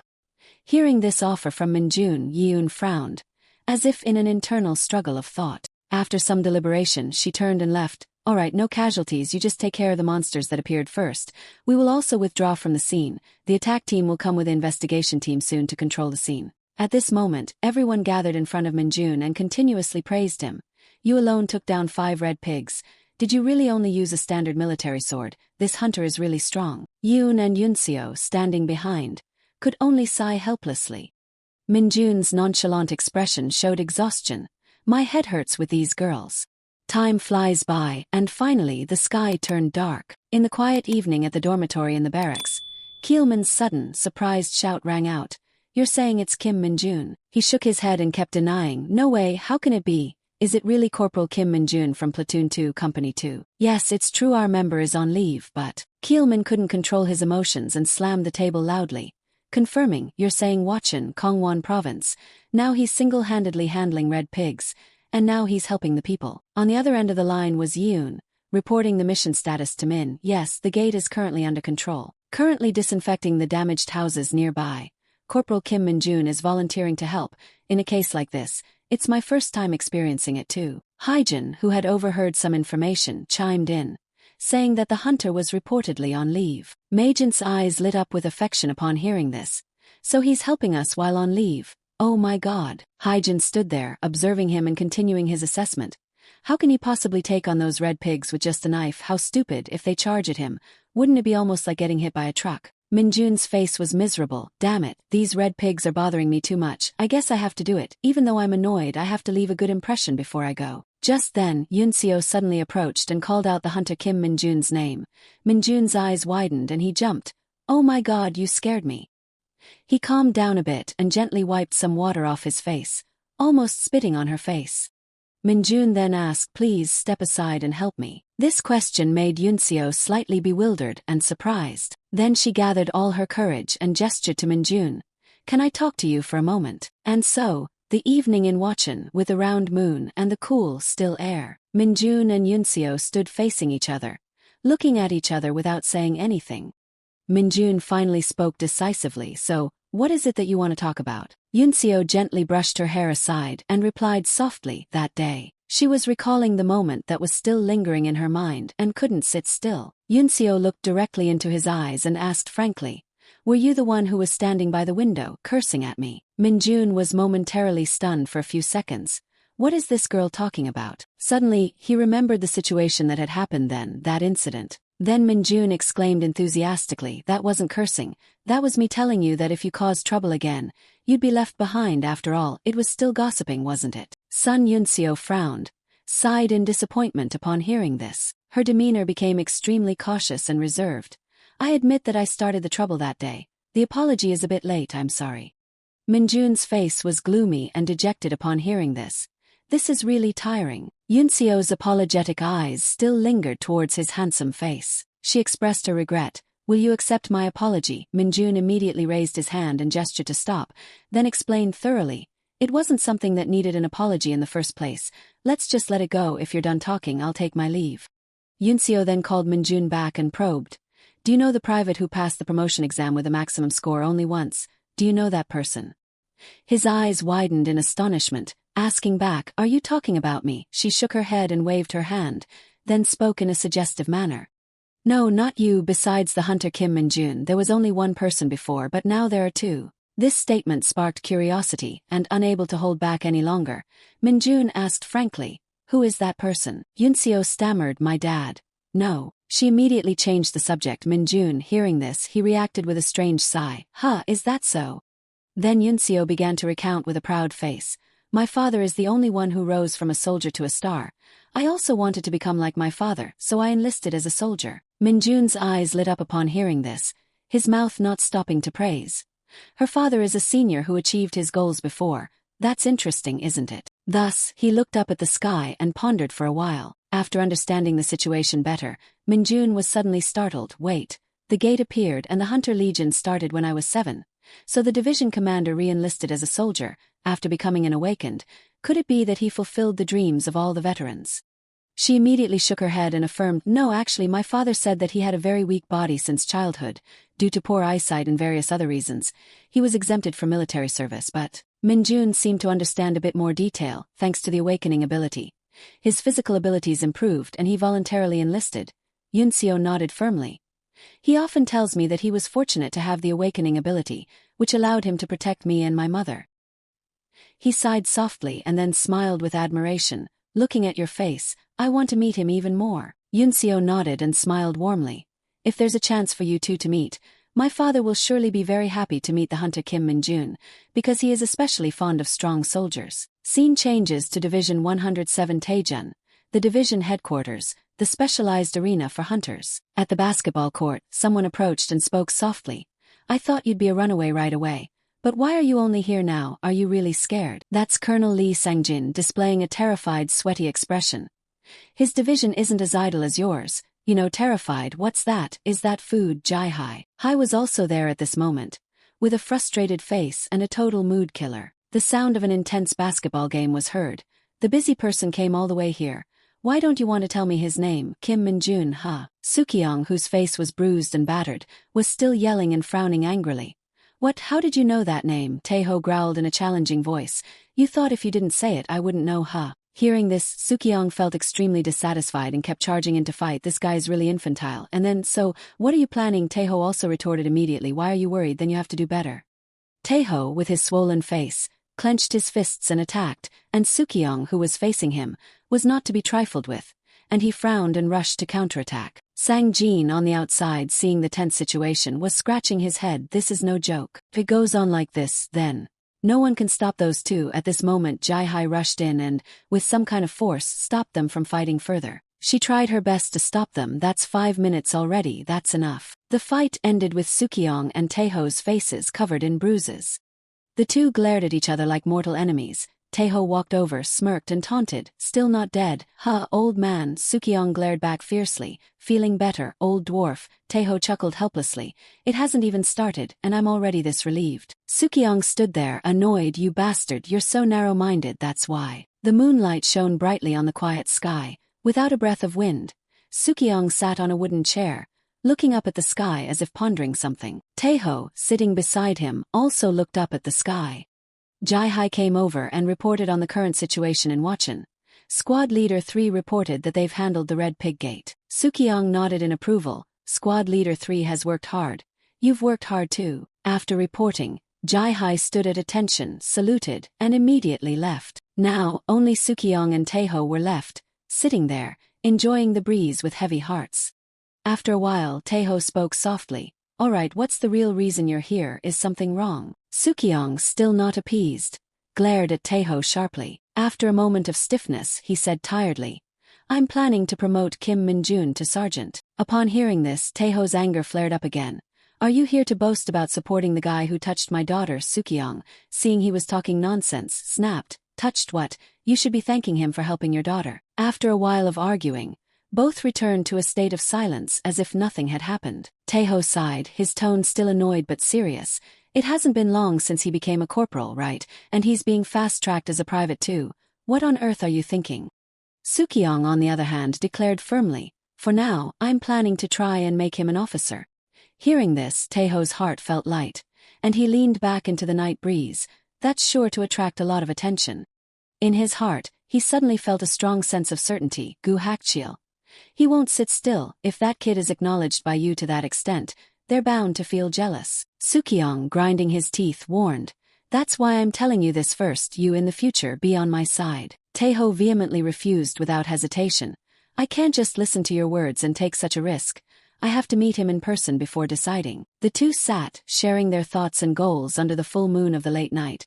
You probably won't meet him with any other intentions, right? At the same time, in Wachon district, Minjun, while walking, encountered a strange phenomenon. You wouldn't happen to. Before his eyes, something mysterious was slowly appearing. A mysterious figure slowly materialized completely in front of Minjun. This person suddenly gave a pleased smile. Found you. On the other hand, the last bus was taking the soldiers back to the barracks. One by one, they lined up neatly and boarded the bus. Meijin, sitting on the bus, still stuck her head out to express her gratitude. Mr. Kim Minjun, thank you for today, you worked hard. She enthusiastically offered, next time we meet, let's go eat together. My phone number is... Before she could finish, Haijin quickly covered Meijin's mouth. You worked hard. At this moment, Yunseo was looking at Minjun through the bus window. She softly gave a tender smile, her gaze towards Minjun full of affection. As the bus rolled away, Minjun stood there watching. After that, he sighed and walked back to the barracks. As he was walking, suddenly something caught Minjun's eye. Night Walker was now standing alone on the sidewalk, looking very pitiful. Minjun, seeing the situation, was silent, not knowing what to say in this case. Night Walker still looked sad and gloomy, but it extended its hand towards him. Minjun, knowing Night Walker like the back of his hand, understood its wish. How do I get rid of this evil energy? Everything's a mess. Hearing this, its expression suddenly became stunned and shocked. Night Walker kept raising its hands as if signaling something. Minjun, seeing this, furrowed his brow in confusion. What's going on? Its eyes flashed with a mysterious magical power, as if trying to summon something before Minjun's eyes. Seeing the sky suddenly become dark and still, he couldn't help but wonder, is a being with strong evil energy appearing, not just at the dungeon gates? Is it because I've reached level C that my sensing ability has increased? Suddenly Minjun's lips curled up with a devilish smile. This is your specialty, isn't it? Not assassination. He chuckled and then decisively pressed, so, where is it? Then the Night Walker led Minjun deep into the forest in the pitch-black night. As soon as they arrived, he threw him a magic orb and asked. Here, at this moment, a source of mysterious power began to appear right in front of Minjun. That power grew stronger and more intense. Soon it formed a black hole connecting the two places, as if it were a portal to another dimension. Minjun, a bit frightened, stepped back. Could you be? The mysterious figure began to reveal itself from behind the veil of mysterious power. The figure was both mysterious and yet familiar to Minjun. The mysterious figure exclaimed with excitement, "Found you." Minjun, in fear, frowned, waiting to see from where his opponent originated. Suddenly, it was Ibangu who appeared right before Minjun's eyes. Before he could even warm up their reunion, Ibangu's mouth began to droop, and his nose started to run. He immediately rushed towards him, overjoyed and elated like a child. "Oh, old friend!" Seeing himself being startled, Minjun shouted angrily, "You idiot!" Ibangu hadn't run far when he stumbled and fell. Minjun went over sympathetically to check if he'd lost any skin or hair. Minjun patted Ibangu on the shoulder and sternly warned, "Hey, I told you to forget about me, why are you here?" Being scolded, he whimpered and looked at him with pitiful, heartbroken eyes. Seeing this, Minjun could only helplessly sit on the ground and sigh. He recalled the past, when he had found Ibangu lying motionless on the ground. A large, ferocious beast slowly approached. They advanced arrogantly, as if wanting to devour and swallow Ibangu whole. His strength at that time was weak. He couldn't possibly fight such a large beast. Just then, as if something urged Ibangu to wake up, a mysterious source of power began to appear for no apparent reason. A step of a strange man came to help Ibangu. It was Minjun walking towards him with a magic orb in his hand. "What's this? Why is someone here?" He glared directly at him and pressed, "Who are you?" Seeing Minjun appear, Ibongu was astonished and couldn't utter a word. Minjun was stunned as if he couldn't believe it. "What is this? Are they all dead?" He gently sat down beside Ibongu and continued to ask, "Why did you appear here?" Seeing him still looking at him, Minjun was quite surprised and wondered why he didn't say anything. "What's this?" Suddenly Ibongu spoke frankly. "Are you Minjun?" At this moment, Minjun quipped, "You can talk now, but how do you know me?"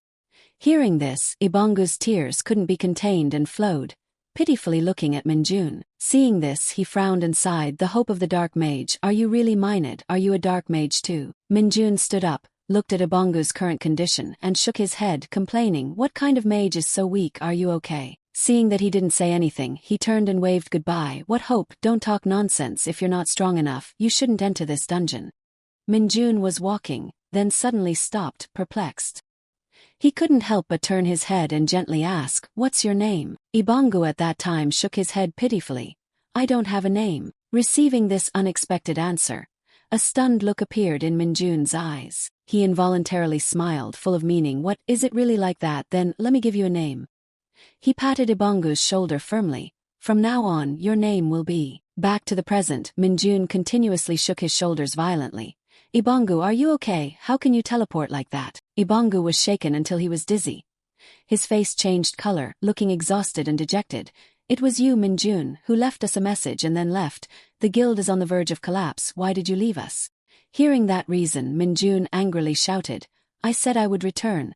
Why did you come all the way here?" Unable to contain his anger, he pushed Ibongu away. "This is crazy." He lay on the ground, crying despondently. "At least you should have taken me, Minold's right-hand man." Minjun was stunned upon hearing this, a wave of shock washing over him. "Right-hand man, what the hell?"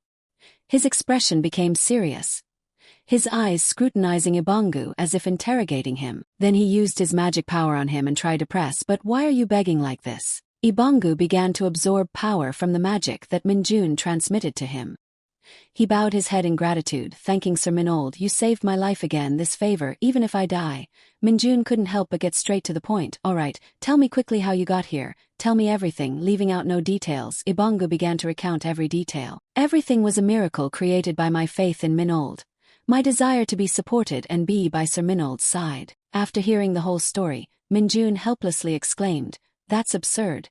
But Ibongu nodded in affirmation. "It really is." He pressed for all the details of the situation. "You have the ability to teleport space. Tell the truth, did the Saintess send you here?" Ibongu continued, "Our followers do not take orders from anyone other than Sir Minold." Hearing this, he angrily yelled and gave an order. "Get rid of it. Quickly tell me what you want." Ibongu recalled another more shocking incident. "Actually, after Minold left, I followed the Saintess." Rumors emerged again. Minjun couldn't help but be curious and suspicious. "Rumors, what is it?" He gently reminisced and told, "That is, it started one day. A mysterious black shadow began to appear suddenly in a palace. Every night, strange sounds emanated throughout the temple. Because he heard strange sounds, Ibongu resolutely followed in secret. At that time, a small source of light peeked out from behind the curtain. There were rumors that they were capturing a large number of monsters. Ibongu carefully pushed the door open to observe and grasp the situation inside. He immediately discovered traces of the captured monsters. There were rumors that they had never been taken out of the temple. A strange and terrifying sight struck Ibongu's eyes. Whether it was bone or skin or even a piece of flesh, how to handle so many monsters without leaving any trace? Returning to the present, Ibongu still answered in a bland manner. "But as I predicted, Sir Minold is here." After hearing that story, the fire of anger in Minjun's heart flared up. "Damn it, are you telling the truth? We absolutely do not dare to lie to you." He glared at him with a very thoughtful expression. "Damn it, is that really true?" Suddenly, Minjun fumbled in his inner pocket, searching for something. "Hey you." He handed it to Ibongu and urged him, "Do you know this?" He looked over and calmly replied, "Judging by the pattern, it seems to be a piece of a sword from the temple guard. Do you remember the sword that the team leader of the guards used?" Hearing this, the fire of regret in Minjun continued to rise.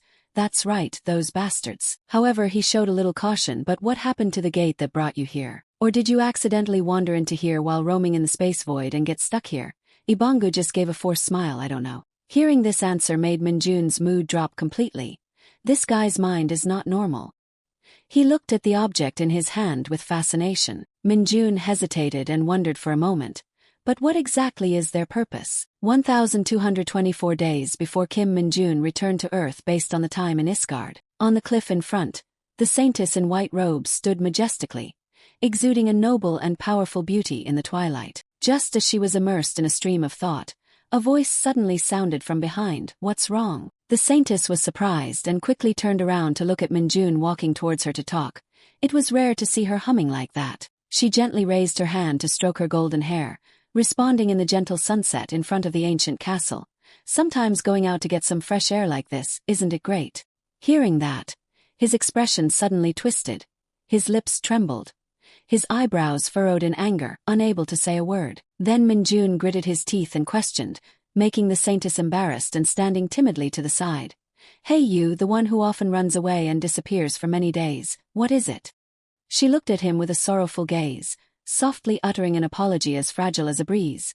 "I'm sorry, it seems I haven't thought things through because I can't leave the temple so." Without letting the saintess finish, he rolled his eyes and cut her off. "Anyway, why did you call me?" She innocently explained, "I heard that many of your companions were seriously injured in the Parkas dungeon.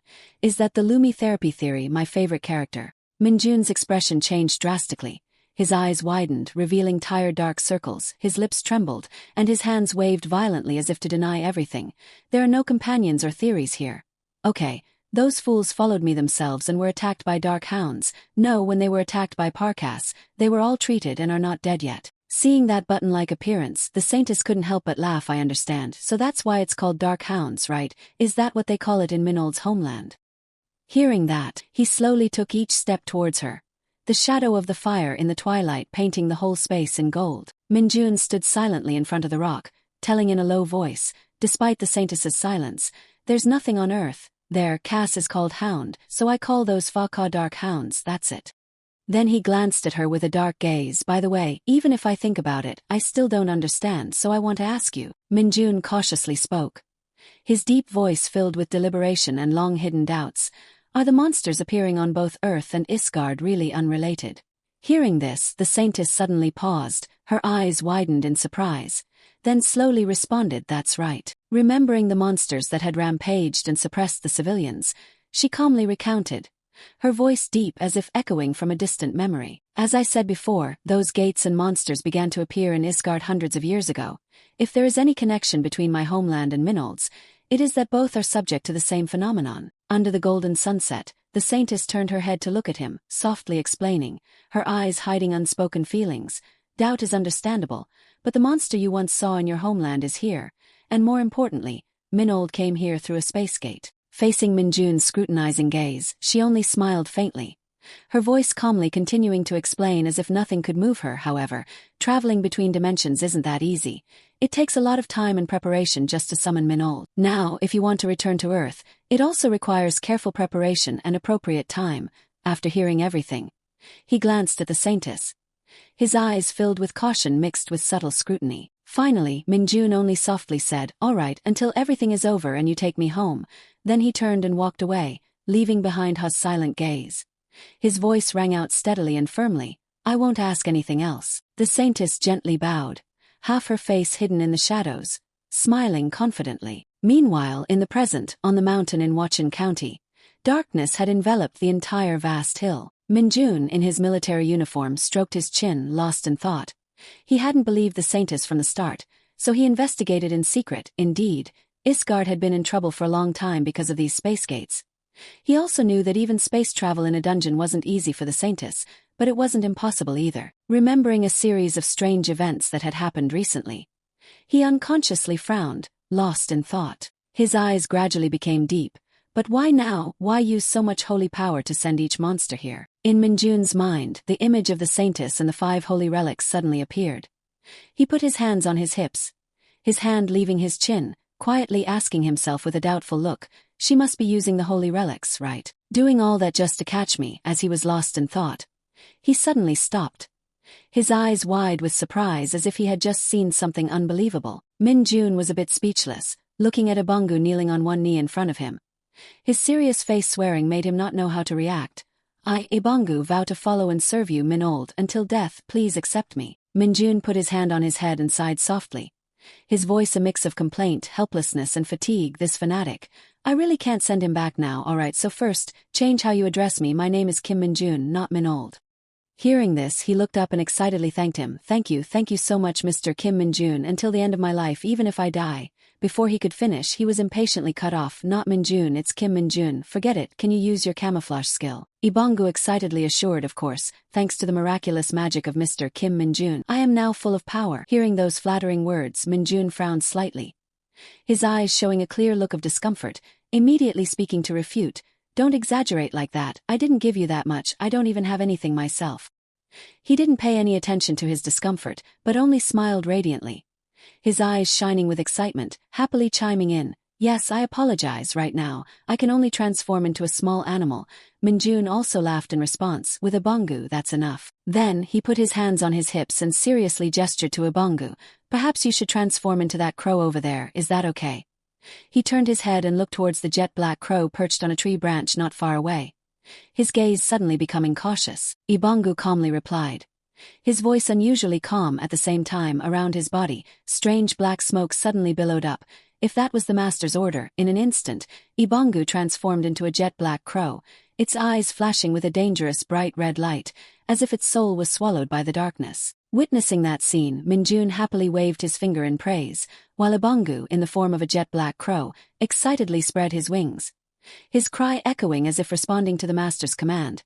Good, from now on, you will go with Night Walker. In the dim darkness, Night Walker slowly appeared, its eyes burning brightly like two flames piercing the darkness, carrying a cold and intimidating atmosphere. Its small feet slowly walked towards the two people, Night Walker sneering. Its eyes showed clear contempt when facing Ibongu, who was also staring at it without showing any weakness. Seeing the two people glaring, their necks bulging as if about to rush at each other, he just rolled his eyes, clicked his tongue and raised his voice. Stop it, hey. Hearing that, it flapped its wings repeatedly and cried a few times in protest, causing Min-jun to frown, his voice sharp. Speak in human language, you idiot. Yes. Then Ibongu, in a cold voice, threatened Night Walker as the right-hand man of Mr. Kim Min-jun. Let me make clear the positions of the two of us. Ignoring him, he smiled wickedly, his voice harsh as he cut him off. No, that won't happen, just be quiet and cooperate with each other is fine. Ibongu and Night Walker stared at each other, tense as a stretched string, as if about to solo for a reason no one understood. After a while, the two sides reluctantly shook hands to indicate cooperation, even though everyone's faces were extremely disgusted. Seeing that, Min-jun smiled and said, Ask Night Walker what you need to do. Night Walker, if Ibongu tries to do anything dangerous or attract attention, you have to stop him immediately. He put his hands on his hips and seriously reminded them both. He was downcast and sad, while Night Walker raised his hand to salute, looking both solemn and ridiculous. Safety first, got it. Seeing the humorous appearance of the two, Min-jun just sighed and then softly said, Now go. Hearing the command, Ibongu immediately spread his wings, preparing to take off and soar into the sky, while Night Walker quietly sank to the ground, disappearing as if melting into the darkness. Only saw in his eyes suddenly flashed a cold ray like a slender blade tearing the silent night. Under the bright moonlit sky, he stood with his hands on his hips and looked up in the direction Ibongu was taking off, his form gradually merging with the deep sky covered in a faint silver light. After waiting for both to leave, Min-jun stood in the middle of the forest and sighed softly, his breath blending with the cold night wind and the damp smell of fallen leaves around him. Under the moonlight, his thoughtful voice echoed through the night forest, low and quiet, blending with the rustling wind in the leaves. I'll eat lots of black bean noodles and then go to sleep. Where should I go now? A few days later, under a brilliant sunset sky, the red brick building appeared peaceful amidst the silent scenery. But everything was quickly broken by Wang Shik's loud, resounding voice. Hearing the noise, the whole room immediately stopped all actions, simultaneously turning towards the door, their eyes full of scrutiny and incomprehension. Sungo didn't care about them but turned his back and took off his shirt. Han Young smiled mischievously and said, Finally gone crazy. Mungi clicked his tongue in frustration and added, Some time ago, he suddenly imitated pigeons and walked around. What's wrong with him these days? At this moment, Tae suddenly popped up excitedly asking, What's going on? Tae also smiled and asked curiously, But what are you doing? He slightly raised an eyebrow, the corners of his mouth curving into a smirk, slowly speaking as if preparing to drop a news bomb. There's the ranking board for the quarterly team of Sukjung right in front of the administration office. Hearing that, Sung-woo quickly raised his glasses to eavesdrop, while Tae and Ikjin on the side were both nodding off. He raised an eyebrow and asked softly, "That person is in first place again. There are many training courses this quarter with dungeon conquering," while he, standing in the corner, revealed an unpredictable expression as he buttoned his shirt. Sungo closed his eyes, listening quietly to the admiring voice that rang in his ears.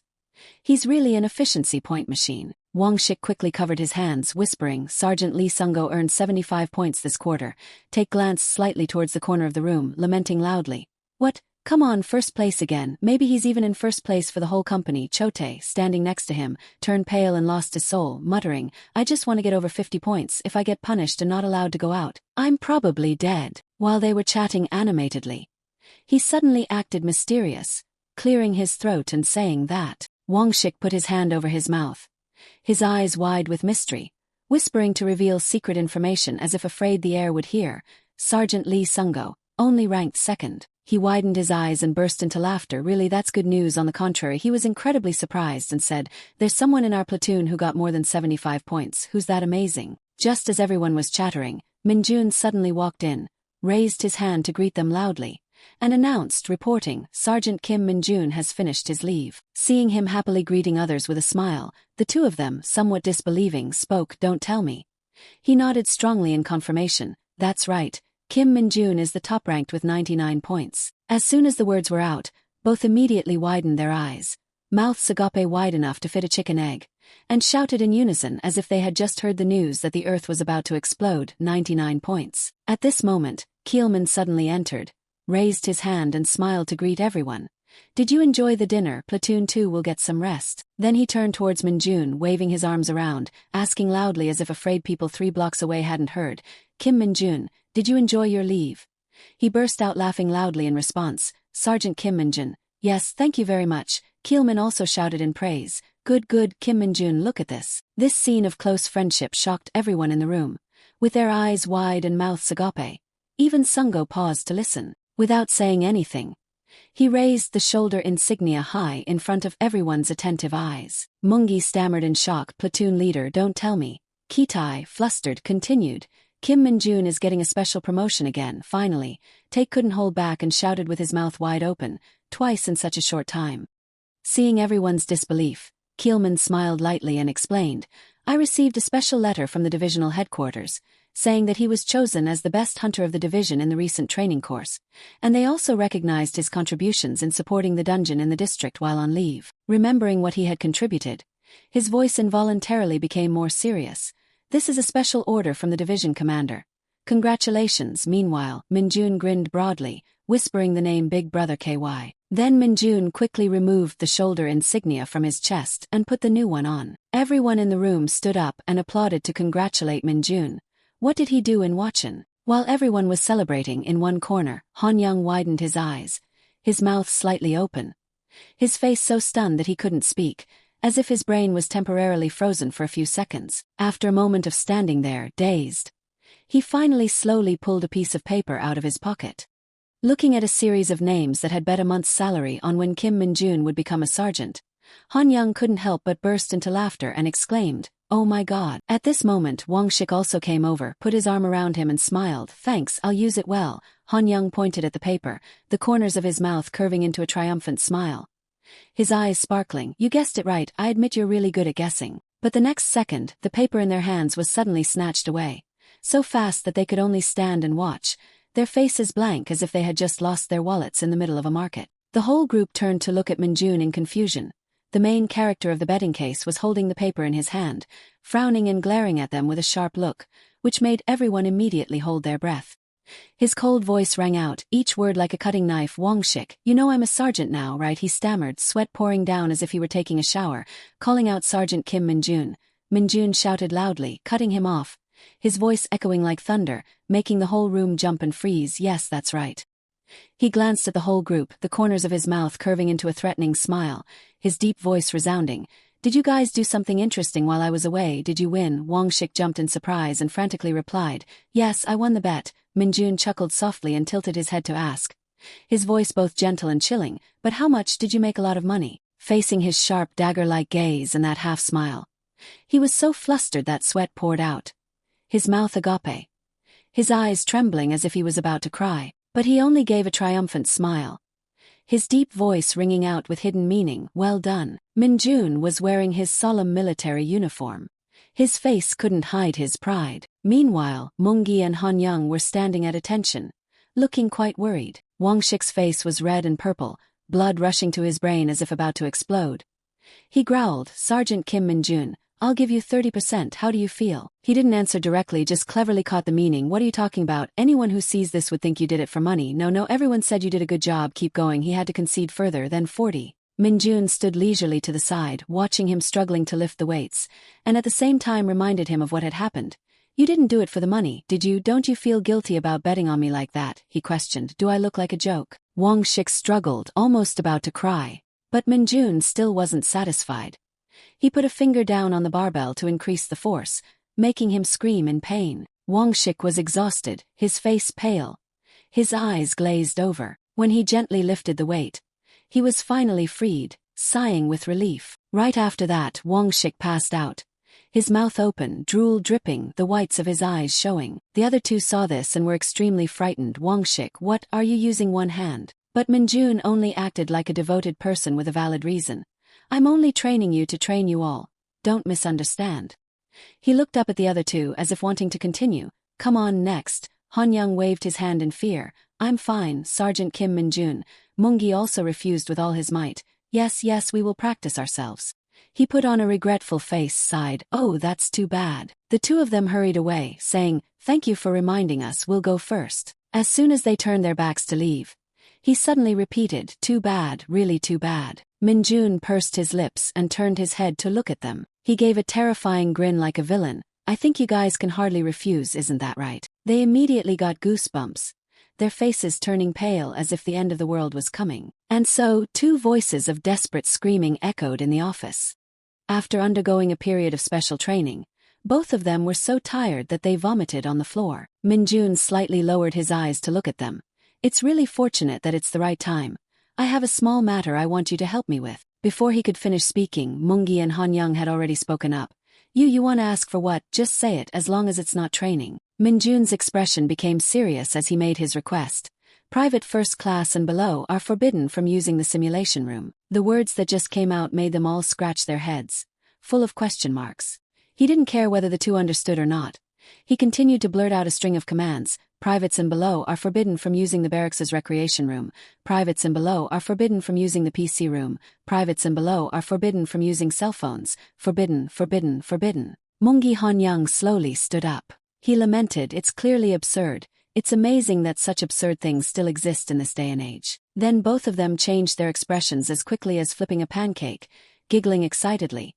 "It must be eliminated immediately. We can't bet on who will win." Minjun glared warningly. "Don't overdo it." The two of them straightened their attitudes and replied in unison, "Yes."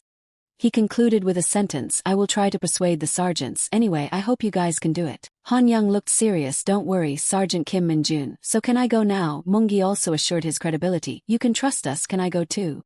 Minjun looked a little amused, but in the end, he still waved his hand to give them the go-ahead. Having just received permission, the two quickly hurried away, sneak, sneak. Wang Shik had also woken up, his whole body trembling as he stumbled towards the door, but he was pulled back by a voice. "Corporals Kim Wangshik." He paled as if hearing the words of a demon, trembling with fear and answering, "Corporal Kim Wangshik." Minjun relayed the new information. "I'm sure the squad leader has already told you, because there has been a change in formation. You've been assigned to Squad 2. He particularly kindly noted, "Let's train together in the future." The scene shifts to the snake mine, a monster that looks like a snake. It mainly operates underground. Unlike snakes on the surface, they have no venom, but they have the characteristic of exploding when they die, so before killing them, you must remove the tail, which can be considered their fuse. The snake mines painfully opened their mouths, revealing their long tongues.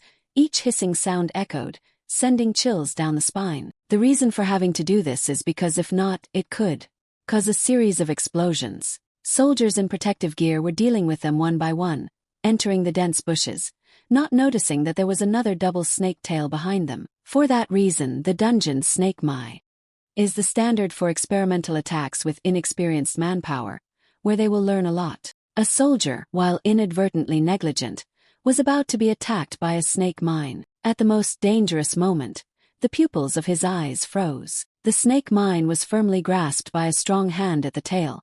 What was he surprised about? Minjun's cloth bag on his back was overflowing with snake corpses. I caught a lot in Isgard, but just one of these is enough for the mission. Escaping the tense situation, everyone breathed a sigh of relief and looked at each other with smiles. Keelman ordered the whole team to break up. Come on everyone, take a 10-minute break. The soldiers moved to the trees, some walked around there. Keelman and Minji took the opportunity to coordinate on the combat learning area and the training exercises.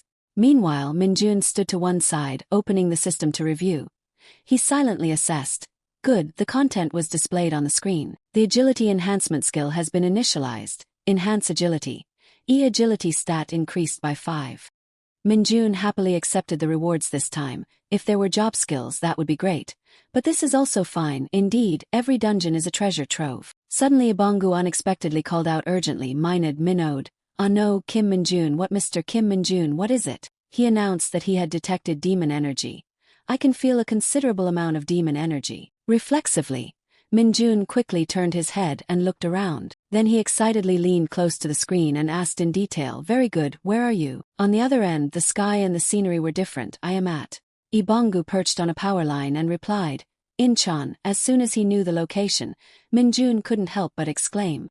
A few days later, the weekend in Incheon City, Minjun had changed into casual clothes.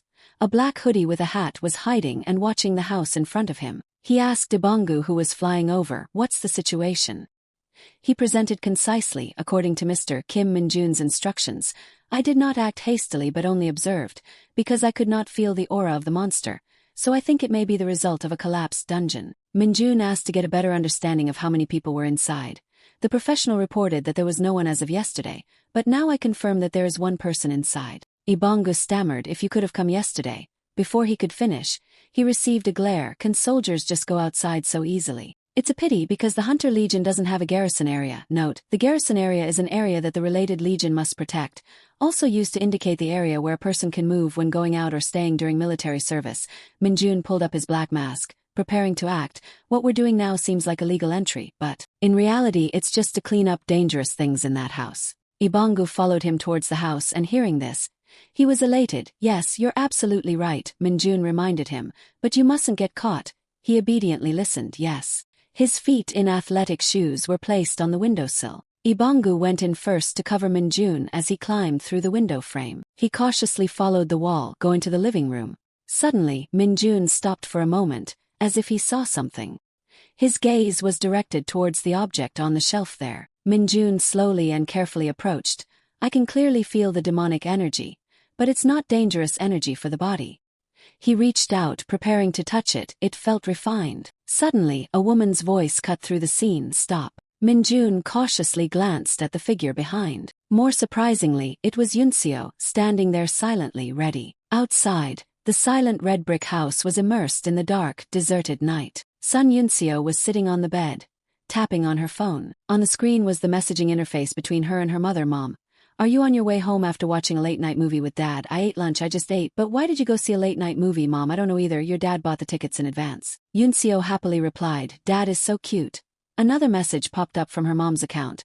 How do you feel about being alone on your day off? She quickly typed the words she planned to reply. It's normal. I'll go to Taejeon tomorrow morning. Suddenly, Yunseo looked up from the screen, listening to the movement. She cautiously opened the bedroom door, peeking out from behind it. Next, Yunseo slowly walked down the stairs, one step at a time. Suddenly, she was startled to discover something. Upon seeing the black figure standing in the living room, Yunseo was shocked. What's going on? Is it a burglar? Then she spoke in a serious tone, warning, stand still. Because she had been thoroughly trained in the military, Yunseo had the courage to face them directly. In this day and age, are burglars still so rampant? Who are you? Quickly reveal your identity and your purpose. Minjun slowly tilted his head slightly to look over. As soon as he saw who it was, he couldn't help but be surprised. Oh my God, this girl. Minjun was also a little incredulous at this coincidence. What is this? The room, with the presence of two people, became terrifyingly silent. No one spoke, in order not to be at a disadvantage. Ibongu, hiding in a corner, was equally surprised to see her. The house we came into to find the items containing demonic energy, which can only be found in dungeons. Turns out it's Sun Yunseo's house. How can this be? As soon as he finished speaking, he was given a warning glare by him. Knowing he was at fault, Ibongu awkwardly tried to find a reason. I don't know why it has to be this place, of all places. Minjun calmly put it all together. So, it's normal that the items are from a dungeon, scattered around the house of the Hunter Legion's division chief. But why is she in this house today? He was a little agitated, his hands raised and trembling. It was the same in Wachen too. What the hell is going on? Seeing the opponent's strange behavior, Yunseo threatened loudly, "Stand still, put your hands up, I'm warning you." But Minjun didn't care, his hand went back into his pocket. "Anyway, now that we're here, we can't just leave like this." Seeing this, she became furious. "I told you to stand still." Yunseo attacked, kicking him in the head, but he just needed to duck to easily avoid it. "Didn't you hear me?" She then successively threw 2 powerful punches from behind, but they all missed. This felt like a slap in the face for Yunseo. The veins on her forehead swelled, signaling anger. She raised her leg, intending to stomp down hard. This time, Minjun had a moment of surprise in his eyes. He seriously assessed her martial arts stances. "She's pretty good, isn't she? Like this, she'll be promoted to sergeant soon." Minjun's eyes glanced at the hand that was about to chop at his neck, but he just needed to raise his hand to easily block the blow.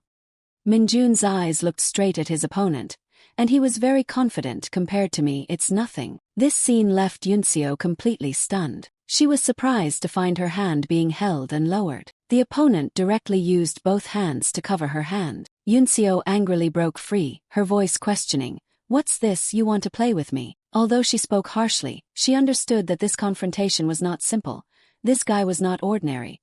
Sun Yunseo secretly evaluated the skillful martial arts like this. It was clear that he was an awakened. Once again, Minjun easily avoided her leg sweep. He stepped back, keeping a certain distance. Minjun glanced at the gentle light nearby. The black glass box was still lying still on the cabinet. Suddenly, he decided to rush towards his opponent. Yunseo raised her hands in a defensive stance. It was too late to avoid the attack. But the attack she imagined didn't come. Instead, Minjun quickly grabbed the glass box and vanished. Yunseo looked at his back on the wall in surprise, as if she couldn't believe it. She quickly ran out and shouted, "Wait, that's..." But he and Ibongu had leaped over the fence and disappeared. She clenched her fists, muttering, "He didn't even fight back." Feeling a tickling sensation in her hand, Yunseo opened her hand and found a piece of paper folded in quarters. She curiously opened it to see, and immediately, a message appeared, "I'm just borrowing the bottle." Yunseo was furious, her face flushed red. "That bastard." She angrily cursed the 2 figures running on the night streets. "You scoundrels." A moment later, at a nearby park, Minjun held up the glass bottle and examined it carefully. After a while he curiously speculated, "This thing contains more mana than ordinary monsters. But if a level 2 hunter can keep it at home, it probably doesn't affect humans much, right?" The Night Walker's furry belly quivered while he was still rambling. "That's just my thought.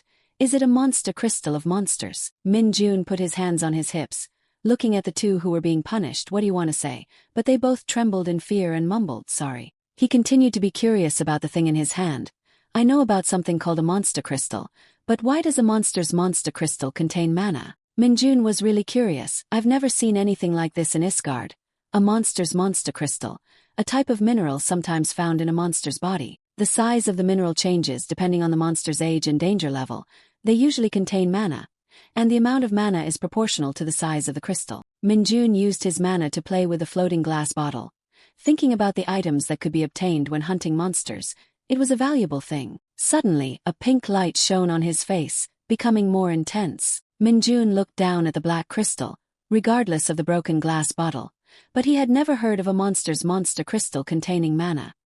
He clenched his hand, crushing the crystal in his hand, and when Minjun opened it, the dark pink aura like a volcanic eruption burst through his fingers, rising like smoke, standing amidst the surrounding thick gas. He wondered why this thing existed in this world. The system continuously rang with notifications. A certain amount of mana has been absorbed. The mana stat has increased by 1. Looking at the remaining crystal fragments in his hand, he seemed to have made a decision. If I don't want to be deceived by the saint's masterpiece, there's no time to think about trivial things anymore. The system announced another piece of content. The skill abnormal point perception has been formed. The skill abnormal point mana has been formed. Minjun was immediately excited. 2 skills developed at the same time. The information board showed information about Kim Minjun, which was him. Minjun continuously operated on the screen. Good, it's this. My skills have increased so much, especially this one. He clicked to see the characteristics of the mana point. Minjun felt the changes in himself.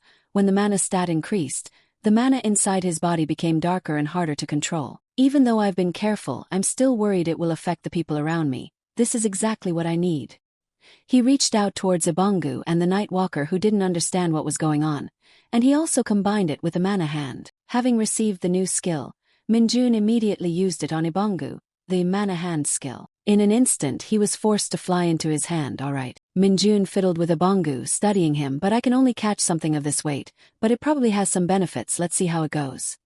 After that he released him. I have a mission for you two here, Minjun seriously commanded, with information about dungeons suspected of containing dark energy. Go there and find the items that contain dark energy to help us. The two people, upon hearing, respectfully obeyed the command. Minjun suddenly threw two pink and black orbs towards them. Behind him, the two of them were vying for them without anyone giving way. But when Minjun turned his head to look, they both acted very lovingly. He suddenly smiled mischievously as if thinking of something interesting. Ibongu, have you tried Korean food? A little later, at the Ariari Bone Hangover Soup restaurant, a tray of hot food was served, filling the table. Ibongu reverted to human form, tears and snot all over his face. The exaggerated expression caused both Minjun and the owner of the restaurant to be stunned. He ate voraciously while constantly praising, "Oh my god, it's so delicious, it's really delicious, Mr. Kim Minjun." He got annoyed and reminded, crying or eating whatever, just one thing. Ibongu obediently listened. Yes, eat slowly now. Although he was loud, Minjun's expression was a little embarrassed. In Isgard, they must have eaten those strange cookies all the time, I understand. Suddenly the phone in his pocket rang. Minjun curiously took it out to look. Upon seeing the message interface he muttered, "There's a rule that under corporals, using phones is prohibited. This is the chat group of Squad 2, Team 26. Everyone inside is enthusiastically inviting each other to have fun. Let's go somewhere. Wong Sergeant Kim Minjun, please answer." Sungo has left the conversation. Wong Shik has invited Sungo for a drink. Wong, Sergeant Kim Minjun, it's all done. The training schedule is crazy. Next week, Minjun lamented. Talking all night, huh? Suddenly Wang Shilk's account appeared and sent a notification.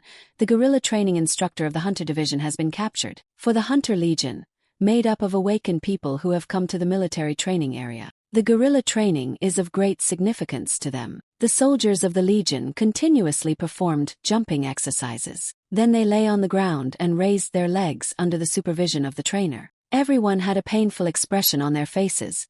Only Minjun was smiling brightly. The army quickly moved to Area 3 for bridge training. This time, the enjoyment on Minjun's face was obvious. He even let go of both hands to walk on the bridge, which only had a rope underneath. Moving to the mountain climbing training, Minjun demonstrated for everyone with all his energy. A pair of eyes covered by protective goggles. The instructor, covering his head with a bewildered expression, said, "So, just assume that." In front of the various expressions of the members of Team 2. He instructed them to sing the national anthem up to the 4th verse, shouted out, "Serving the army, we guys just practiced to the fullest." Inside the room comments were made. It was very different from the normal training session. However, this guerrilla training for hunters was indeed no different from a nightmare training session for the new hunters. All the new soldiers have not yet been able to adapt to the current conditions. Take looked down with tears in his eyes. Chote was no better either. 2 streams of tears flowed down. The reason was that they now had a full box of fried rice in their hearts. Both of them stared at the rice box and didn't dare to eat. Take scooped up a spoonful of rice and exclaimed, "I didn't expect to eat this at the end of the year." Chote, dejected, started overthinking. At this rate, aren't we being targeted by the division commander? Have we done something wrong? Ignoring Minjun, who was eating like a battleship on the opposite side, he comforted, "Clearly we haven't even met yet. What could we have done wrong?" Along with the inconvenience of having to deal with the problems of eating and sleeping during field operations. Seeing Chote not touching the spoon, Take wondered, "Not eating?" His face turned pale and his whole body shrank back. "If I eat too much." Chote remembered the haunted toilet and exclaimed that he would have to go there. At night, the atmosphere in the military zone was extremely quiet. Ho Jungwon and Junsik visited the resting place of the soldiers of Battalion 2. Choi In-ho quickly stood up to salute and reported, "Attention," reporting that Battalion 2 is self-correcting. He saw this and put his hands on his hips and told them to relax. "You've had a hard day of training today. The night duties include night watch. It is expected that there will be more new training sessions, so tonight the whole army should rest fully. Thinking that the assigned work was over, Jiangwen sniffed and said, "And another thing regarding what can be considered the biggest goal of this guerrilla training for hunters." He took a breath and said loudly, "We will win everything in the trench warfare battle tomorrow. It is the trench warfare battle. The rules of the trench warfare battle are very simple." It was on a clear, sunny day. Soldiers from the teams gathered to cheer on their teammates. Xianggu used his strength to fight another soldier who was smaller than him. If you push everyone except your teammates who are in the main trench, which is a four-sided arena, to the outside or neutralize the opponent, you are considered the winner. At this moment, the guy sneered at the opponent. Then Sungwoo lifted the person with both hands, and he easily threw a soldier out of the arena. The others were also quickly knocked out by Sungwoo. They were thrown out, piled up. He stood and looked down at those who had just been defeated. The referee at this moment shouted, "Finish." The referee raised his hand and announced clearly, "Team 1, Squad 1, Regiment 2, Company 1 wins the third match of the round of 16. This battle prohibits the use of weapons and can be considered a simple test of strength where even fists are not allowed.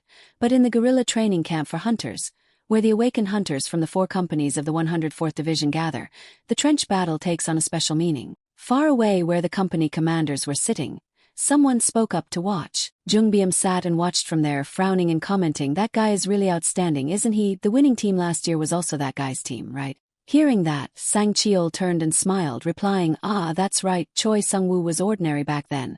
Now he's the company commander." After hearing the answer, his expression became more and more wrinkled, grumbling, "This morning, there were only 10 teams in the qualifiers, but he alone crushed 9 teams. What exactly are that guy's stats?" Right at this moment, Jong Cheol pushed his glasses and joined the conversation.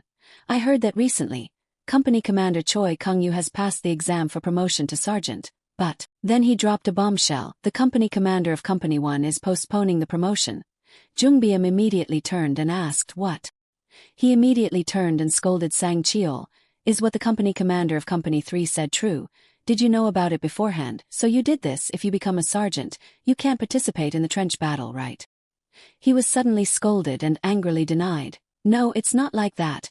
How could I have known that the division commander would suddenly order training?" So Jong Cheol sat calmly listening to Sang Cheol's explanation. "And besides, from where we've won until now with this weather, who would have thought that there would be guerrilla training, especially compared to being considered an opportunity to compete in combat capabilities between companies this?" Then he turned and blamed him. "Where did you get that absurd conspiracy theory from?" Jong Cheol replied, "I also heard something." Jungbyum immediately cut him off. "Why are you making a fuss with the company commander of Company 3? What's wrong?" Jai Hai remained silent, not participating in the childish conversation. Back on the field, the referee announced, "Next is Team 4, Squad 4, Regiment 4 of Company 4, and it's a battle of pride between the company commanders." She pouted, full of anger, and thought to herself, "In Company 4, only one team passed the qualifiers." Jai Hai looked towards the women's team that had just entered the field, thinking, only one team. The team with a decreased performance will have to increase the intensity of training. At this moment, Sungwoo's team was laughing and looking down on their opponents. Suddenly, his eyes met Minjun's. Sungwoo smirked and asked with interest, "Are you Hunter Kim Minjun of Company 2? He heard and politely replied, "Yes, it's me, what's up?" He maintained that same smile and asked, "I just see some famous people here.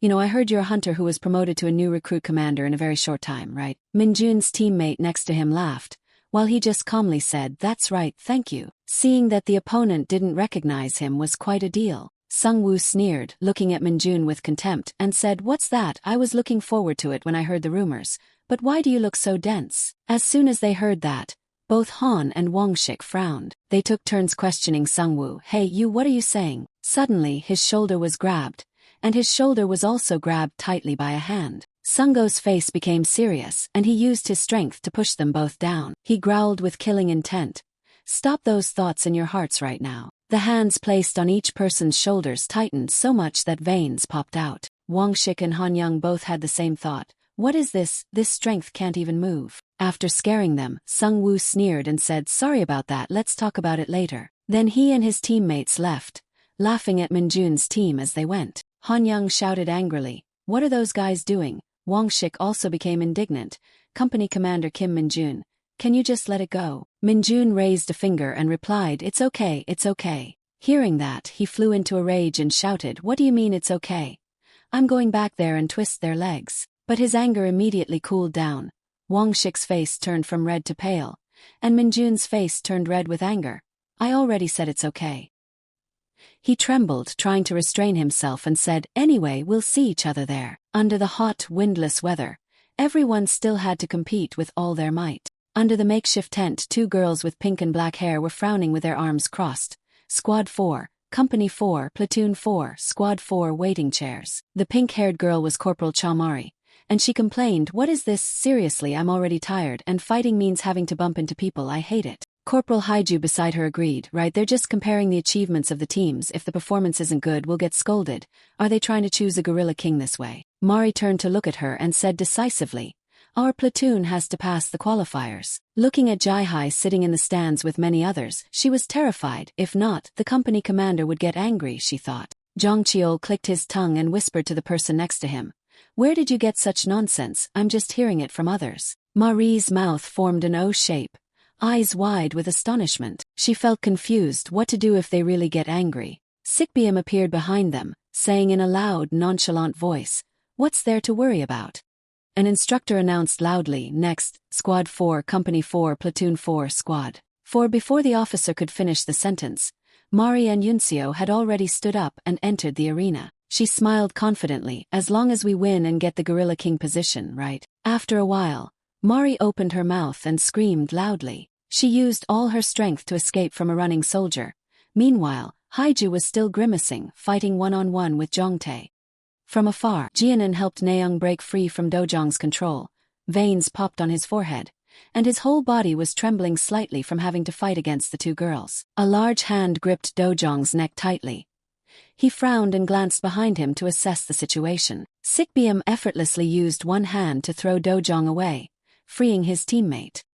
He gnashed his teeth in annoyance, his eyes glancing towards her. Sikbium, not wanting to let go, jumped up and attacked Dojong again. She used all her strength to headbutt him in the stomach. The light in Dojong's eyes gradually disappeared, and saliva sprayed from his mouth. He fell headfirst to the ground, easily defeated by Sikbium, without even a chance to struggle. She brushed the dust off her hands and turned to look behind her. Sikbium was speechless watching the chase. Mari screamed like never before, don't chase. She clicked her tongue in annoyance, too hard to catch. When his hand was about to touch her shoulder, only a few centimeters away, the eyes of Jincio shone with a ray of hope. Got you. He thought he was the chicken, but in fact he was the grain. Mari's eyes were sharp. Her face became serious. Grabbing his wrist, she used only one hand to deliver a powerful wrestling move. Jincio's body was lifted into the air and thrown backward. Sikbium witnessed this and breathed a sigh of satisfaction. Mari smirked triumphantly, looking down at him unconscious, lying motionless on the ground. Her mouth lifted, and her voice was full of self-satisfaction. I told you, don't chase. Then Mari noticed Hun still struggling with Chote behind her. She put all her strength into her hand and pushed him back. Beads of sweat were pouring down Koti's face. His mouth twitched, and he glanced at his own left hand. The green-haired soldier, receiving a signal with his eyes, quickly rushed in to support Chote. He spoke arrogantly without noticing a hand grabbing his collar. The side's a bit too open, isn't it? The green-haired soldier's body was suddenly lifted, his head facing the ground while he didn't understand what was happening. He was thrown several meters away by Yuncio without a second thought. She looked up and gave a triumphant smile. Haiju felt a surge of strength, squeezing Koti's hand even harder. Thank you, Yuncio. The more she fought, the more fired up she became. Haiju used more strength to push him back. Chote was extremely surprised by Haiju's terrifying strength. Mari stood to the side, smiling with satisfaction, revealing her white teeth because of her teammate's performance. From afar, 2 soldiers clicked their tongues sarcastically. He looked around, his voice carrying sarcasm. For people and you can't eliminate a teammate. Well, you guys weren't expected to do much anyway, but that incompetence really surprised me. Chote and Jinsa were getting up clumsily. They could still hear the soldiers teasing. You guys always let us do all the work, that's not right, just sit there and watch closely. The 2 of them bent down, preparing to fight. He said contemptuously, who is Choi Sung-woo? The 2 of them smiled and laughed heartily, running towards the girls' team. Spring is different this year, watch this. Sikbium didn't back down, running as fast as the speed of light to retaliate. With just her, she blocked the 2 large bodies of the bald soldiers. One touched her muscular arm with disdain. What? The person next to him sneered in contempt. Just her, but these two big guys hadn't been pleased for long. The smile on their lips faded. Their faces began to change color. Sikbium, like a devil, used her strength to lift them off the ground. The two bald soldiers began to fear, struggling with all their might. What strength is this? Wait. Their bodies began to tremble in a place no one could see. The corner of her mouth curled up with a hint of meaning. Sikbium growled each word, who said I'm alone, behind her. The girls in the team also ran to help. Then each of them pushed from her back. The girls together tossed the two bald soldiers away. Their eyes glazed over, their bodies soft as noodles, falling backward. The girls stood watching the two bald soldiers being defeated, smiling contentedly. The officer saw them lying on top of each other unconscious, immediately raised his hand and announced, Round of 16, Squad 4, Company 4, Platoon 4, Team 4 wins. Sikbium brushed her hands comfortably.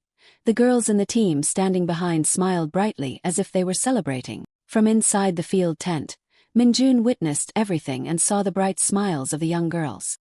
He seriously remarked in his heart that they were very united, and their physical strength was also quite good. Han Young spoke first.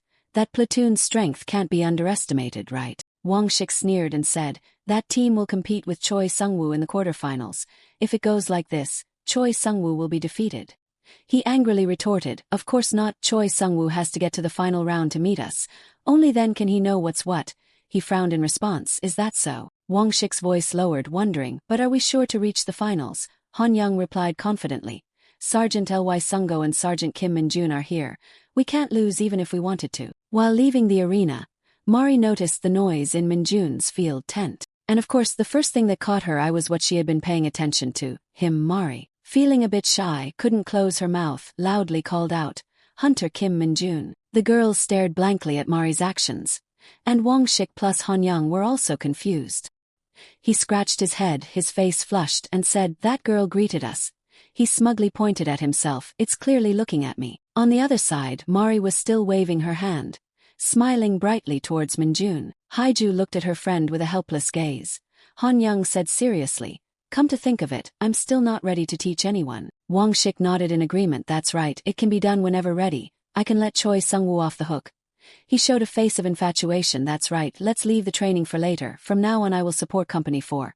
He also agreed in infatuation. Min-jun glanced at the two of them, sighed helplessly, and gave up. On the observation deck, the atmosphere was completely different from below. Jang Cheol frowned, showing disappointment. He adjusted his glasses and said, I was very confident in that team, well so be it. Sung-kyung beside him smiled, squinting her eyes, and commented, I think the match was perfect, isn't it? He turned to Jai-hai and asked, isn't that right, Captain of Company 4? Jang Cheol was furious, his face turning red, his lips tightly pressed. The officer acting as referee announced loudly, Round of 16, Match 5, Squad 2, Company 2, Platoon 2, Team 2, Company 1, Squad 3, Team 1, Platoon 4, please come to the field. Now she opened her eyes wide, full of interest towards the arena. In the team entering the field, Jai-hai's gaze was only directed at Min-jun. She remembered every piece of memory that included him in her head. Kim Min-jun. Han Young happily asked Min-jun standing beside him. Sergeant Kim Min-jun, have you heard that this time if you get first place, you get the right to go out on leave? He pouted and replied unhappily, but I don't want to go out with you guys. Han Young smiled slyly, so you don't need first place. Min-jun was stunned by that question. Then he turned his face away. The corner of Min-jun's mouth curled up with confidence. It's okay to go out and go separately. Right on the outdoor arena, everyone was standing in two straight lines. The opposing team's line stood on one side in serious silence. On the opposite side, Wang Shik, standing at the head of his line, also frowned tightly and looked at the opposing team. Right after that, Sungo clenched his fist, raised it high in the sky, and shouted, get ready, the match will begin after the whistle. As soon as he finished speaking, the opposing team quickly flew like a rocket towards Min-jun's team. Sungo and Han Young reacted quickly, rushing together to meet the opponents. He rushed in alone, embraced the waists of two opponents with both hands and pushed them back easily, which stunned them. After that, Wang Shik and the people in the formation also rushed up to block and attack the opposing team. He and Dong Jin ran quickly nearby, embracing the opponent tightly to block their advance. Wang Shik slightly raised an eyebrow, bared his teeth and smiled contemptuously, saying, what is this? He gently embraced the other guy's waist, lifting him up high and shouted with delight, "You understand, little brother." In the distance, Dong Jin was doing the same action as Wang Shik. He glanced over, suddenly seeing something. Everyone, feeling tired, reflexively looked into the distance, where a tall man suddenly appeared. That person turned his head towards where Sungo was struggling with the other two. The man with blue hair pursed his lips, frowned and furrowed his eyebrows in displeasure. He was stared at and also looked up without losing and stared back. Suddenly, Minjun stepped out from the front. He smiled and blocked their way. Minjun lowered his eyes slightly, his face deep in thought, pondering, "It's good, should I try that?" At this moment, the other man took the opportunity and rushed straight towards him. Seeing this, Minjun smiled with delight. He raised his hand and began to create dark power, thinking that he still hasn't fully controlled it, but the skill. His power quickly appeared around the other person's feet, causing the man's legs to tremble slightly. Realizing something unusual, he was startled and looked down at the ground in panic. The man was lifted one leg up, so he lost his focus. Minjun quickly used his other hand to firmly grasp his head. He was satisfied. His hand brutally used force to press the man's blue hair down. Doing this can make the opponent lose their balance. He sat on the ground, awkwardly supporting himself, looking up at Minjun standing in front of him. The others couldn't see the dark power. Immediately after, the man regained his composure, clenching his teeth, making the veins on his face bulge with anger. Without a hint of fear, he raised his two hands and rushed in front of Minjun to attack. Once again, he secretly used dark power to pull the other man's arm, causing him to lose his momentum. Without any defense, the blue-haired man fell face first onto the ground in a violent way. Seeing the strange situation, he turned pale, looked up, bewildered. Minjun smirked triumphantly. His fingers wiggled slightly, thinking, "Damn, if I get discovered, it's a big deal." The man stood up again, regaining his image and taking a defensive stance. He saw it and silently looked straight, thinking, "Well, let's play a little bit." Suddenly, Minjun took the initiative and rushed towards him, startling him. The man quickly reached out to grab him. He swiftly dodged to the side. Then Minjun went behind the man's back, hugged his waist tightly, making him look back in confusion. He fell backward, his arm hugging the other man's waist, throwing him up high. Minjun's head tilted back, kept that pose for a moment of delight, smiling cunningly by. Outside, the sky was clear and cloudy. The training station stood firmly in place. Minjun's group, after fighting with the opposing team, were given a break. As expected, we easily advanced to the finals. Everyone bowed their heads in silence. He looked over hesitantly, but Wang Shik frowned deeply. His face turned pale with discomfort, as expected by Wang Shik and Han Young. Han Young could only clench his teeth silently.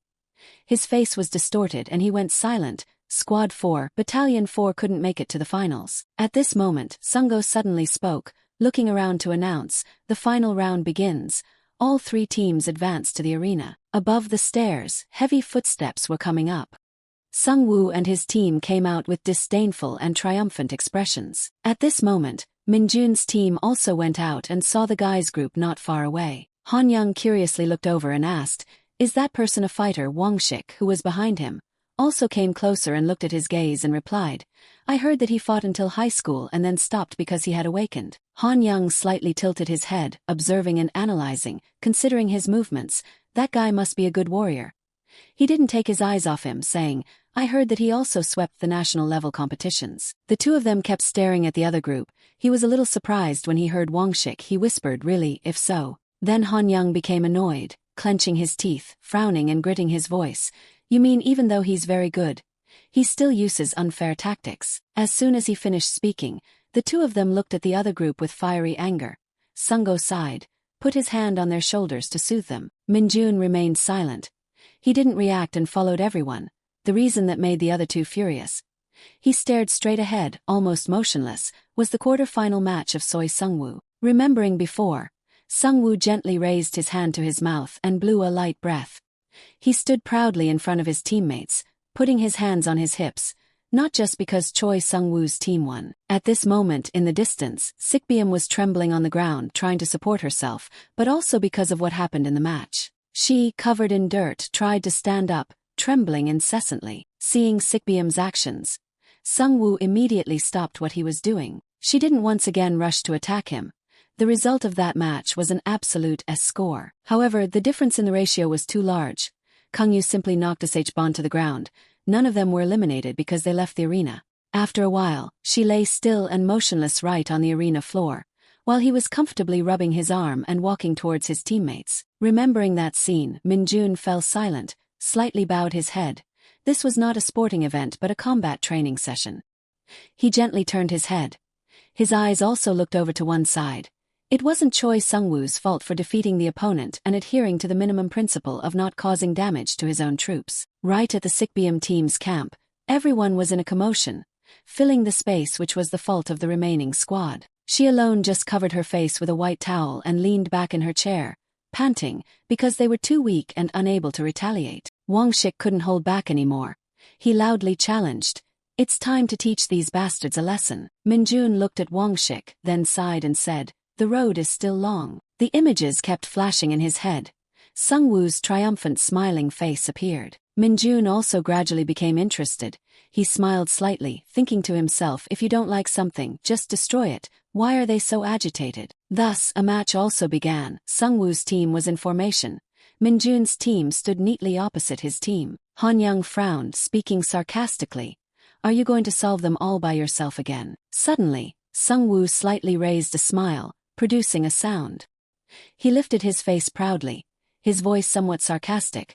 "Sergeant Lee Sungo is supposedly my opponent, so I can't be careless, but who am I that you would ask such a redundant question?" Annoyed, he immediately wanted to rush forward. Sungo quickly put out his hand to stop him, saying, "If it's just a one-on-one fight, can you guys even beat me?" Wang Shik was also provoked to the point of getting hot-headed. At this moment Sung-woo noticed something. He bared his teeth and looked over, exclaiming loudly, "I was wondering if destroying and knocking down your girlfriend would give you a more interesting face, but are you just going to watch?" Everyone was stunned into silence upon hearing this.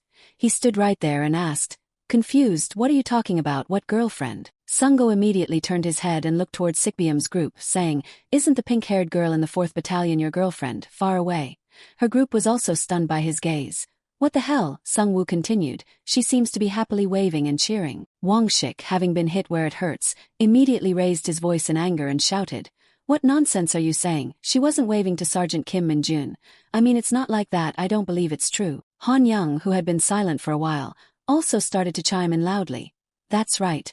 Sergeant Kim Min-jun said that he's not interested in anyone but Lux's young miss." After his words, both sides fell silent, making the atmosphere unusually quiet.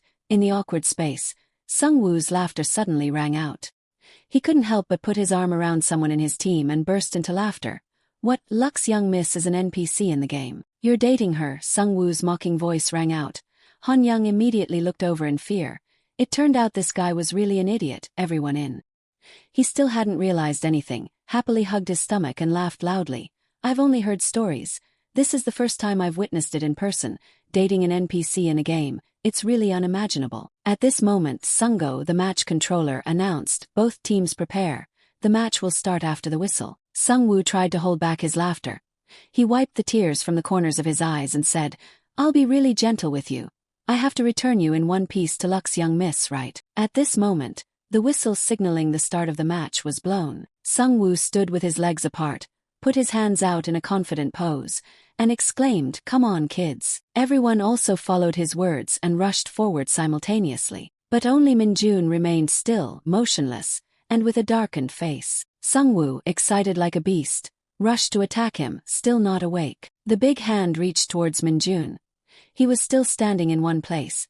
He kept moving closer. Suddenly, Minjun used his head to smash directly into Sung-woo's face violently. Seeing Minjun's action, everyone was stunned. Sung-woo, in pain, staggered, grabbed his face, and slightly retreated, groaning. A serious red mark quickly appeared on his forehead.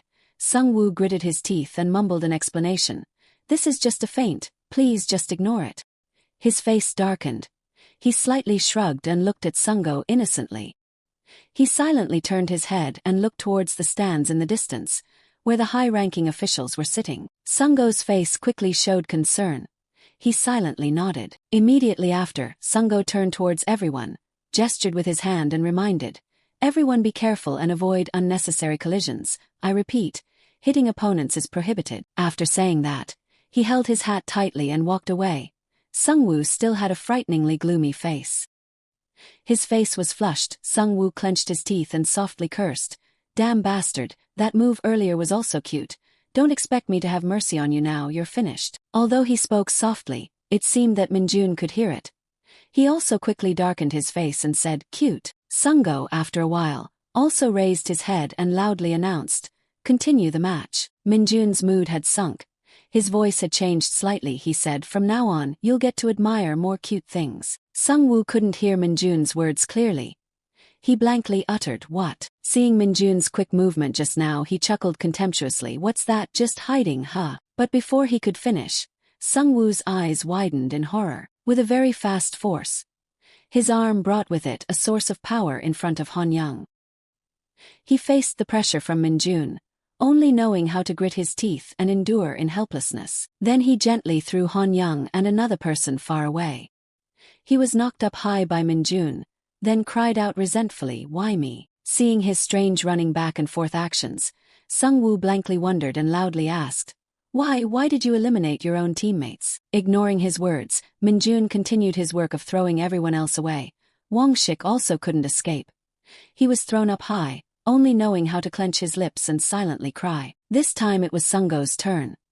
He clenched his fist into a source of power and charged towards him. Sungo raised his hand to block, gritting his teeth and cursing, this bastard. The two quickly collided, and another person standing nearby was thrown far away. Seeing this scene, Superang Yu looked on in confusion and fear, thinking to himself, what the hell is this? Is this guy short-circuited? He tried to resist Minjun's strength. Sungo was overwhelmed and slightly opened one eye, exclaiming, but not long after, he was also thrown up by him. The guy was sweating all over his face in fear, thinking, this guy. Minjun, with a scary appearance, turned around abruptly.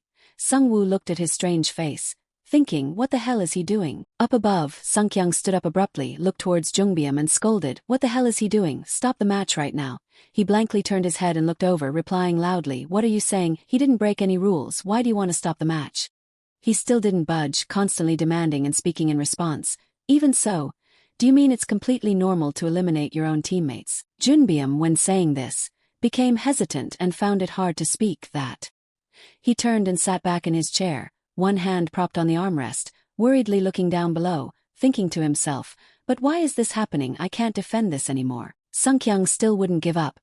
He pointed to the distance and inquired, will you take responsibility if anyone gets hurt? Jongcheol, sitting beside him, also stammered about that. At this moment, Jai-hai couldn't take it anymore, glanced over and spoke sternly, the referee will take care of it. She then brought up the previous incident when Sungwoo competed with Sikbyum's team, just like the previous matches. Hearing Jai-hai's words, Sung Kuan was stunned and couldn't say another word. After resolving this matter, she gently turned her head inward and sighed. Suddenly, Jai-hai turned her head and looked back towards the outside of the arena. Below, Minjun and Sungwoo were colliding, neither one yielding. He was exhausted at this moment. Sungwoo gritted his teeth, hugging him tightly, and again gritted his teeth, thinking to himself, what's wrong with this guy? He's creating a one-on-one scenario. He wants to fight me one-on-one, huh? Suddenly, the hand placed on Minjun's belt tightened. He confidently thought, how naive, you're wrong, gang. I have to admit you are very strong, but... Even though his face was soaked with sweat, Sungwoo still curled up a smile, speculating, fighting isn't just a battle of strength. He used one leg to sweep across Minjun, clasped both hands tightly, and triumphantly lifted his whole body up. Fighting is about skill. Suddenly, Minjun's whole body didn't budge at all, no matter how hard Sungwoo tried to sweep his leg.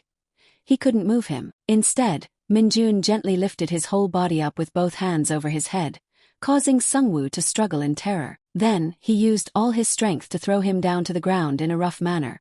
Sungwoo's whole body slammed straight down to the ground. He painfully opened his mouth wide without letting out a shout. Minjun stood proudly there, giving the order, get up. The wretched Sungwoo lay painfully motionless on the ground, pondering his own skills.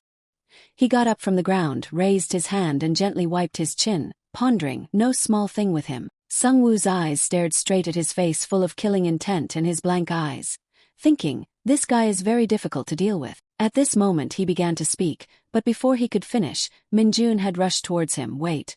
Okay, this time I will yield. Once again, He embraced Sungwoo's waist and used force to throw him elsewhere.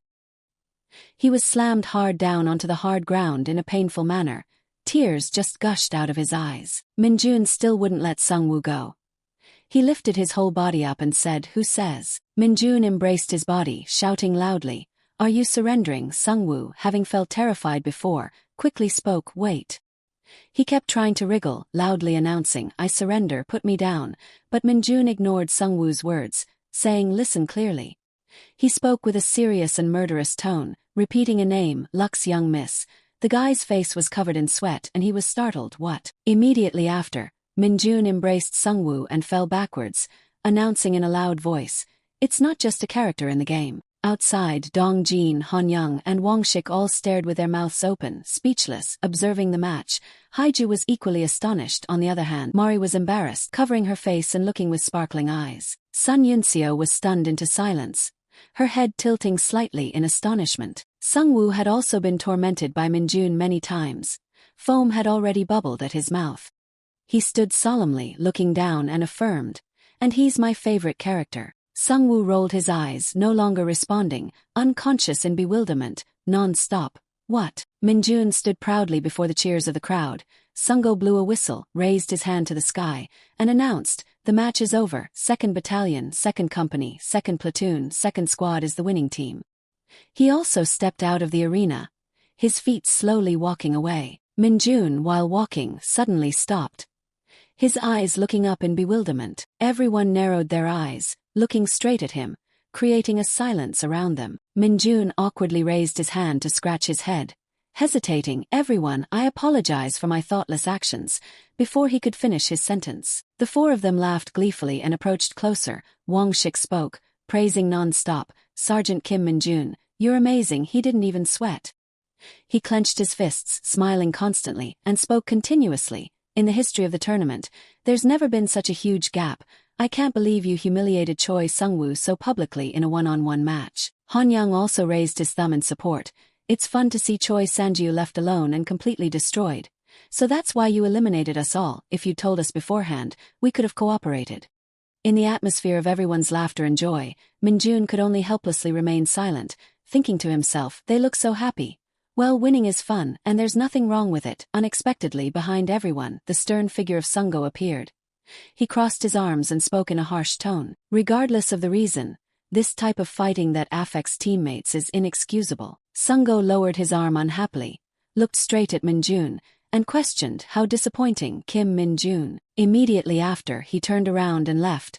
He looked at Sungo's back, thinking to himself, "This is going to be tough." On this side, he strode forward without hesitating to turn back. After a while, Sungo suddenly sighed tiredly.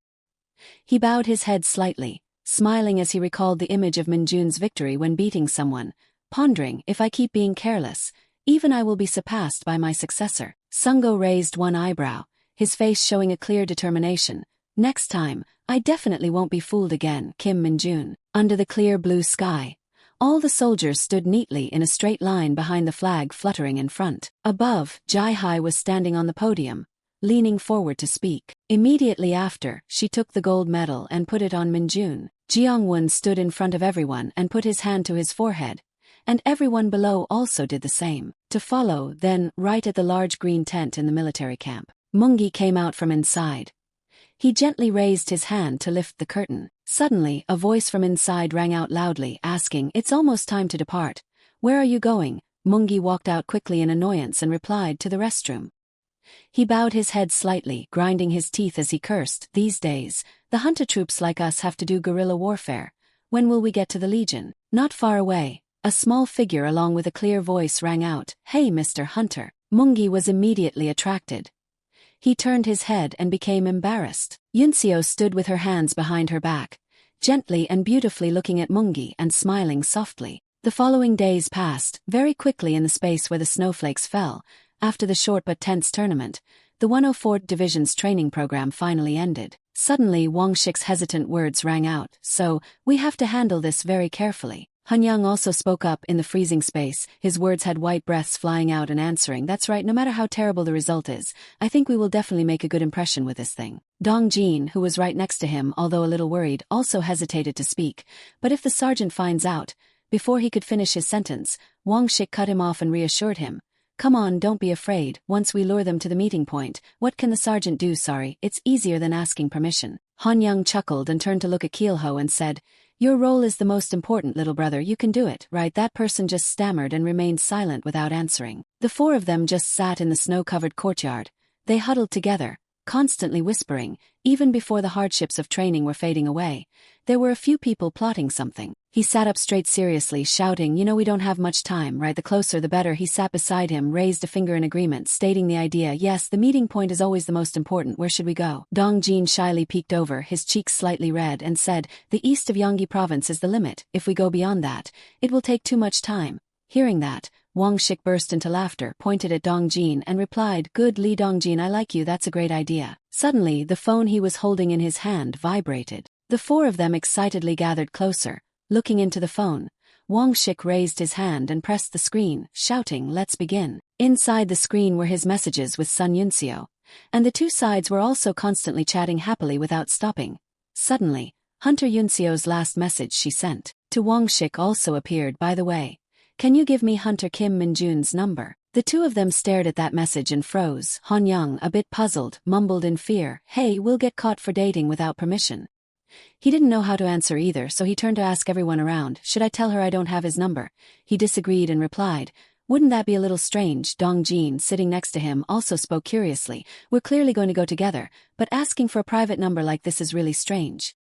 Hearing those words from the two, Wang Shik's face immediately turned pale and then purple. Suddenly, Hanyang stood up and looked down at him, saying, "I don't know, this is crazy. I'm really scared. You agree to this yourself. We don't know anything." Then he turned and walked far away from the crowd, shouting, "Let's go, guys. We have nothing to do with this." Everyone followed Hanyang and left him there. Wang Shik, terrified, stood up and stammered, "Hey." He looked at the people leaving, his voice serious. The sergeant might want to join in too. And so they ignored Wang Shik and just left. He stood alone outside, resentfully saying, "You guys." Inside the silent hallway with closed doors, Min-jun, dejected, opened the door and slowly stepped inside. The status window appeared right in front of him. Min-jun approached, putting his hands on his hips, and thought to himself, "Now I should check the results of the training, right?" The status window appeared with lines of notification. "Kim Min-jun Lux Young Miss is my favorite character." He smiled brightly and satisfied. In his head, he recalled the image of fighting with Sung-woo, silently thanking, "Thank you, Choi Sung-woo." Min-jun's mood also became happier than ever. He hummed and sang while lifting weights, thinking, once the stats reach 60, it will be difficult to increase them. Next, Min-jun lay down on the gym table, reaching out to lift the weights and train, thinking, "But my agility has increased by 1. Thinking about that, his face turned strangely red, and a confident smile appeared on his lips, and his strength increased by 5 points because he had leveled up his skills. Min-jun quickly regained his spirits and started lifting weights to exercise. Suddenly, Ibongu's hurried voice kept calling his name, "Mr. Kim Min-jun, Mr. Kim Min-jun." Hearing this, Min-jun stopped his activity and put the weights back in their place. He sat up straight, looked and asked, "What's wrong?" He didn't respond immediately, but hesitated to speak. Then Ibongu revealed his main purpose for calling Min-jun, "Can I buy a bowl of rice cake soup?"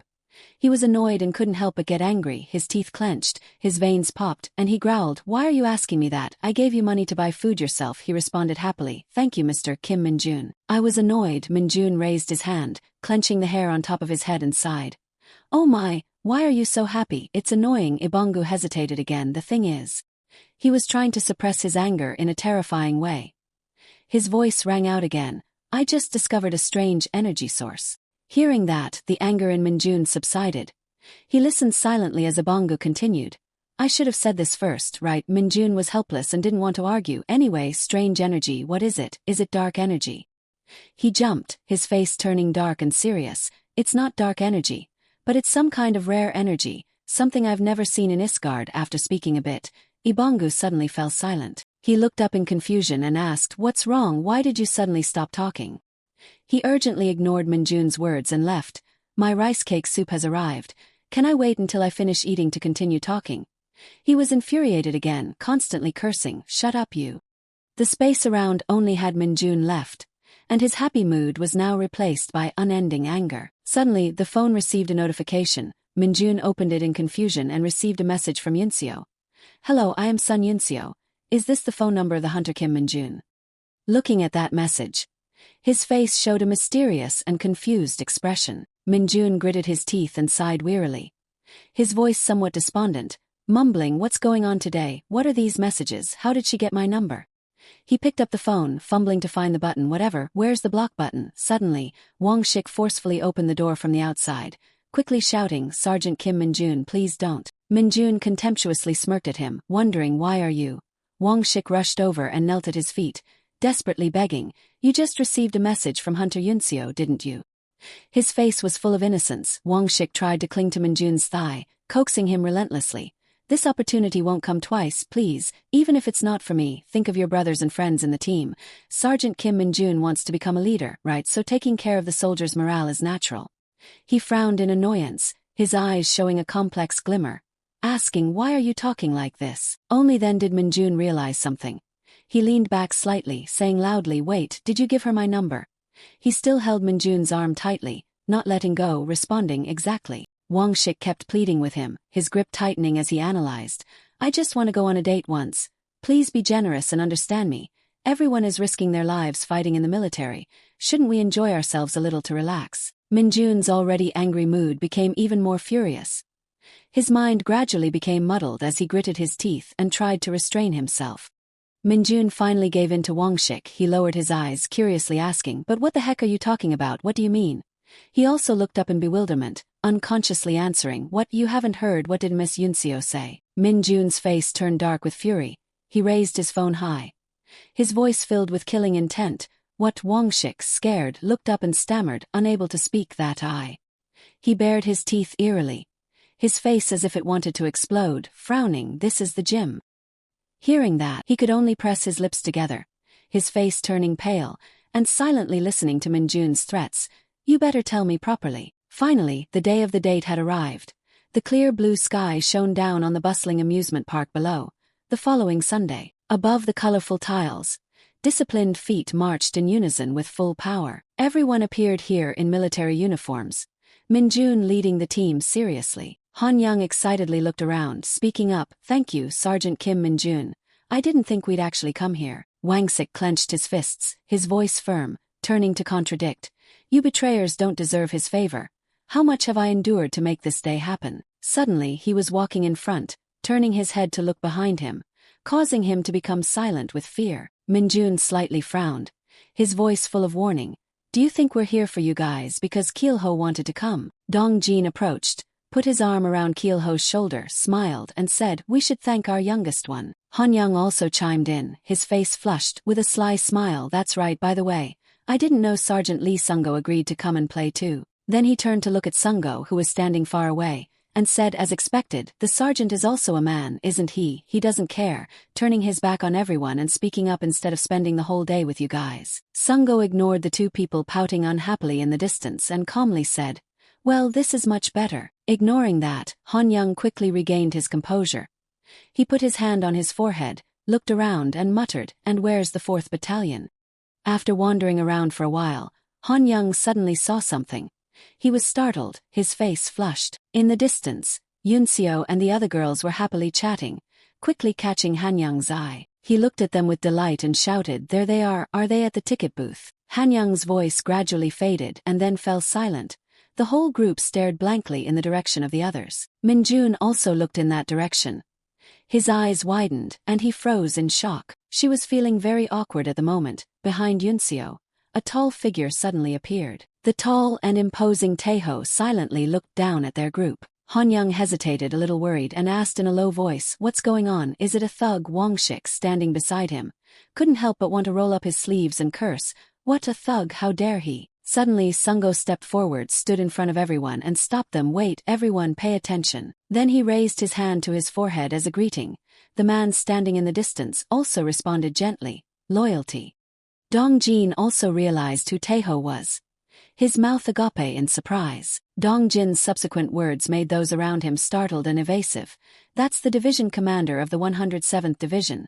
I've seen him on TV. Sun Yunseo on this side was also embarrassed and quickly rushed over to grab his hand, whispering, Papa, no Daddy, I thought you were just taking me to the entrance. Daddy, quick, never mind, go back please. Taeho looked at his daughter and gave a gentle smile. I just want to meet my daughter's comrades, I'll leave soon. She was still doubtful, her voice a little hesitant and awkward, but he separated from Sun Yunseo and walked towards Minjun, waving his hand as a signal. He received Taeho's signal and immediately froze in place, bewildered. His face became serious, his eyes constantly staring intently at Minjun. Taeho's footsteps also gradually came closer to him. Very quickly, he stood right in front of Minjun and called out to him. Taeho's face was filled with anger. He slightly raised his lip and raised his eyebrows, asking, Are you Kim Minjun? At the amusement park with a beautiful pink-colored building, Mari observed with an excited look. She turned her head, her voice hurried, We don't have time, so let's go play quickly. Then Mari pulled another soldier by the hand, dragging him along, quick. Everyone focused on the image of her hand holding tightly onto the other person's arm. Those actions caused Han Young and the other soldiers to blush with embarrassment. The girl standing next to them also sighed in exasperation. I told you not to use that pickup line. Seeing this, Han Young also turned his head and coaxed. Let's go quickly too. Wang Shik beside him chimed in. We've made the best travel plan, so just trust us. Na Yun, standing with the other girls, enthusiastically replied, Thank you. Then they quickly walked away, laughing and having fun. Only Sikbium and Sungo were left, looking at each other awkwardly. She sighed to herself, It's really not my type. Just like Sikbium, Sungo closed his eyes and agreed, I empathize with that too. Seeing this, she nodded in confirmation, right? He explained it's best to spend the weekend quietly training alone. Sikbium, having found an ally, was very happy as expected. I knew you'd think that too, but I don't know about the others. Then they happily played thrilling games together. Everyone was excited, except for Sungo, who still kept a cold, expressionless face. At another stall, when the girls tried on bunny ears, the soldiers all looked at them with passionate, admiring eyes. Then they continued with the exciting roller coaster ride. It was even more surprising when Sikbium and Sungo chose to arm wrestle each other to see who was stronger. Next, at a game shop, the salesperson announced, 10,000 for 10 shots. Inside, Wang Shik was holding a gun, aiming and shooting, looking extremely professional. He closed one eye and opened the other to aim. In the end, what Wang Shik received was a small tomato-shaped stuffed toy. Looking at Wang Shik's sad face, it turned out to be a consolation prize. Seeing that, Han Young teased, Hey, you're a soldier and that's all you've got, watch me play now. Dia was amazed, watching Han Young show off without realizing it. She was filled with admiration, thinking, he must be a great shot. Na Yun beside her also praised, that stance is really good. However, the result was a disaster, causing the three girls to burst into laughter, clutching their stomachs. It turned out he wasn't any better than Wang Shik, honorable mention. Now it was Wang Shik's turn to tease. He reminded him, Do you remember last place has to pay, right? You're in last place. Han Young pouted, defending himself. That gun is weird. At this moment, only Minjun was silent, as if he was attracted by something. It turned out to be the items that were being sold at the eye-catching stalls. Among them, the most impressive thing to Minjun was a Lumi-shaped keychain. Upon realizing that, his eyes lit up as if containing stars within. He secretly rejoiced. A limited edition keychain commemorating the first anniversary of Legends. That legendary item is here. Therefore, the next person to try the game was also Minjun. He held the gun with a determination to win the prize. It will be mine. The beeping sound of the whistle was heard, but the results of the game were still unknown. But by looking at the surprised and bewildered face of the owner, one could guess the outcome. Minjun calmly put the gun down on the table. Seeing that, the owner spoke up. You still have one shot left, but he had achieved his goal and refused. No need. Witnessing this scene, Jeongan was a little puzzled. Did he shoot the shot correctly? Na Yun quickly replied, but also with a hint of doubt. Yes, but why didn't he shoot the other shot? Only Mari was still silently observing, looking at Minjun with admiration. On the other hand, the owner gave the prize to Minjun. This is second place. He excitedly accepted it with both hands. Thank you. The prize was the keychain that was placed in Minjun's palm. All three female soldiers had the same question. What is that? Ignoring the strange looks from everyone, Minjun was still filled with happiness. Guys, coming here to play was definitely the right decision. Hearing him say that, Wang Shik and Han Young could only laugh it off. Then Wang Shik led everyone to continue. In the next area, Yunseo suddenly stood behind Minjun and called out, "Hunter Kim Minjun." Without beating around the bush, she went straight to the point. "What did you say to my dad earlier?" Minjun immediately understood. He replied, "Oh." Minjun recalled the scene in the parking lot when he was standing with Yunseo's father. Taeho bowed slightly. "I apologize for disturbing your fun time to bring you here." Minjun didn't dwell on it either. He just wondered, "It's all right, sir. Do you have something to discuss with me privately?" He didn't answer, just frowned and observed. Suddenly, Taeho put his hand on his shoulder. Then he used a lot of force to squeeze. The veins in his hand stood out, but contrary to expectations, Minjun just silently observed and didn't retaliate. The atmosphere between the two of them became more tense than ever. Suddenly, Taeho released his hand, his face looking gentle as he smiled at him. Then Taeho complimented, "It seems you have trained very well." "I apologize," Minjun politely replied. "Thank you." Seeing the attitude of the young soldier, he smiled gently. Then Taeho, while taking something out of the car, said, "Because my daughter is also indebted to you, so." He held out a small black box along with a business card on top. "Here, take this." Minjun didn't understand the situation. He wondered, "What is this?" Taeho immediately explained, "It's an item from the dungeon. It's a supply given to generals in the army. I'm giving it to you. The army's ability to assess isn't 100% accurate yet, but it's an item that helps increase your ability stats randomly." Inside was an object that looked like a metal ring. Minjun thought to himself, "What kind of luck is this?" But outwardly, he showed no emotion, just replied briefly, "Thank you, sir." Finally, Taeho, while opening the car door, reminded him, "I'm giving it to you in the hope that you will train regularly and try to develop further, so use it well and don't tell anyone about this." Then he looked at Minjun and made a promise, "If you ever come to Taejin, give me a call. We'll have a meal together also." Suddenly, Taeho's demeanor changed in an instant.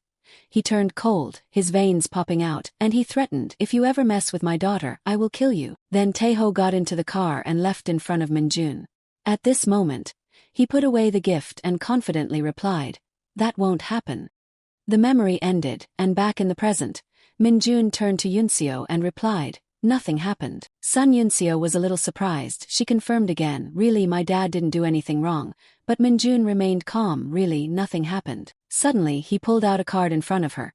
"He just said if you come to Taejin, he'll treat you to a meal." Seeing the card, she wondered, "But why is my dad treating you?" Minjun guessed, "He's probably worried about his daughter being indebted to me." Hearing that, Yunseo remembered the scene where Minjun saved her. Feeling embarrassed, Yunseo blushed, her voice soft. "Anyway, I'm sorry that I didn't get to meet your father." Suddenly, Minjun held up his business card in front of her. To prevent Sun Yunseo from feeling indebted, he playfully held up the card. "I'll freeload on an expensive meal." From afar, everyone was laughing and enjoying themselves together. Suddenly Wang Shik approached, puzzled. "Hey, Miss Hunter." He scratched his face, embarrassed, and stammered, "Why did you invite us out together? Would it be rude if I asked?" Seeing his expression, Mari smiled gently. She gestured with her hands while explaining the reason.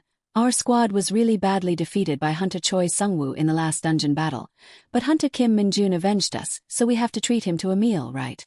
Hearing that, Sikbium approached, putting his arm around Ma's shoulder in agreement. "That's right, we'll treat you to lunch, so eat as much as you like." Then they went ahead, leaving the 4 soldiers behind with gloomy, disappointed faces. Wang Shik revealed the truth. "We didn't do anything back then." Han Young spread his hands, dejectedly.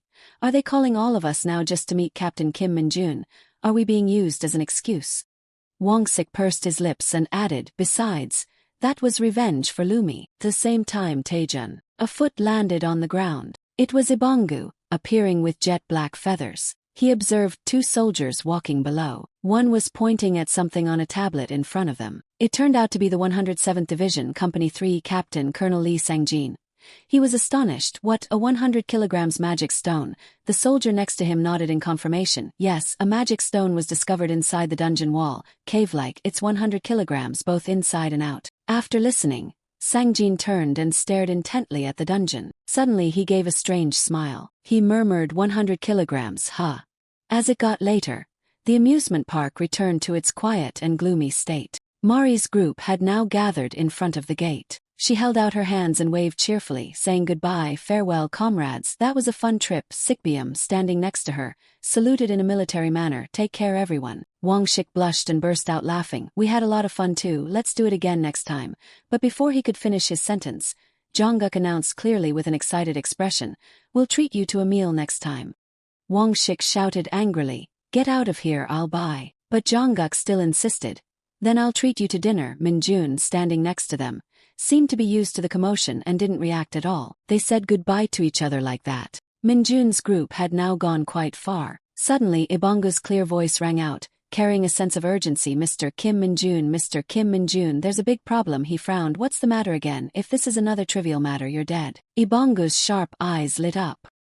He tilted his head, looking down at the dungeon entrance below, and said, "The dungeon's atmosphere is currently marked as very unusual." Minjun reacted immediately. "What, isn't the dungeon still under investigation? I've already applied for leave to go to Taejeon tomorrow. What's happening?" Down below, a soldier signaled for the convoy to stop. Ibongu stood above, watching them clumsily carrying something that looked like a cannon down, and said, "Yes, they're definitely just controlling the surroundings." He continued to describe what he observed. But then they suddenly became very busy. While Sangjin was smiling gleefully, Minjun clenched his teeth. "Damn it, until I get there, report the detailed situation as needed." The next day at noon, Taejeon. The traffic on the road was nothing out of the ordinary. Minjun was standing still on the side of the road with a blank expression. Eventually he couldn't help but furrow his brow. This is really chaotic. A soldier was quietly pushing a magic stone transport cart out of the dungeon. After he pushed it a short distance, another soldier started pushing a cart into the dungeon. Minjun reached into his chest pocket and took out a card with a hunter's team symbol on it. He stared at the card for a few seconds and muttered, "If I show this, can I get permission to see the dungeon?" Probably not. But then Minjun's eyes caught something. He was startled. The pigeon Ibongu, in the form of a plump pigeon, began to open its beak and say, "That's right, Mr. Kim Minjun, you've been through a lot." Minjun was a little concerned, but didn't know how to respond. Ibongu, in his form, just proudly declared, "Until Mr. Kim Minjun arrived, this Ibongu has been keeping an eye on the dungeon without a moment's rest." He sighed. "All right, so it's a 100 kilograms magic stone, huh?" Ibongu said in a raised voice, "I'm sure I've heard something like that. I don't know how big it is, but they say it's quite large." Minjun muttered softly, "Something that appeared from a dungeon in Isgard.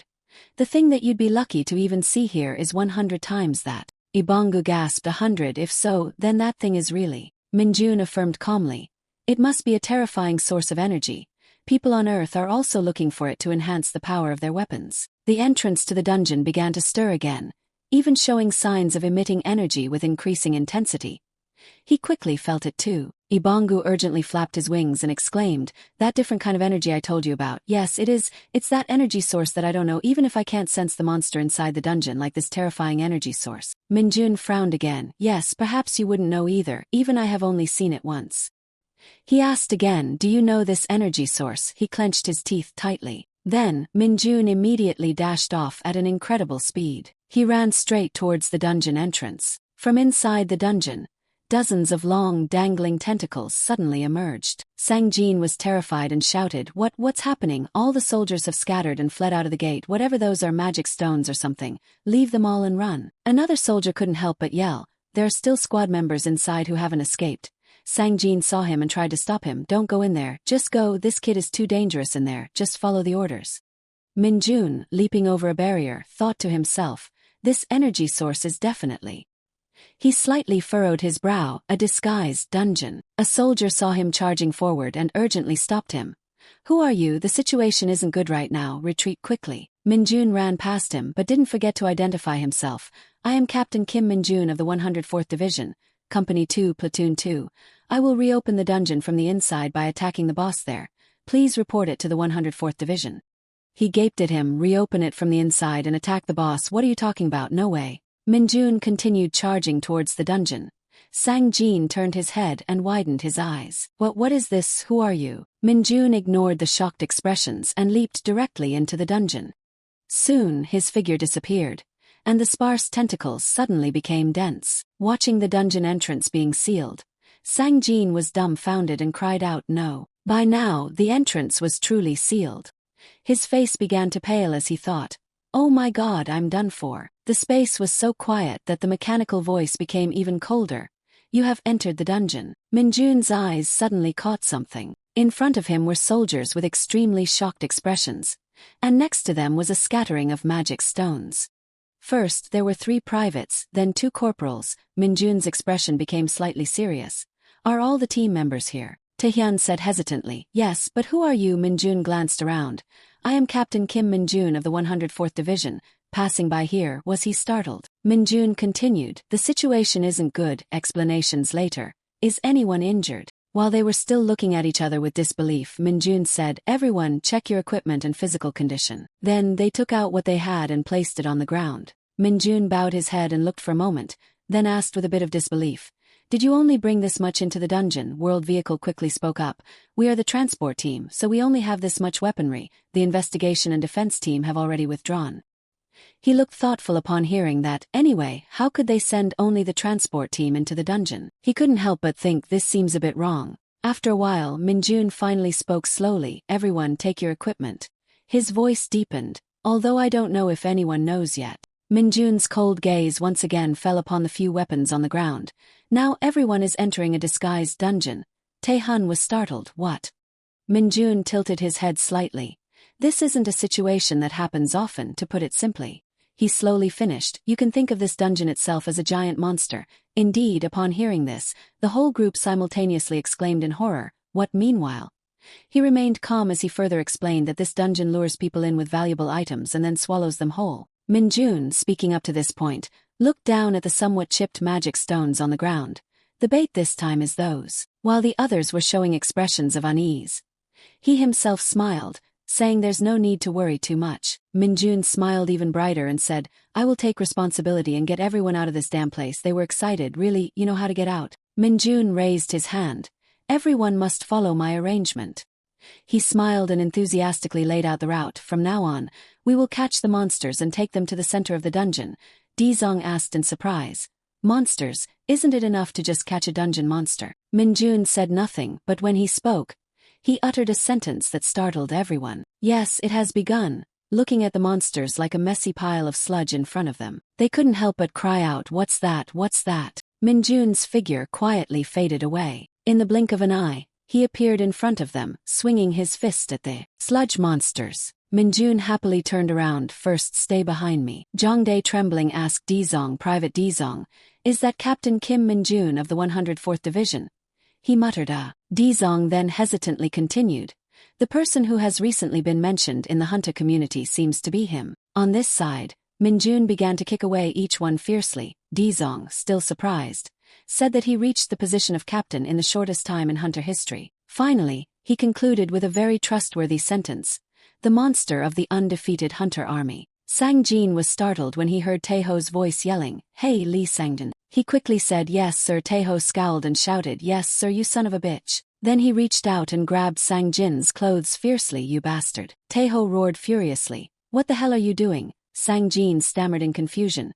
I'm just collecting the magic stones we found in the dungeon. And Taeho's eyes turned from anger to madness. He shouted again with a look as if he wanted to devour Sang-jin. Who asked you to go investigate that dungeon, you bastard? How dare you deploy a combat force without an experienced assault team leading the way? And in a dungeon that hasn't been thoroughly investigated yet. He hastily explained, after 2 weeks of investigation, the dungeon was determined to be empty. So I only did this to ensure the safety of the magic stones there. But the more he explained, the angrier Taeho became. After only 2 weeks of investigation, and no expert conclusion, you dare to mobilize soldiers to go in there. And you didn't even ask for my permission. Taeho used his other hand to grab Songjin's collar and roared. Do you like to talk nonsense to me anymore? Do you think I don't know you put them in a dangerous situation so you can get achievements? He was crying that. He pushed Sang-jin away and at the same time sternly warned him, I don't care about the result. You better prepare to take off that uniform. Taeho suddenly turned away, his eyes stopping at the sealed dungeon gate. Moreover, Taeho coldly pointed at Sang-jin's face. If anyone is injured, even just one person, I will hold you responsible and throw you in jail. He didn't know that Minjun was the one causing trouble for the sludge monsters inside, so he added a threat, so you better pray that everyone returns safely. The sludge monsters, though dense, were eventually swept away. Minjun, for some reason, gritted his teeth and let out an unpleasant sound, ugh. He frowned. I said I would handle them, but why do you guys keep interfering? Sungo replied blankly, to help you. His innocent appearance made Minjun sigh. Just now, he looked at the sludge on the ground. I said we would bypass these monsters and go to the center of the dungeon, right? Saying this, Minjun turned to the new recruits and asked, Do you remember? He began to speak more elaborately. The trap created by this monster is to absorb the prey moving inside it, that's us. More importantly, when we get closer to the center of the dungeon, they will start to appear everywhere in greater numbers. So Minjun suddenly raised his voice. You must conserve your stamina until then. If you get injured here, we'll be in trouble later. But on the contrary, they seem very energetic. We can do it. He chuckled. That's right, of course, but I say that because I really care about you guys. I don't know who you are, but I know if you're safe. He smirked. I will earn a lot of experience points in this place. The smile became more and more smug. And all those experience points will be mine, therefore, you just need to protect yourselves. After laughing enough, Minjun again used a serious expression and pointed into the dark dungeon. Now let's continue. The new recruits didn't know what his true intentions were, so their eyes were also shining. They enthusiastically raised their weapons. Let's go. Minjun stepped on the squishy mud and moved forward. With a lift of his head, everyone saw a new swarm of mud monsters in front of them, their expressions as if they didn't understand how Minjun's group had gotten here. While Dizong and the others saw that the mud monsters were even more numerous than before, they hesitated a little. Minjun glanced over. If someone's strength stat was low, just being in the dungeon would drain their stamina. If he had asked them to fight with him earlier, a few people wouldn't have made it this far. He smirked. Almost there, just smash that rock and we're done. Hang in there. The mud monsters gaped after hearing that. He spoke again. Your part is to ensure your own safety. Minjun furrowed his brow, looking serious as he added, under no circumstances should you get injured or die. After saying that, his facial muscles relaxed as if nothing happened, and he calmly said, for the sake of achievement, no, I mean for everyone's safety, fall back and focus on defending for me. I'll finish this quickly. The rookies stammered a little but still replied enthusiastically, yes sir. Minjun on his side silently smirked. Then he leaped forward. The mud monsters also began to charge, but Minjun only needed to glide past once, and one was destroyed. If he used skills here, someone would see. He had to hold back. He was one to think one thing but do another. The mud monsters were thus beaten to a pulp. Minjun used his strength to jump very high and then prepared to stomp down in midair. Of course they couldn't withstand it, so they were all crushed by the mud monsters trampling. Minjun excitedly broke into a triumphant smile. The remaining few mud monsters saw this but were still not afraid and charged again. One rushed forward and grabbed Minjun's arm to bite, but he just waved his hand and turned them into mush. The other monsters, witnessing their kind being like that, were stunned. Minjun bared his teeth in a grin. Overly excited, his eyes were almost wild. Come on, come at me. Experience points. The ruby placed on the stone pedestal suddenly lit up. Along with that, some dark currents of air emanated. Minjun was secretly startled. That thing. He realized in surprise that it was poisonous. Minjun immediately turned around and shouted, everyone retreat. The rookies were momentarily stunned. The toxic gas began to erupt. But that wasn't enough to scare him. He had poison immunity, so he would be fine. But the others? Minjun gritted his teeth. Whether they can survive out of here depends on the strength of the poison. There's no time left. Resolve the dungeon first and then deal with that later. Suddenly something flashed. That dazzling light came from something he kept in his chest pocket. The item was reacting to the dark energy, unlocking the hidden ability of the item. Minjun's eyes were a bit surprised to see the bracelet in his pocket glow. He suddenly remembered Taeho's words, it's an item from a dungeon, it should have been for a general level, but I'll give it to you. The army's assessment abilities aren't 100% accurate, but it's said to increase your stats by a random percentage. Minjun thought to himself, I wanted to wait until it was difficult to increase my stats to use it. But it seems he did mention a hidden ability, didn't he? Suddenly the system screen popped up. Copying bracelet. His expression brightened considerably. To get such an item at this moment, how lucky I am. At this moment, a stream of hidden weapons begins to emanate. Cool. Countless streams of black air rush down from the sky, then condense into the demon sword. Minjun calmly holds it with one hand. The rookies, seeing this scene, widen their eyes. He turns and puts the demon sword on his shoulder, then gives a proud smile. Minjun has a lot of emotions for this sword. I remember the perfect skill for a situation like this, the unique skill of the Dark Knight, the monster that I will remember till old because it was too difficult to defeat it before. As he finishes speaking, he suddenly raises the demon sword high, expelling and summoning the demon sword. Minjun smirks, you guys try this move. Saying that, he directly slashes down. The slash from the demon sword carries extremely terrifying power. The mud monsters, seeing this, tremble with fear. Their faces gradually turn cat-like. As a result, they are all sucked into the deadly vortex. The beautiful orb lying still on the stone pedestal begins to tremble slightly, and then many cracks appear on the shiny surface. The orb just explodes and then, according to the terrible suction, it coils into a vortex. The demon's sword in Minjun's hand disappears. What his hands hold is only air. Minjun smirks. Suddenly Ibongu's voice rings out, "Mr. Kim Minjun, something big is happening. Right now the soldiers outside are attaching something to the dungeon's gate." Outside, a soldier announces in a loud voice, "The mana bomb has been attached. Only the necessary people stay. The others get out of here quickly." Ibongu's voice can't help but be urgent. "A bomb. They say they have attached a mana bomb." While Minjun is quietly approaching the stone pedestal, he is still trying to shout, "Can you hear me clearly?" He bows his head and looks at the ugly ruins, then says softly, "Don't worry." Then Minjun casually smashes the remaining half of the orb.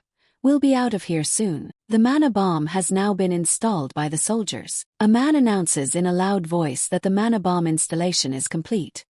He looks at Taeho and calls softly, "Commander." His thumb seems about to press the trigger button, but then he just holds it like that without doing anything. Taeho's stern eyes light up with thoughtfulness.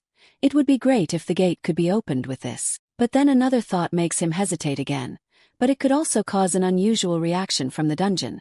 Our only hope is... Taeho suddenly remembers when he heard the soldiers report and shouts in a panic, "What? Kim Minjun from the 104th Division." The soldier is confused but nods. Yes, it has been confirmed that he is currently in the dungeon. Taeho, on the contrary, shouts even louder, "How the hell did he get in there?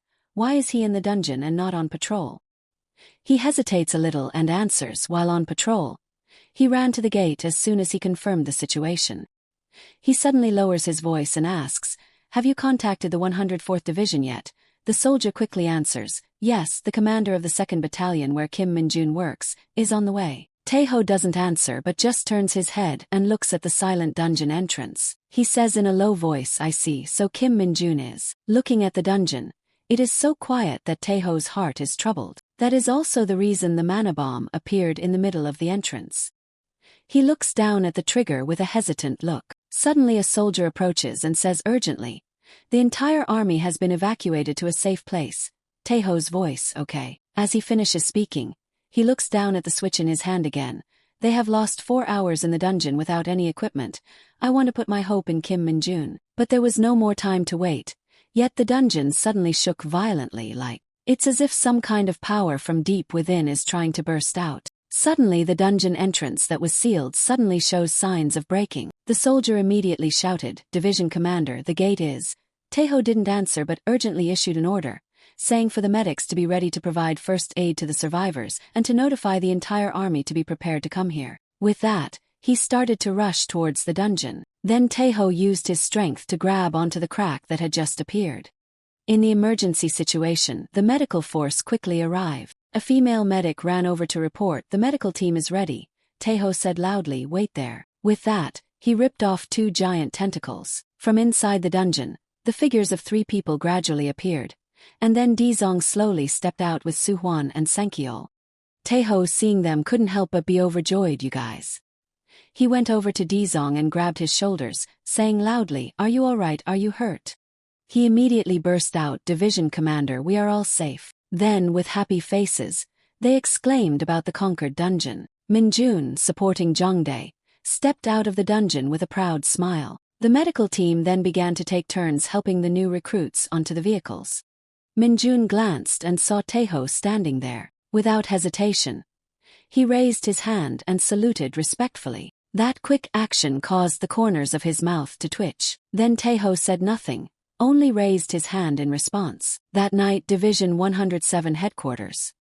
Taeho sat comfortably listening to Minjun's explanation. After listening, he also showed that he understood. "Oh, I see." Taeho looked at Minjun. "So you're on vacation?" He nodded slightly. "Yes," he asked again. "And why are you in Taejun?" Minjun said enthusiastically with sparkling eyes, "I came to see you because you said you would treat me." Taeho asked in surprise, "You used your vacation for this?" But then his eyes locked on Minjun as if wanting to find a loophole. "So, as soon as you arrived, you encountered the gate, and when the incident happened, you decided to jump in right away." He felt a little uneasy, thinking it was a bit unusual, but he had no other choice. But then Minjun still went along with it. "Yes, that's right. As soon as I saw the unusual gate, My body acted on its own without thinking. Taeho slightly frowned. Minjun thought this time he was done for, but he suddenly threw his head back and laughed loudly. The more I look at you, the stranger you become. I understand why Sukyong praised you. He forced a smile. It's over now, Taeho said with great satisfaction. Completing the dungeon without any damage is the best part. I appreciate that. Completing the dungeon without any damage is the best part. I appreciate that. Minjun smiled. Thank you, sir, but Taeho hesitated, however. The tone of worry and the sudden silence caused him to stop abruptly. After a while Taeho said, you are too outstanding. Then he began to explain. You always go to unusual places. The same goes for today's incident. The hunter's headquarters must have noticed you. Minjun pondered. Is that not good? Taeho saw that he didn't answer but still said, if it causes you trouble. He smiled. Don't hesitate to tell me whatever it is, Division 104, and I will support you, understand? Minjun readily replied, thank you, sir. If anything happens, I will tell you. Taeho sighed with a little regret. I won't be inviting you to eat today because I'm very busy. But if you have anything you want to ask, come see me. If it's within my ability, I will do it. Consider it as a thank you for saving my soldiers. Minjun's eyes immediately lit up like car headlights. I can advance. But before he could finish the sentence, he was resolutely cut off. No, it's not within my authority. He pouted, but his eyes glanced elsewhere. And then Minjun was suddenly astonished in his heart. That was. He immediately recognized it. That thing contained the mana circle substance. There was no mistake. Unbelievable that he only noticed it now. Taeho looked over and smiled slightly. What, do you want it? Do you know what it is? Minjun pretended to look at him with sparkling eyes and innocently said, this is the first time I've seen this stone. I'm not sure what it is, but I want to add it to my collection. Taeho replied awkwardly, strange hobby, isn't it? After saying that, he also hesitated a bit. Then Taeho said again, it came from the dungeon, so it can't be taken outside. He coughed lightly. There was a robbery in my house recently, so I only have this left if I catch that bastard. After going around in circles, Taeho himself picked it up. Although his face was a bit blank, he still gave it to Minjun to take. He still didn't know what it was, but it didn't harm humans, so he happily reached out to receive it. Thank you, sir. Taeho smiled as if Yunseo, I'm stuck with him again, but for some reason I don't dislike it. While he was admiring the magic stone, he suddenly asked, besides that, what is your relationship with my daughter? Minjun stated firmly, we are comrades, nothing more, nothing less, sir. That answer seemed to satisfy Taeho to the point that he couldn't help but chuckle. You're on leave, aren't you? I've taken up too much of your time, you can go now. Then he casually asked him, could you tell your battalion commander to come here? Minjun, hearing this, replied seriously, yes, understood, sir, at your command. It was late at night. Minjun quietly left the headquarters, carrying the beautiful magic stone. Ibangu, who had been waiting, suddenly exclaimed excitedly, this Master Kim Minjun, this is really delicious. What kind of fish is this? He frowned and scolded, shut up and eat. Do you want to wake up the neighbors? After scolding, he was so angry that he crushed the magic stone. This brat. You have absorbed enough magic power. Magic power increased by 1. He pondered, reached the limit. Perhaps it's less effective than my magic area. Because your magic power is sufficient, you have unlocked the skill Magic Whip. Minjun, upon hearing this, smiled happily. Great, with this I can go all out. Somewhere in the Hyonggi Legion Hunter headquarters, a shout echoed from the meeting room. Son Taeho. He was sitting there, shouting without restraint. What the hell are you doing letting accidents happen like that? Taeho bowed his head and said, I'm sorry, sir. But the old man shouted even louder. The 107th Division will be coming to settle scores with us soon. You better prepare. This incident really drove Chongma crazy. Your luck is over after this. The old man threatened loudly. I'll strip off your uniform. Chongma's expression became increasingly ugly and he ordered, bring that brat Lee Sangjin to the headquarters tomorrow, understand? Taeho glanced at the old man. Yes, sir. At that moment, the meeting room door suddenly opened, and Chongma immediately stood up and saluted. Sir Hakchil, as he walked in, advised Lieutenant General Kim, don't be too harsh. His voice was calm. We could hear you yelling out there. Chongma didn't say a word in response. I will moderate myself, sir. Hakchil slowly sat down in his chair. Good, I've received the report. Chongma's already bad expression turned even grimmer as he thought about it again. Hakchil spoke this time, but his face had an awkward smile. Kim Minjun again, huh? The golden Doga car sped out of the base at breakneck speed, and soon it arrived. The tires screeched against the road, creating a deafening noise. Jungbyum hurriedly got out of the car with a sullen face. It seemed that anger had taken over his entire mind, causing him to forget a familiar task like closing the car door. Jungbyum, driven by his anger, went directly to the commander's office with his noble status. He didn't care about anyone and pushed the door open forcefully. Keelman, who was inside, jumped in surprise and said loudly, "Greetings, sir." But at this moment, Jungbyum didn't have the mood to pay attention. He looked around the room in confusion. What's going on? Where is everyone? That question made Keelman hesitate, not daring to answer about it. His attitude made Jungbyum even more certain about his thoughts. Is it what I'm thinking about? Is he the target? At this point, Min had nothing to hide anymore. Yes, sir, yes. Everything was exactly as he had predicted. And at the same time, it made Jungbyum tired and slumped down in his chair. These fools. He clutched his head tightly, hissing each word through his teeth. Did they deliberately take advantage of my absence? Keelman didn't know what else to do but stare blankly and listen to the opponent's heavy breathing. Unexpectedly, even after an hour, his bewildered expression hadn't changed even 1 millimeter. It's just that the person who was admiring that unique expression was someone else. The opponent's face carried an ominous, unpredictable expression. These were the special forces of the hunters, Sergeant Taehwan and Sergeant Min Soo. Finally, Keelman had to admit defeat in this staring contest. He clasped his hands and leaned forward, then said, "I understand what you all want to say, however." He paused for a moment as if gathering more courage and continued, still in the middle of a sentence, "You all came here since early this morning, and demanded to see our soldier, who had just returned from yesterday's leave." Keelman was ready to explain a very reasonable reason. "From our side, it's a bit," but was interrupted by Taehwan's outstretched hand. This action was just like some CO in a coffee shop. Fortunately, the guy's attitude was much better than the one full of noise. "Do you know who ordered us to come here? Please, just this once." The pressure of the words weighed heavily on Keelman's shoulders, making him even more hurried. "And our company isn't present right now, which is against the rules." Taehwan still smiled casually while his teammate took something out of his pocket. But the battalion commander then raised his eyebrows and asked Keelman, "Do you need paperwork? We can get it right here though." Min Soo coordinated perfectly, quickly opening the device in his hand. Keelman was frozen with fear, his mouth agape, clearly hearing the apologetic words that were laced with daggers. "We'll leave after a short conversation." Taehwan smirked, repeating the request one more time, and said, "Kim Min-jun, please come here." Before long, a noise erupted outside, and then the office door gently opened. The special person who had been awaited finally appeared. "Hello, Sergeant Kim Min-jun, sir, I heard you were looking for me." His words were forced to stop under the gaze of 6 eyes fixed on him. In confusion, Min-jun accidentally saw the familiar skull emblem on Min-jun's clothes.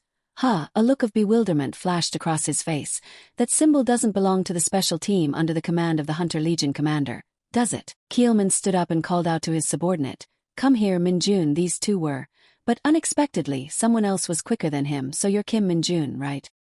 He happily stepped forward and shook the hand of the person in front of him. "I'm Yu Taehwan from the Hunter Legion Special Forces team." Min-jun answered loudly and properly, "Sergeant Kim Min-jun, sir." At this moment, Taehwan's face was no longer as cold as before. Instead, it was a cheerful smile like spring flowers. "You saved a lot of hunters by risking your life and jumping into the fake dungeon in Taejeon a few days ago.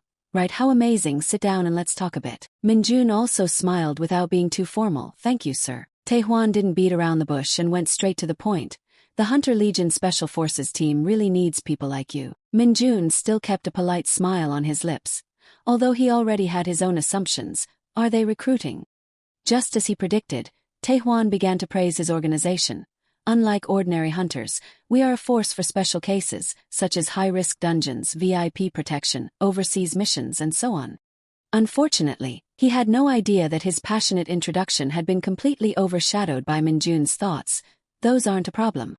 Although that was what he was thinking, his sparkling eyes betrayed him. "As long as I get a big promotion, that's fine." Keelman glanced at the person next to him with some reluctance. At the same time, Taehwan's long speech had also reached an important point. "And when we deal with criminal hunters who are not part of the military, combatability is extremely important." He couldn't help but sit up straighter, his face full of pride. "Your performance over the past time has been noticed by the headquarters, so I'm here to offer you what you deserve, a special promotion." These 4 words successfully made Min-jun repeat excitedly, "Special promotion." It also made Keelman sigh wearily. Taehwan was extremely pleased with this reaction. He gently offered more attractive benefits. "That's right, Lieutenant Kim Min-jun. Our team doesn't accept ordinary soldiers, so if you volunteer to join the Hunter Special Forces team, Headquarters will promote you to sergeant immediately. At this moment, Min-soo also took the opportunity to chime in. Above all, Special Forces team has more opportunities for advancement than the ordinary team when you can regularly perform missions to accumulate military achievements. These words sounded like pure benefits. Thus, Min-jun smiled and made a decision in his heart, not seeing any reason to refuse. At this moment, a bell suddenly rang, breaking the harmonious atmosphere in the room. Taehwan quickly reached out and turned off the sound, then politely said sorry. This strange device successfully caught Min-jun's attention.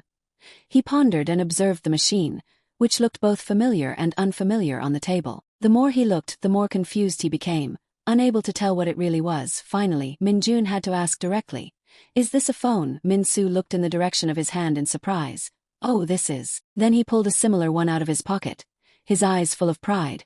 "It's a Special Forces team device. It's not a phone, but a security device after all. There are many things that can't be made public." This introduction seemed to open something in Min-jun's heart, and he stammered out each word. "Am I allowed?" He slowly brought up his question. "To use the internet and a computer if I want to." This issue seemed new, so the two from the Hunter Special Forces team were a little stunned. Taehwan regained his composure and cleared his throat, answering, "Security is extremely important in the team, so the use of the internet and personal devices is prohibited in the barracks. We also encourage you not to use it during your vacation." Min-soo also gently comforted his future teammate. "It's just a small inconvenience compared to our mission. This is a good opportunity to serve the country. And you'll have many privileges in return, so don't worry." The bottom line was that it wasn't allowed, so Min-jun pouted in discontent. This expression of his made Keelman secretly rejoice in his heart. These people have stepped on a mine. But it seemed Taehwan didn't realize that, still calmly holding out a business card. "We don't offer this to just anyone, so please consider it." And before he could finish his sentence, Min-jun coldly cut him off. "I'll stay here." These 4 words were like a bomb exploding in front of the two, leaving them speechless in astonishment. "What?" Immediately after, Taehwan frowned and asked, "The reason is?" Min-jun's steady voice echoed throughout the command office. "If I join the Special Forces." A few seconds later, Min-soo's scream shattered the quiet space. "What did you just say?" He stood up, red-faced and furious. "What? You're throwing away this good opportunity for a game. The Lieutenant General had to organize a meeting because of you, and now you're refusing because of the powerful dungeon fighter. Are you kidding?" Min-jun replied in a deep voice, but his eyes reflected an indescribable seriousness.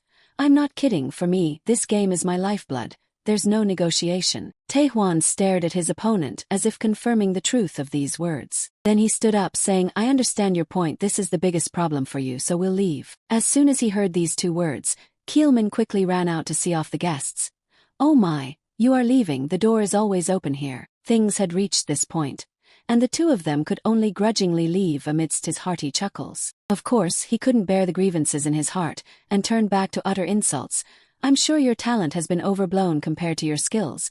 You gave that ridiculous reason because you were afraid that others would find out when you joined the team, right?" The more he scolded, the more fluent he became, and the tone of his voice when he uttered the last sentences soared to the top of the tree. "Without this opportunity, someone like you would never pass the entrance exam, understand?" Min-jun couldn't bear it any longer, and his eyebrows began to touch each other. He spoke in a cold voice. "How are you so sure, sir?" Keelman was about to send those 2 gods away when he was suddenly stopped. He turned pale and exclaimed, "Min-jun, what's wrong now?" Min-soo, even more annoyed by the question, retorted, "What? Say that again." Min-jun wasn't one to be outdone, turning around to confront him directly.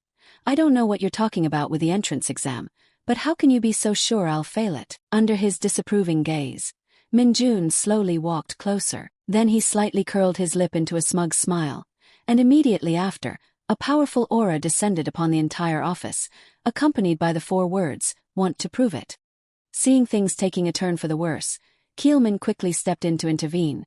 "Kim Min-jun, stop it, sir. What are you trying to do here?" Before he could do anything, he was stopped by a hand placed firmly on his shoulder. Turning around, he was immediately met with Taehwan's unfriendly smile. The man bared his teeth and posed a threatening question.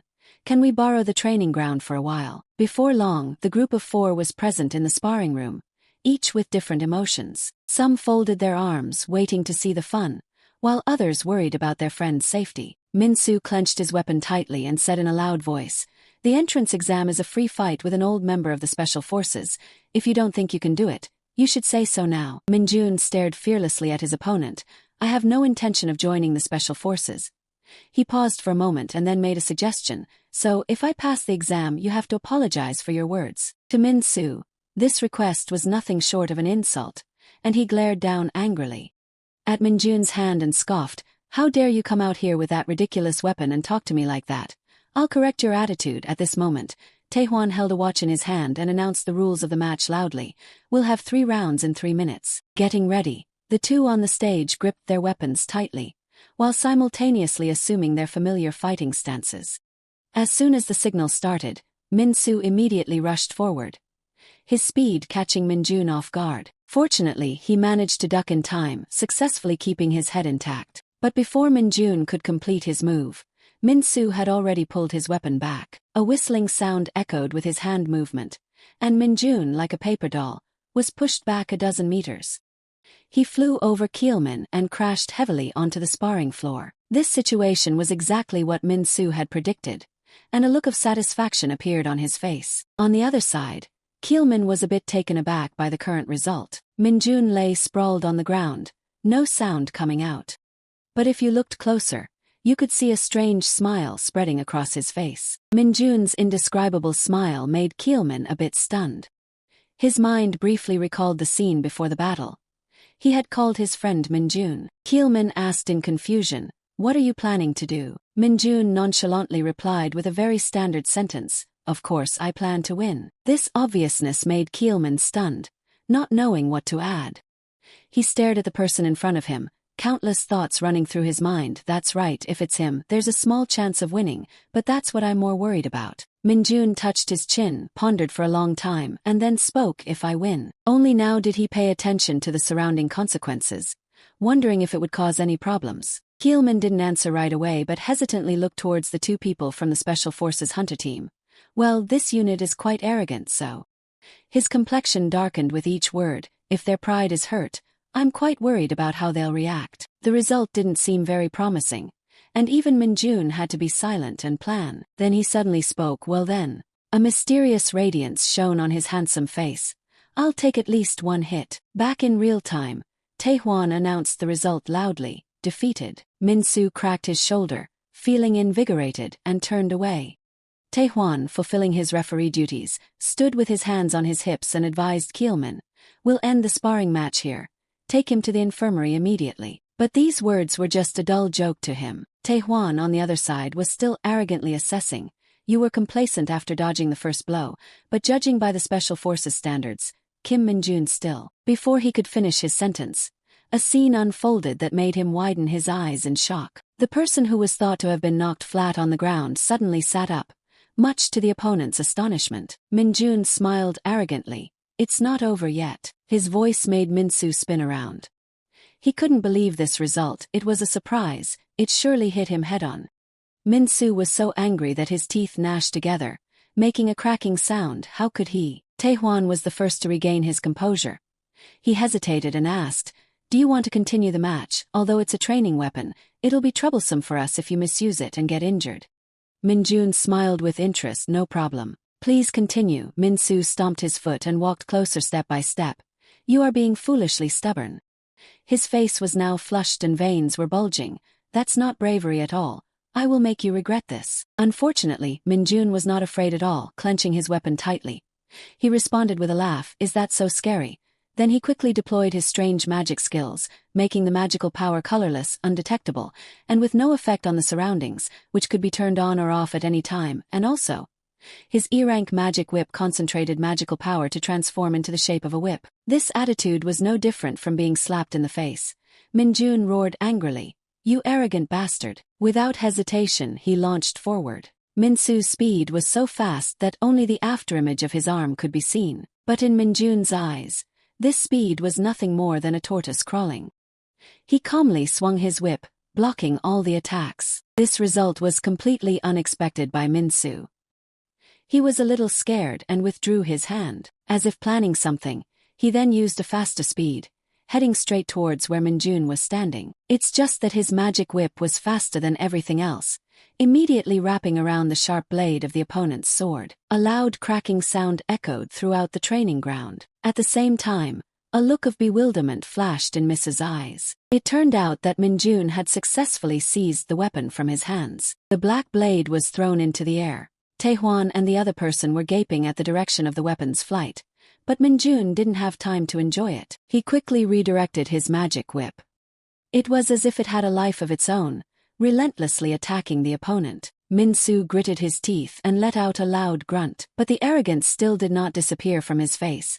Such attacks, don't even think about leaving a scratch on my body. Then suddenly, Ming-soo's joints made a suspicious cracking sound. More surprisingly, even its owner didn't know what was happening. Then, he trembled and roared in a piercing voice. The attitude of the teammates made Taeho stunned. What's going on? The scene of Min-soo kneeling on the floor was like an explosion in his heart. Sergeant Jang fell with just one blow. Suddenly, the sound of the whip whistling cut through Taehwan's thoughts. It turned out that Minjun on the other side was constantly swinging his arm. The whip was like a black snake flying in the air. Minjun's face wore a smile that was both amused and wicked. A bad feeling immediately rose in the hearts of the other two, and Min-soo couldn't help but shout in fear, wait a minute. Unfortunately, the whip had no eyes, especially when its owner didn't want to show mercy. A shock came right at him. Min-soo, losing all his composure, shouted, "Oh, it hurts." He lost all his strength and fell to his knees, coughing. This development made Minjun even more interested. That's right, it's an unstoppable attack. We can see that the Special Forces team has training skills, but it seemed like that weapon also vibrated with the owner's emotions. Experiencing a magic-infused whip for the first time. How did it feel? Exhilarating, right? A beautiful memory appeared in Minjun's head. Even that sturdy orc warrior had to fall to his knees with a blow from this thing. The intensity of the black string increased rapidly, so the sound of friction with the floor was chilling. It was no different from the sound of death, making Min-soo on the opposite side tremble with fear. At this moment, the smile on Minjun's face was completely distorted.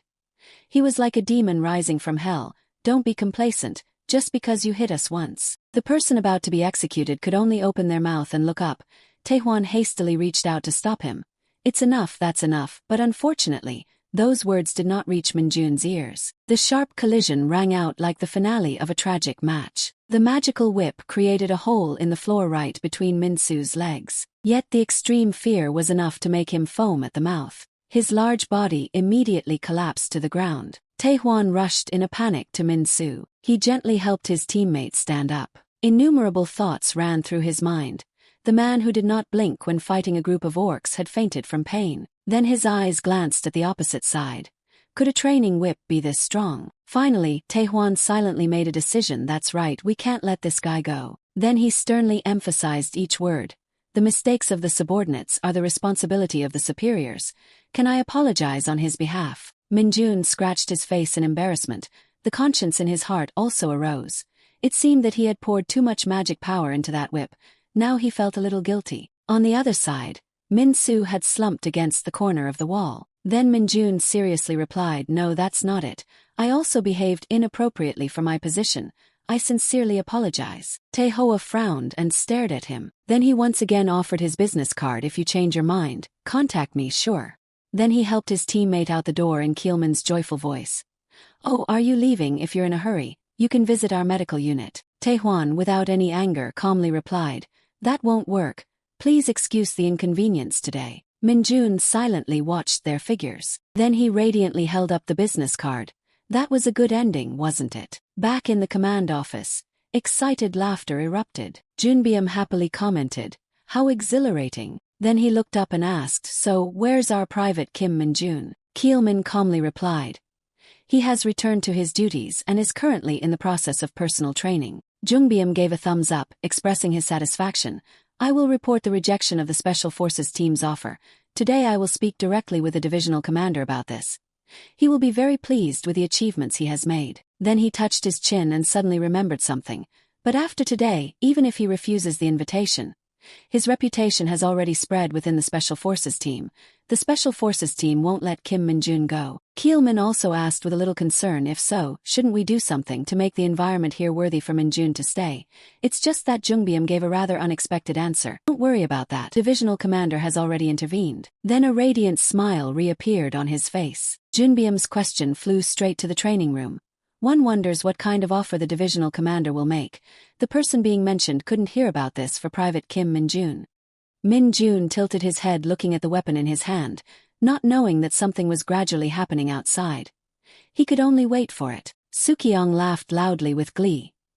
He put his hands on his thighs with confidence. Just as expected of Kim Min-jun, well done. Those arrogant, damned hunters are very angry. Even if I promised any special privileges, but if Kim Min-jun decided to become a hunter of the Legion over there, I couldn't stop him either, so I was quite worried, but after this incident I am now at ease. Sung Hyun smiled brightly and contentedly. Yes, it's time for us to rise up and show them what we're made of. Then he said and did. Sukyong approached the phone. Yes, I agree, I need to express my feelings properly. He picked up the phone. This is me, the thing I want is reserved. Sukyong smiled confidently. Good, bring all relevant data here to me immediately.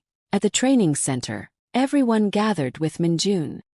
He stood with Sungo, causing the soldiers to run over, and white patches appeared on Min-jun's shoulders, attracting everyone's attention. Wang Shik blanked out unconsciously. What's wrong? What's going on? Sungo announced with his arms crossed. From today on, the commander of Squad 2, Platoon 2, will be Sergeant Kim Min-jun. Treat each other well, okay? Han Young worriedly asked about the situation. Sergeant Lee Sungo, did you get promoted? He coldly refused. No. But the truth is, I'll be taking on a new role as a mid-level officer. I've already earned enough points to be promoted, so I'll be handing over my current position to Sergeant Kim Min-jun. There shouldn't be any questions, right? Wang Shik and the soldiers all strongly supported. Of course not, besides Sergeant Kim Min-jun. Who else could replace you? Dong Jin raised his hand from behind. Sergeant Kim Min-jun, I have a question. Min-jun immediately allowed, ask away. Dong Jin anxiously expressed his thoughts. I heard that someone from the 104th Regiment cleared a mutated dungeon alone not long ago.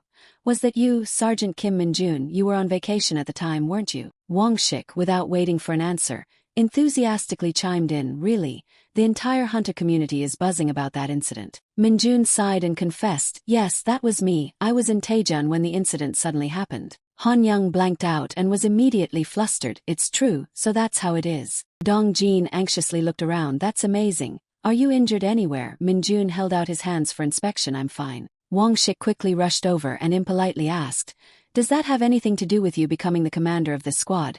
Did you get any other rewards? He stopped the soldier and then hesitated. He took advantage and spoke sarcastically. What's that? A few days later, in the Goblin Colony dungeon, the soldiers were killing goblins and chatting like this. Wang Shik asked with a serious face. He received an offer to be a scout for the STF hunters for a short period of time. Han Young nodded immediately. That's right. And he refused outright, even defeating a senior sergeant in a duel. Wang Shik, while killing goblins, questioned his comrades. I mean, these things sound unbelievable. Who could believe this besides us in the military? Anyway, the division commander appointed Sergeant Kim Min-jun as our squad commander and promised to help him get promoted to officer within a year if he gets enough points. Han Young nonchalantly attacked without looking. Yes, Sergeant Lee Sungo agreed too. You know how he feels about the Legion STF hunters. Suddenly, a loud roar echoed, interrupting the conversation. A large goblin was stepping out. It extended its sharp fangs. This goblin was many times larger, advancing towards the two of them. It shouted loudly, spraying saliva everywhere. Han Young and Wang Shik looked at each other but said nothing. The two blankly watched it run towards them. From behind the two soldiers, a magic whip sprang out. It struck the goblin's eye hard. The goblin immediately dropped its weapon, covered its eyes with its hands, and burst into tears. The magic whip continued to attack it decisively.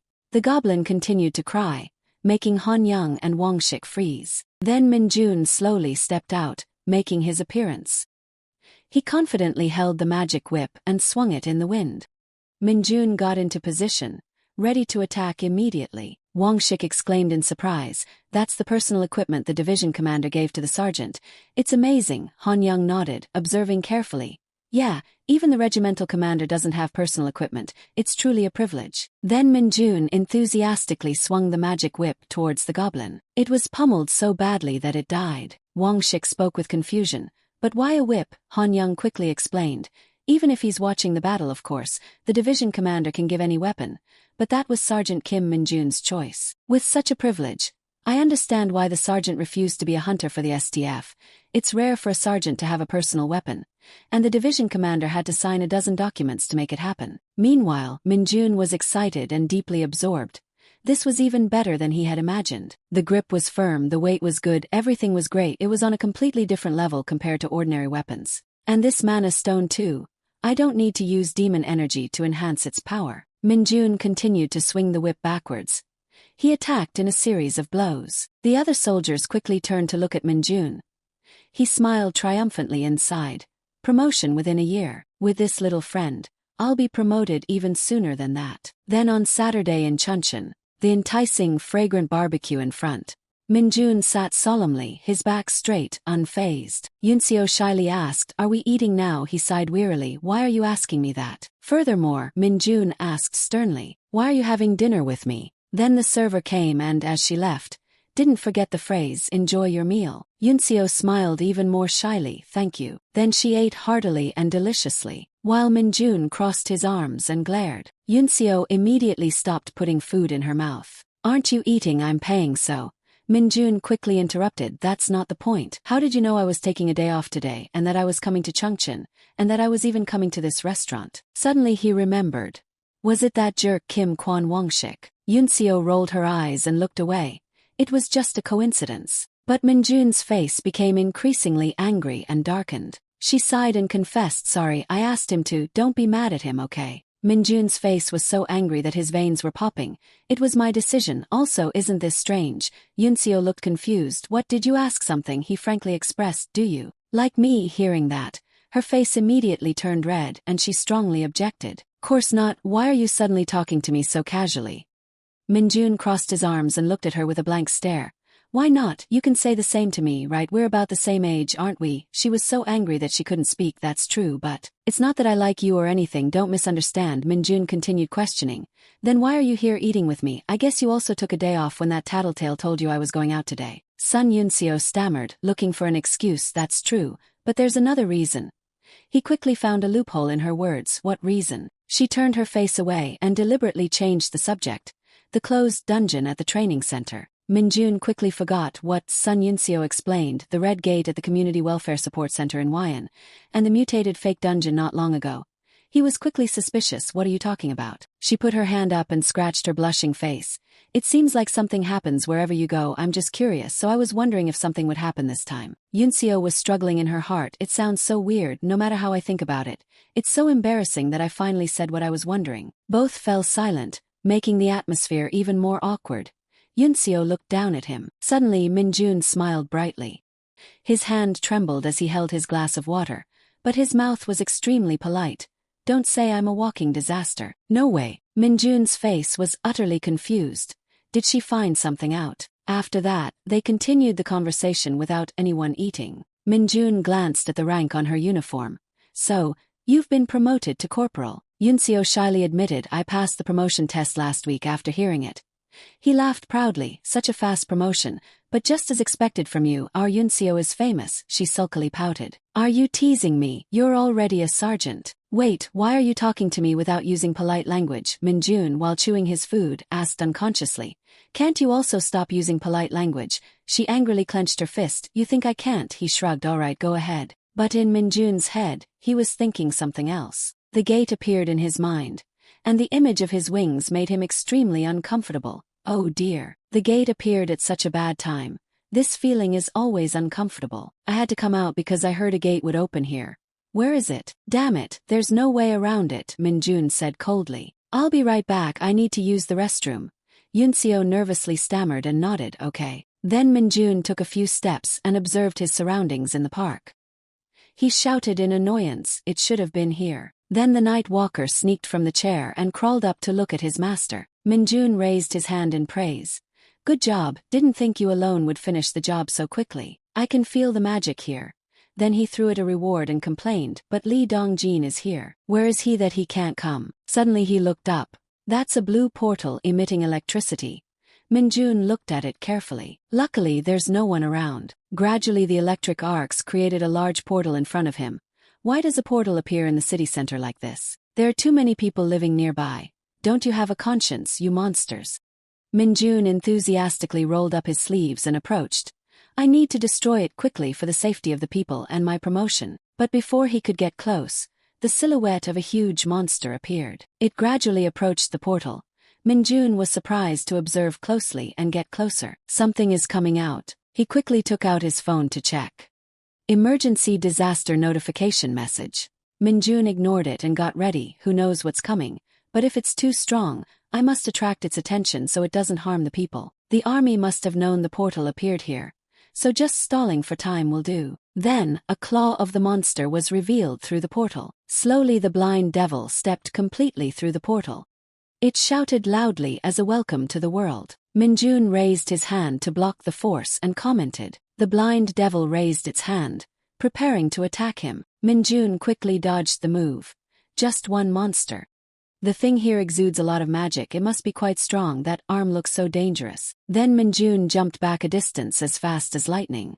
He executed the ultimate move and praised his opponent. You are sharp, but if you can't cut us then it's useless. The status window appears. Skill Dark Arrow E. In the other hand, the BL Devil revealed a mace and charged. Minjun was surprised and couldn't believe his eyes. It quickly threw the weapon at him. The blind devil laughed and shouted excitedly, thinking he had destroyed the opponent. But it turned out that Minjun had caught its weapon. When the dust dissipated, it revealed the image of him expertly dodging the blind devil's attacks. Minjun glared at this guy. Where did he learn this trick? The blind devil shut its mouth. Then it quickly pulled the weapon back, startling Minjun. Then it threw the other hand at him. Minjun quickly dodged to the side.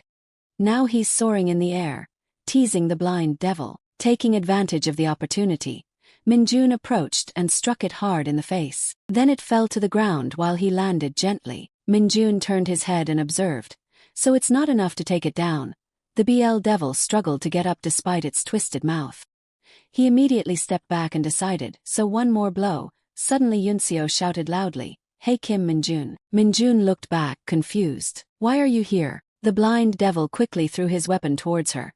The weapon flew close to Sun Yunseo. Minjun quickly grabbed the chain of his arm. "What do you think you're doing?" The blind devil yelled, full of syrup. Sun Yunseo shouted worriedly from afar, "What are you doing there without a weapon? Did you run away from your meal to come here?" Minjun turned his head in annoyance and questioned, "How did you know to come here?" Yunseo immediately held up the sign. "I saw the gate's disaster message and came here." With that, she threw it towards the blind devil. He watched the sign fly high, his mouth forming a smile as if he had anticipated something. Then Minjun dashed in the direction of the sign. He jumped high. Minjun took advantage and grabbed the sign as a weapon. He channeled internal energy and raised the sign high above his head. So the status window appeared. The E-rank magic whip skill. Do you think you can handle this? The blind devil was struck directly in the head with a painful blow. It lay sprawled on the ground, motionless. Smoke and dust flew everywhere, causing Sun Yunseo to raise her hand to block it. Then Minjun quickly absorbed the blind devils. Yunseo coughed violently, catching his attention. "I never thought you were already a real hunter." She innocently approached and asked, facing dangerous monsters like before, "Did you handle it yourself?" Minjun tilted his head and smiled casually.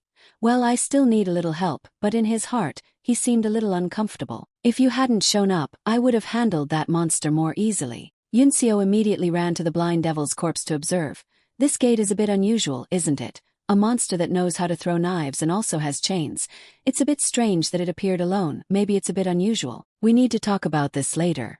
Suddenly, another one appeared from the shadow behind the gate. Sun Yunseo was surprised and scared while Minjun froze. A series of blind devils stepped out of the gate and roared loudly. She backed away in fear. "5 of them, Minjun. We need to retreat and regroup with the Hunter Legion when they arrive."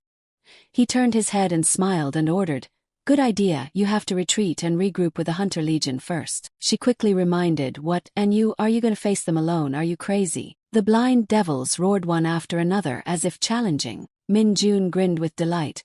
"Come on." Sun Yunseo froze. "What?" He stepped back to prepare for the attack. Then Minjun launched a flying kick towards the blind devils. He shouted loudly in the charge. Meanwhile, in a place where 2 moons can be seen, a stranger, completely covered, was entering the deep forest. The person stopped after going far enough. The stranger stood in front of the stone and chanted in a strange language. The stone immediately split open. A staircase appeared after that. The stranger quickly entered the staircase. Inside was a hidden basement. The stranger went to the end of the basement without hesitation. Then he went to a place with many fireflies. The stranger stopped at this place for a long time. He clasped his hands and continued to chant. The hat and cloak were gradually removed. It was a beautiful red-haired girl. She turned her head and looked around. Wait for me. A helicopter is flying to the sea near Nagasaki, a deserted island. On the deserted island, two tall, burly men stood silently, looking into the distance. The helicopter also stopped right above them. The two men were still standing there in front of the landing helicopter. The wind from the propeller blew dust everywhere. Sukyong stepped out of the helicopter with a stern expression and a powerful aura. He looked around this deserted island carefully. The other man proactively went over to shake hands and welcome him, thanking him for coming. I'm Indu Masaru from the Japan Hunter Association. Sukyong returned the handshake and smiled friendly. I am Major General Du Sukyong of the South Korean Hunter Unit. You speak Korean really well. Upon receiving the compliment, Masaru smiled sincerely. Thank you. He gestured with his hand behind him, inviting politely. This way, please. On this side. Sukyong followed Masaru inside and calmly sat down to read the report. After reading for a while, he nodded and exclaimed, This plan seems to have no problems at all. Everything is quite excellent. Very thorough even with the lack of preparation time. Masaru smiled modestly. It's all thanks to my teammates who provided us with good soldiers. Thank you again. Sukyong gently placed his glass down, his voice calm, responding seriously. I'm sure the Japan Hunter Association is concerned about the increasing number of abnormal dungeons. This dungeon also appeared on a deserted island, making detection very difficult. And this is obviously a difficult one to deal with. Even if it is an abnormal dungeon, however, I don't think you propose this to foreign forces just because you don't have enough manpower. Sukyong's expression suddenly became serious, strangely silent. What is your true purpose? Hearing this, Masaru frowned, paused slightly, his eyes staring intently at him. He recalled and recounted thoroughly. As you know, Japan is facing dungeons along with the hunter associations. The nobility and the government and even the guild systems are run by individuals. We are still not at a disadvantage in terms of numbers, but because the frequency of abnormal dungeons has increased dramatically in the past few years, we have seen the need for a more organized hunter education system. Sukyong sat listening seriously as Masaru recounted. Masaru's face was profound, his voice deep and firm. I'll be straight with you. We are very interested in the training system of the South Korean Hunter Legion. I hope we can establish a close connection through this cooperation plan. Hearing his terms, Sukyong stroked his chin and gave an indescribable smile. So that's why General Gu Hakchil sent me. He even put that damn guy on the deployment list. He wants me to make a big impression, isn't that right? Masaru picked up the documents in his hand, read them, and nodded in admiration.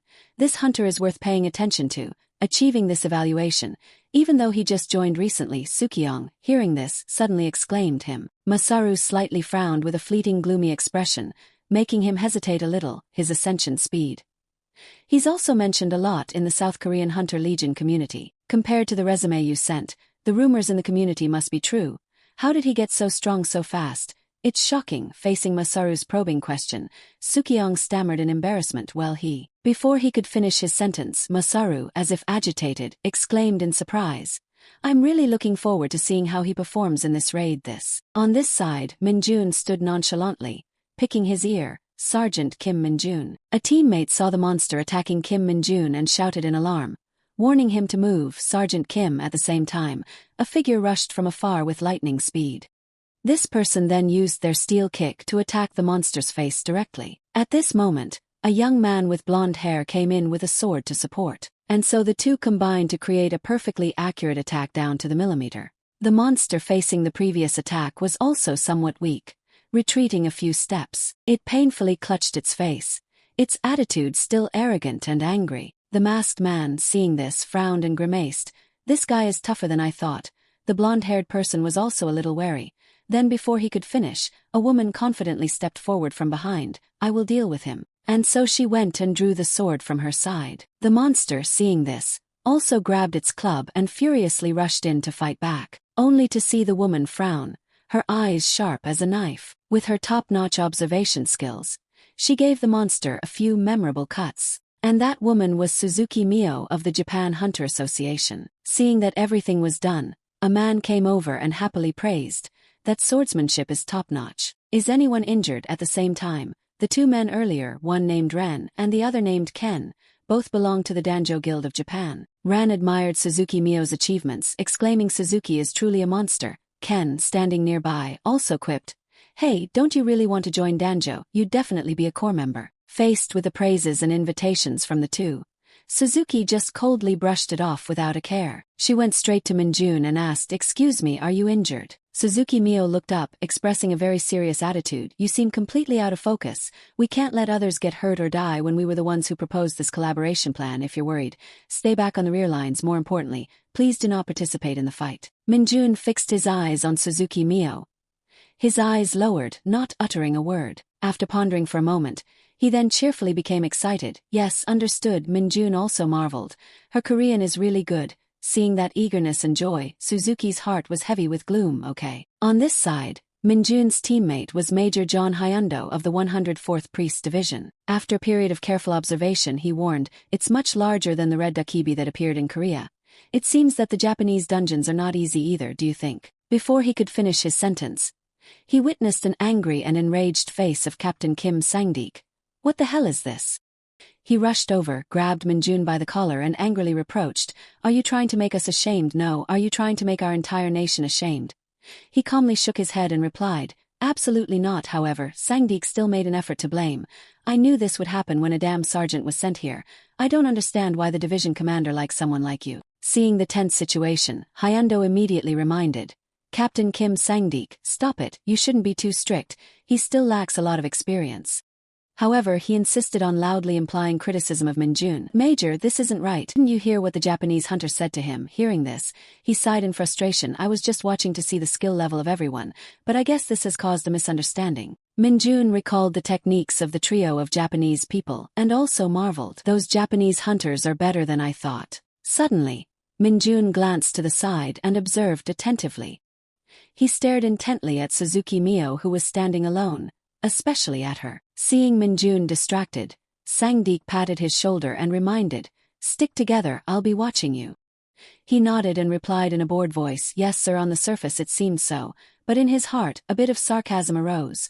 What the hell is this guy talking about? He hasn't helped with anything until now. At this moment, Suzuki Mio was leaning back in frustration, constantly listening to Ran and Ken chatting and discussing something with great enthusiasm. Suddenly, she glared intently in the direction of the sky. Suzuki Mio drew her sword and rushed forward, loudly warning, "Something is coming." As soon as she finished speaking, her face showed extreme anxiety. At this moment, an axe flew straight down from above towards the trio of Japanese people. Suzuki Mio was agile and successfully dodged the axe safely. She glared straight ahead to see what force was standing behind. In front of them was only a dark, deep, and gloomy cave. From within that gloomy darkness, a creature stepped out. He stepped out with a devilishly demonic grin on his lips. Suzuki Mio, seeing this, shouted a warning, "That's the dungeon boss." Hearing this, Ran and Ken both stared in shock for a few seconds. Minjun on this side immediately felt uneasy and glanced around. Suzuki Mio at this moment glanced to observe what Ken was preparing. Then she turned her head and informed Minjun's team, "I've shared the location with the other 5 teams. We must try to hold out before they arrive."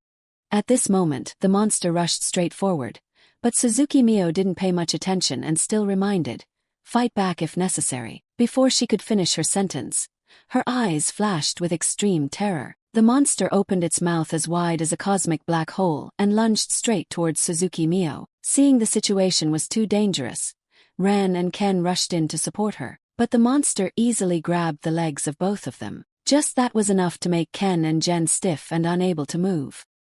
He used his strength and threw the two far away. In that moment of life and death, Suzuki Mio immediately drew her sword and slashed straight into the side of the monster. Suddenly, Suzuki Mio's eyes widened in shock and astonishment. The sharp sword of Suzuki Mio couldn't even scratch the monster's scales. At this moment, he stood proudly, laughing a few scornful, mocking laughs. Sang-deek saw this, his face darkened, and his voice was a terrifyingly calm, the ghost sword's force. He walked forward with a serious expression. "That's equipment to counter monsters, maximizing power by consuming the user's stamina." Sang-deek gently drew the sword in his hand, and it emitted a mystical blue light. "The aura you see on the sword is proof of that power. My sword is different from the ordinary equipment that the soldiers receive." When Minjun witnessed it firsthand and heard it, he was quite stunned and surprised. Immediately after that, Sang-deek rushed straight towards the monster. He rushed forward with a serious expression and a harsh, sharp tone. I am a ghost sword force trainer of the Invincible Hunter Squad of the 104th Division.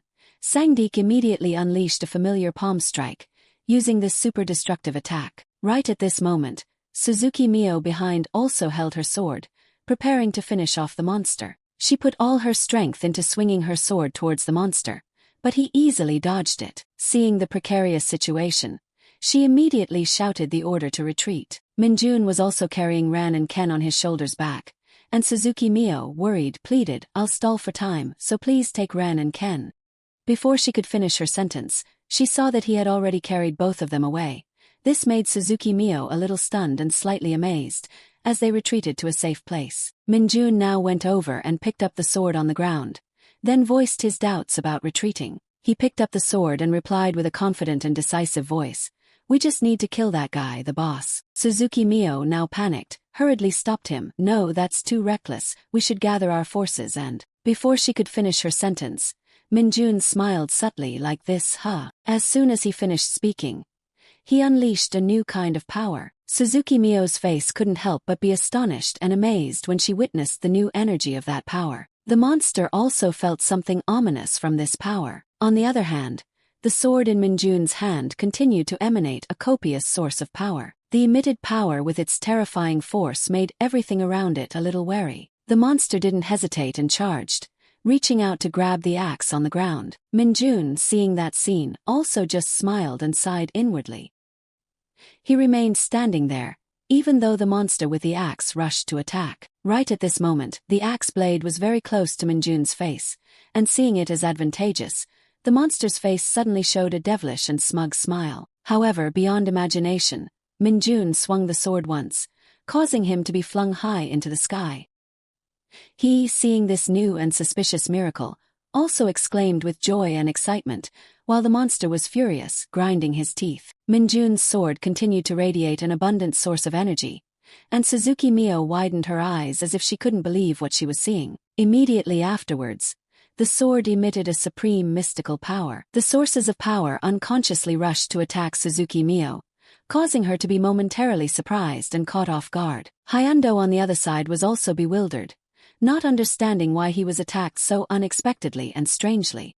Minjun, seeing the absurd situation, gave a forced smile. "Oh, sorry." After that, Minjun poured all his mental energy into summoning a supreme source of power. As soon as the power in the sword immediately surged, Minjun still waited silently a little longer, holding it for a bit more accuracy. At this moment, the monster glared with a very defensive expression. Just as he adjusted for the precise timing, Minjun rushed forward with a strange smile. "Now then." The monster at this moment tried hard to resist his attack, but the power from his sword was too great, causing the monster to gradually weaken. Immediately after the extreme friction, the source of power disappeared. At the same time, the sword shattered. The monster's hand also became deformed, no longer intact as before. The impact made his hand distorted, and he roared in extreme pain. Suzuki Mio, seeing this, was stunned for a few seconds. That mana equipment couldn't withstand his aura. Minjun, at this moment, looked contemplatively at the broken sword in his hand, and couldn't help but ponder, "I guess I shouldn't have used all my strength. How regrettable." The monster in front of Minjun slowly stood up, trembling. Minjun, seeing this, threw the remaining piece of the sword from his hand and gently comforted, "Oh, it's all right." He took out a brand new unique weapon, and his mouth never stopped grinning wickedly.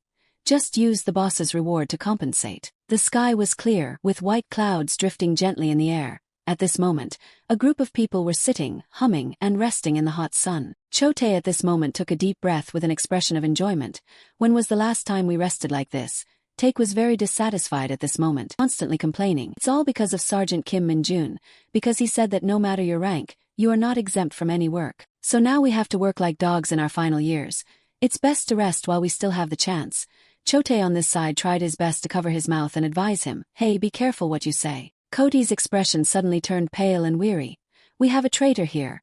Wangshik at this moment loudly protested in dissatisfaction, "I am innocent."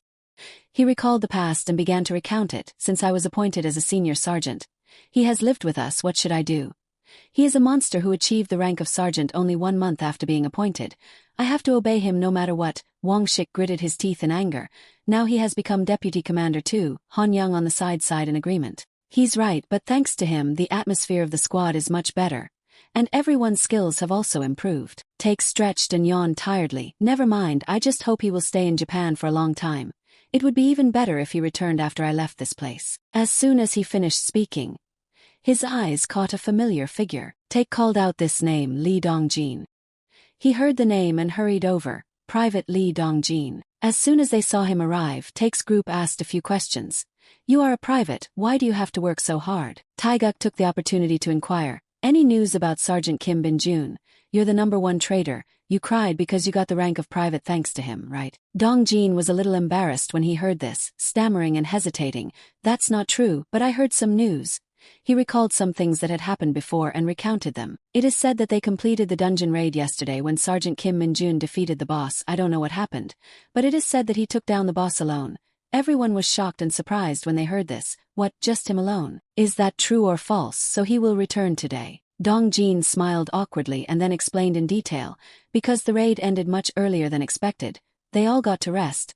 He will enjoy Japan for a day and return tomorrow. Upon hearing this, Han-young screamed in terror. What, a vacation in Japan? Take was also shocked to hear this. Only one day, let him take a year off. Chote at this moment simply sighed. I bet it's fun, the weather there is beautiful. Wang Shik frowned. His face was a bit serious and honest. Right, I wonder what he's doing. Han-young smirked a disgusting smile. Who knows, he's always training to play games. I can't guess what he'll do. Maybe he'll clear the dungeon in Japan. Hearing this, everyone couldn't help but burst into laughter in a humorous way. They were happy and suddenly the sun went down. Everyone's face turned black. He couldn't possibly be. On this side, Min-jun was walking alone under a gloomy sky with dark clouds. He was walking while smiling contentedly, a smile that was indescribably hidden. At this moment, Ibangu appeared and excitedly called out the name of Mr. Kim Min-jun. When he saw his appearance, Min-jun immediately smiled to greet him. You're here, Ibangu without hesitation replied. Yes, that's right, I have found the closest place with demonic power as per your orders. Hearing this, Min-jun's face lit up with satisfaction. Good, I can't waste time since I've come here. Ibangu added that, anyway, you said I couldn't do anything because of someone. Who is that guy? At that time, Min-jun complained about him not being able to do anything. Hey Ibangu, go find a place with demonic power. At that time he decisively nodded in agreement. I will teach that bastard a lesson. Thinking back to that time, Min-jun gently comforted. It's okay. It's something that even I can't do. Hearing this, Ibangu vehemently objected. What, even the great Mr. Kim Min-jun can't do anything? I will teach that bastard a lesson. Right at this moment, Min-jun heard a strange noise and whispered an order. Hey, be quiet for a moment. At this moment, a motorcycle was roaring and approaching. Min-jun saw this and took a few steps back. The person controlling the motorcycle continued to maintain the current speed. While going smoothly, this person immediately put his hand on the brake. The wheels strongly rubbed against the ground, creating some ear-splitting sounds. The motorcycle stopped right in front of Min-jun. As soon as the opponent opened the helmet, it made Min-jun extremely stunned. It was Suzuki Mio. She stared at Min-jun and asked, What are you doing here? As soon as he saw that the opponent was Suzuki Mio, Min-jun frowned and looked at her with an annoyed expression. Is she following me? She sighed at this moment and gently explained, I feel like you are misunderstanding me, but this area is uninhabited because of a dungeon break in the past. Entering here is not restricted. But after hesitating for a moment, Suzuki Mio quietly emphasized, this place is monitored by the association 24/7. As soon as she finished speaking, she pointed her hand towards the building right behind Min-jun. Ibangu at this moment flew nearby to check if there was any interesting information. Right at this moment, Min-jun discovered the surveillance camera nearby. Ibangu curiously flew over to see if there was anything interesting. When he looked directly into the camera's eyes, he was stunned for 5 seconds. Ibangu's eyes glanced down to where Min-jun was. He saw this and could only shake his head, showing a helpless expression. What a useless guy. Ibangu hastily and frantically explained, I just felt the demonic power in this area. Min-jun angrily shouted, we'll talk later. Suzuki Mio, seeing his expression, wondered seriously. I'll ask again, what are you doing here? Min-jun hesitated and stammered, I. After a moment of pondering, he frowned and answered blankly, I'm lost, I just wanted to take a walk. Hearing the reason and expression, Suzuki Mio also wrinkled her face in disgust. Next, Min-jun rolled his eyes, feigning curiosity. Where am I? Seeing this strange behavior from him, Suzuki Mio pondered. This person is different from other awakeners. There's something very unusual about him, but I can't determine what it is, that's why I'm here, even though it's not necessary. Just then, a cutting wind appeared from nowhere. Suzuki Mio was quite sensitive to her, as if sensing that something ominous was approaching. At this moment, a fierce and violent monster appeared from nowhere. Suzuki Mio instinctively drew her sword, preparing to defeat the monster in front of her. Minjun, standing outside, wondered about that. He remembered the words Ebongu had said, "Always trust my master." Kim Minjun, thinking back, he smiled and nodded in admiration. Right at the moment he clutched Ebongu's hump. Suzuki Mio, while fighting, didn't forget to remind Minjun, "Get out of here, but avoid the underground area. A part of it has been corrupted, so your consciousness will be affected." He was extremely excited and thrilled when he heard it. "So that's the place, thank you." She also loudly reminded him, "If you lose consciousness for too long, it could lead to death, so you need to avoid the underground routes." As soon as she finished speaking, Suzuki Mio turned around and saw Minjun running away as fast as he could. She turned back to her main objective, holding her sword and staring intently at the monster in front of her. Why is that monster here? If a gate appeared, there's no way our surveillance system would have missed it. Could it be that the gate has been here for a long time and was only just discovered? Then she charged forward with her sword and resolved to deal with this guy first. Suzuki Mio's feet sank in as she began to gather momentum. Immediately after, she rushed towards the monster with all her strength. Suzuki Mio gritted her teeth and fought every second, and the monster also received the full power that Suzuki Mio had summoned earlier. Its eyes flashed with a hint of fear. The monster desperately tried to escape, and Suzuki Mio, seeing this, pursued it to destroy it completely. Suddenly, the monster made her wide-eyed with horror, her face turning pale with fear, only to see the monster in front of her suddenly stick its butt out towards Suzuki Mio in a provocative way. Seeing this, she was stunned and uttered an unbelievable sentence. "What the hell?" Meanwhile, Minjun was standing in front of an abandoned house. The nearby surveillance cameras were interrupted by a strange source of energy, and the other one was quickly destroyed. Minjun stood there with a relaxed and leisurely attitude. He had just used the dark arrow skill. In front of him were a lot of signs warning against entry. However, Minjun kicked the warning signs away. His mouth couldn't help but form an indescribable smile, and his magical power flowed out. Minjun stood in the middle of the desolate place and opened his mouth, laughing loudly. "Holy shit, this place is much better than I expected. This place is dense with demonic power." The system then displayed some important information for him. After reading everything, Minjun stepped forward in admiration. "Absolutely amazing." The system displayed some information about Kim Minjun as the founder of the cult, and his power statistics were also clearly stated. After thoroughly grasping the information, the corner of his mouth slightly curled up. "Now, with this pile of muscles, I can keep up with Ebongu. Anyway, I hope he has escaped. He might die if he gets caught." Meanwhile, Suzuki Mio was tirelessly following and searching for traces of the monster. While running tirelessly, she suddenly slowed down and then stopped completely. Her steps were light and graceful, as if she was stalking every trace. Right at the precise location, Suzuki Mio decisively swung her sword and stabbed it straight through the rock near it. Behind that rock, Ebongu was trembling and hiding. He was clutching his mouth tightly and crying, sobbing with fear. Then, based on her observational experience, Suzuki Mio seemed to have discovered something behind that rock. She quickly used her strength to pull the sword back from the rock. Ebongu, hearing this, looked through the hole in the rock. Seeing no sound, he stood up and observed, with the Taiji King's sword, curiously. Just then Suzuki Mio appeared, swung her sword, and shattered the rock into pieces. Upon seeing the figure behind the rock, Suzuki Mio was quite stunned. Before her was the frail Ebongu, trembling with fear. Seeing his pitiful state, Suzuki Mio eased her guard and sat down to stroke and caress him. However, Ebongu wouldn't let her touch him, furiously scratching her a few times and then fleeing. Suzuki Mio stood there, watching Ebongu's shadow with a lingering sense of regret. Then she picked up her sword and stood up. Suzuki Mio also contacted to report the situation. "Yes, this is Suzuki. I'm still looking for it. I'm focusing on areas without cameras. Even the surveillance team lost track. Okay, yes, I'll join the support team when they arrive." Then she received another shocking notification. The level of corruption underground, seriously. The person on the other end explained to her, "That's right, the color of the monster crystals has changed.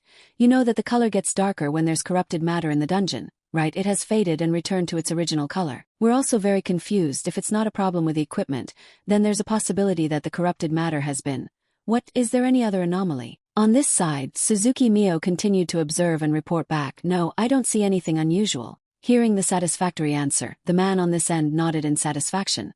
"So I'll report this as an equipment issue. We'll send a team to handle it. There's no way that mass of corrupted matter disappeared all at once." Suzuki Mio was also very skeptical and pondered over this. She then carefully observed everything around her. Suzuki Mio looked at the light in the sky and pondered, could it be?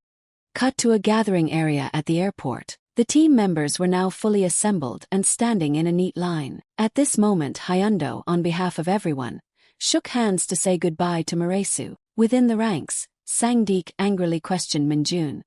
"How are you going to compensate for my sword?" Suddenly, Minjun discovered something astonishing before his eyes. From afar, he saw Suzuki Mio slowly approaching. A question arose in Minjun's heart. Why is she here? When he saw Suzuki Mio standing in front of him, Minjun was dismissive. What is it? Go play somewhere else." She stood facing Minjun and seriously questioned, "Did you enjoy your walk?" He glanced and reluctantly replied, "Yes, it was quite good, thank you." Hearing that, Suzuki Mio's face became strangely disgusted. "If so, do you know anything about one of the entrances to the underground area being destroyed? All the surveillance equipment nearby was also damaged, so we have no idea what could have happened there." She still demanded to know from Minjun. "Did you notice anything suspicious on the way?" He glanced, his tone full of hesitation. "I don't know, I was too focused on the walk." Hearing these insincere words, Suzuki Mio could only sigh helplessly and say nothing. Afterwards she smiled and said goodbye. "Okay, I'm glad you're back safe, goodbye." Right after that, she left. Sangdeek was now quite curious about the relationship between the two. Before she went far, Suzuki Mio called out to Lieutenant Kim Minjun. She hesitated for a moment and then smiled warmly. "See you again." Cut to the dark night sky in a gloomy, dark forest. A figure of someone was stuck on a high branch in the forest. That seemed to be Ibongu and the night walker. At this moment, Minjun's shadow approached and gently carried Ibongu in his arms. Cut to the evening at the barracks. Shrieks of agony constantly echoed from the training room. The soldiers were all easily defeated in the training. Minjun saw this scene and was frustrated, constantly complaining, "While I was away, you guys haven't improved at all. Are you all out of your minds? I told you to practice on your own when I was gone, but even though you all charged in, you couldn't last 30 seconds. Can't you improve even a little bit? How are you guys going to contribute to the Legion like this?" The exhausted soldiers lay on the floor, their faces showing fatigue, mixed with a little dissatisfaction. "You haven't been gone for even a week, you bastard. Give us some time to practice." Minjun frowned, state Taiji King's sword, feeling dissatisfied and disappointed. "I had high expectations for you guys, but you disappointed me." Chote was now squatting on the ground with a scratched and swollen face. Minjun saw the attitude of the people start to wane and angrily shouted, "Do you think I'll go easy if you all pout and look sad? Get up immediately." He cracked his knuckles, his eyes were firm, preparing to teach everyone a memorable lesson. "You guys, I will reshape you from the beginning." Just then, Minjun's expression suddenly became strangely serious, as if he was sensing something in his ear. He was astonished, turning around, then pondering and wondering this feeling. Seeing Minjun's dizzy turning attitude, everyone's eyes widened in bewilderment. Minjun immediately rushed out of the training room, constantly reminding, "Practice on your own." Everyone was stunned, silently sighing with relief. "We're safe, right?" Over here, Minjun is quickly running outside. His face showed extreme worry. "Ibongu, where are you? Did you just cause a demon power explosion? What's going on? Answer me." Immediately afterward, Ibongu's voice sounded, "Master Kim Minjun." He received the signal and immediately inquired, "What's going on?" Ibongu immediately recounted everything. The shock came from spatial displacement. Listening, Ibongu fell silent, making Minjun worry and ask repeatedly, Then what? Answer me." After running for a while, Minjun suddenly stopped. He was standing alone in a dark, cold forest, the wind blowing in freezing gusts. Minjun calmly closed his eyes. In his head, he began to sense a few things. Ibongu's demonic power was weakening. His location, after a period of silent searching, Minjun nodded in satisfaction. "I see." Immediately afterward, he immediately moved along the path he had just found. In Minjun's heart, a thought arose. The shock of spatial displacement. His face became serious, his eyes clearly showing tension. Minjun focused and rushed straight to a predetermined place in his mind. Isgard. Over here, a person in a black cloak was surrounded by a group of tall, burly men. One of them immediately chased after, drew his sword, and intended to teach this person a lesson. But she dodged and moved away quickly. at a crucial moment, she took a running start and jumped high. He then began to realize something was amiss. Before he could think further, the mysterious woman used her foot to kick the man in front of her hard in the head. The others, seeing this, also grabbed their swords and charged forward. But they were no match for her. The mysterious woman touched the head of a man. Immediately afterward, she used her foot to kick them hard in the head. Soon those people were lying motionless on the ground. At this moment, the leader slowly approached. He held his sword and boldly walked straight towards the woman. In front of her was a closed door, with no way out. Suddenly, cracks began to appear on the wall, getting bigger and bigger. The woman was struck against the door and thrown a few meters away. The woman tried to resist but was dragged on the ground for a few meters. The man then walked in front of her. The woman was so angry that she ground her teeth. The man growled, warning, stealing at the goddess's temple is a serious crime. Behind the man, a noble figure slowly walked up. It was the saint, approaching step by step. Her voice sounded like cold warnings: if you surrender. She glared and continued to warn, I will not kill you. This made the woman quite shocked and surprised, that's all. Suddenly she noticed unusual movements around where she was standing. The woman's lips slightly curled up with contempt. Surrender, no. Immediately afterward, she pulled out a dark divine item from her body. She held the divine power in her hand and challenged with a confident tone. So what about this? The saint saw this and was a bit confused. I don't know, but I understand your intention. I guess you are trying to use the divine item to escape, because you don't have enough power to traverse space. However, she glared and firmly asserted, there's no way you can know the coordinates. Faced with those words of contempt, she could only burst out laughing. Now, I have activated a spatial displacement magic circle. Hesitating for a moment, she added, and as for the coordinates, I got them from that useless guy. Seeing the situation was not good, the saintess immediately shouted an order, stop her. The woman was still standing there with a divine item in her hand. The divine item in her hand was now glowing as if it had been activated. And then the man who rushed in was thrown far away. Before leaving, she also left a friendly finger along with a mocking smirk. Suddenly her eyes widened for no apparent reason, only to see the saintess standing still watching. Her face also showed a satisfied smile for the woman. On this side in the dark forest, the moon just shone its light down on the forest. Ibangu now took out a giant magical orb and gave it to the night walker. He looked at it while eating and asked casually, is it delicious? This is very difficult to get. You should be grateful that I shared it with you. You must be grateful. Got it. The night walker now showed an annoyed expression, which made Ibangu a bit stunned. Well, I got it from Master Kim Min-jun for doing well, but I still shared it with you, right? The night walker, after hearing this, ate while laughing, not knowing how to respond. Seeing his attitude, Ibangu angrily chased after him. Hey, give it back, not letting you eat anymore. He immediately chased after him and tried to get it back. Come here, you ingrate. Right now, a source of power from somewhere appeared to attack Ibangu. That sudden attack made both Ibangu and Night Walker terrified and dared not move. Then a violent source of power appeared suddenly. After only a few seconds, the source of power disappeared quickly. At this time, both of them lay motionless on the ground, right where that stream of power had just occurred. Ibangu tried to get up and observe what was happening. Then he heard Minjun's voice in his ear. Ibangu, where are you? Did you just cause a demonic explosion? What happened? Answer me. Ibangu tried to utter a few words. Master Kim Min-jun heard that feeble answer, and immediately asked worriedly, what happened? What is going on? Ibangu tried to recount bit by bit. That shock came from teleportation through space. Ibangu fell silent when he saw the woman appear. Min-jun on the other side kept urging him to ask. And then what? Answer me. The woman looked directly at Ibangu and snarled. Long time no see, you useless guy. Ibangu weakly slowly looked up to see who it was. All three of them were now tired and exhausted, lying on the ground. The woman looked far away and then sighed. That's right, this is. As soon as she finished speaking, she fell tiredly backwards, her mouth constantly mumbling, Master's homeland. At this moment, Min-jun happened to appear and catch her. His face became cold, extremely serious.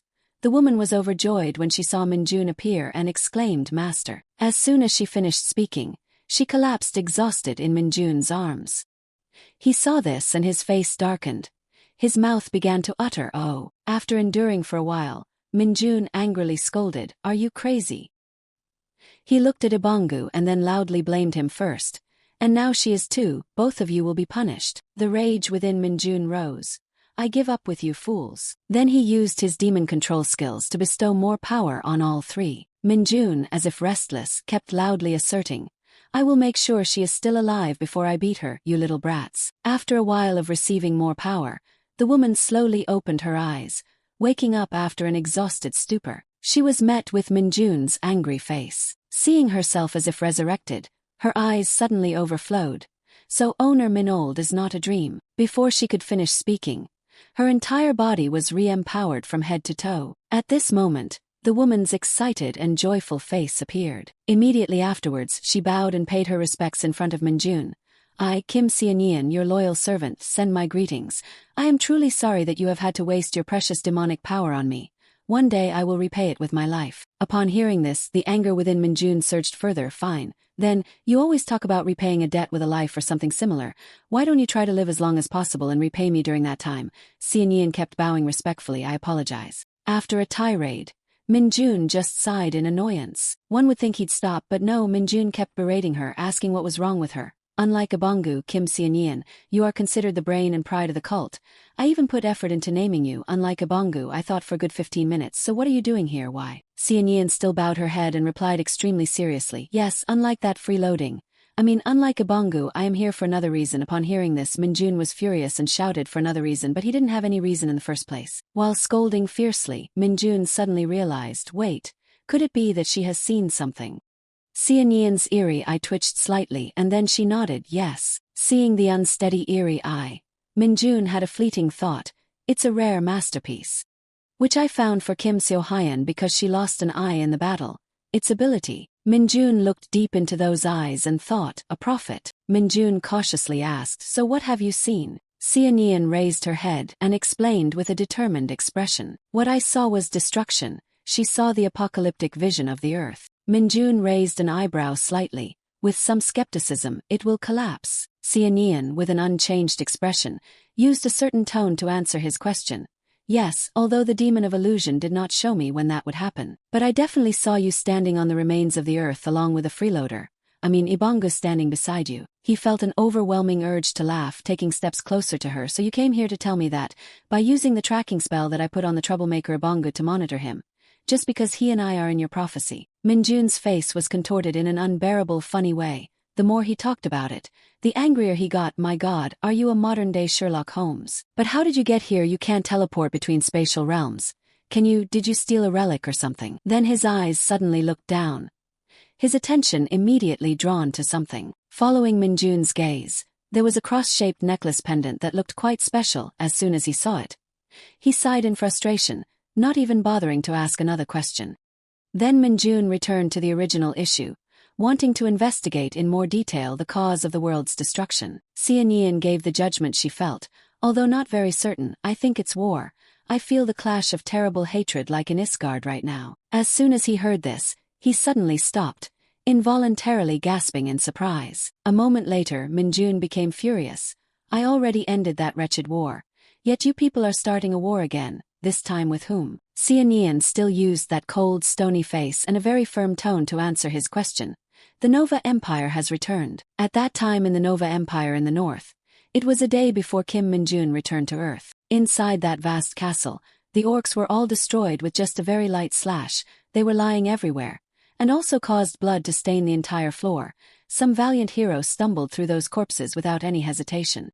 The deeper he went, the clearer it was that this place was no different from a mess with orc corpses scattered everywhere, and right in front of him was a monster with an extremely large body. He went to a certain distance and stopped, directly facing it without taking a step back. In front of him was a monster 3 times his size. Its eyes were shining brightly, not looking very gentle. The blonde man didn't know what he was thinking, his eyes assessing the newcomer, and there was nothing strange about the person capable of entering here being a very familiar person in a black cloak. The dark mage stood amidst the thick killing intent of the giant monster without saying a word, still silent, listening for the opponent to speak first. Don't be happy just because you just defeated a few minions, Minold. He considered it the greatest product he had ever created, with a triumphant tone, not even bothering to hide it. They were just experimental samples to create this guy. It's not surprising that the strong hero who dared to face this monster was Minjun. His face darkened, a little puzzled by the words just spoken. What, you know me? He replied in the most obvious way, I am a Duke of the Nova Empire, of course I have my own intelligence. His expression was extremely sinister at this moment, but like some multi-level marketing guys trying to entice others to join their side anyway, it's a pity, think about it, a talented person like you turned into a common hunting dog. What do you think about joining us? I will give you many more wonderful tasks. However, he was interrupted before he could finish. Minjun brushed his hands, dismissing his intention immediately and completely. We are not friends, why are you talking so much, let's end this. Suddenly, the man narrowed his eyes, still loving the multi-level marketing job, uttering the last sentence, with the knowledge we have, we can help you shine even more. And of course he firmly refused again, a burst of killing intent emanating from around him in preparation for the next battle. I don't have time. If you have anything to say it to the official Isgard staff waiting outside. Seeing Minjun's determination, the Duke didn't bother to persuade him anymore. He controlled the monster to rush towards him. Minjun just stood there without any intention of dodging. The Duke stood behind, still very confident in his own abilities. Too bad. He remained silent without replying even though the monster had come close to him. Suddenly he clenched his fist, as if preparing to unleash a finishing blow in this boring match. That's right. All skills from A-level corruption to A-level tale of pain skills were activated by Minjun and gathered in a fist. He mockingly repeated the same words as the Duke's again. Too bad. The battle took place very quickly and ended quickly. Minjun, after dealing with the idle people who were looking for trouble everywhere, finally came out with a bag on his shoulder. He was walking along nicely when suddenly someone blocked Minjun's path, forcing him to stop and look up with eyes full of boredom. Facing Minjun was an old, frail man, his hair and beard having turned white with age. Minjun, showing no respect for the other's age, directly spoke in a jesting tone. Did you get impatient enough to come here yourself? I'd guess the head of the full-time staff is truly ambitious. The old man remained silent, allowing him to mock and taunt. Or do you have a personal matter with me, Grand Art Master Isaac? Suddenly, the old man curled his lips into a faint smile. Isaac put on the gentle face of an elder and asked about Minjun's health after his days of fighting the monster soldiers that were taking over the castle. Are you injured anywhere? He, on the contrary, didn't seem to have much interest in small talk, only replying in a curt manner, you see. The old man then asked about the current situation of the one who had just fought with Minjun. Is Duke still alive? He, without delay, answered straight to the point. Of course he's asleep, you can go see him. Isaac's eyes seemed to briefly cloud with sadness. The old man voiced what he had been wondering for a long time. How did the Nova Empire create an artificial monster? Minjun thought, trying to find suitable words to describe it well. But then gave up, not knowing where to begin. So he had to reply vaguely, it's quite absurd. Isaac's pupils hardened, his voice serious, completely different from the social demeanor he had a moment ago. This is the secret laboratory of the Nova Empire. It's filled with forbidden knowledge that the outside world should never know, including the fact that they have experimented on monsters. The old man continued to explain in detail. All of this must be buried under the victory of the war, but what he got in return was Minjun's indifference. Yes, don't worry, I have no intention of talking about this, and anyway I'm about to leave. Suddenly Isaac called him back. Minold. The old man turned and asked Minjun one more question before he completely left. How much do you trust the Saintess? And yet, the one who had just shown a face of boredom with life now suddenly bared his teeth in a wicked grin, just like villains, of course. Minjun didn't even bother to hide the expression on his face, but gave a cold remark, not even a bit. Returning to the present, he tapped his hand on his knee, recounting what had happened back then. The Emperor of the Nova Empire was killed by the hero. His face was greener than a monkey's ass, and on top of that, his forehead was so angry that veins were bulging. I thought all the artificial monsters had been destroyed, but now they're appearing again. The three of them, Xianyi and Ibangu, along with a little demon night walker, obediently knelt before him, bearing the full brunt of Minjun's fury again. He clenched his fists, still having questions. Then what about our people? Minjun wanted to confirm their situation since he had stepped through the time-space gate back then. Are they all right? Xianyian lowered her face even further, as if there was something difficult to say. Seeing her gloomy face, Minjun didn't bother to investigate further. All right, there's nothing we can do here anyway. Suddenly, Ibangu cleverly answered on behalf of Xianyian. Don't worry, they are warriors trained by you, we are not weak either. She, sitting beside him, was visibly uncomfortable but still reaffirmed his words.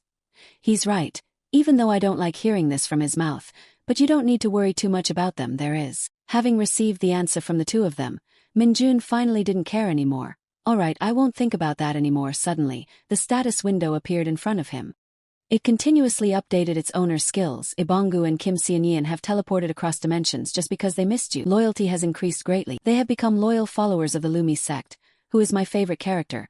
When you use demon power on a loyal follower, you will receive a part of it. Minjun, after reading it, wasn't surprised. On the contrary, he was a little disappointed. What is it? A team effect, quite useless. He looked at the two fools still kneeling on the ground, and a feeling of helplessness rose in his heart, indescribable in words. Finally, Minjun had to accept his fate. Alright, if I don't care about these kids, then who will? He stood up and added, the prophecy won't change anything if it says the world will be destroyed by war. Minjun, standing under the bright moonlight, concluded, I will just need to regain my peak power and become even stronger. Then everything will be resolved. The crowd, hearing him so heroic and full of spirit, immediately stood up and cheered along. You're right, sir. Minjun bared his teeth in a smile, planning the upcoming things for the newcomer Seonian. So what I need to do now is... A few days later, at his living area, Minjun stood with his arms crossed in front of a stack of paper money, looking like a true wealthy man. Seonian and Ibongu stared at the mountain of money in front of them, speechless. He even appeared so greedy that his saliva was dripping out, his eyes brighter than car headlights. And immediately after that, Ibongu was hit hard on the head by her. Seonian, in front of the huge amount of money, was a little hesitant and didn't dare to accept it. Master Minold. No, Master Kim Minjun. Just providing us with such a wonderful place is enough. You don't need to do anything else. Those two words fell into Minjun's ears, making him feel a little confused. Wonderful that. But he didn't bother to investigate it, decisively rejecting Selhyan's thought. No, this is necessary. You must continue to support me. Unlike Ibongu, you don't have shape-shifting skills, so listen to me. She was still hesitant, not daring to accept it, but there's too much money. Minjun frowned, a bit uncomfortable, or rather a bit displeased, his mouth exhaling words that were heavy with the smell of money. I have plenty, don't worry, I'll earn it back quickly. I can't do anything to help you escape your miserable life in Isgard, but in my homeland, I can't let you live miserably like that. Indeed, material things are what make people the most touched. Both Ibongu and Seonian looked at him with great admiration. He quickly expressed his loyalty to Minjun first. Thank you, Master Kim Minjun. I will definitely get what's called an identification card which you mentioned with this money. He was very pleased to hear Ibongu so enthusiastic. Yes, it's not the legal way, so I can't do much. Don't be fooled. Remember to send me periodic reports. He became even more enthusiastic. Yes, Sir. Seonian, sitting beside him, was annoyed. Shut up. She squeezed Ibongu's mouth, determined not to let him say another word. Calm down. Minjun, seeing the two of them, was annoyed and didn't want to speak. Then he also had to admit honestly, well, who would dare to deceive these guys? Kim Seonian is always teasing Ibongu, but she's not a pushover either. Seonian suddenly turned to him, hesitating to say something. Master Kim Minjun, after getting the ID card, her eyes showed a look of determination, sincerely expressing to Minjun, can I join the Hunter Legion? The bus carrying Minjun was entering the mountain area. He sat alone on the back of the bus, truly lonely. Minjun, with his arms crossed, looked out the window, pondering Seonian's words. After obtaining that ID card, can I join the Hunter Legion? Minjun worriedly and absent-mindedly thought, it's not impossible. If I help her get foreign citizenship through the black market and then naturalize her, then with her current ability, she could absolutely join the Hunter Legion. But why should I do that? If someone like her, who has lived her whole life as a dark mage in Isgard, causes trouble in the Hunter Legion, wouldn't that just cause me more trouble?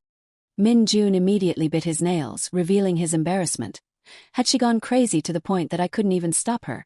She's even worse than Ibongu in some ways. What should I do to stop her? The possibility is that even helping her get naturalized is already very difficult. Or should I just leave it be? No, I heard that if someone is planning to join the Hunter Legion, they will take care of that person's naturalization. Thinking for a while made him tired, and he leaned his head back against the chair. Oh well, those troublesome kids. Minjun thought of Seonian and Ibongu's cheerful faces. It'll probably be fine. The car quickly stopped at a point deep in the mountains. Minjun leisurely walked with his hands in his pockets. He suddenly heard the sound of something chasing him. Night Walker immediately appeared on Minjun's left shoulder. He nonchalantly looked around and questioned, seems like it's around here, huh? Minjun patted its head and smiled confidently. Okay, I'm quite excited to see who we'll run into this time. Now the sun was gradually rising to its peak. Minjun casually walked over and looked around. Suddenly there was a sound that caught his attention, and Night Walker immediately crouched down to hide. Minjun saw a group of soldiers guarding the dungeon gate. He was surprised and questioned in his heart, What, they're already here? They didn't look like the Hunter Legion at all. Two soldiers quickly turned their heads to curiously look at the other. Chanbying also suspiciously glanced over to observe. He slowly took steps towards Minjun. Chanbying was much taller than him, like a giant. He lowered his eyes to look at Minjun for a long time, as if deliberately scrutinizing him. Minjun was not afraid, but rather stared with wide, puzzled eyes. Chanbying gently greeted, "Why are you here?" Minjun innocently turned his head back and forth while looking around. "I heard there was an unusual phenomenon in this dungeon, so I came to investigate." Chanbying glared and gruffly reminded, "I thought the investigation was already over. We are from Race, a civilian hunter company. We have a legal permit, and the Hunter Legion themselves provided us with information. Do you want to see the permit?" Minjun immediately waved his hand in refusal. "No, thank you, I don't intend to make a big deal out of this." Chanbying held out his hand expressing his request. "So, what are you here for? Really to investigate more? This is the weekend, and you're alone." Minjun, after hearing that, stared intently at the other person. The Hunter Legion manages all the dungeons in Korea, and most are handled by their own forces. It's very rare for them to give the right to raid to a civilian company. He was worried that the rare opportunity to raid this dungeon would be stolen by someone else. "I understand that feeling. After all, dungeons are also money. However, I also need to be able to enter this dungeon." Then Minjun raised his hand to his chin and coughed a few times. "I won't interfere with your right to raid, but I need to investigate a little more so." Minjun held up 5 fingers in front of Chanbying, causing confusion. "Come in after me for 5 minutes." He squinted uncomfortably and looked. The atmosphere became more silent after that request. Minjun quickly reassured the situation. "I just need to take a look at something. I promise I won't touch the loot or rewards inside." Chanbying was silent for a while to think. He turned to his teammates. "Let me discuss it with my team." Then the entire civilian team gathered for an urgent meeting. He crossed his arms, looking displeased, not knowing what the guy was planning. But if there was no need to split the rewards, then there's nothing to lose, right? Anyway, wasn't it just a Legion Hunter officer coming along for free? Sungjin discussed sternly. But he didn't bring any equipment at all. "Should we confirm with the Hunter Legion?" Chanbying was also puzzled and confused. "No, you forgot the conditions, didn't you? The dungeon requires the team to have at least 10 people. Otherwise everything will be a hassle. But going into such a trivial dungeon with 10 people wouldn't be beneficial at all. That's not the problem. We're at a disadvantage here." Jiun approached from afar.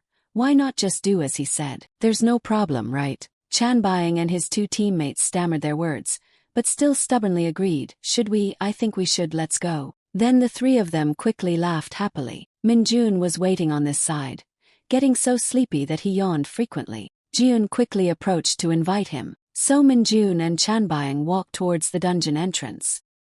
He explained to him about the upcoming dungeon while walking. Jiun quickly leaned forward. "Sergeant Kim Minjun, right?"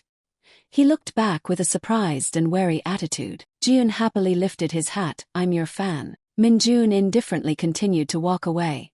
"Oh, I see." Then Chanbying worriedly reminded, "Do you really not need any equipment?" He shrugged. "Yeah, I'm fine." Then he quickly set the countdown timer. "Okay, we'll go in after 5 minutes as you said." Minjun closed his eyes. "Understood, right?" He suddenly stopped, turned his head. "Oh right, I'll kill anything that gets in the way while investigating, you understand." Meanwhile, the tense atmosphere at the Hunter Legion headquarters. Byung-jin was clasping his hands behind his back in fear. His face was awkwardly sweating, not daring to look straight ahead. Hakchil was deep in thought, looking at the report in front of him. He squinted for a long time and then spoke. "Can't you really do anything?" Byung-jin stammered and sincerely declared, "I will try to contact him again." Hakchil immediately slammed the file on the table. He looked up seriously. "Is there a problem? Is it General Du?"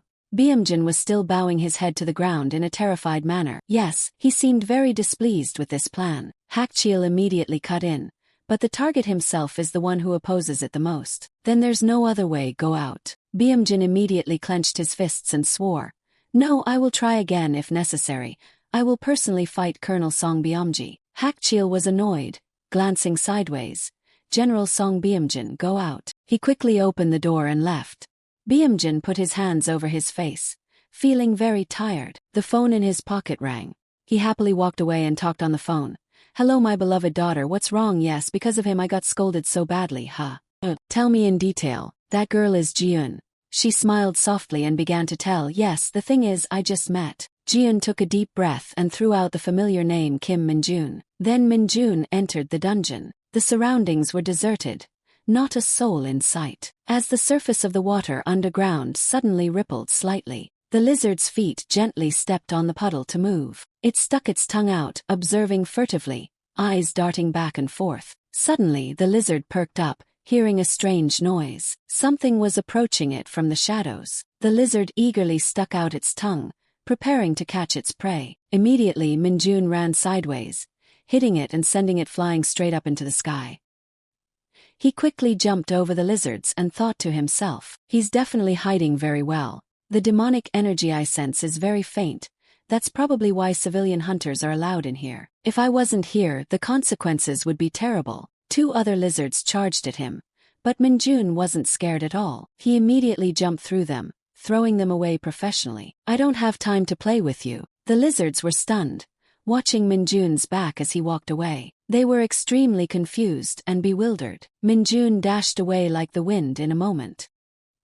His eyes suddenly caught sight of something by the side of the road. Min-jun quickly stopped and turned towards it. Min-jun put his hands on his hips and looked around. This place seems right, but there's no entrance. Min-jun stretched his leg up high then. His eyes became fiery, filled with murderous intent. A kick was launched, shattering the wall in front of him. Min-jun returned to his ready stance and was not injured after the kick. He quietly stepped inside through the hole he had just created. A lizard king was fast asleep in the darkness. It heard the footsteps and opened its eyes wide to observe its opponent. The lizard king woke up, making Min-jun look surprised. Now he stood straight, facing it directly. Min-jun gave a contemptuous smile. Looks like you're blocking my way. Immediately it launched attacks at Min-jun simultaneously.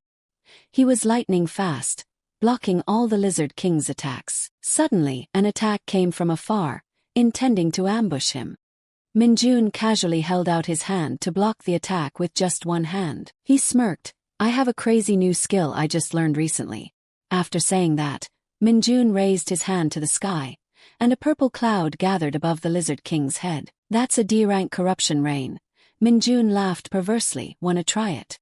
Corruption rain, releasing demonic energy in a certain area, poisoning all wounds. Immediately, Min-jun lowered his finger in front of him. The purple cloud poured rain onto the lizard king. It opened its eyes wide, observing this strangeness. The lizard king tried to jump out to avoid it, but it was too late. The water drops quickly fell onto its body. The areas of skin that got wet started to become severely poisoned. The lizard king screamed in pain and desperation. Min-jun observed and commented, it didn't explode like I expected, probably because it's only a D-rank skill. He suddenly realized something strange. The lizard king's tail quickly broke off. It slowly detached from the rest of the tail. Finally, the tail fell to the ground with a thud like a chunk of meat. The lizard lord screamed in pain, then jumped up and charged at Min-jun. He quickly dodged all the lizard lord's attacks. Min-jun smirked, don't you feel much lighter without that tail? Your movements have become much faster. Suddenly a tail grew back, surprising Min-jun. It immediately attacked him head-on. Min-jun widened his eyes and braced himself, arms crossed in front of his chest to block the attack. The lizard lord began to counterattack by spitting venom from its mouth. Min-jun was hit by the sticky goo it shot out. The lizard lord took advantage of the opportunity and stepped forward towards its opponent. While Min-jun struggled to escape the goo, it prepared to unleash its ultimate move. The lizard lord opened its mouth wide, wanting to devour him alive. Its tongue almost touched Min-jun. He quickly grabbed it unexpectedly. The lizard lord's face was utterly terrified and scared. Min-jun stood still, firmly grasping the tongue. He stared at the monster. With this amount of poison, it can't do anything to a high-level dark sorcerer. With a D-rank demon force control skill, the lizard lord was quickly grabbed by 2 purple hands. Min-jun pointed a finger. Ah well, how durable is your stomach? D-rank transfiguration rain skill. The lizard lord looked at him with worried eyes. An explosion quickly occurred inside its belly. Min-jun had unleashed the ultimate technique, firing directly into the lizard lord's stomach. Its entire body was limp, lying defeated on the ground. Min-jun propped himself up, smiling proudly at the victory. Demon force stamina increased by 1 because demon force reached its highest level. You have unlocked courageous determination. He happily realized, oh, this is courageous determination, D rank, reduces defense and stamina, but increases speed in return, can deal damage to enemies upon impact. Most dark sorcerers aren't very strong, so they don't use this skill, but I'm different. Then let's start cleaning up. Minjun reached out, using C-rank transfiguration. A stream of pink power quickly enveloped the lizard lord. He curled his hand and looked it over. This is the best skill I've got, let's see. Then Minjun casually left. Has it been 5 minutes yet? Outside, everyone was still waiting at the dungeon entrance. Sung Jin turned to him worriedly. Isn't it already more than 5 minutes? Chanbang looked at his watch and ordered, oh, is that so? Then we're not going in. Something's wrong, right? Sung Jin asked again in surprise. What? He showed his displeasure. I didn't say anything because he's a member of the Hunter Legion. But can he investigate anything in just 5 minutes? That's quite reasonable. Let's assume that he actually spoke the truth. In that case, this dungeon is really dangerous. Then what's the difference between him dying in there? Sung Jin continued to nod. That's also quite reasonable. Suddenly he was startled. Are we in trouble? Chanbang folded his arms and turned to his teammates to explain. Just say that we are here to set up camp and wait for the rest of the team. If something happens in there, we can't get involved. Sungmin didn't seem to understand what he meant. He concluded with a cold sentence, if he dies or something similar. Jiun immediately interrupted. It won't happen. She quickly walked towards the gate. Chanbang turned to interrogate. That's right, you know him, right? Didn't you say you were a fan of his? Jiun tiredly glanced. You don't know him. He's the one who cleared a dungeon in DJ Dong a few months ago. Chanbang confirmed again in a daze. Is that him? I thought he was just an ordinary sergeant from the 104th Division, not a first-class sergeant. Sung Jin quickly agreed. That's right. The news said that the one handling it wasn't a high-ranking officer, but he was promoted, right? Sungmin continued to interrogate. But how do you know it's him? I thought the Hunter Legion doesn't reveal their identities and faces. Jiun closed her eyes and explained, I have my own way, so just go get your equipment and let's go in. Chanbang stood up in disagreement and argued. What if there's really a problem with Danji and Jian? Can this Kim Minjun guy solve everything? Jun sighed wearily. She looked up and questioned Team Leader Park Chanbang. Do you really believe what he says? Don't. We waited for 5 minutes as promised. Now I want to check for myself why he went in there. Who knows? Maybe we'll find something to blackmail him with. The teammates behind unconsciously pointed and shouted. Sung Jin and Song Min turned their heads to look. Min Jun stepped 1 foot out of the dungeon gate. He angrily rubbed his head and looked around. Immediately, Jiun and the female soldiers shyly looked with fascination. Chanbang approached and asked, Sergeant, what's going on? Min Jun casually shook his hand. Oh, no problem, you can go in. But before that, please lend me a t-shirt. The sky was clear and bright in Xianyan's apartment. She was hunched over, sitting in front of the computer very focused. Next to Xianyan were Korean grammar books. She was still casually typing as if she was studying a language. Suddenly, Ibongu flew from somewhere to the window with a package. He quickly transformed into a human and then casually walked into the room. Ibongu happily smirked looking at the food in the bag. Xianyan lowered her face in annoyance. Where did you go without a word? He looked at the food happily. Oh, to the convenience store in front of the house. We ran out of noodles. Xianyan stood up, causing Ibongu to look back in surprise. He turned around and smiled invitingly. Do you want some? Immediately, Xianyan slammed a strong punch into Ibongu's chest. She angrily scolded. Instead of transforming, walked to nearby places. Ibongu sat up holding his stomach. Hey, use words, why do you always use fists? Ibongu sat down in annoyance. You bastard, why do you keep transforming and flying around all day just to eat? Do you think Master Kim Minjun gave you demonic power just to go for a stroll? Ibongu sighed wearily. Anyway, I've found a lot of dungeons, Xianyan said unhappily. If I knew Master Kim Minjun had received a penalty from space-time travel, I would never have accepted demonic power from him. Ibongu happily reached out his hand to explain. Don't worry, he increases his demonic power stats faster than anyone else, and I'll make sure to play a core role. Suddenly, Xianyan grabbed his collar, preventing him from finishing. How dare a dark mage say that? Increasing stats can only raise the total amount of demonic power that can be stored. It will still deplete when you use it. On top of that, gathering demonic power here is harder than in Isgard. Yet you're saying such simple words. That makes me doubt whether you're really a believer. Ibongu, scared, gave a forced smile. Master Kim Minjun always has a plan, and giving us demonic power is one. Xianyan immediately swung her fist. That means you're being too relaxed. Ibongu immediately grabbed her hand tightly. His eyes became serious, no longer joking, and Xianyan also glared back unflinchingly. Ibangu, scared, let go of her hand immediately. Okay, I won't do that again. Xianyan frowned unhappily. I swear I will. Minjun opened the door and entered. What's going on? Are you fighting again? Xianyan and Ibangu happily let go of each other. No sir, you're here. He turned and inquired, how's the preparation going? Xianyan announced with her eyes closed. The black market merchant will secretly meet this guy. I mean Ibangu. Minjun flipped through some books on the table. Don't claim a useless identity. And don't push everything onto Ibangu. Kim Xianyan, you have to follow closely. Ibangu replied while eating, don't worry, I'll do well, so don't go alone. Minjun silently glanced down. Kim Xianyan, are you really planning to join the Hunter Legion? Xianyan clenched her fists resolutely. Even though it hasn't been long, but I can already write basic Korean. I will prepare perfectly and enlist. Minjun was surprised. Is there also an essay question? Suddenly, something appeared on the computer screen. Xianyan approached in annoyance. Give me a second. She typed frantically and then. It turned out that Hyan was typing to curse those crazy guys online. How dare you, you bastards who only know how to comment online, and yet insult him. Minjun backed away in fear. Okay, you've gotten better at Korean. Anyway, starting tomorrow you won't be able to contact me for weeks, so don't get into any accidents and live well. Ibangu was surprised. Where are you going? He shook his head wearily. No, but I will join the 5-minute ready combat team for a week, starting tomorrow. The 5-minute quick reaction force. A rapid reaction unit, always on standby 24 hours a day to be ready to respond to emergency situations within its authority.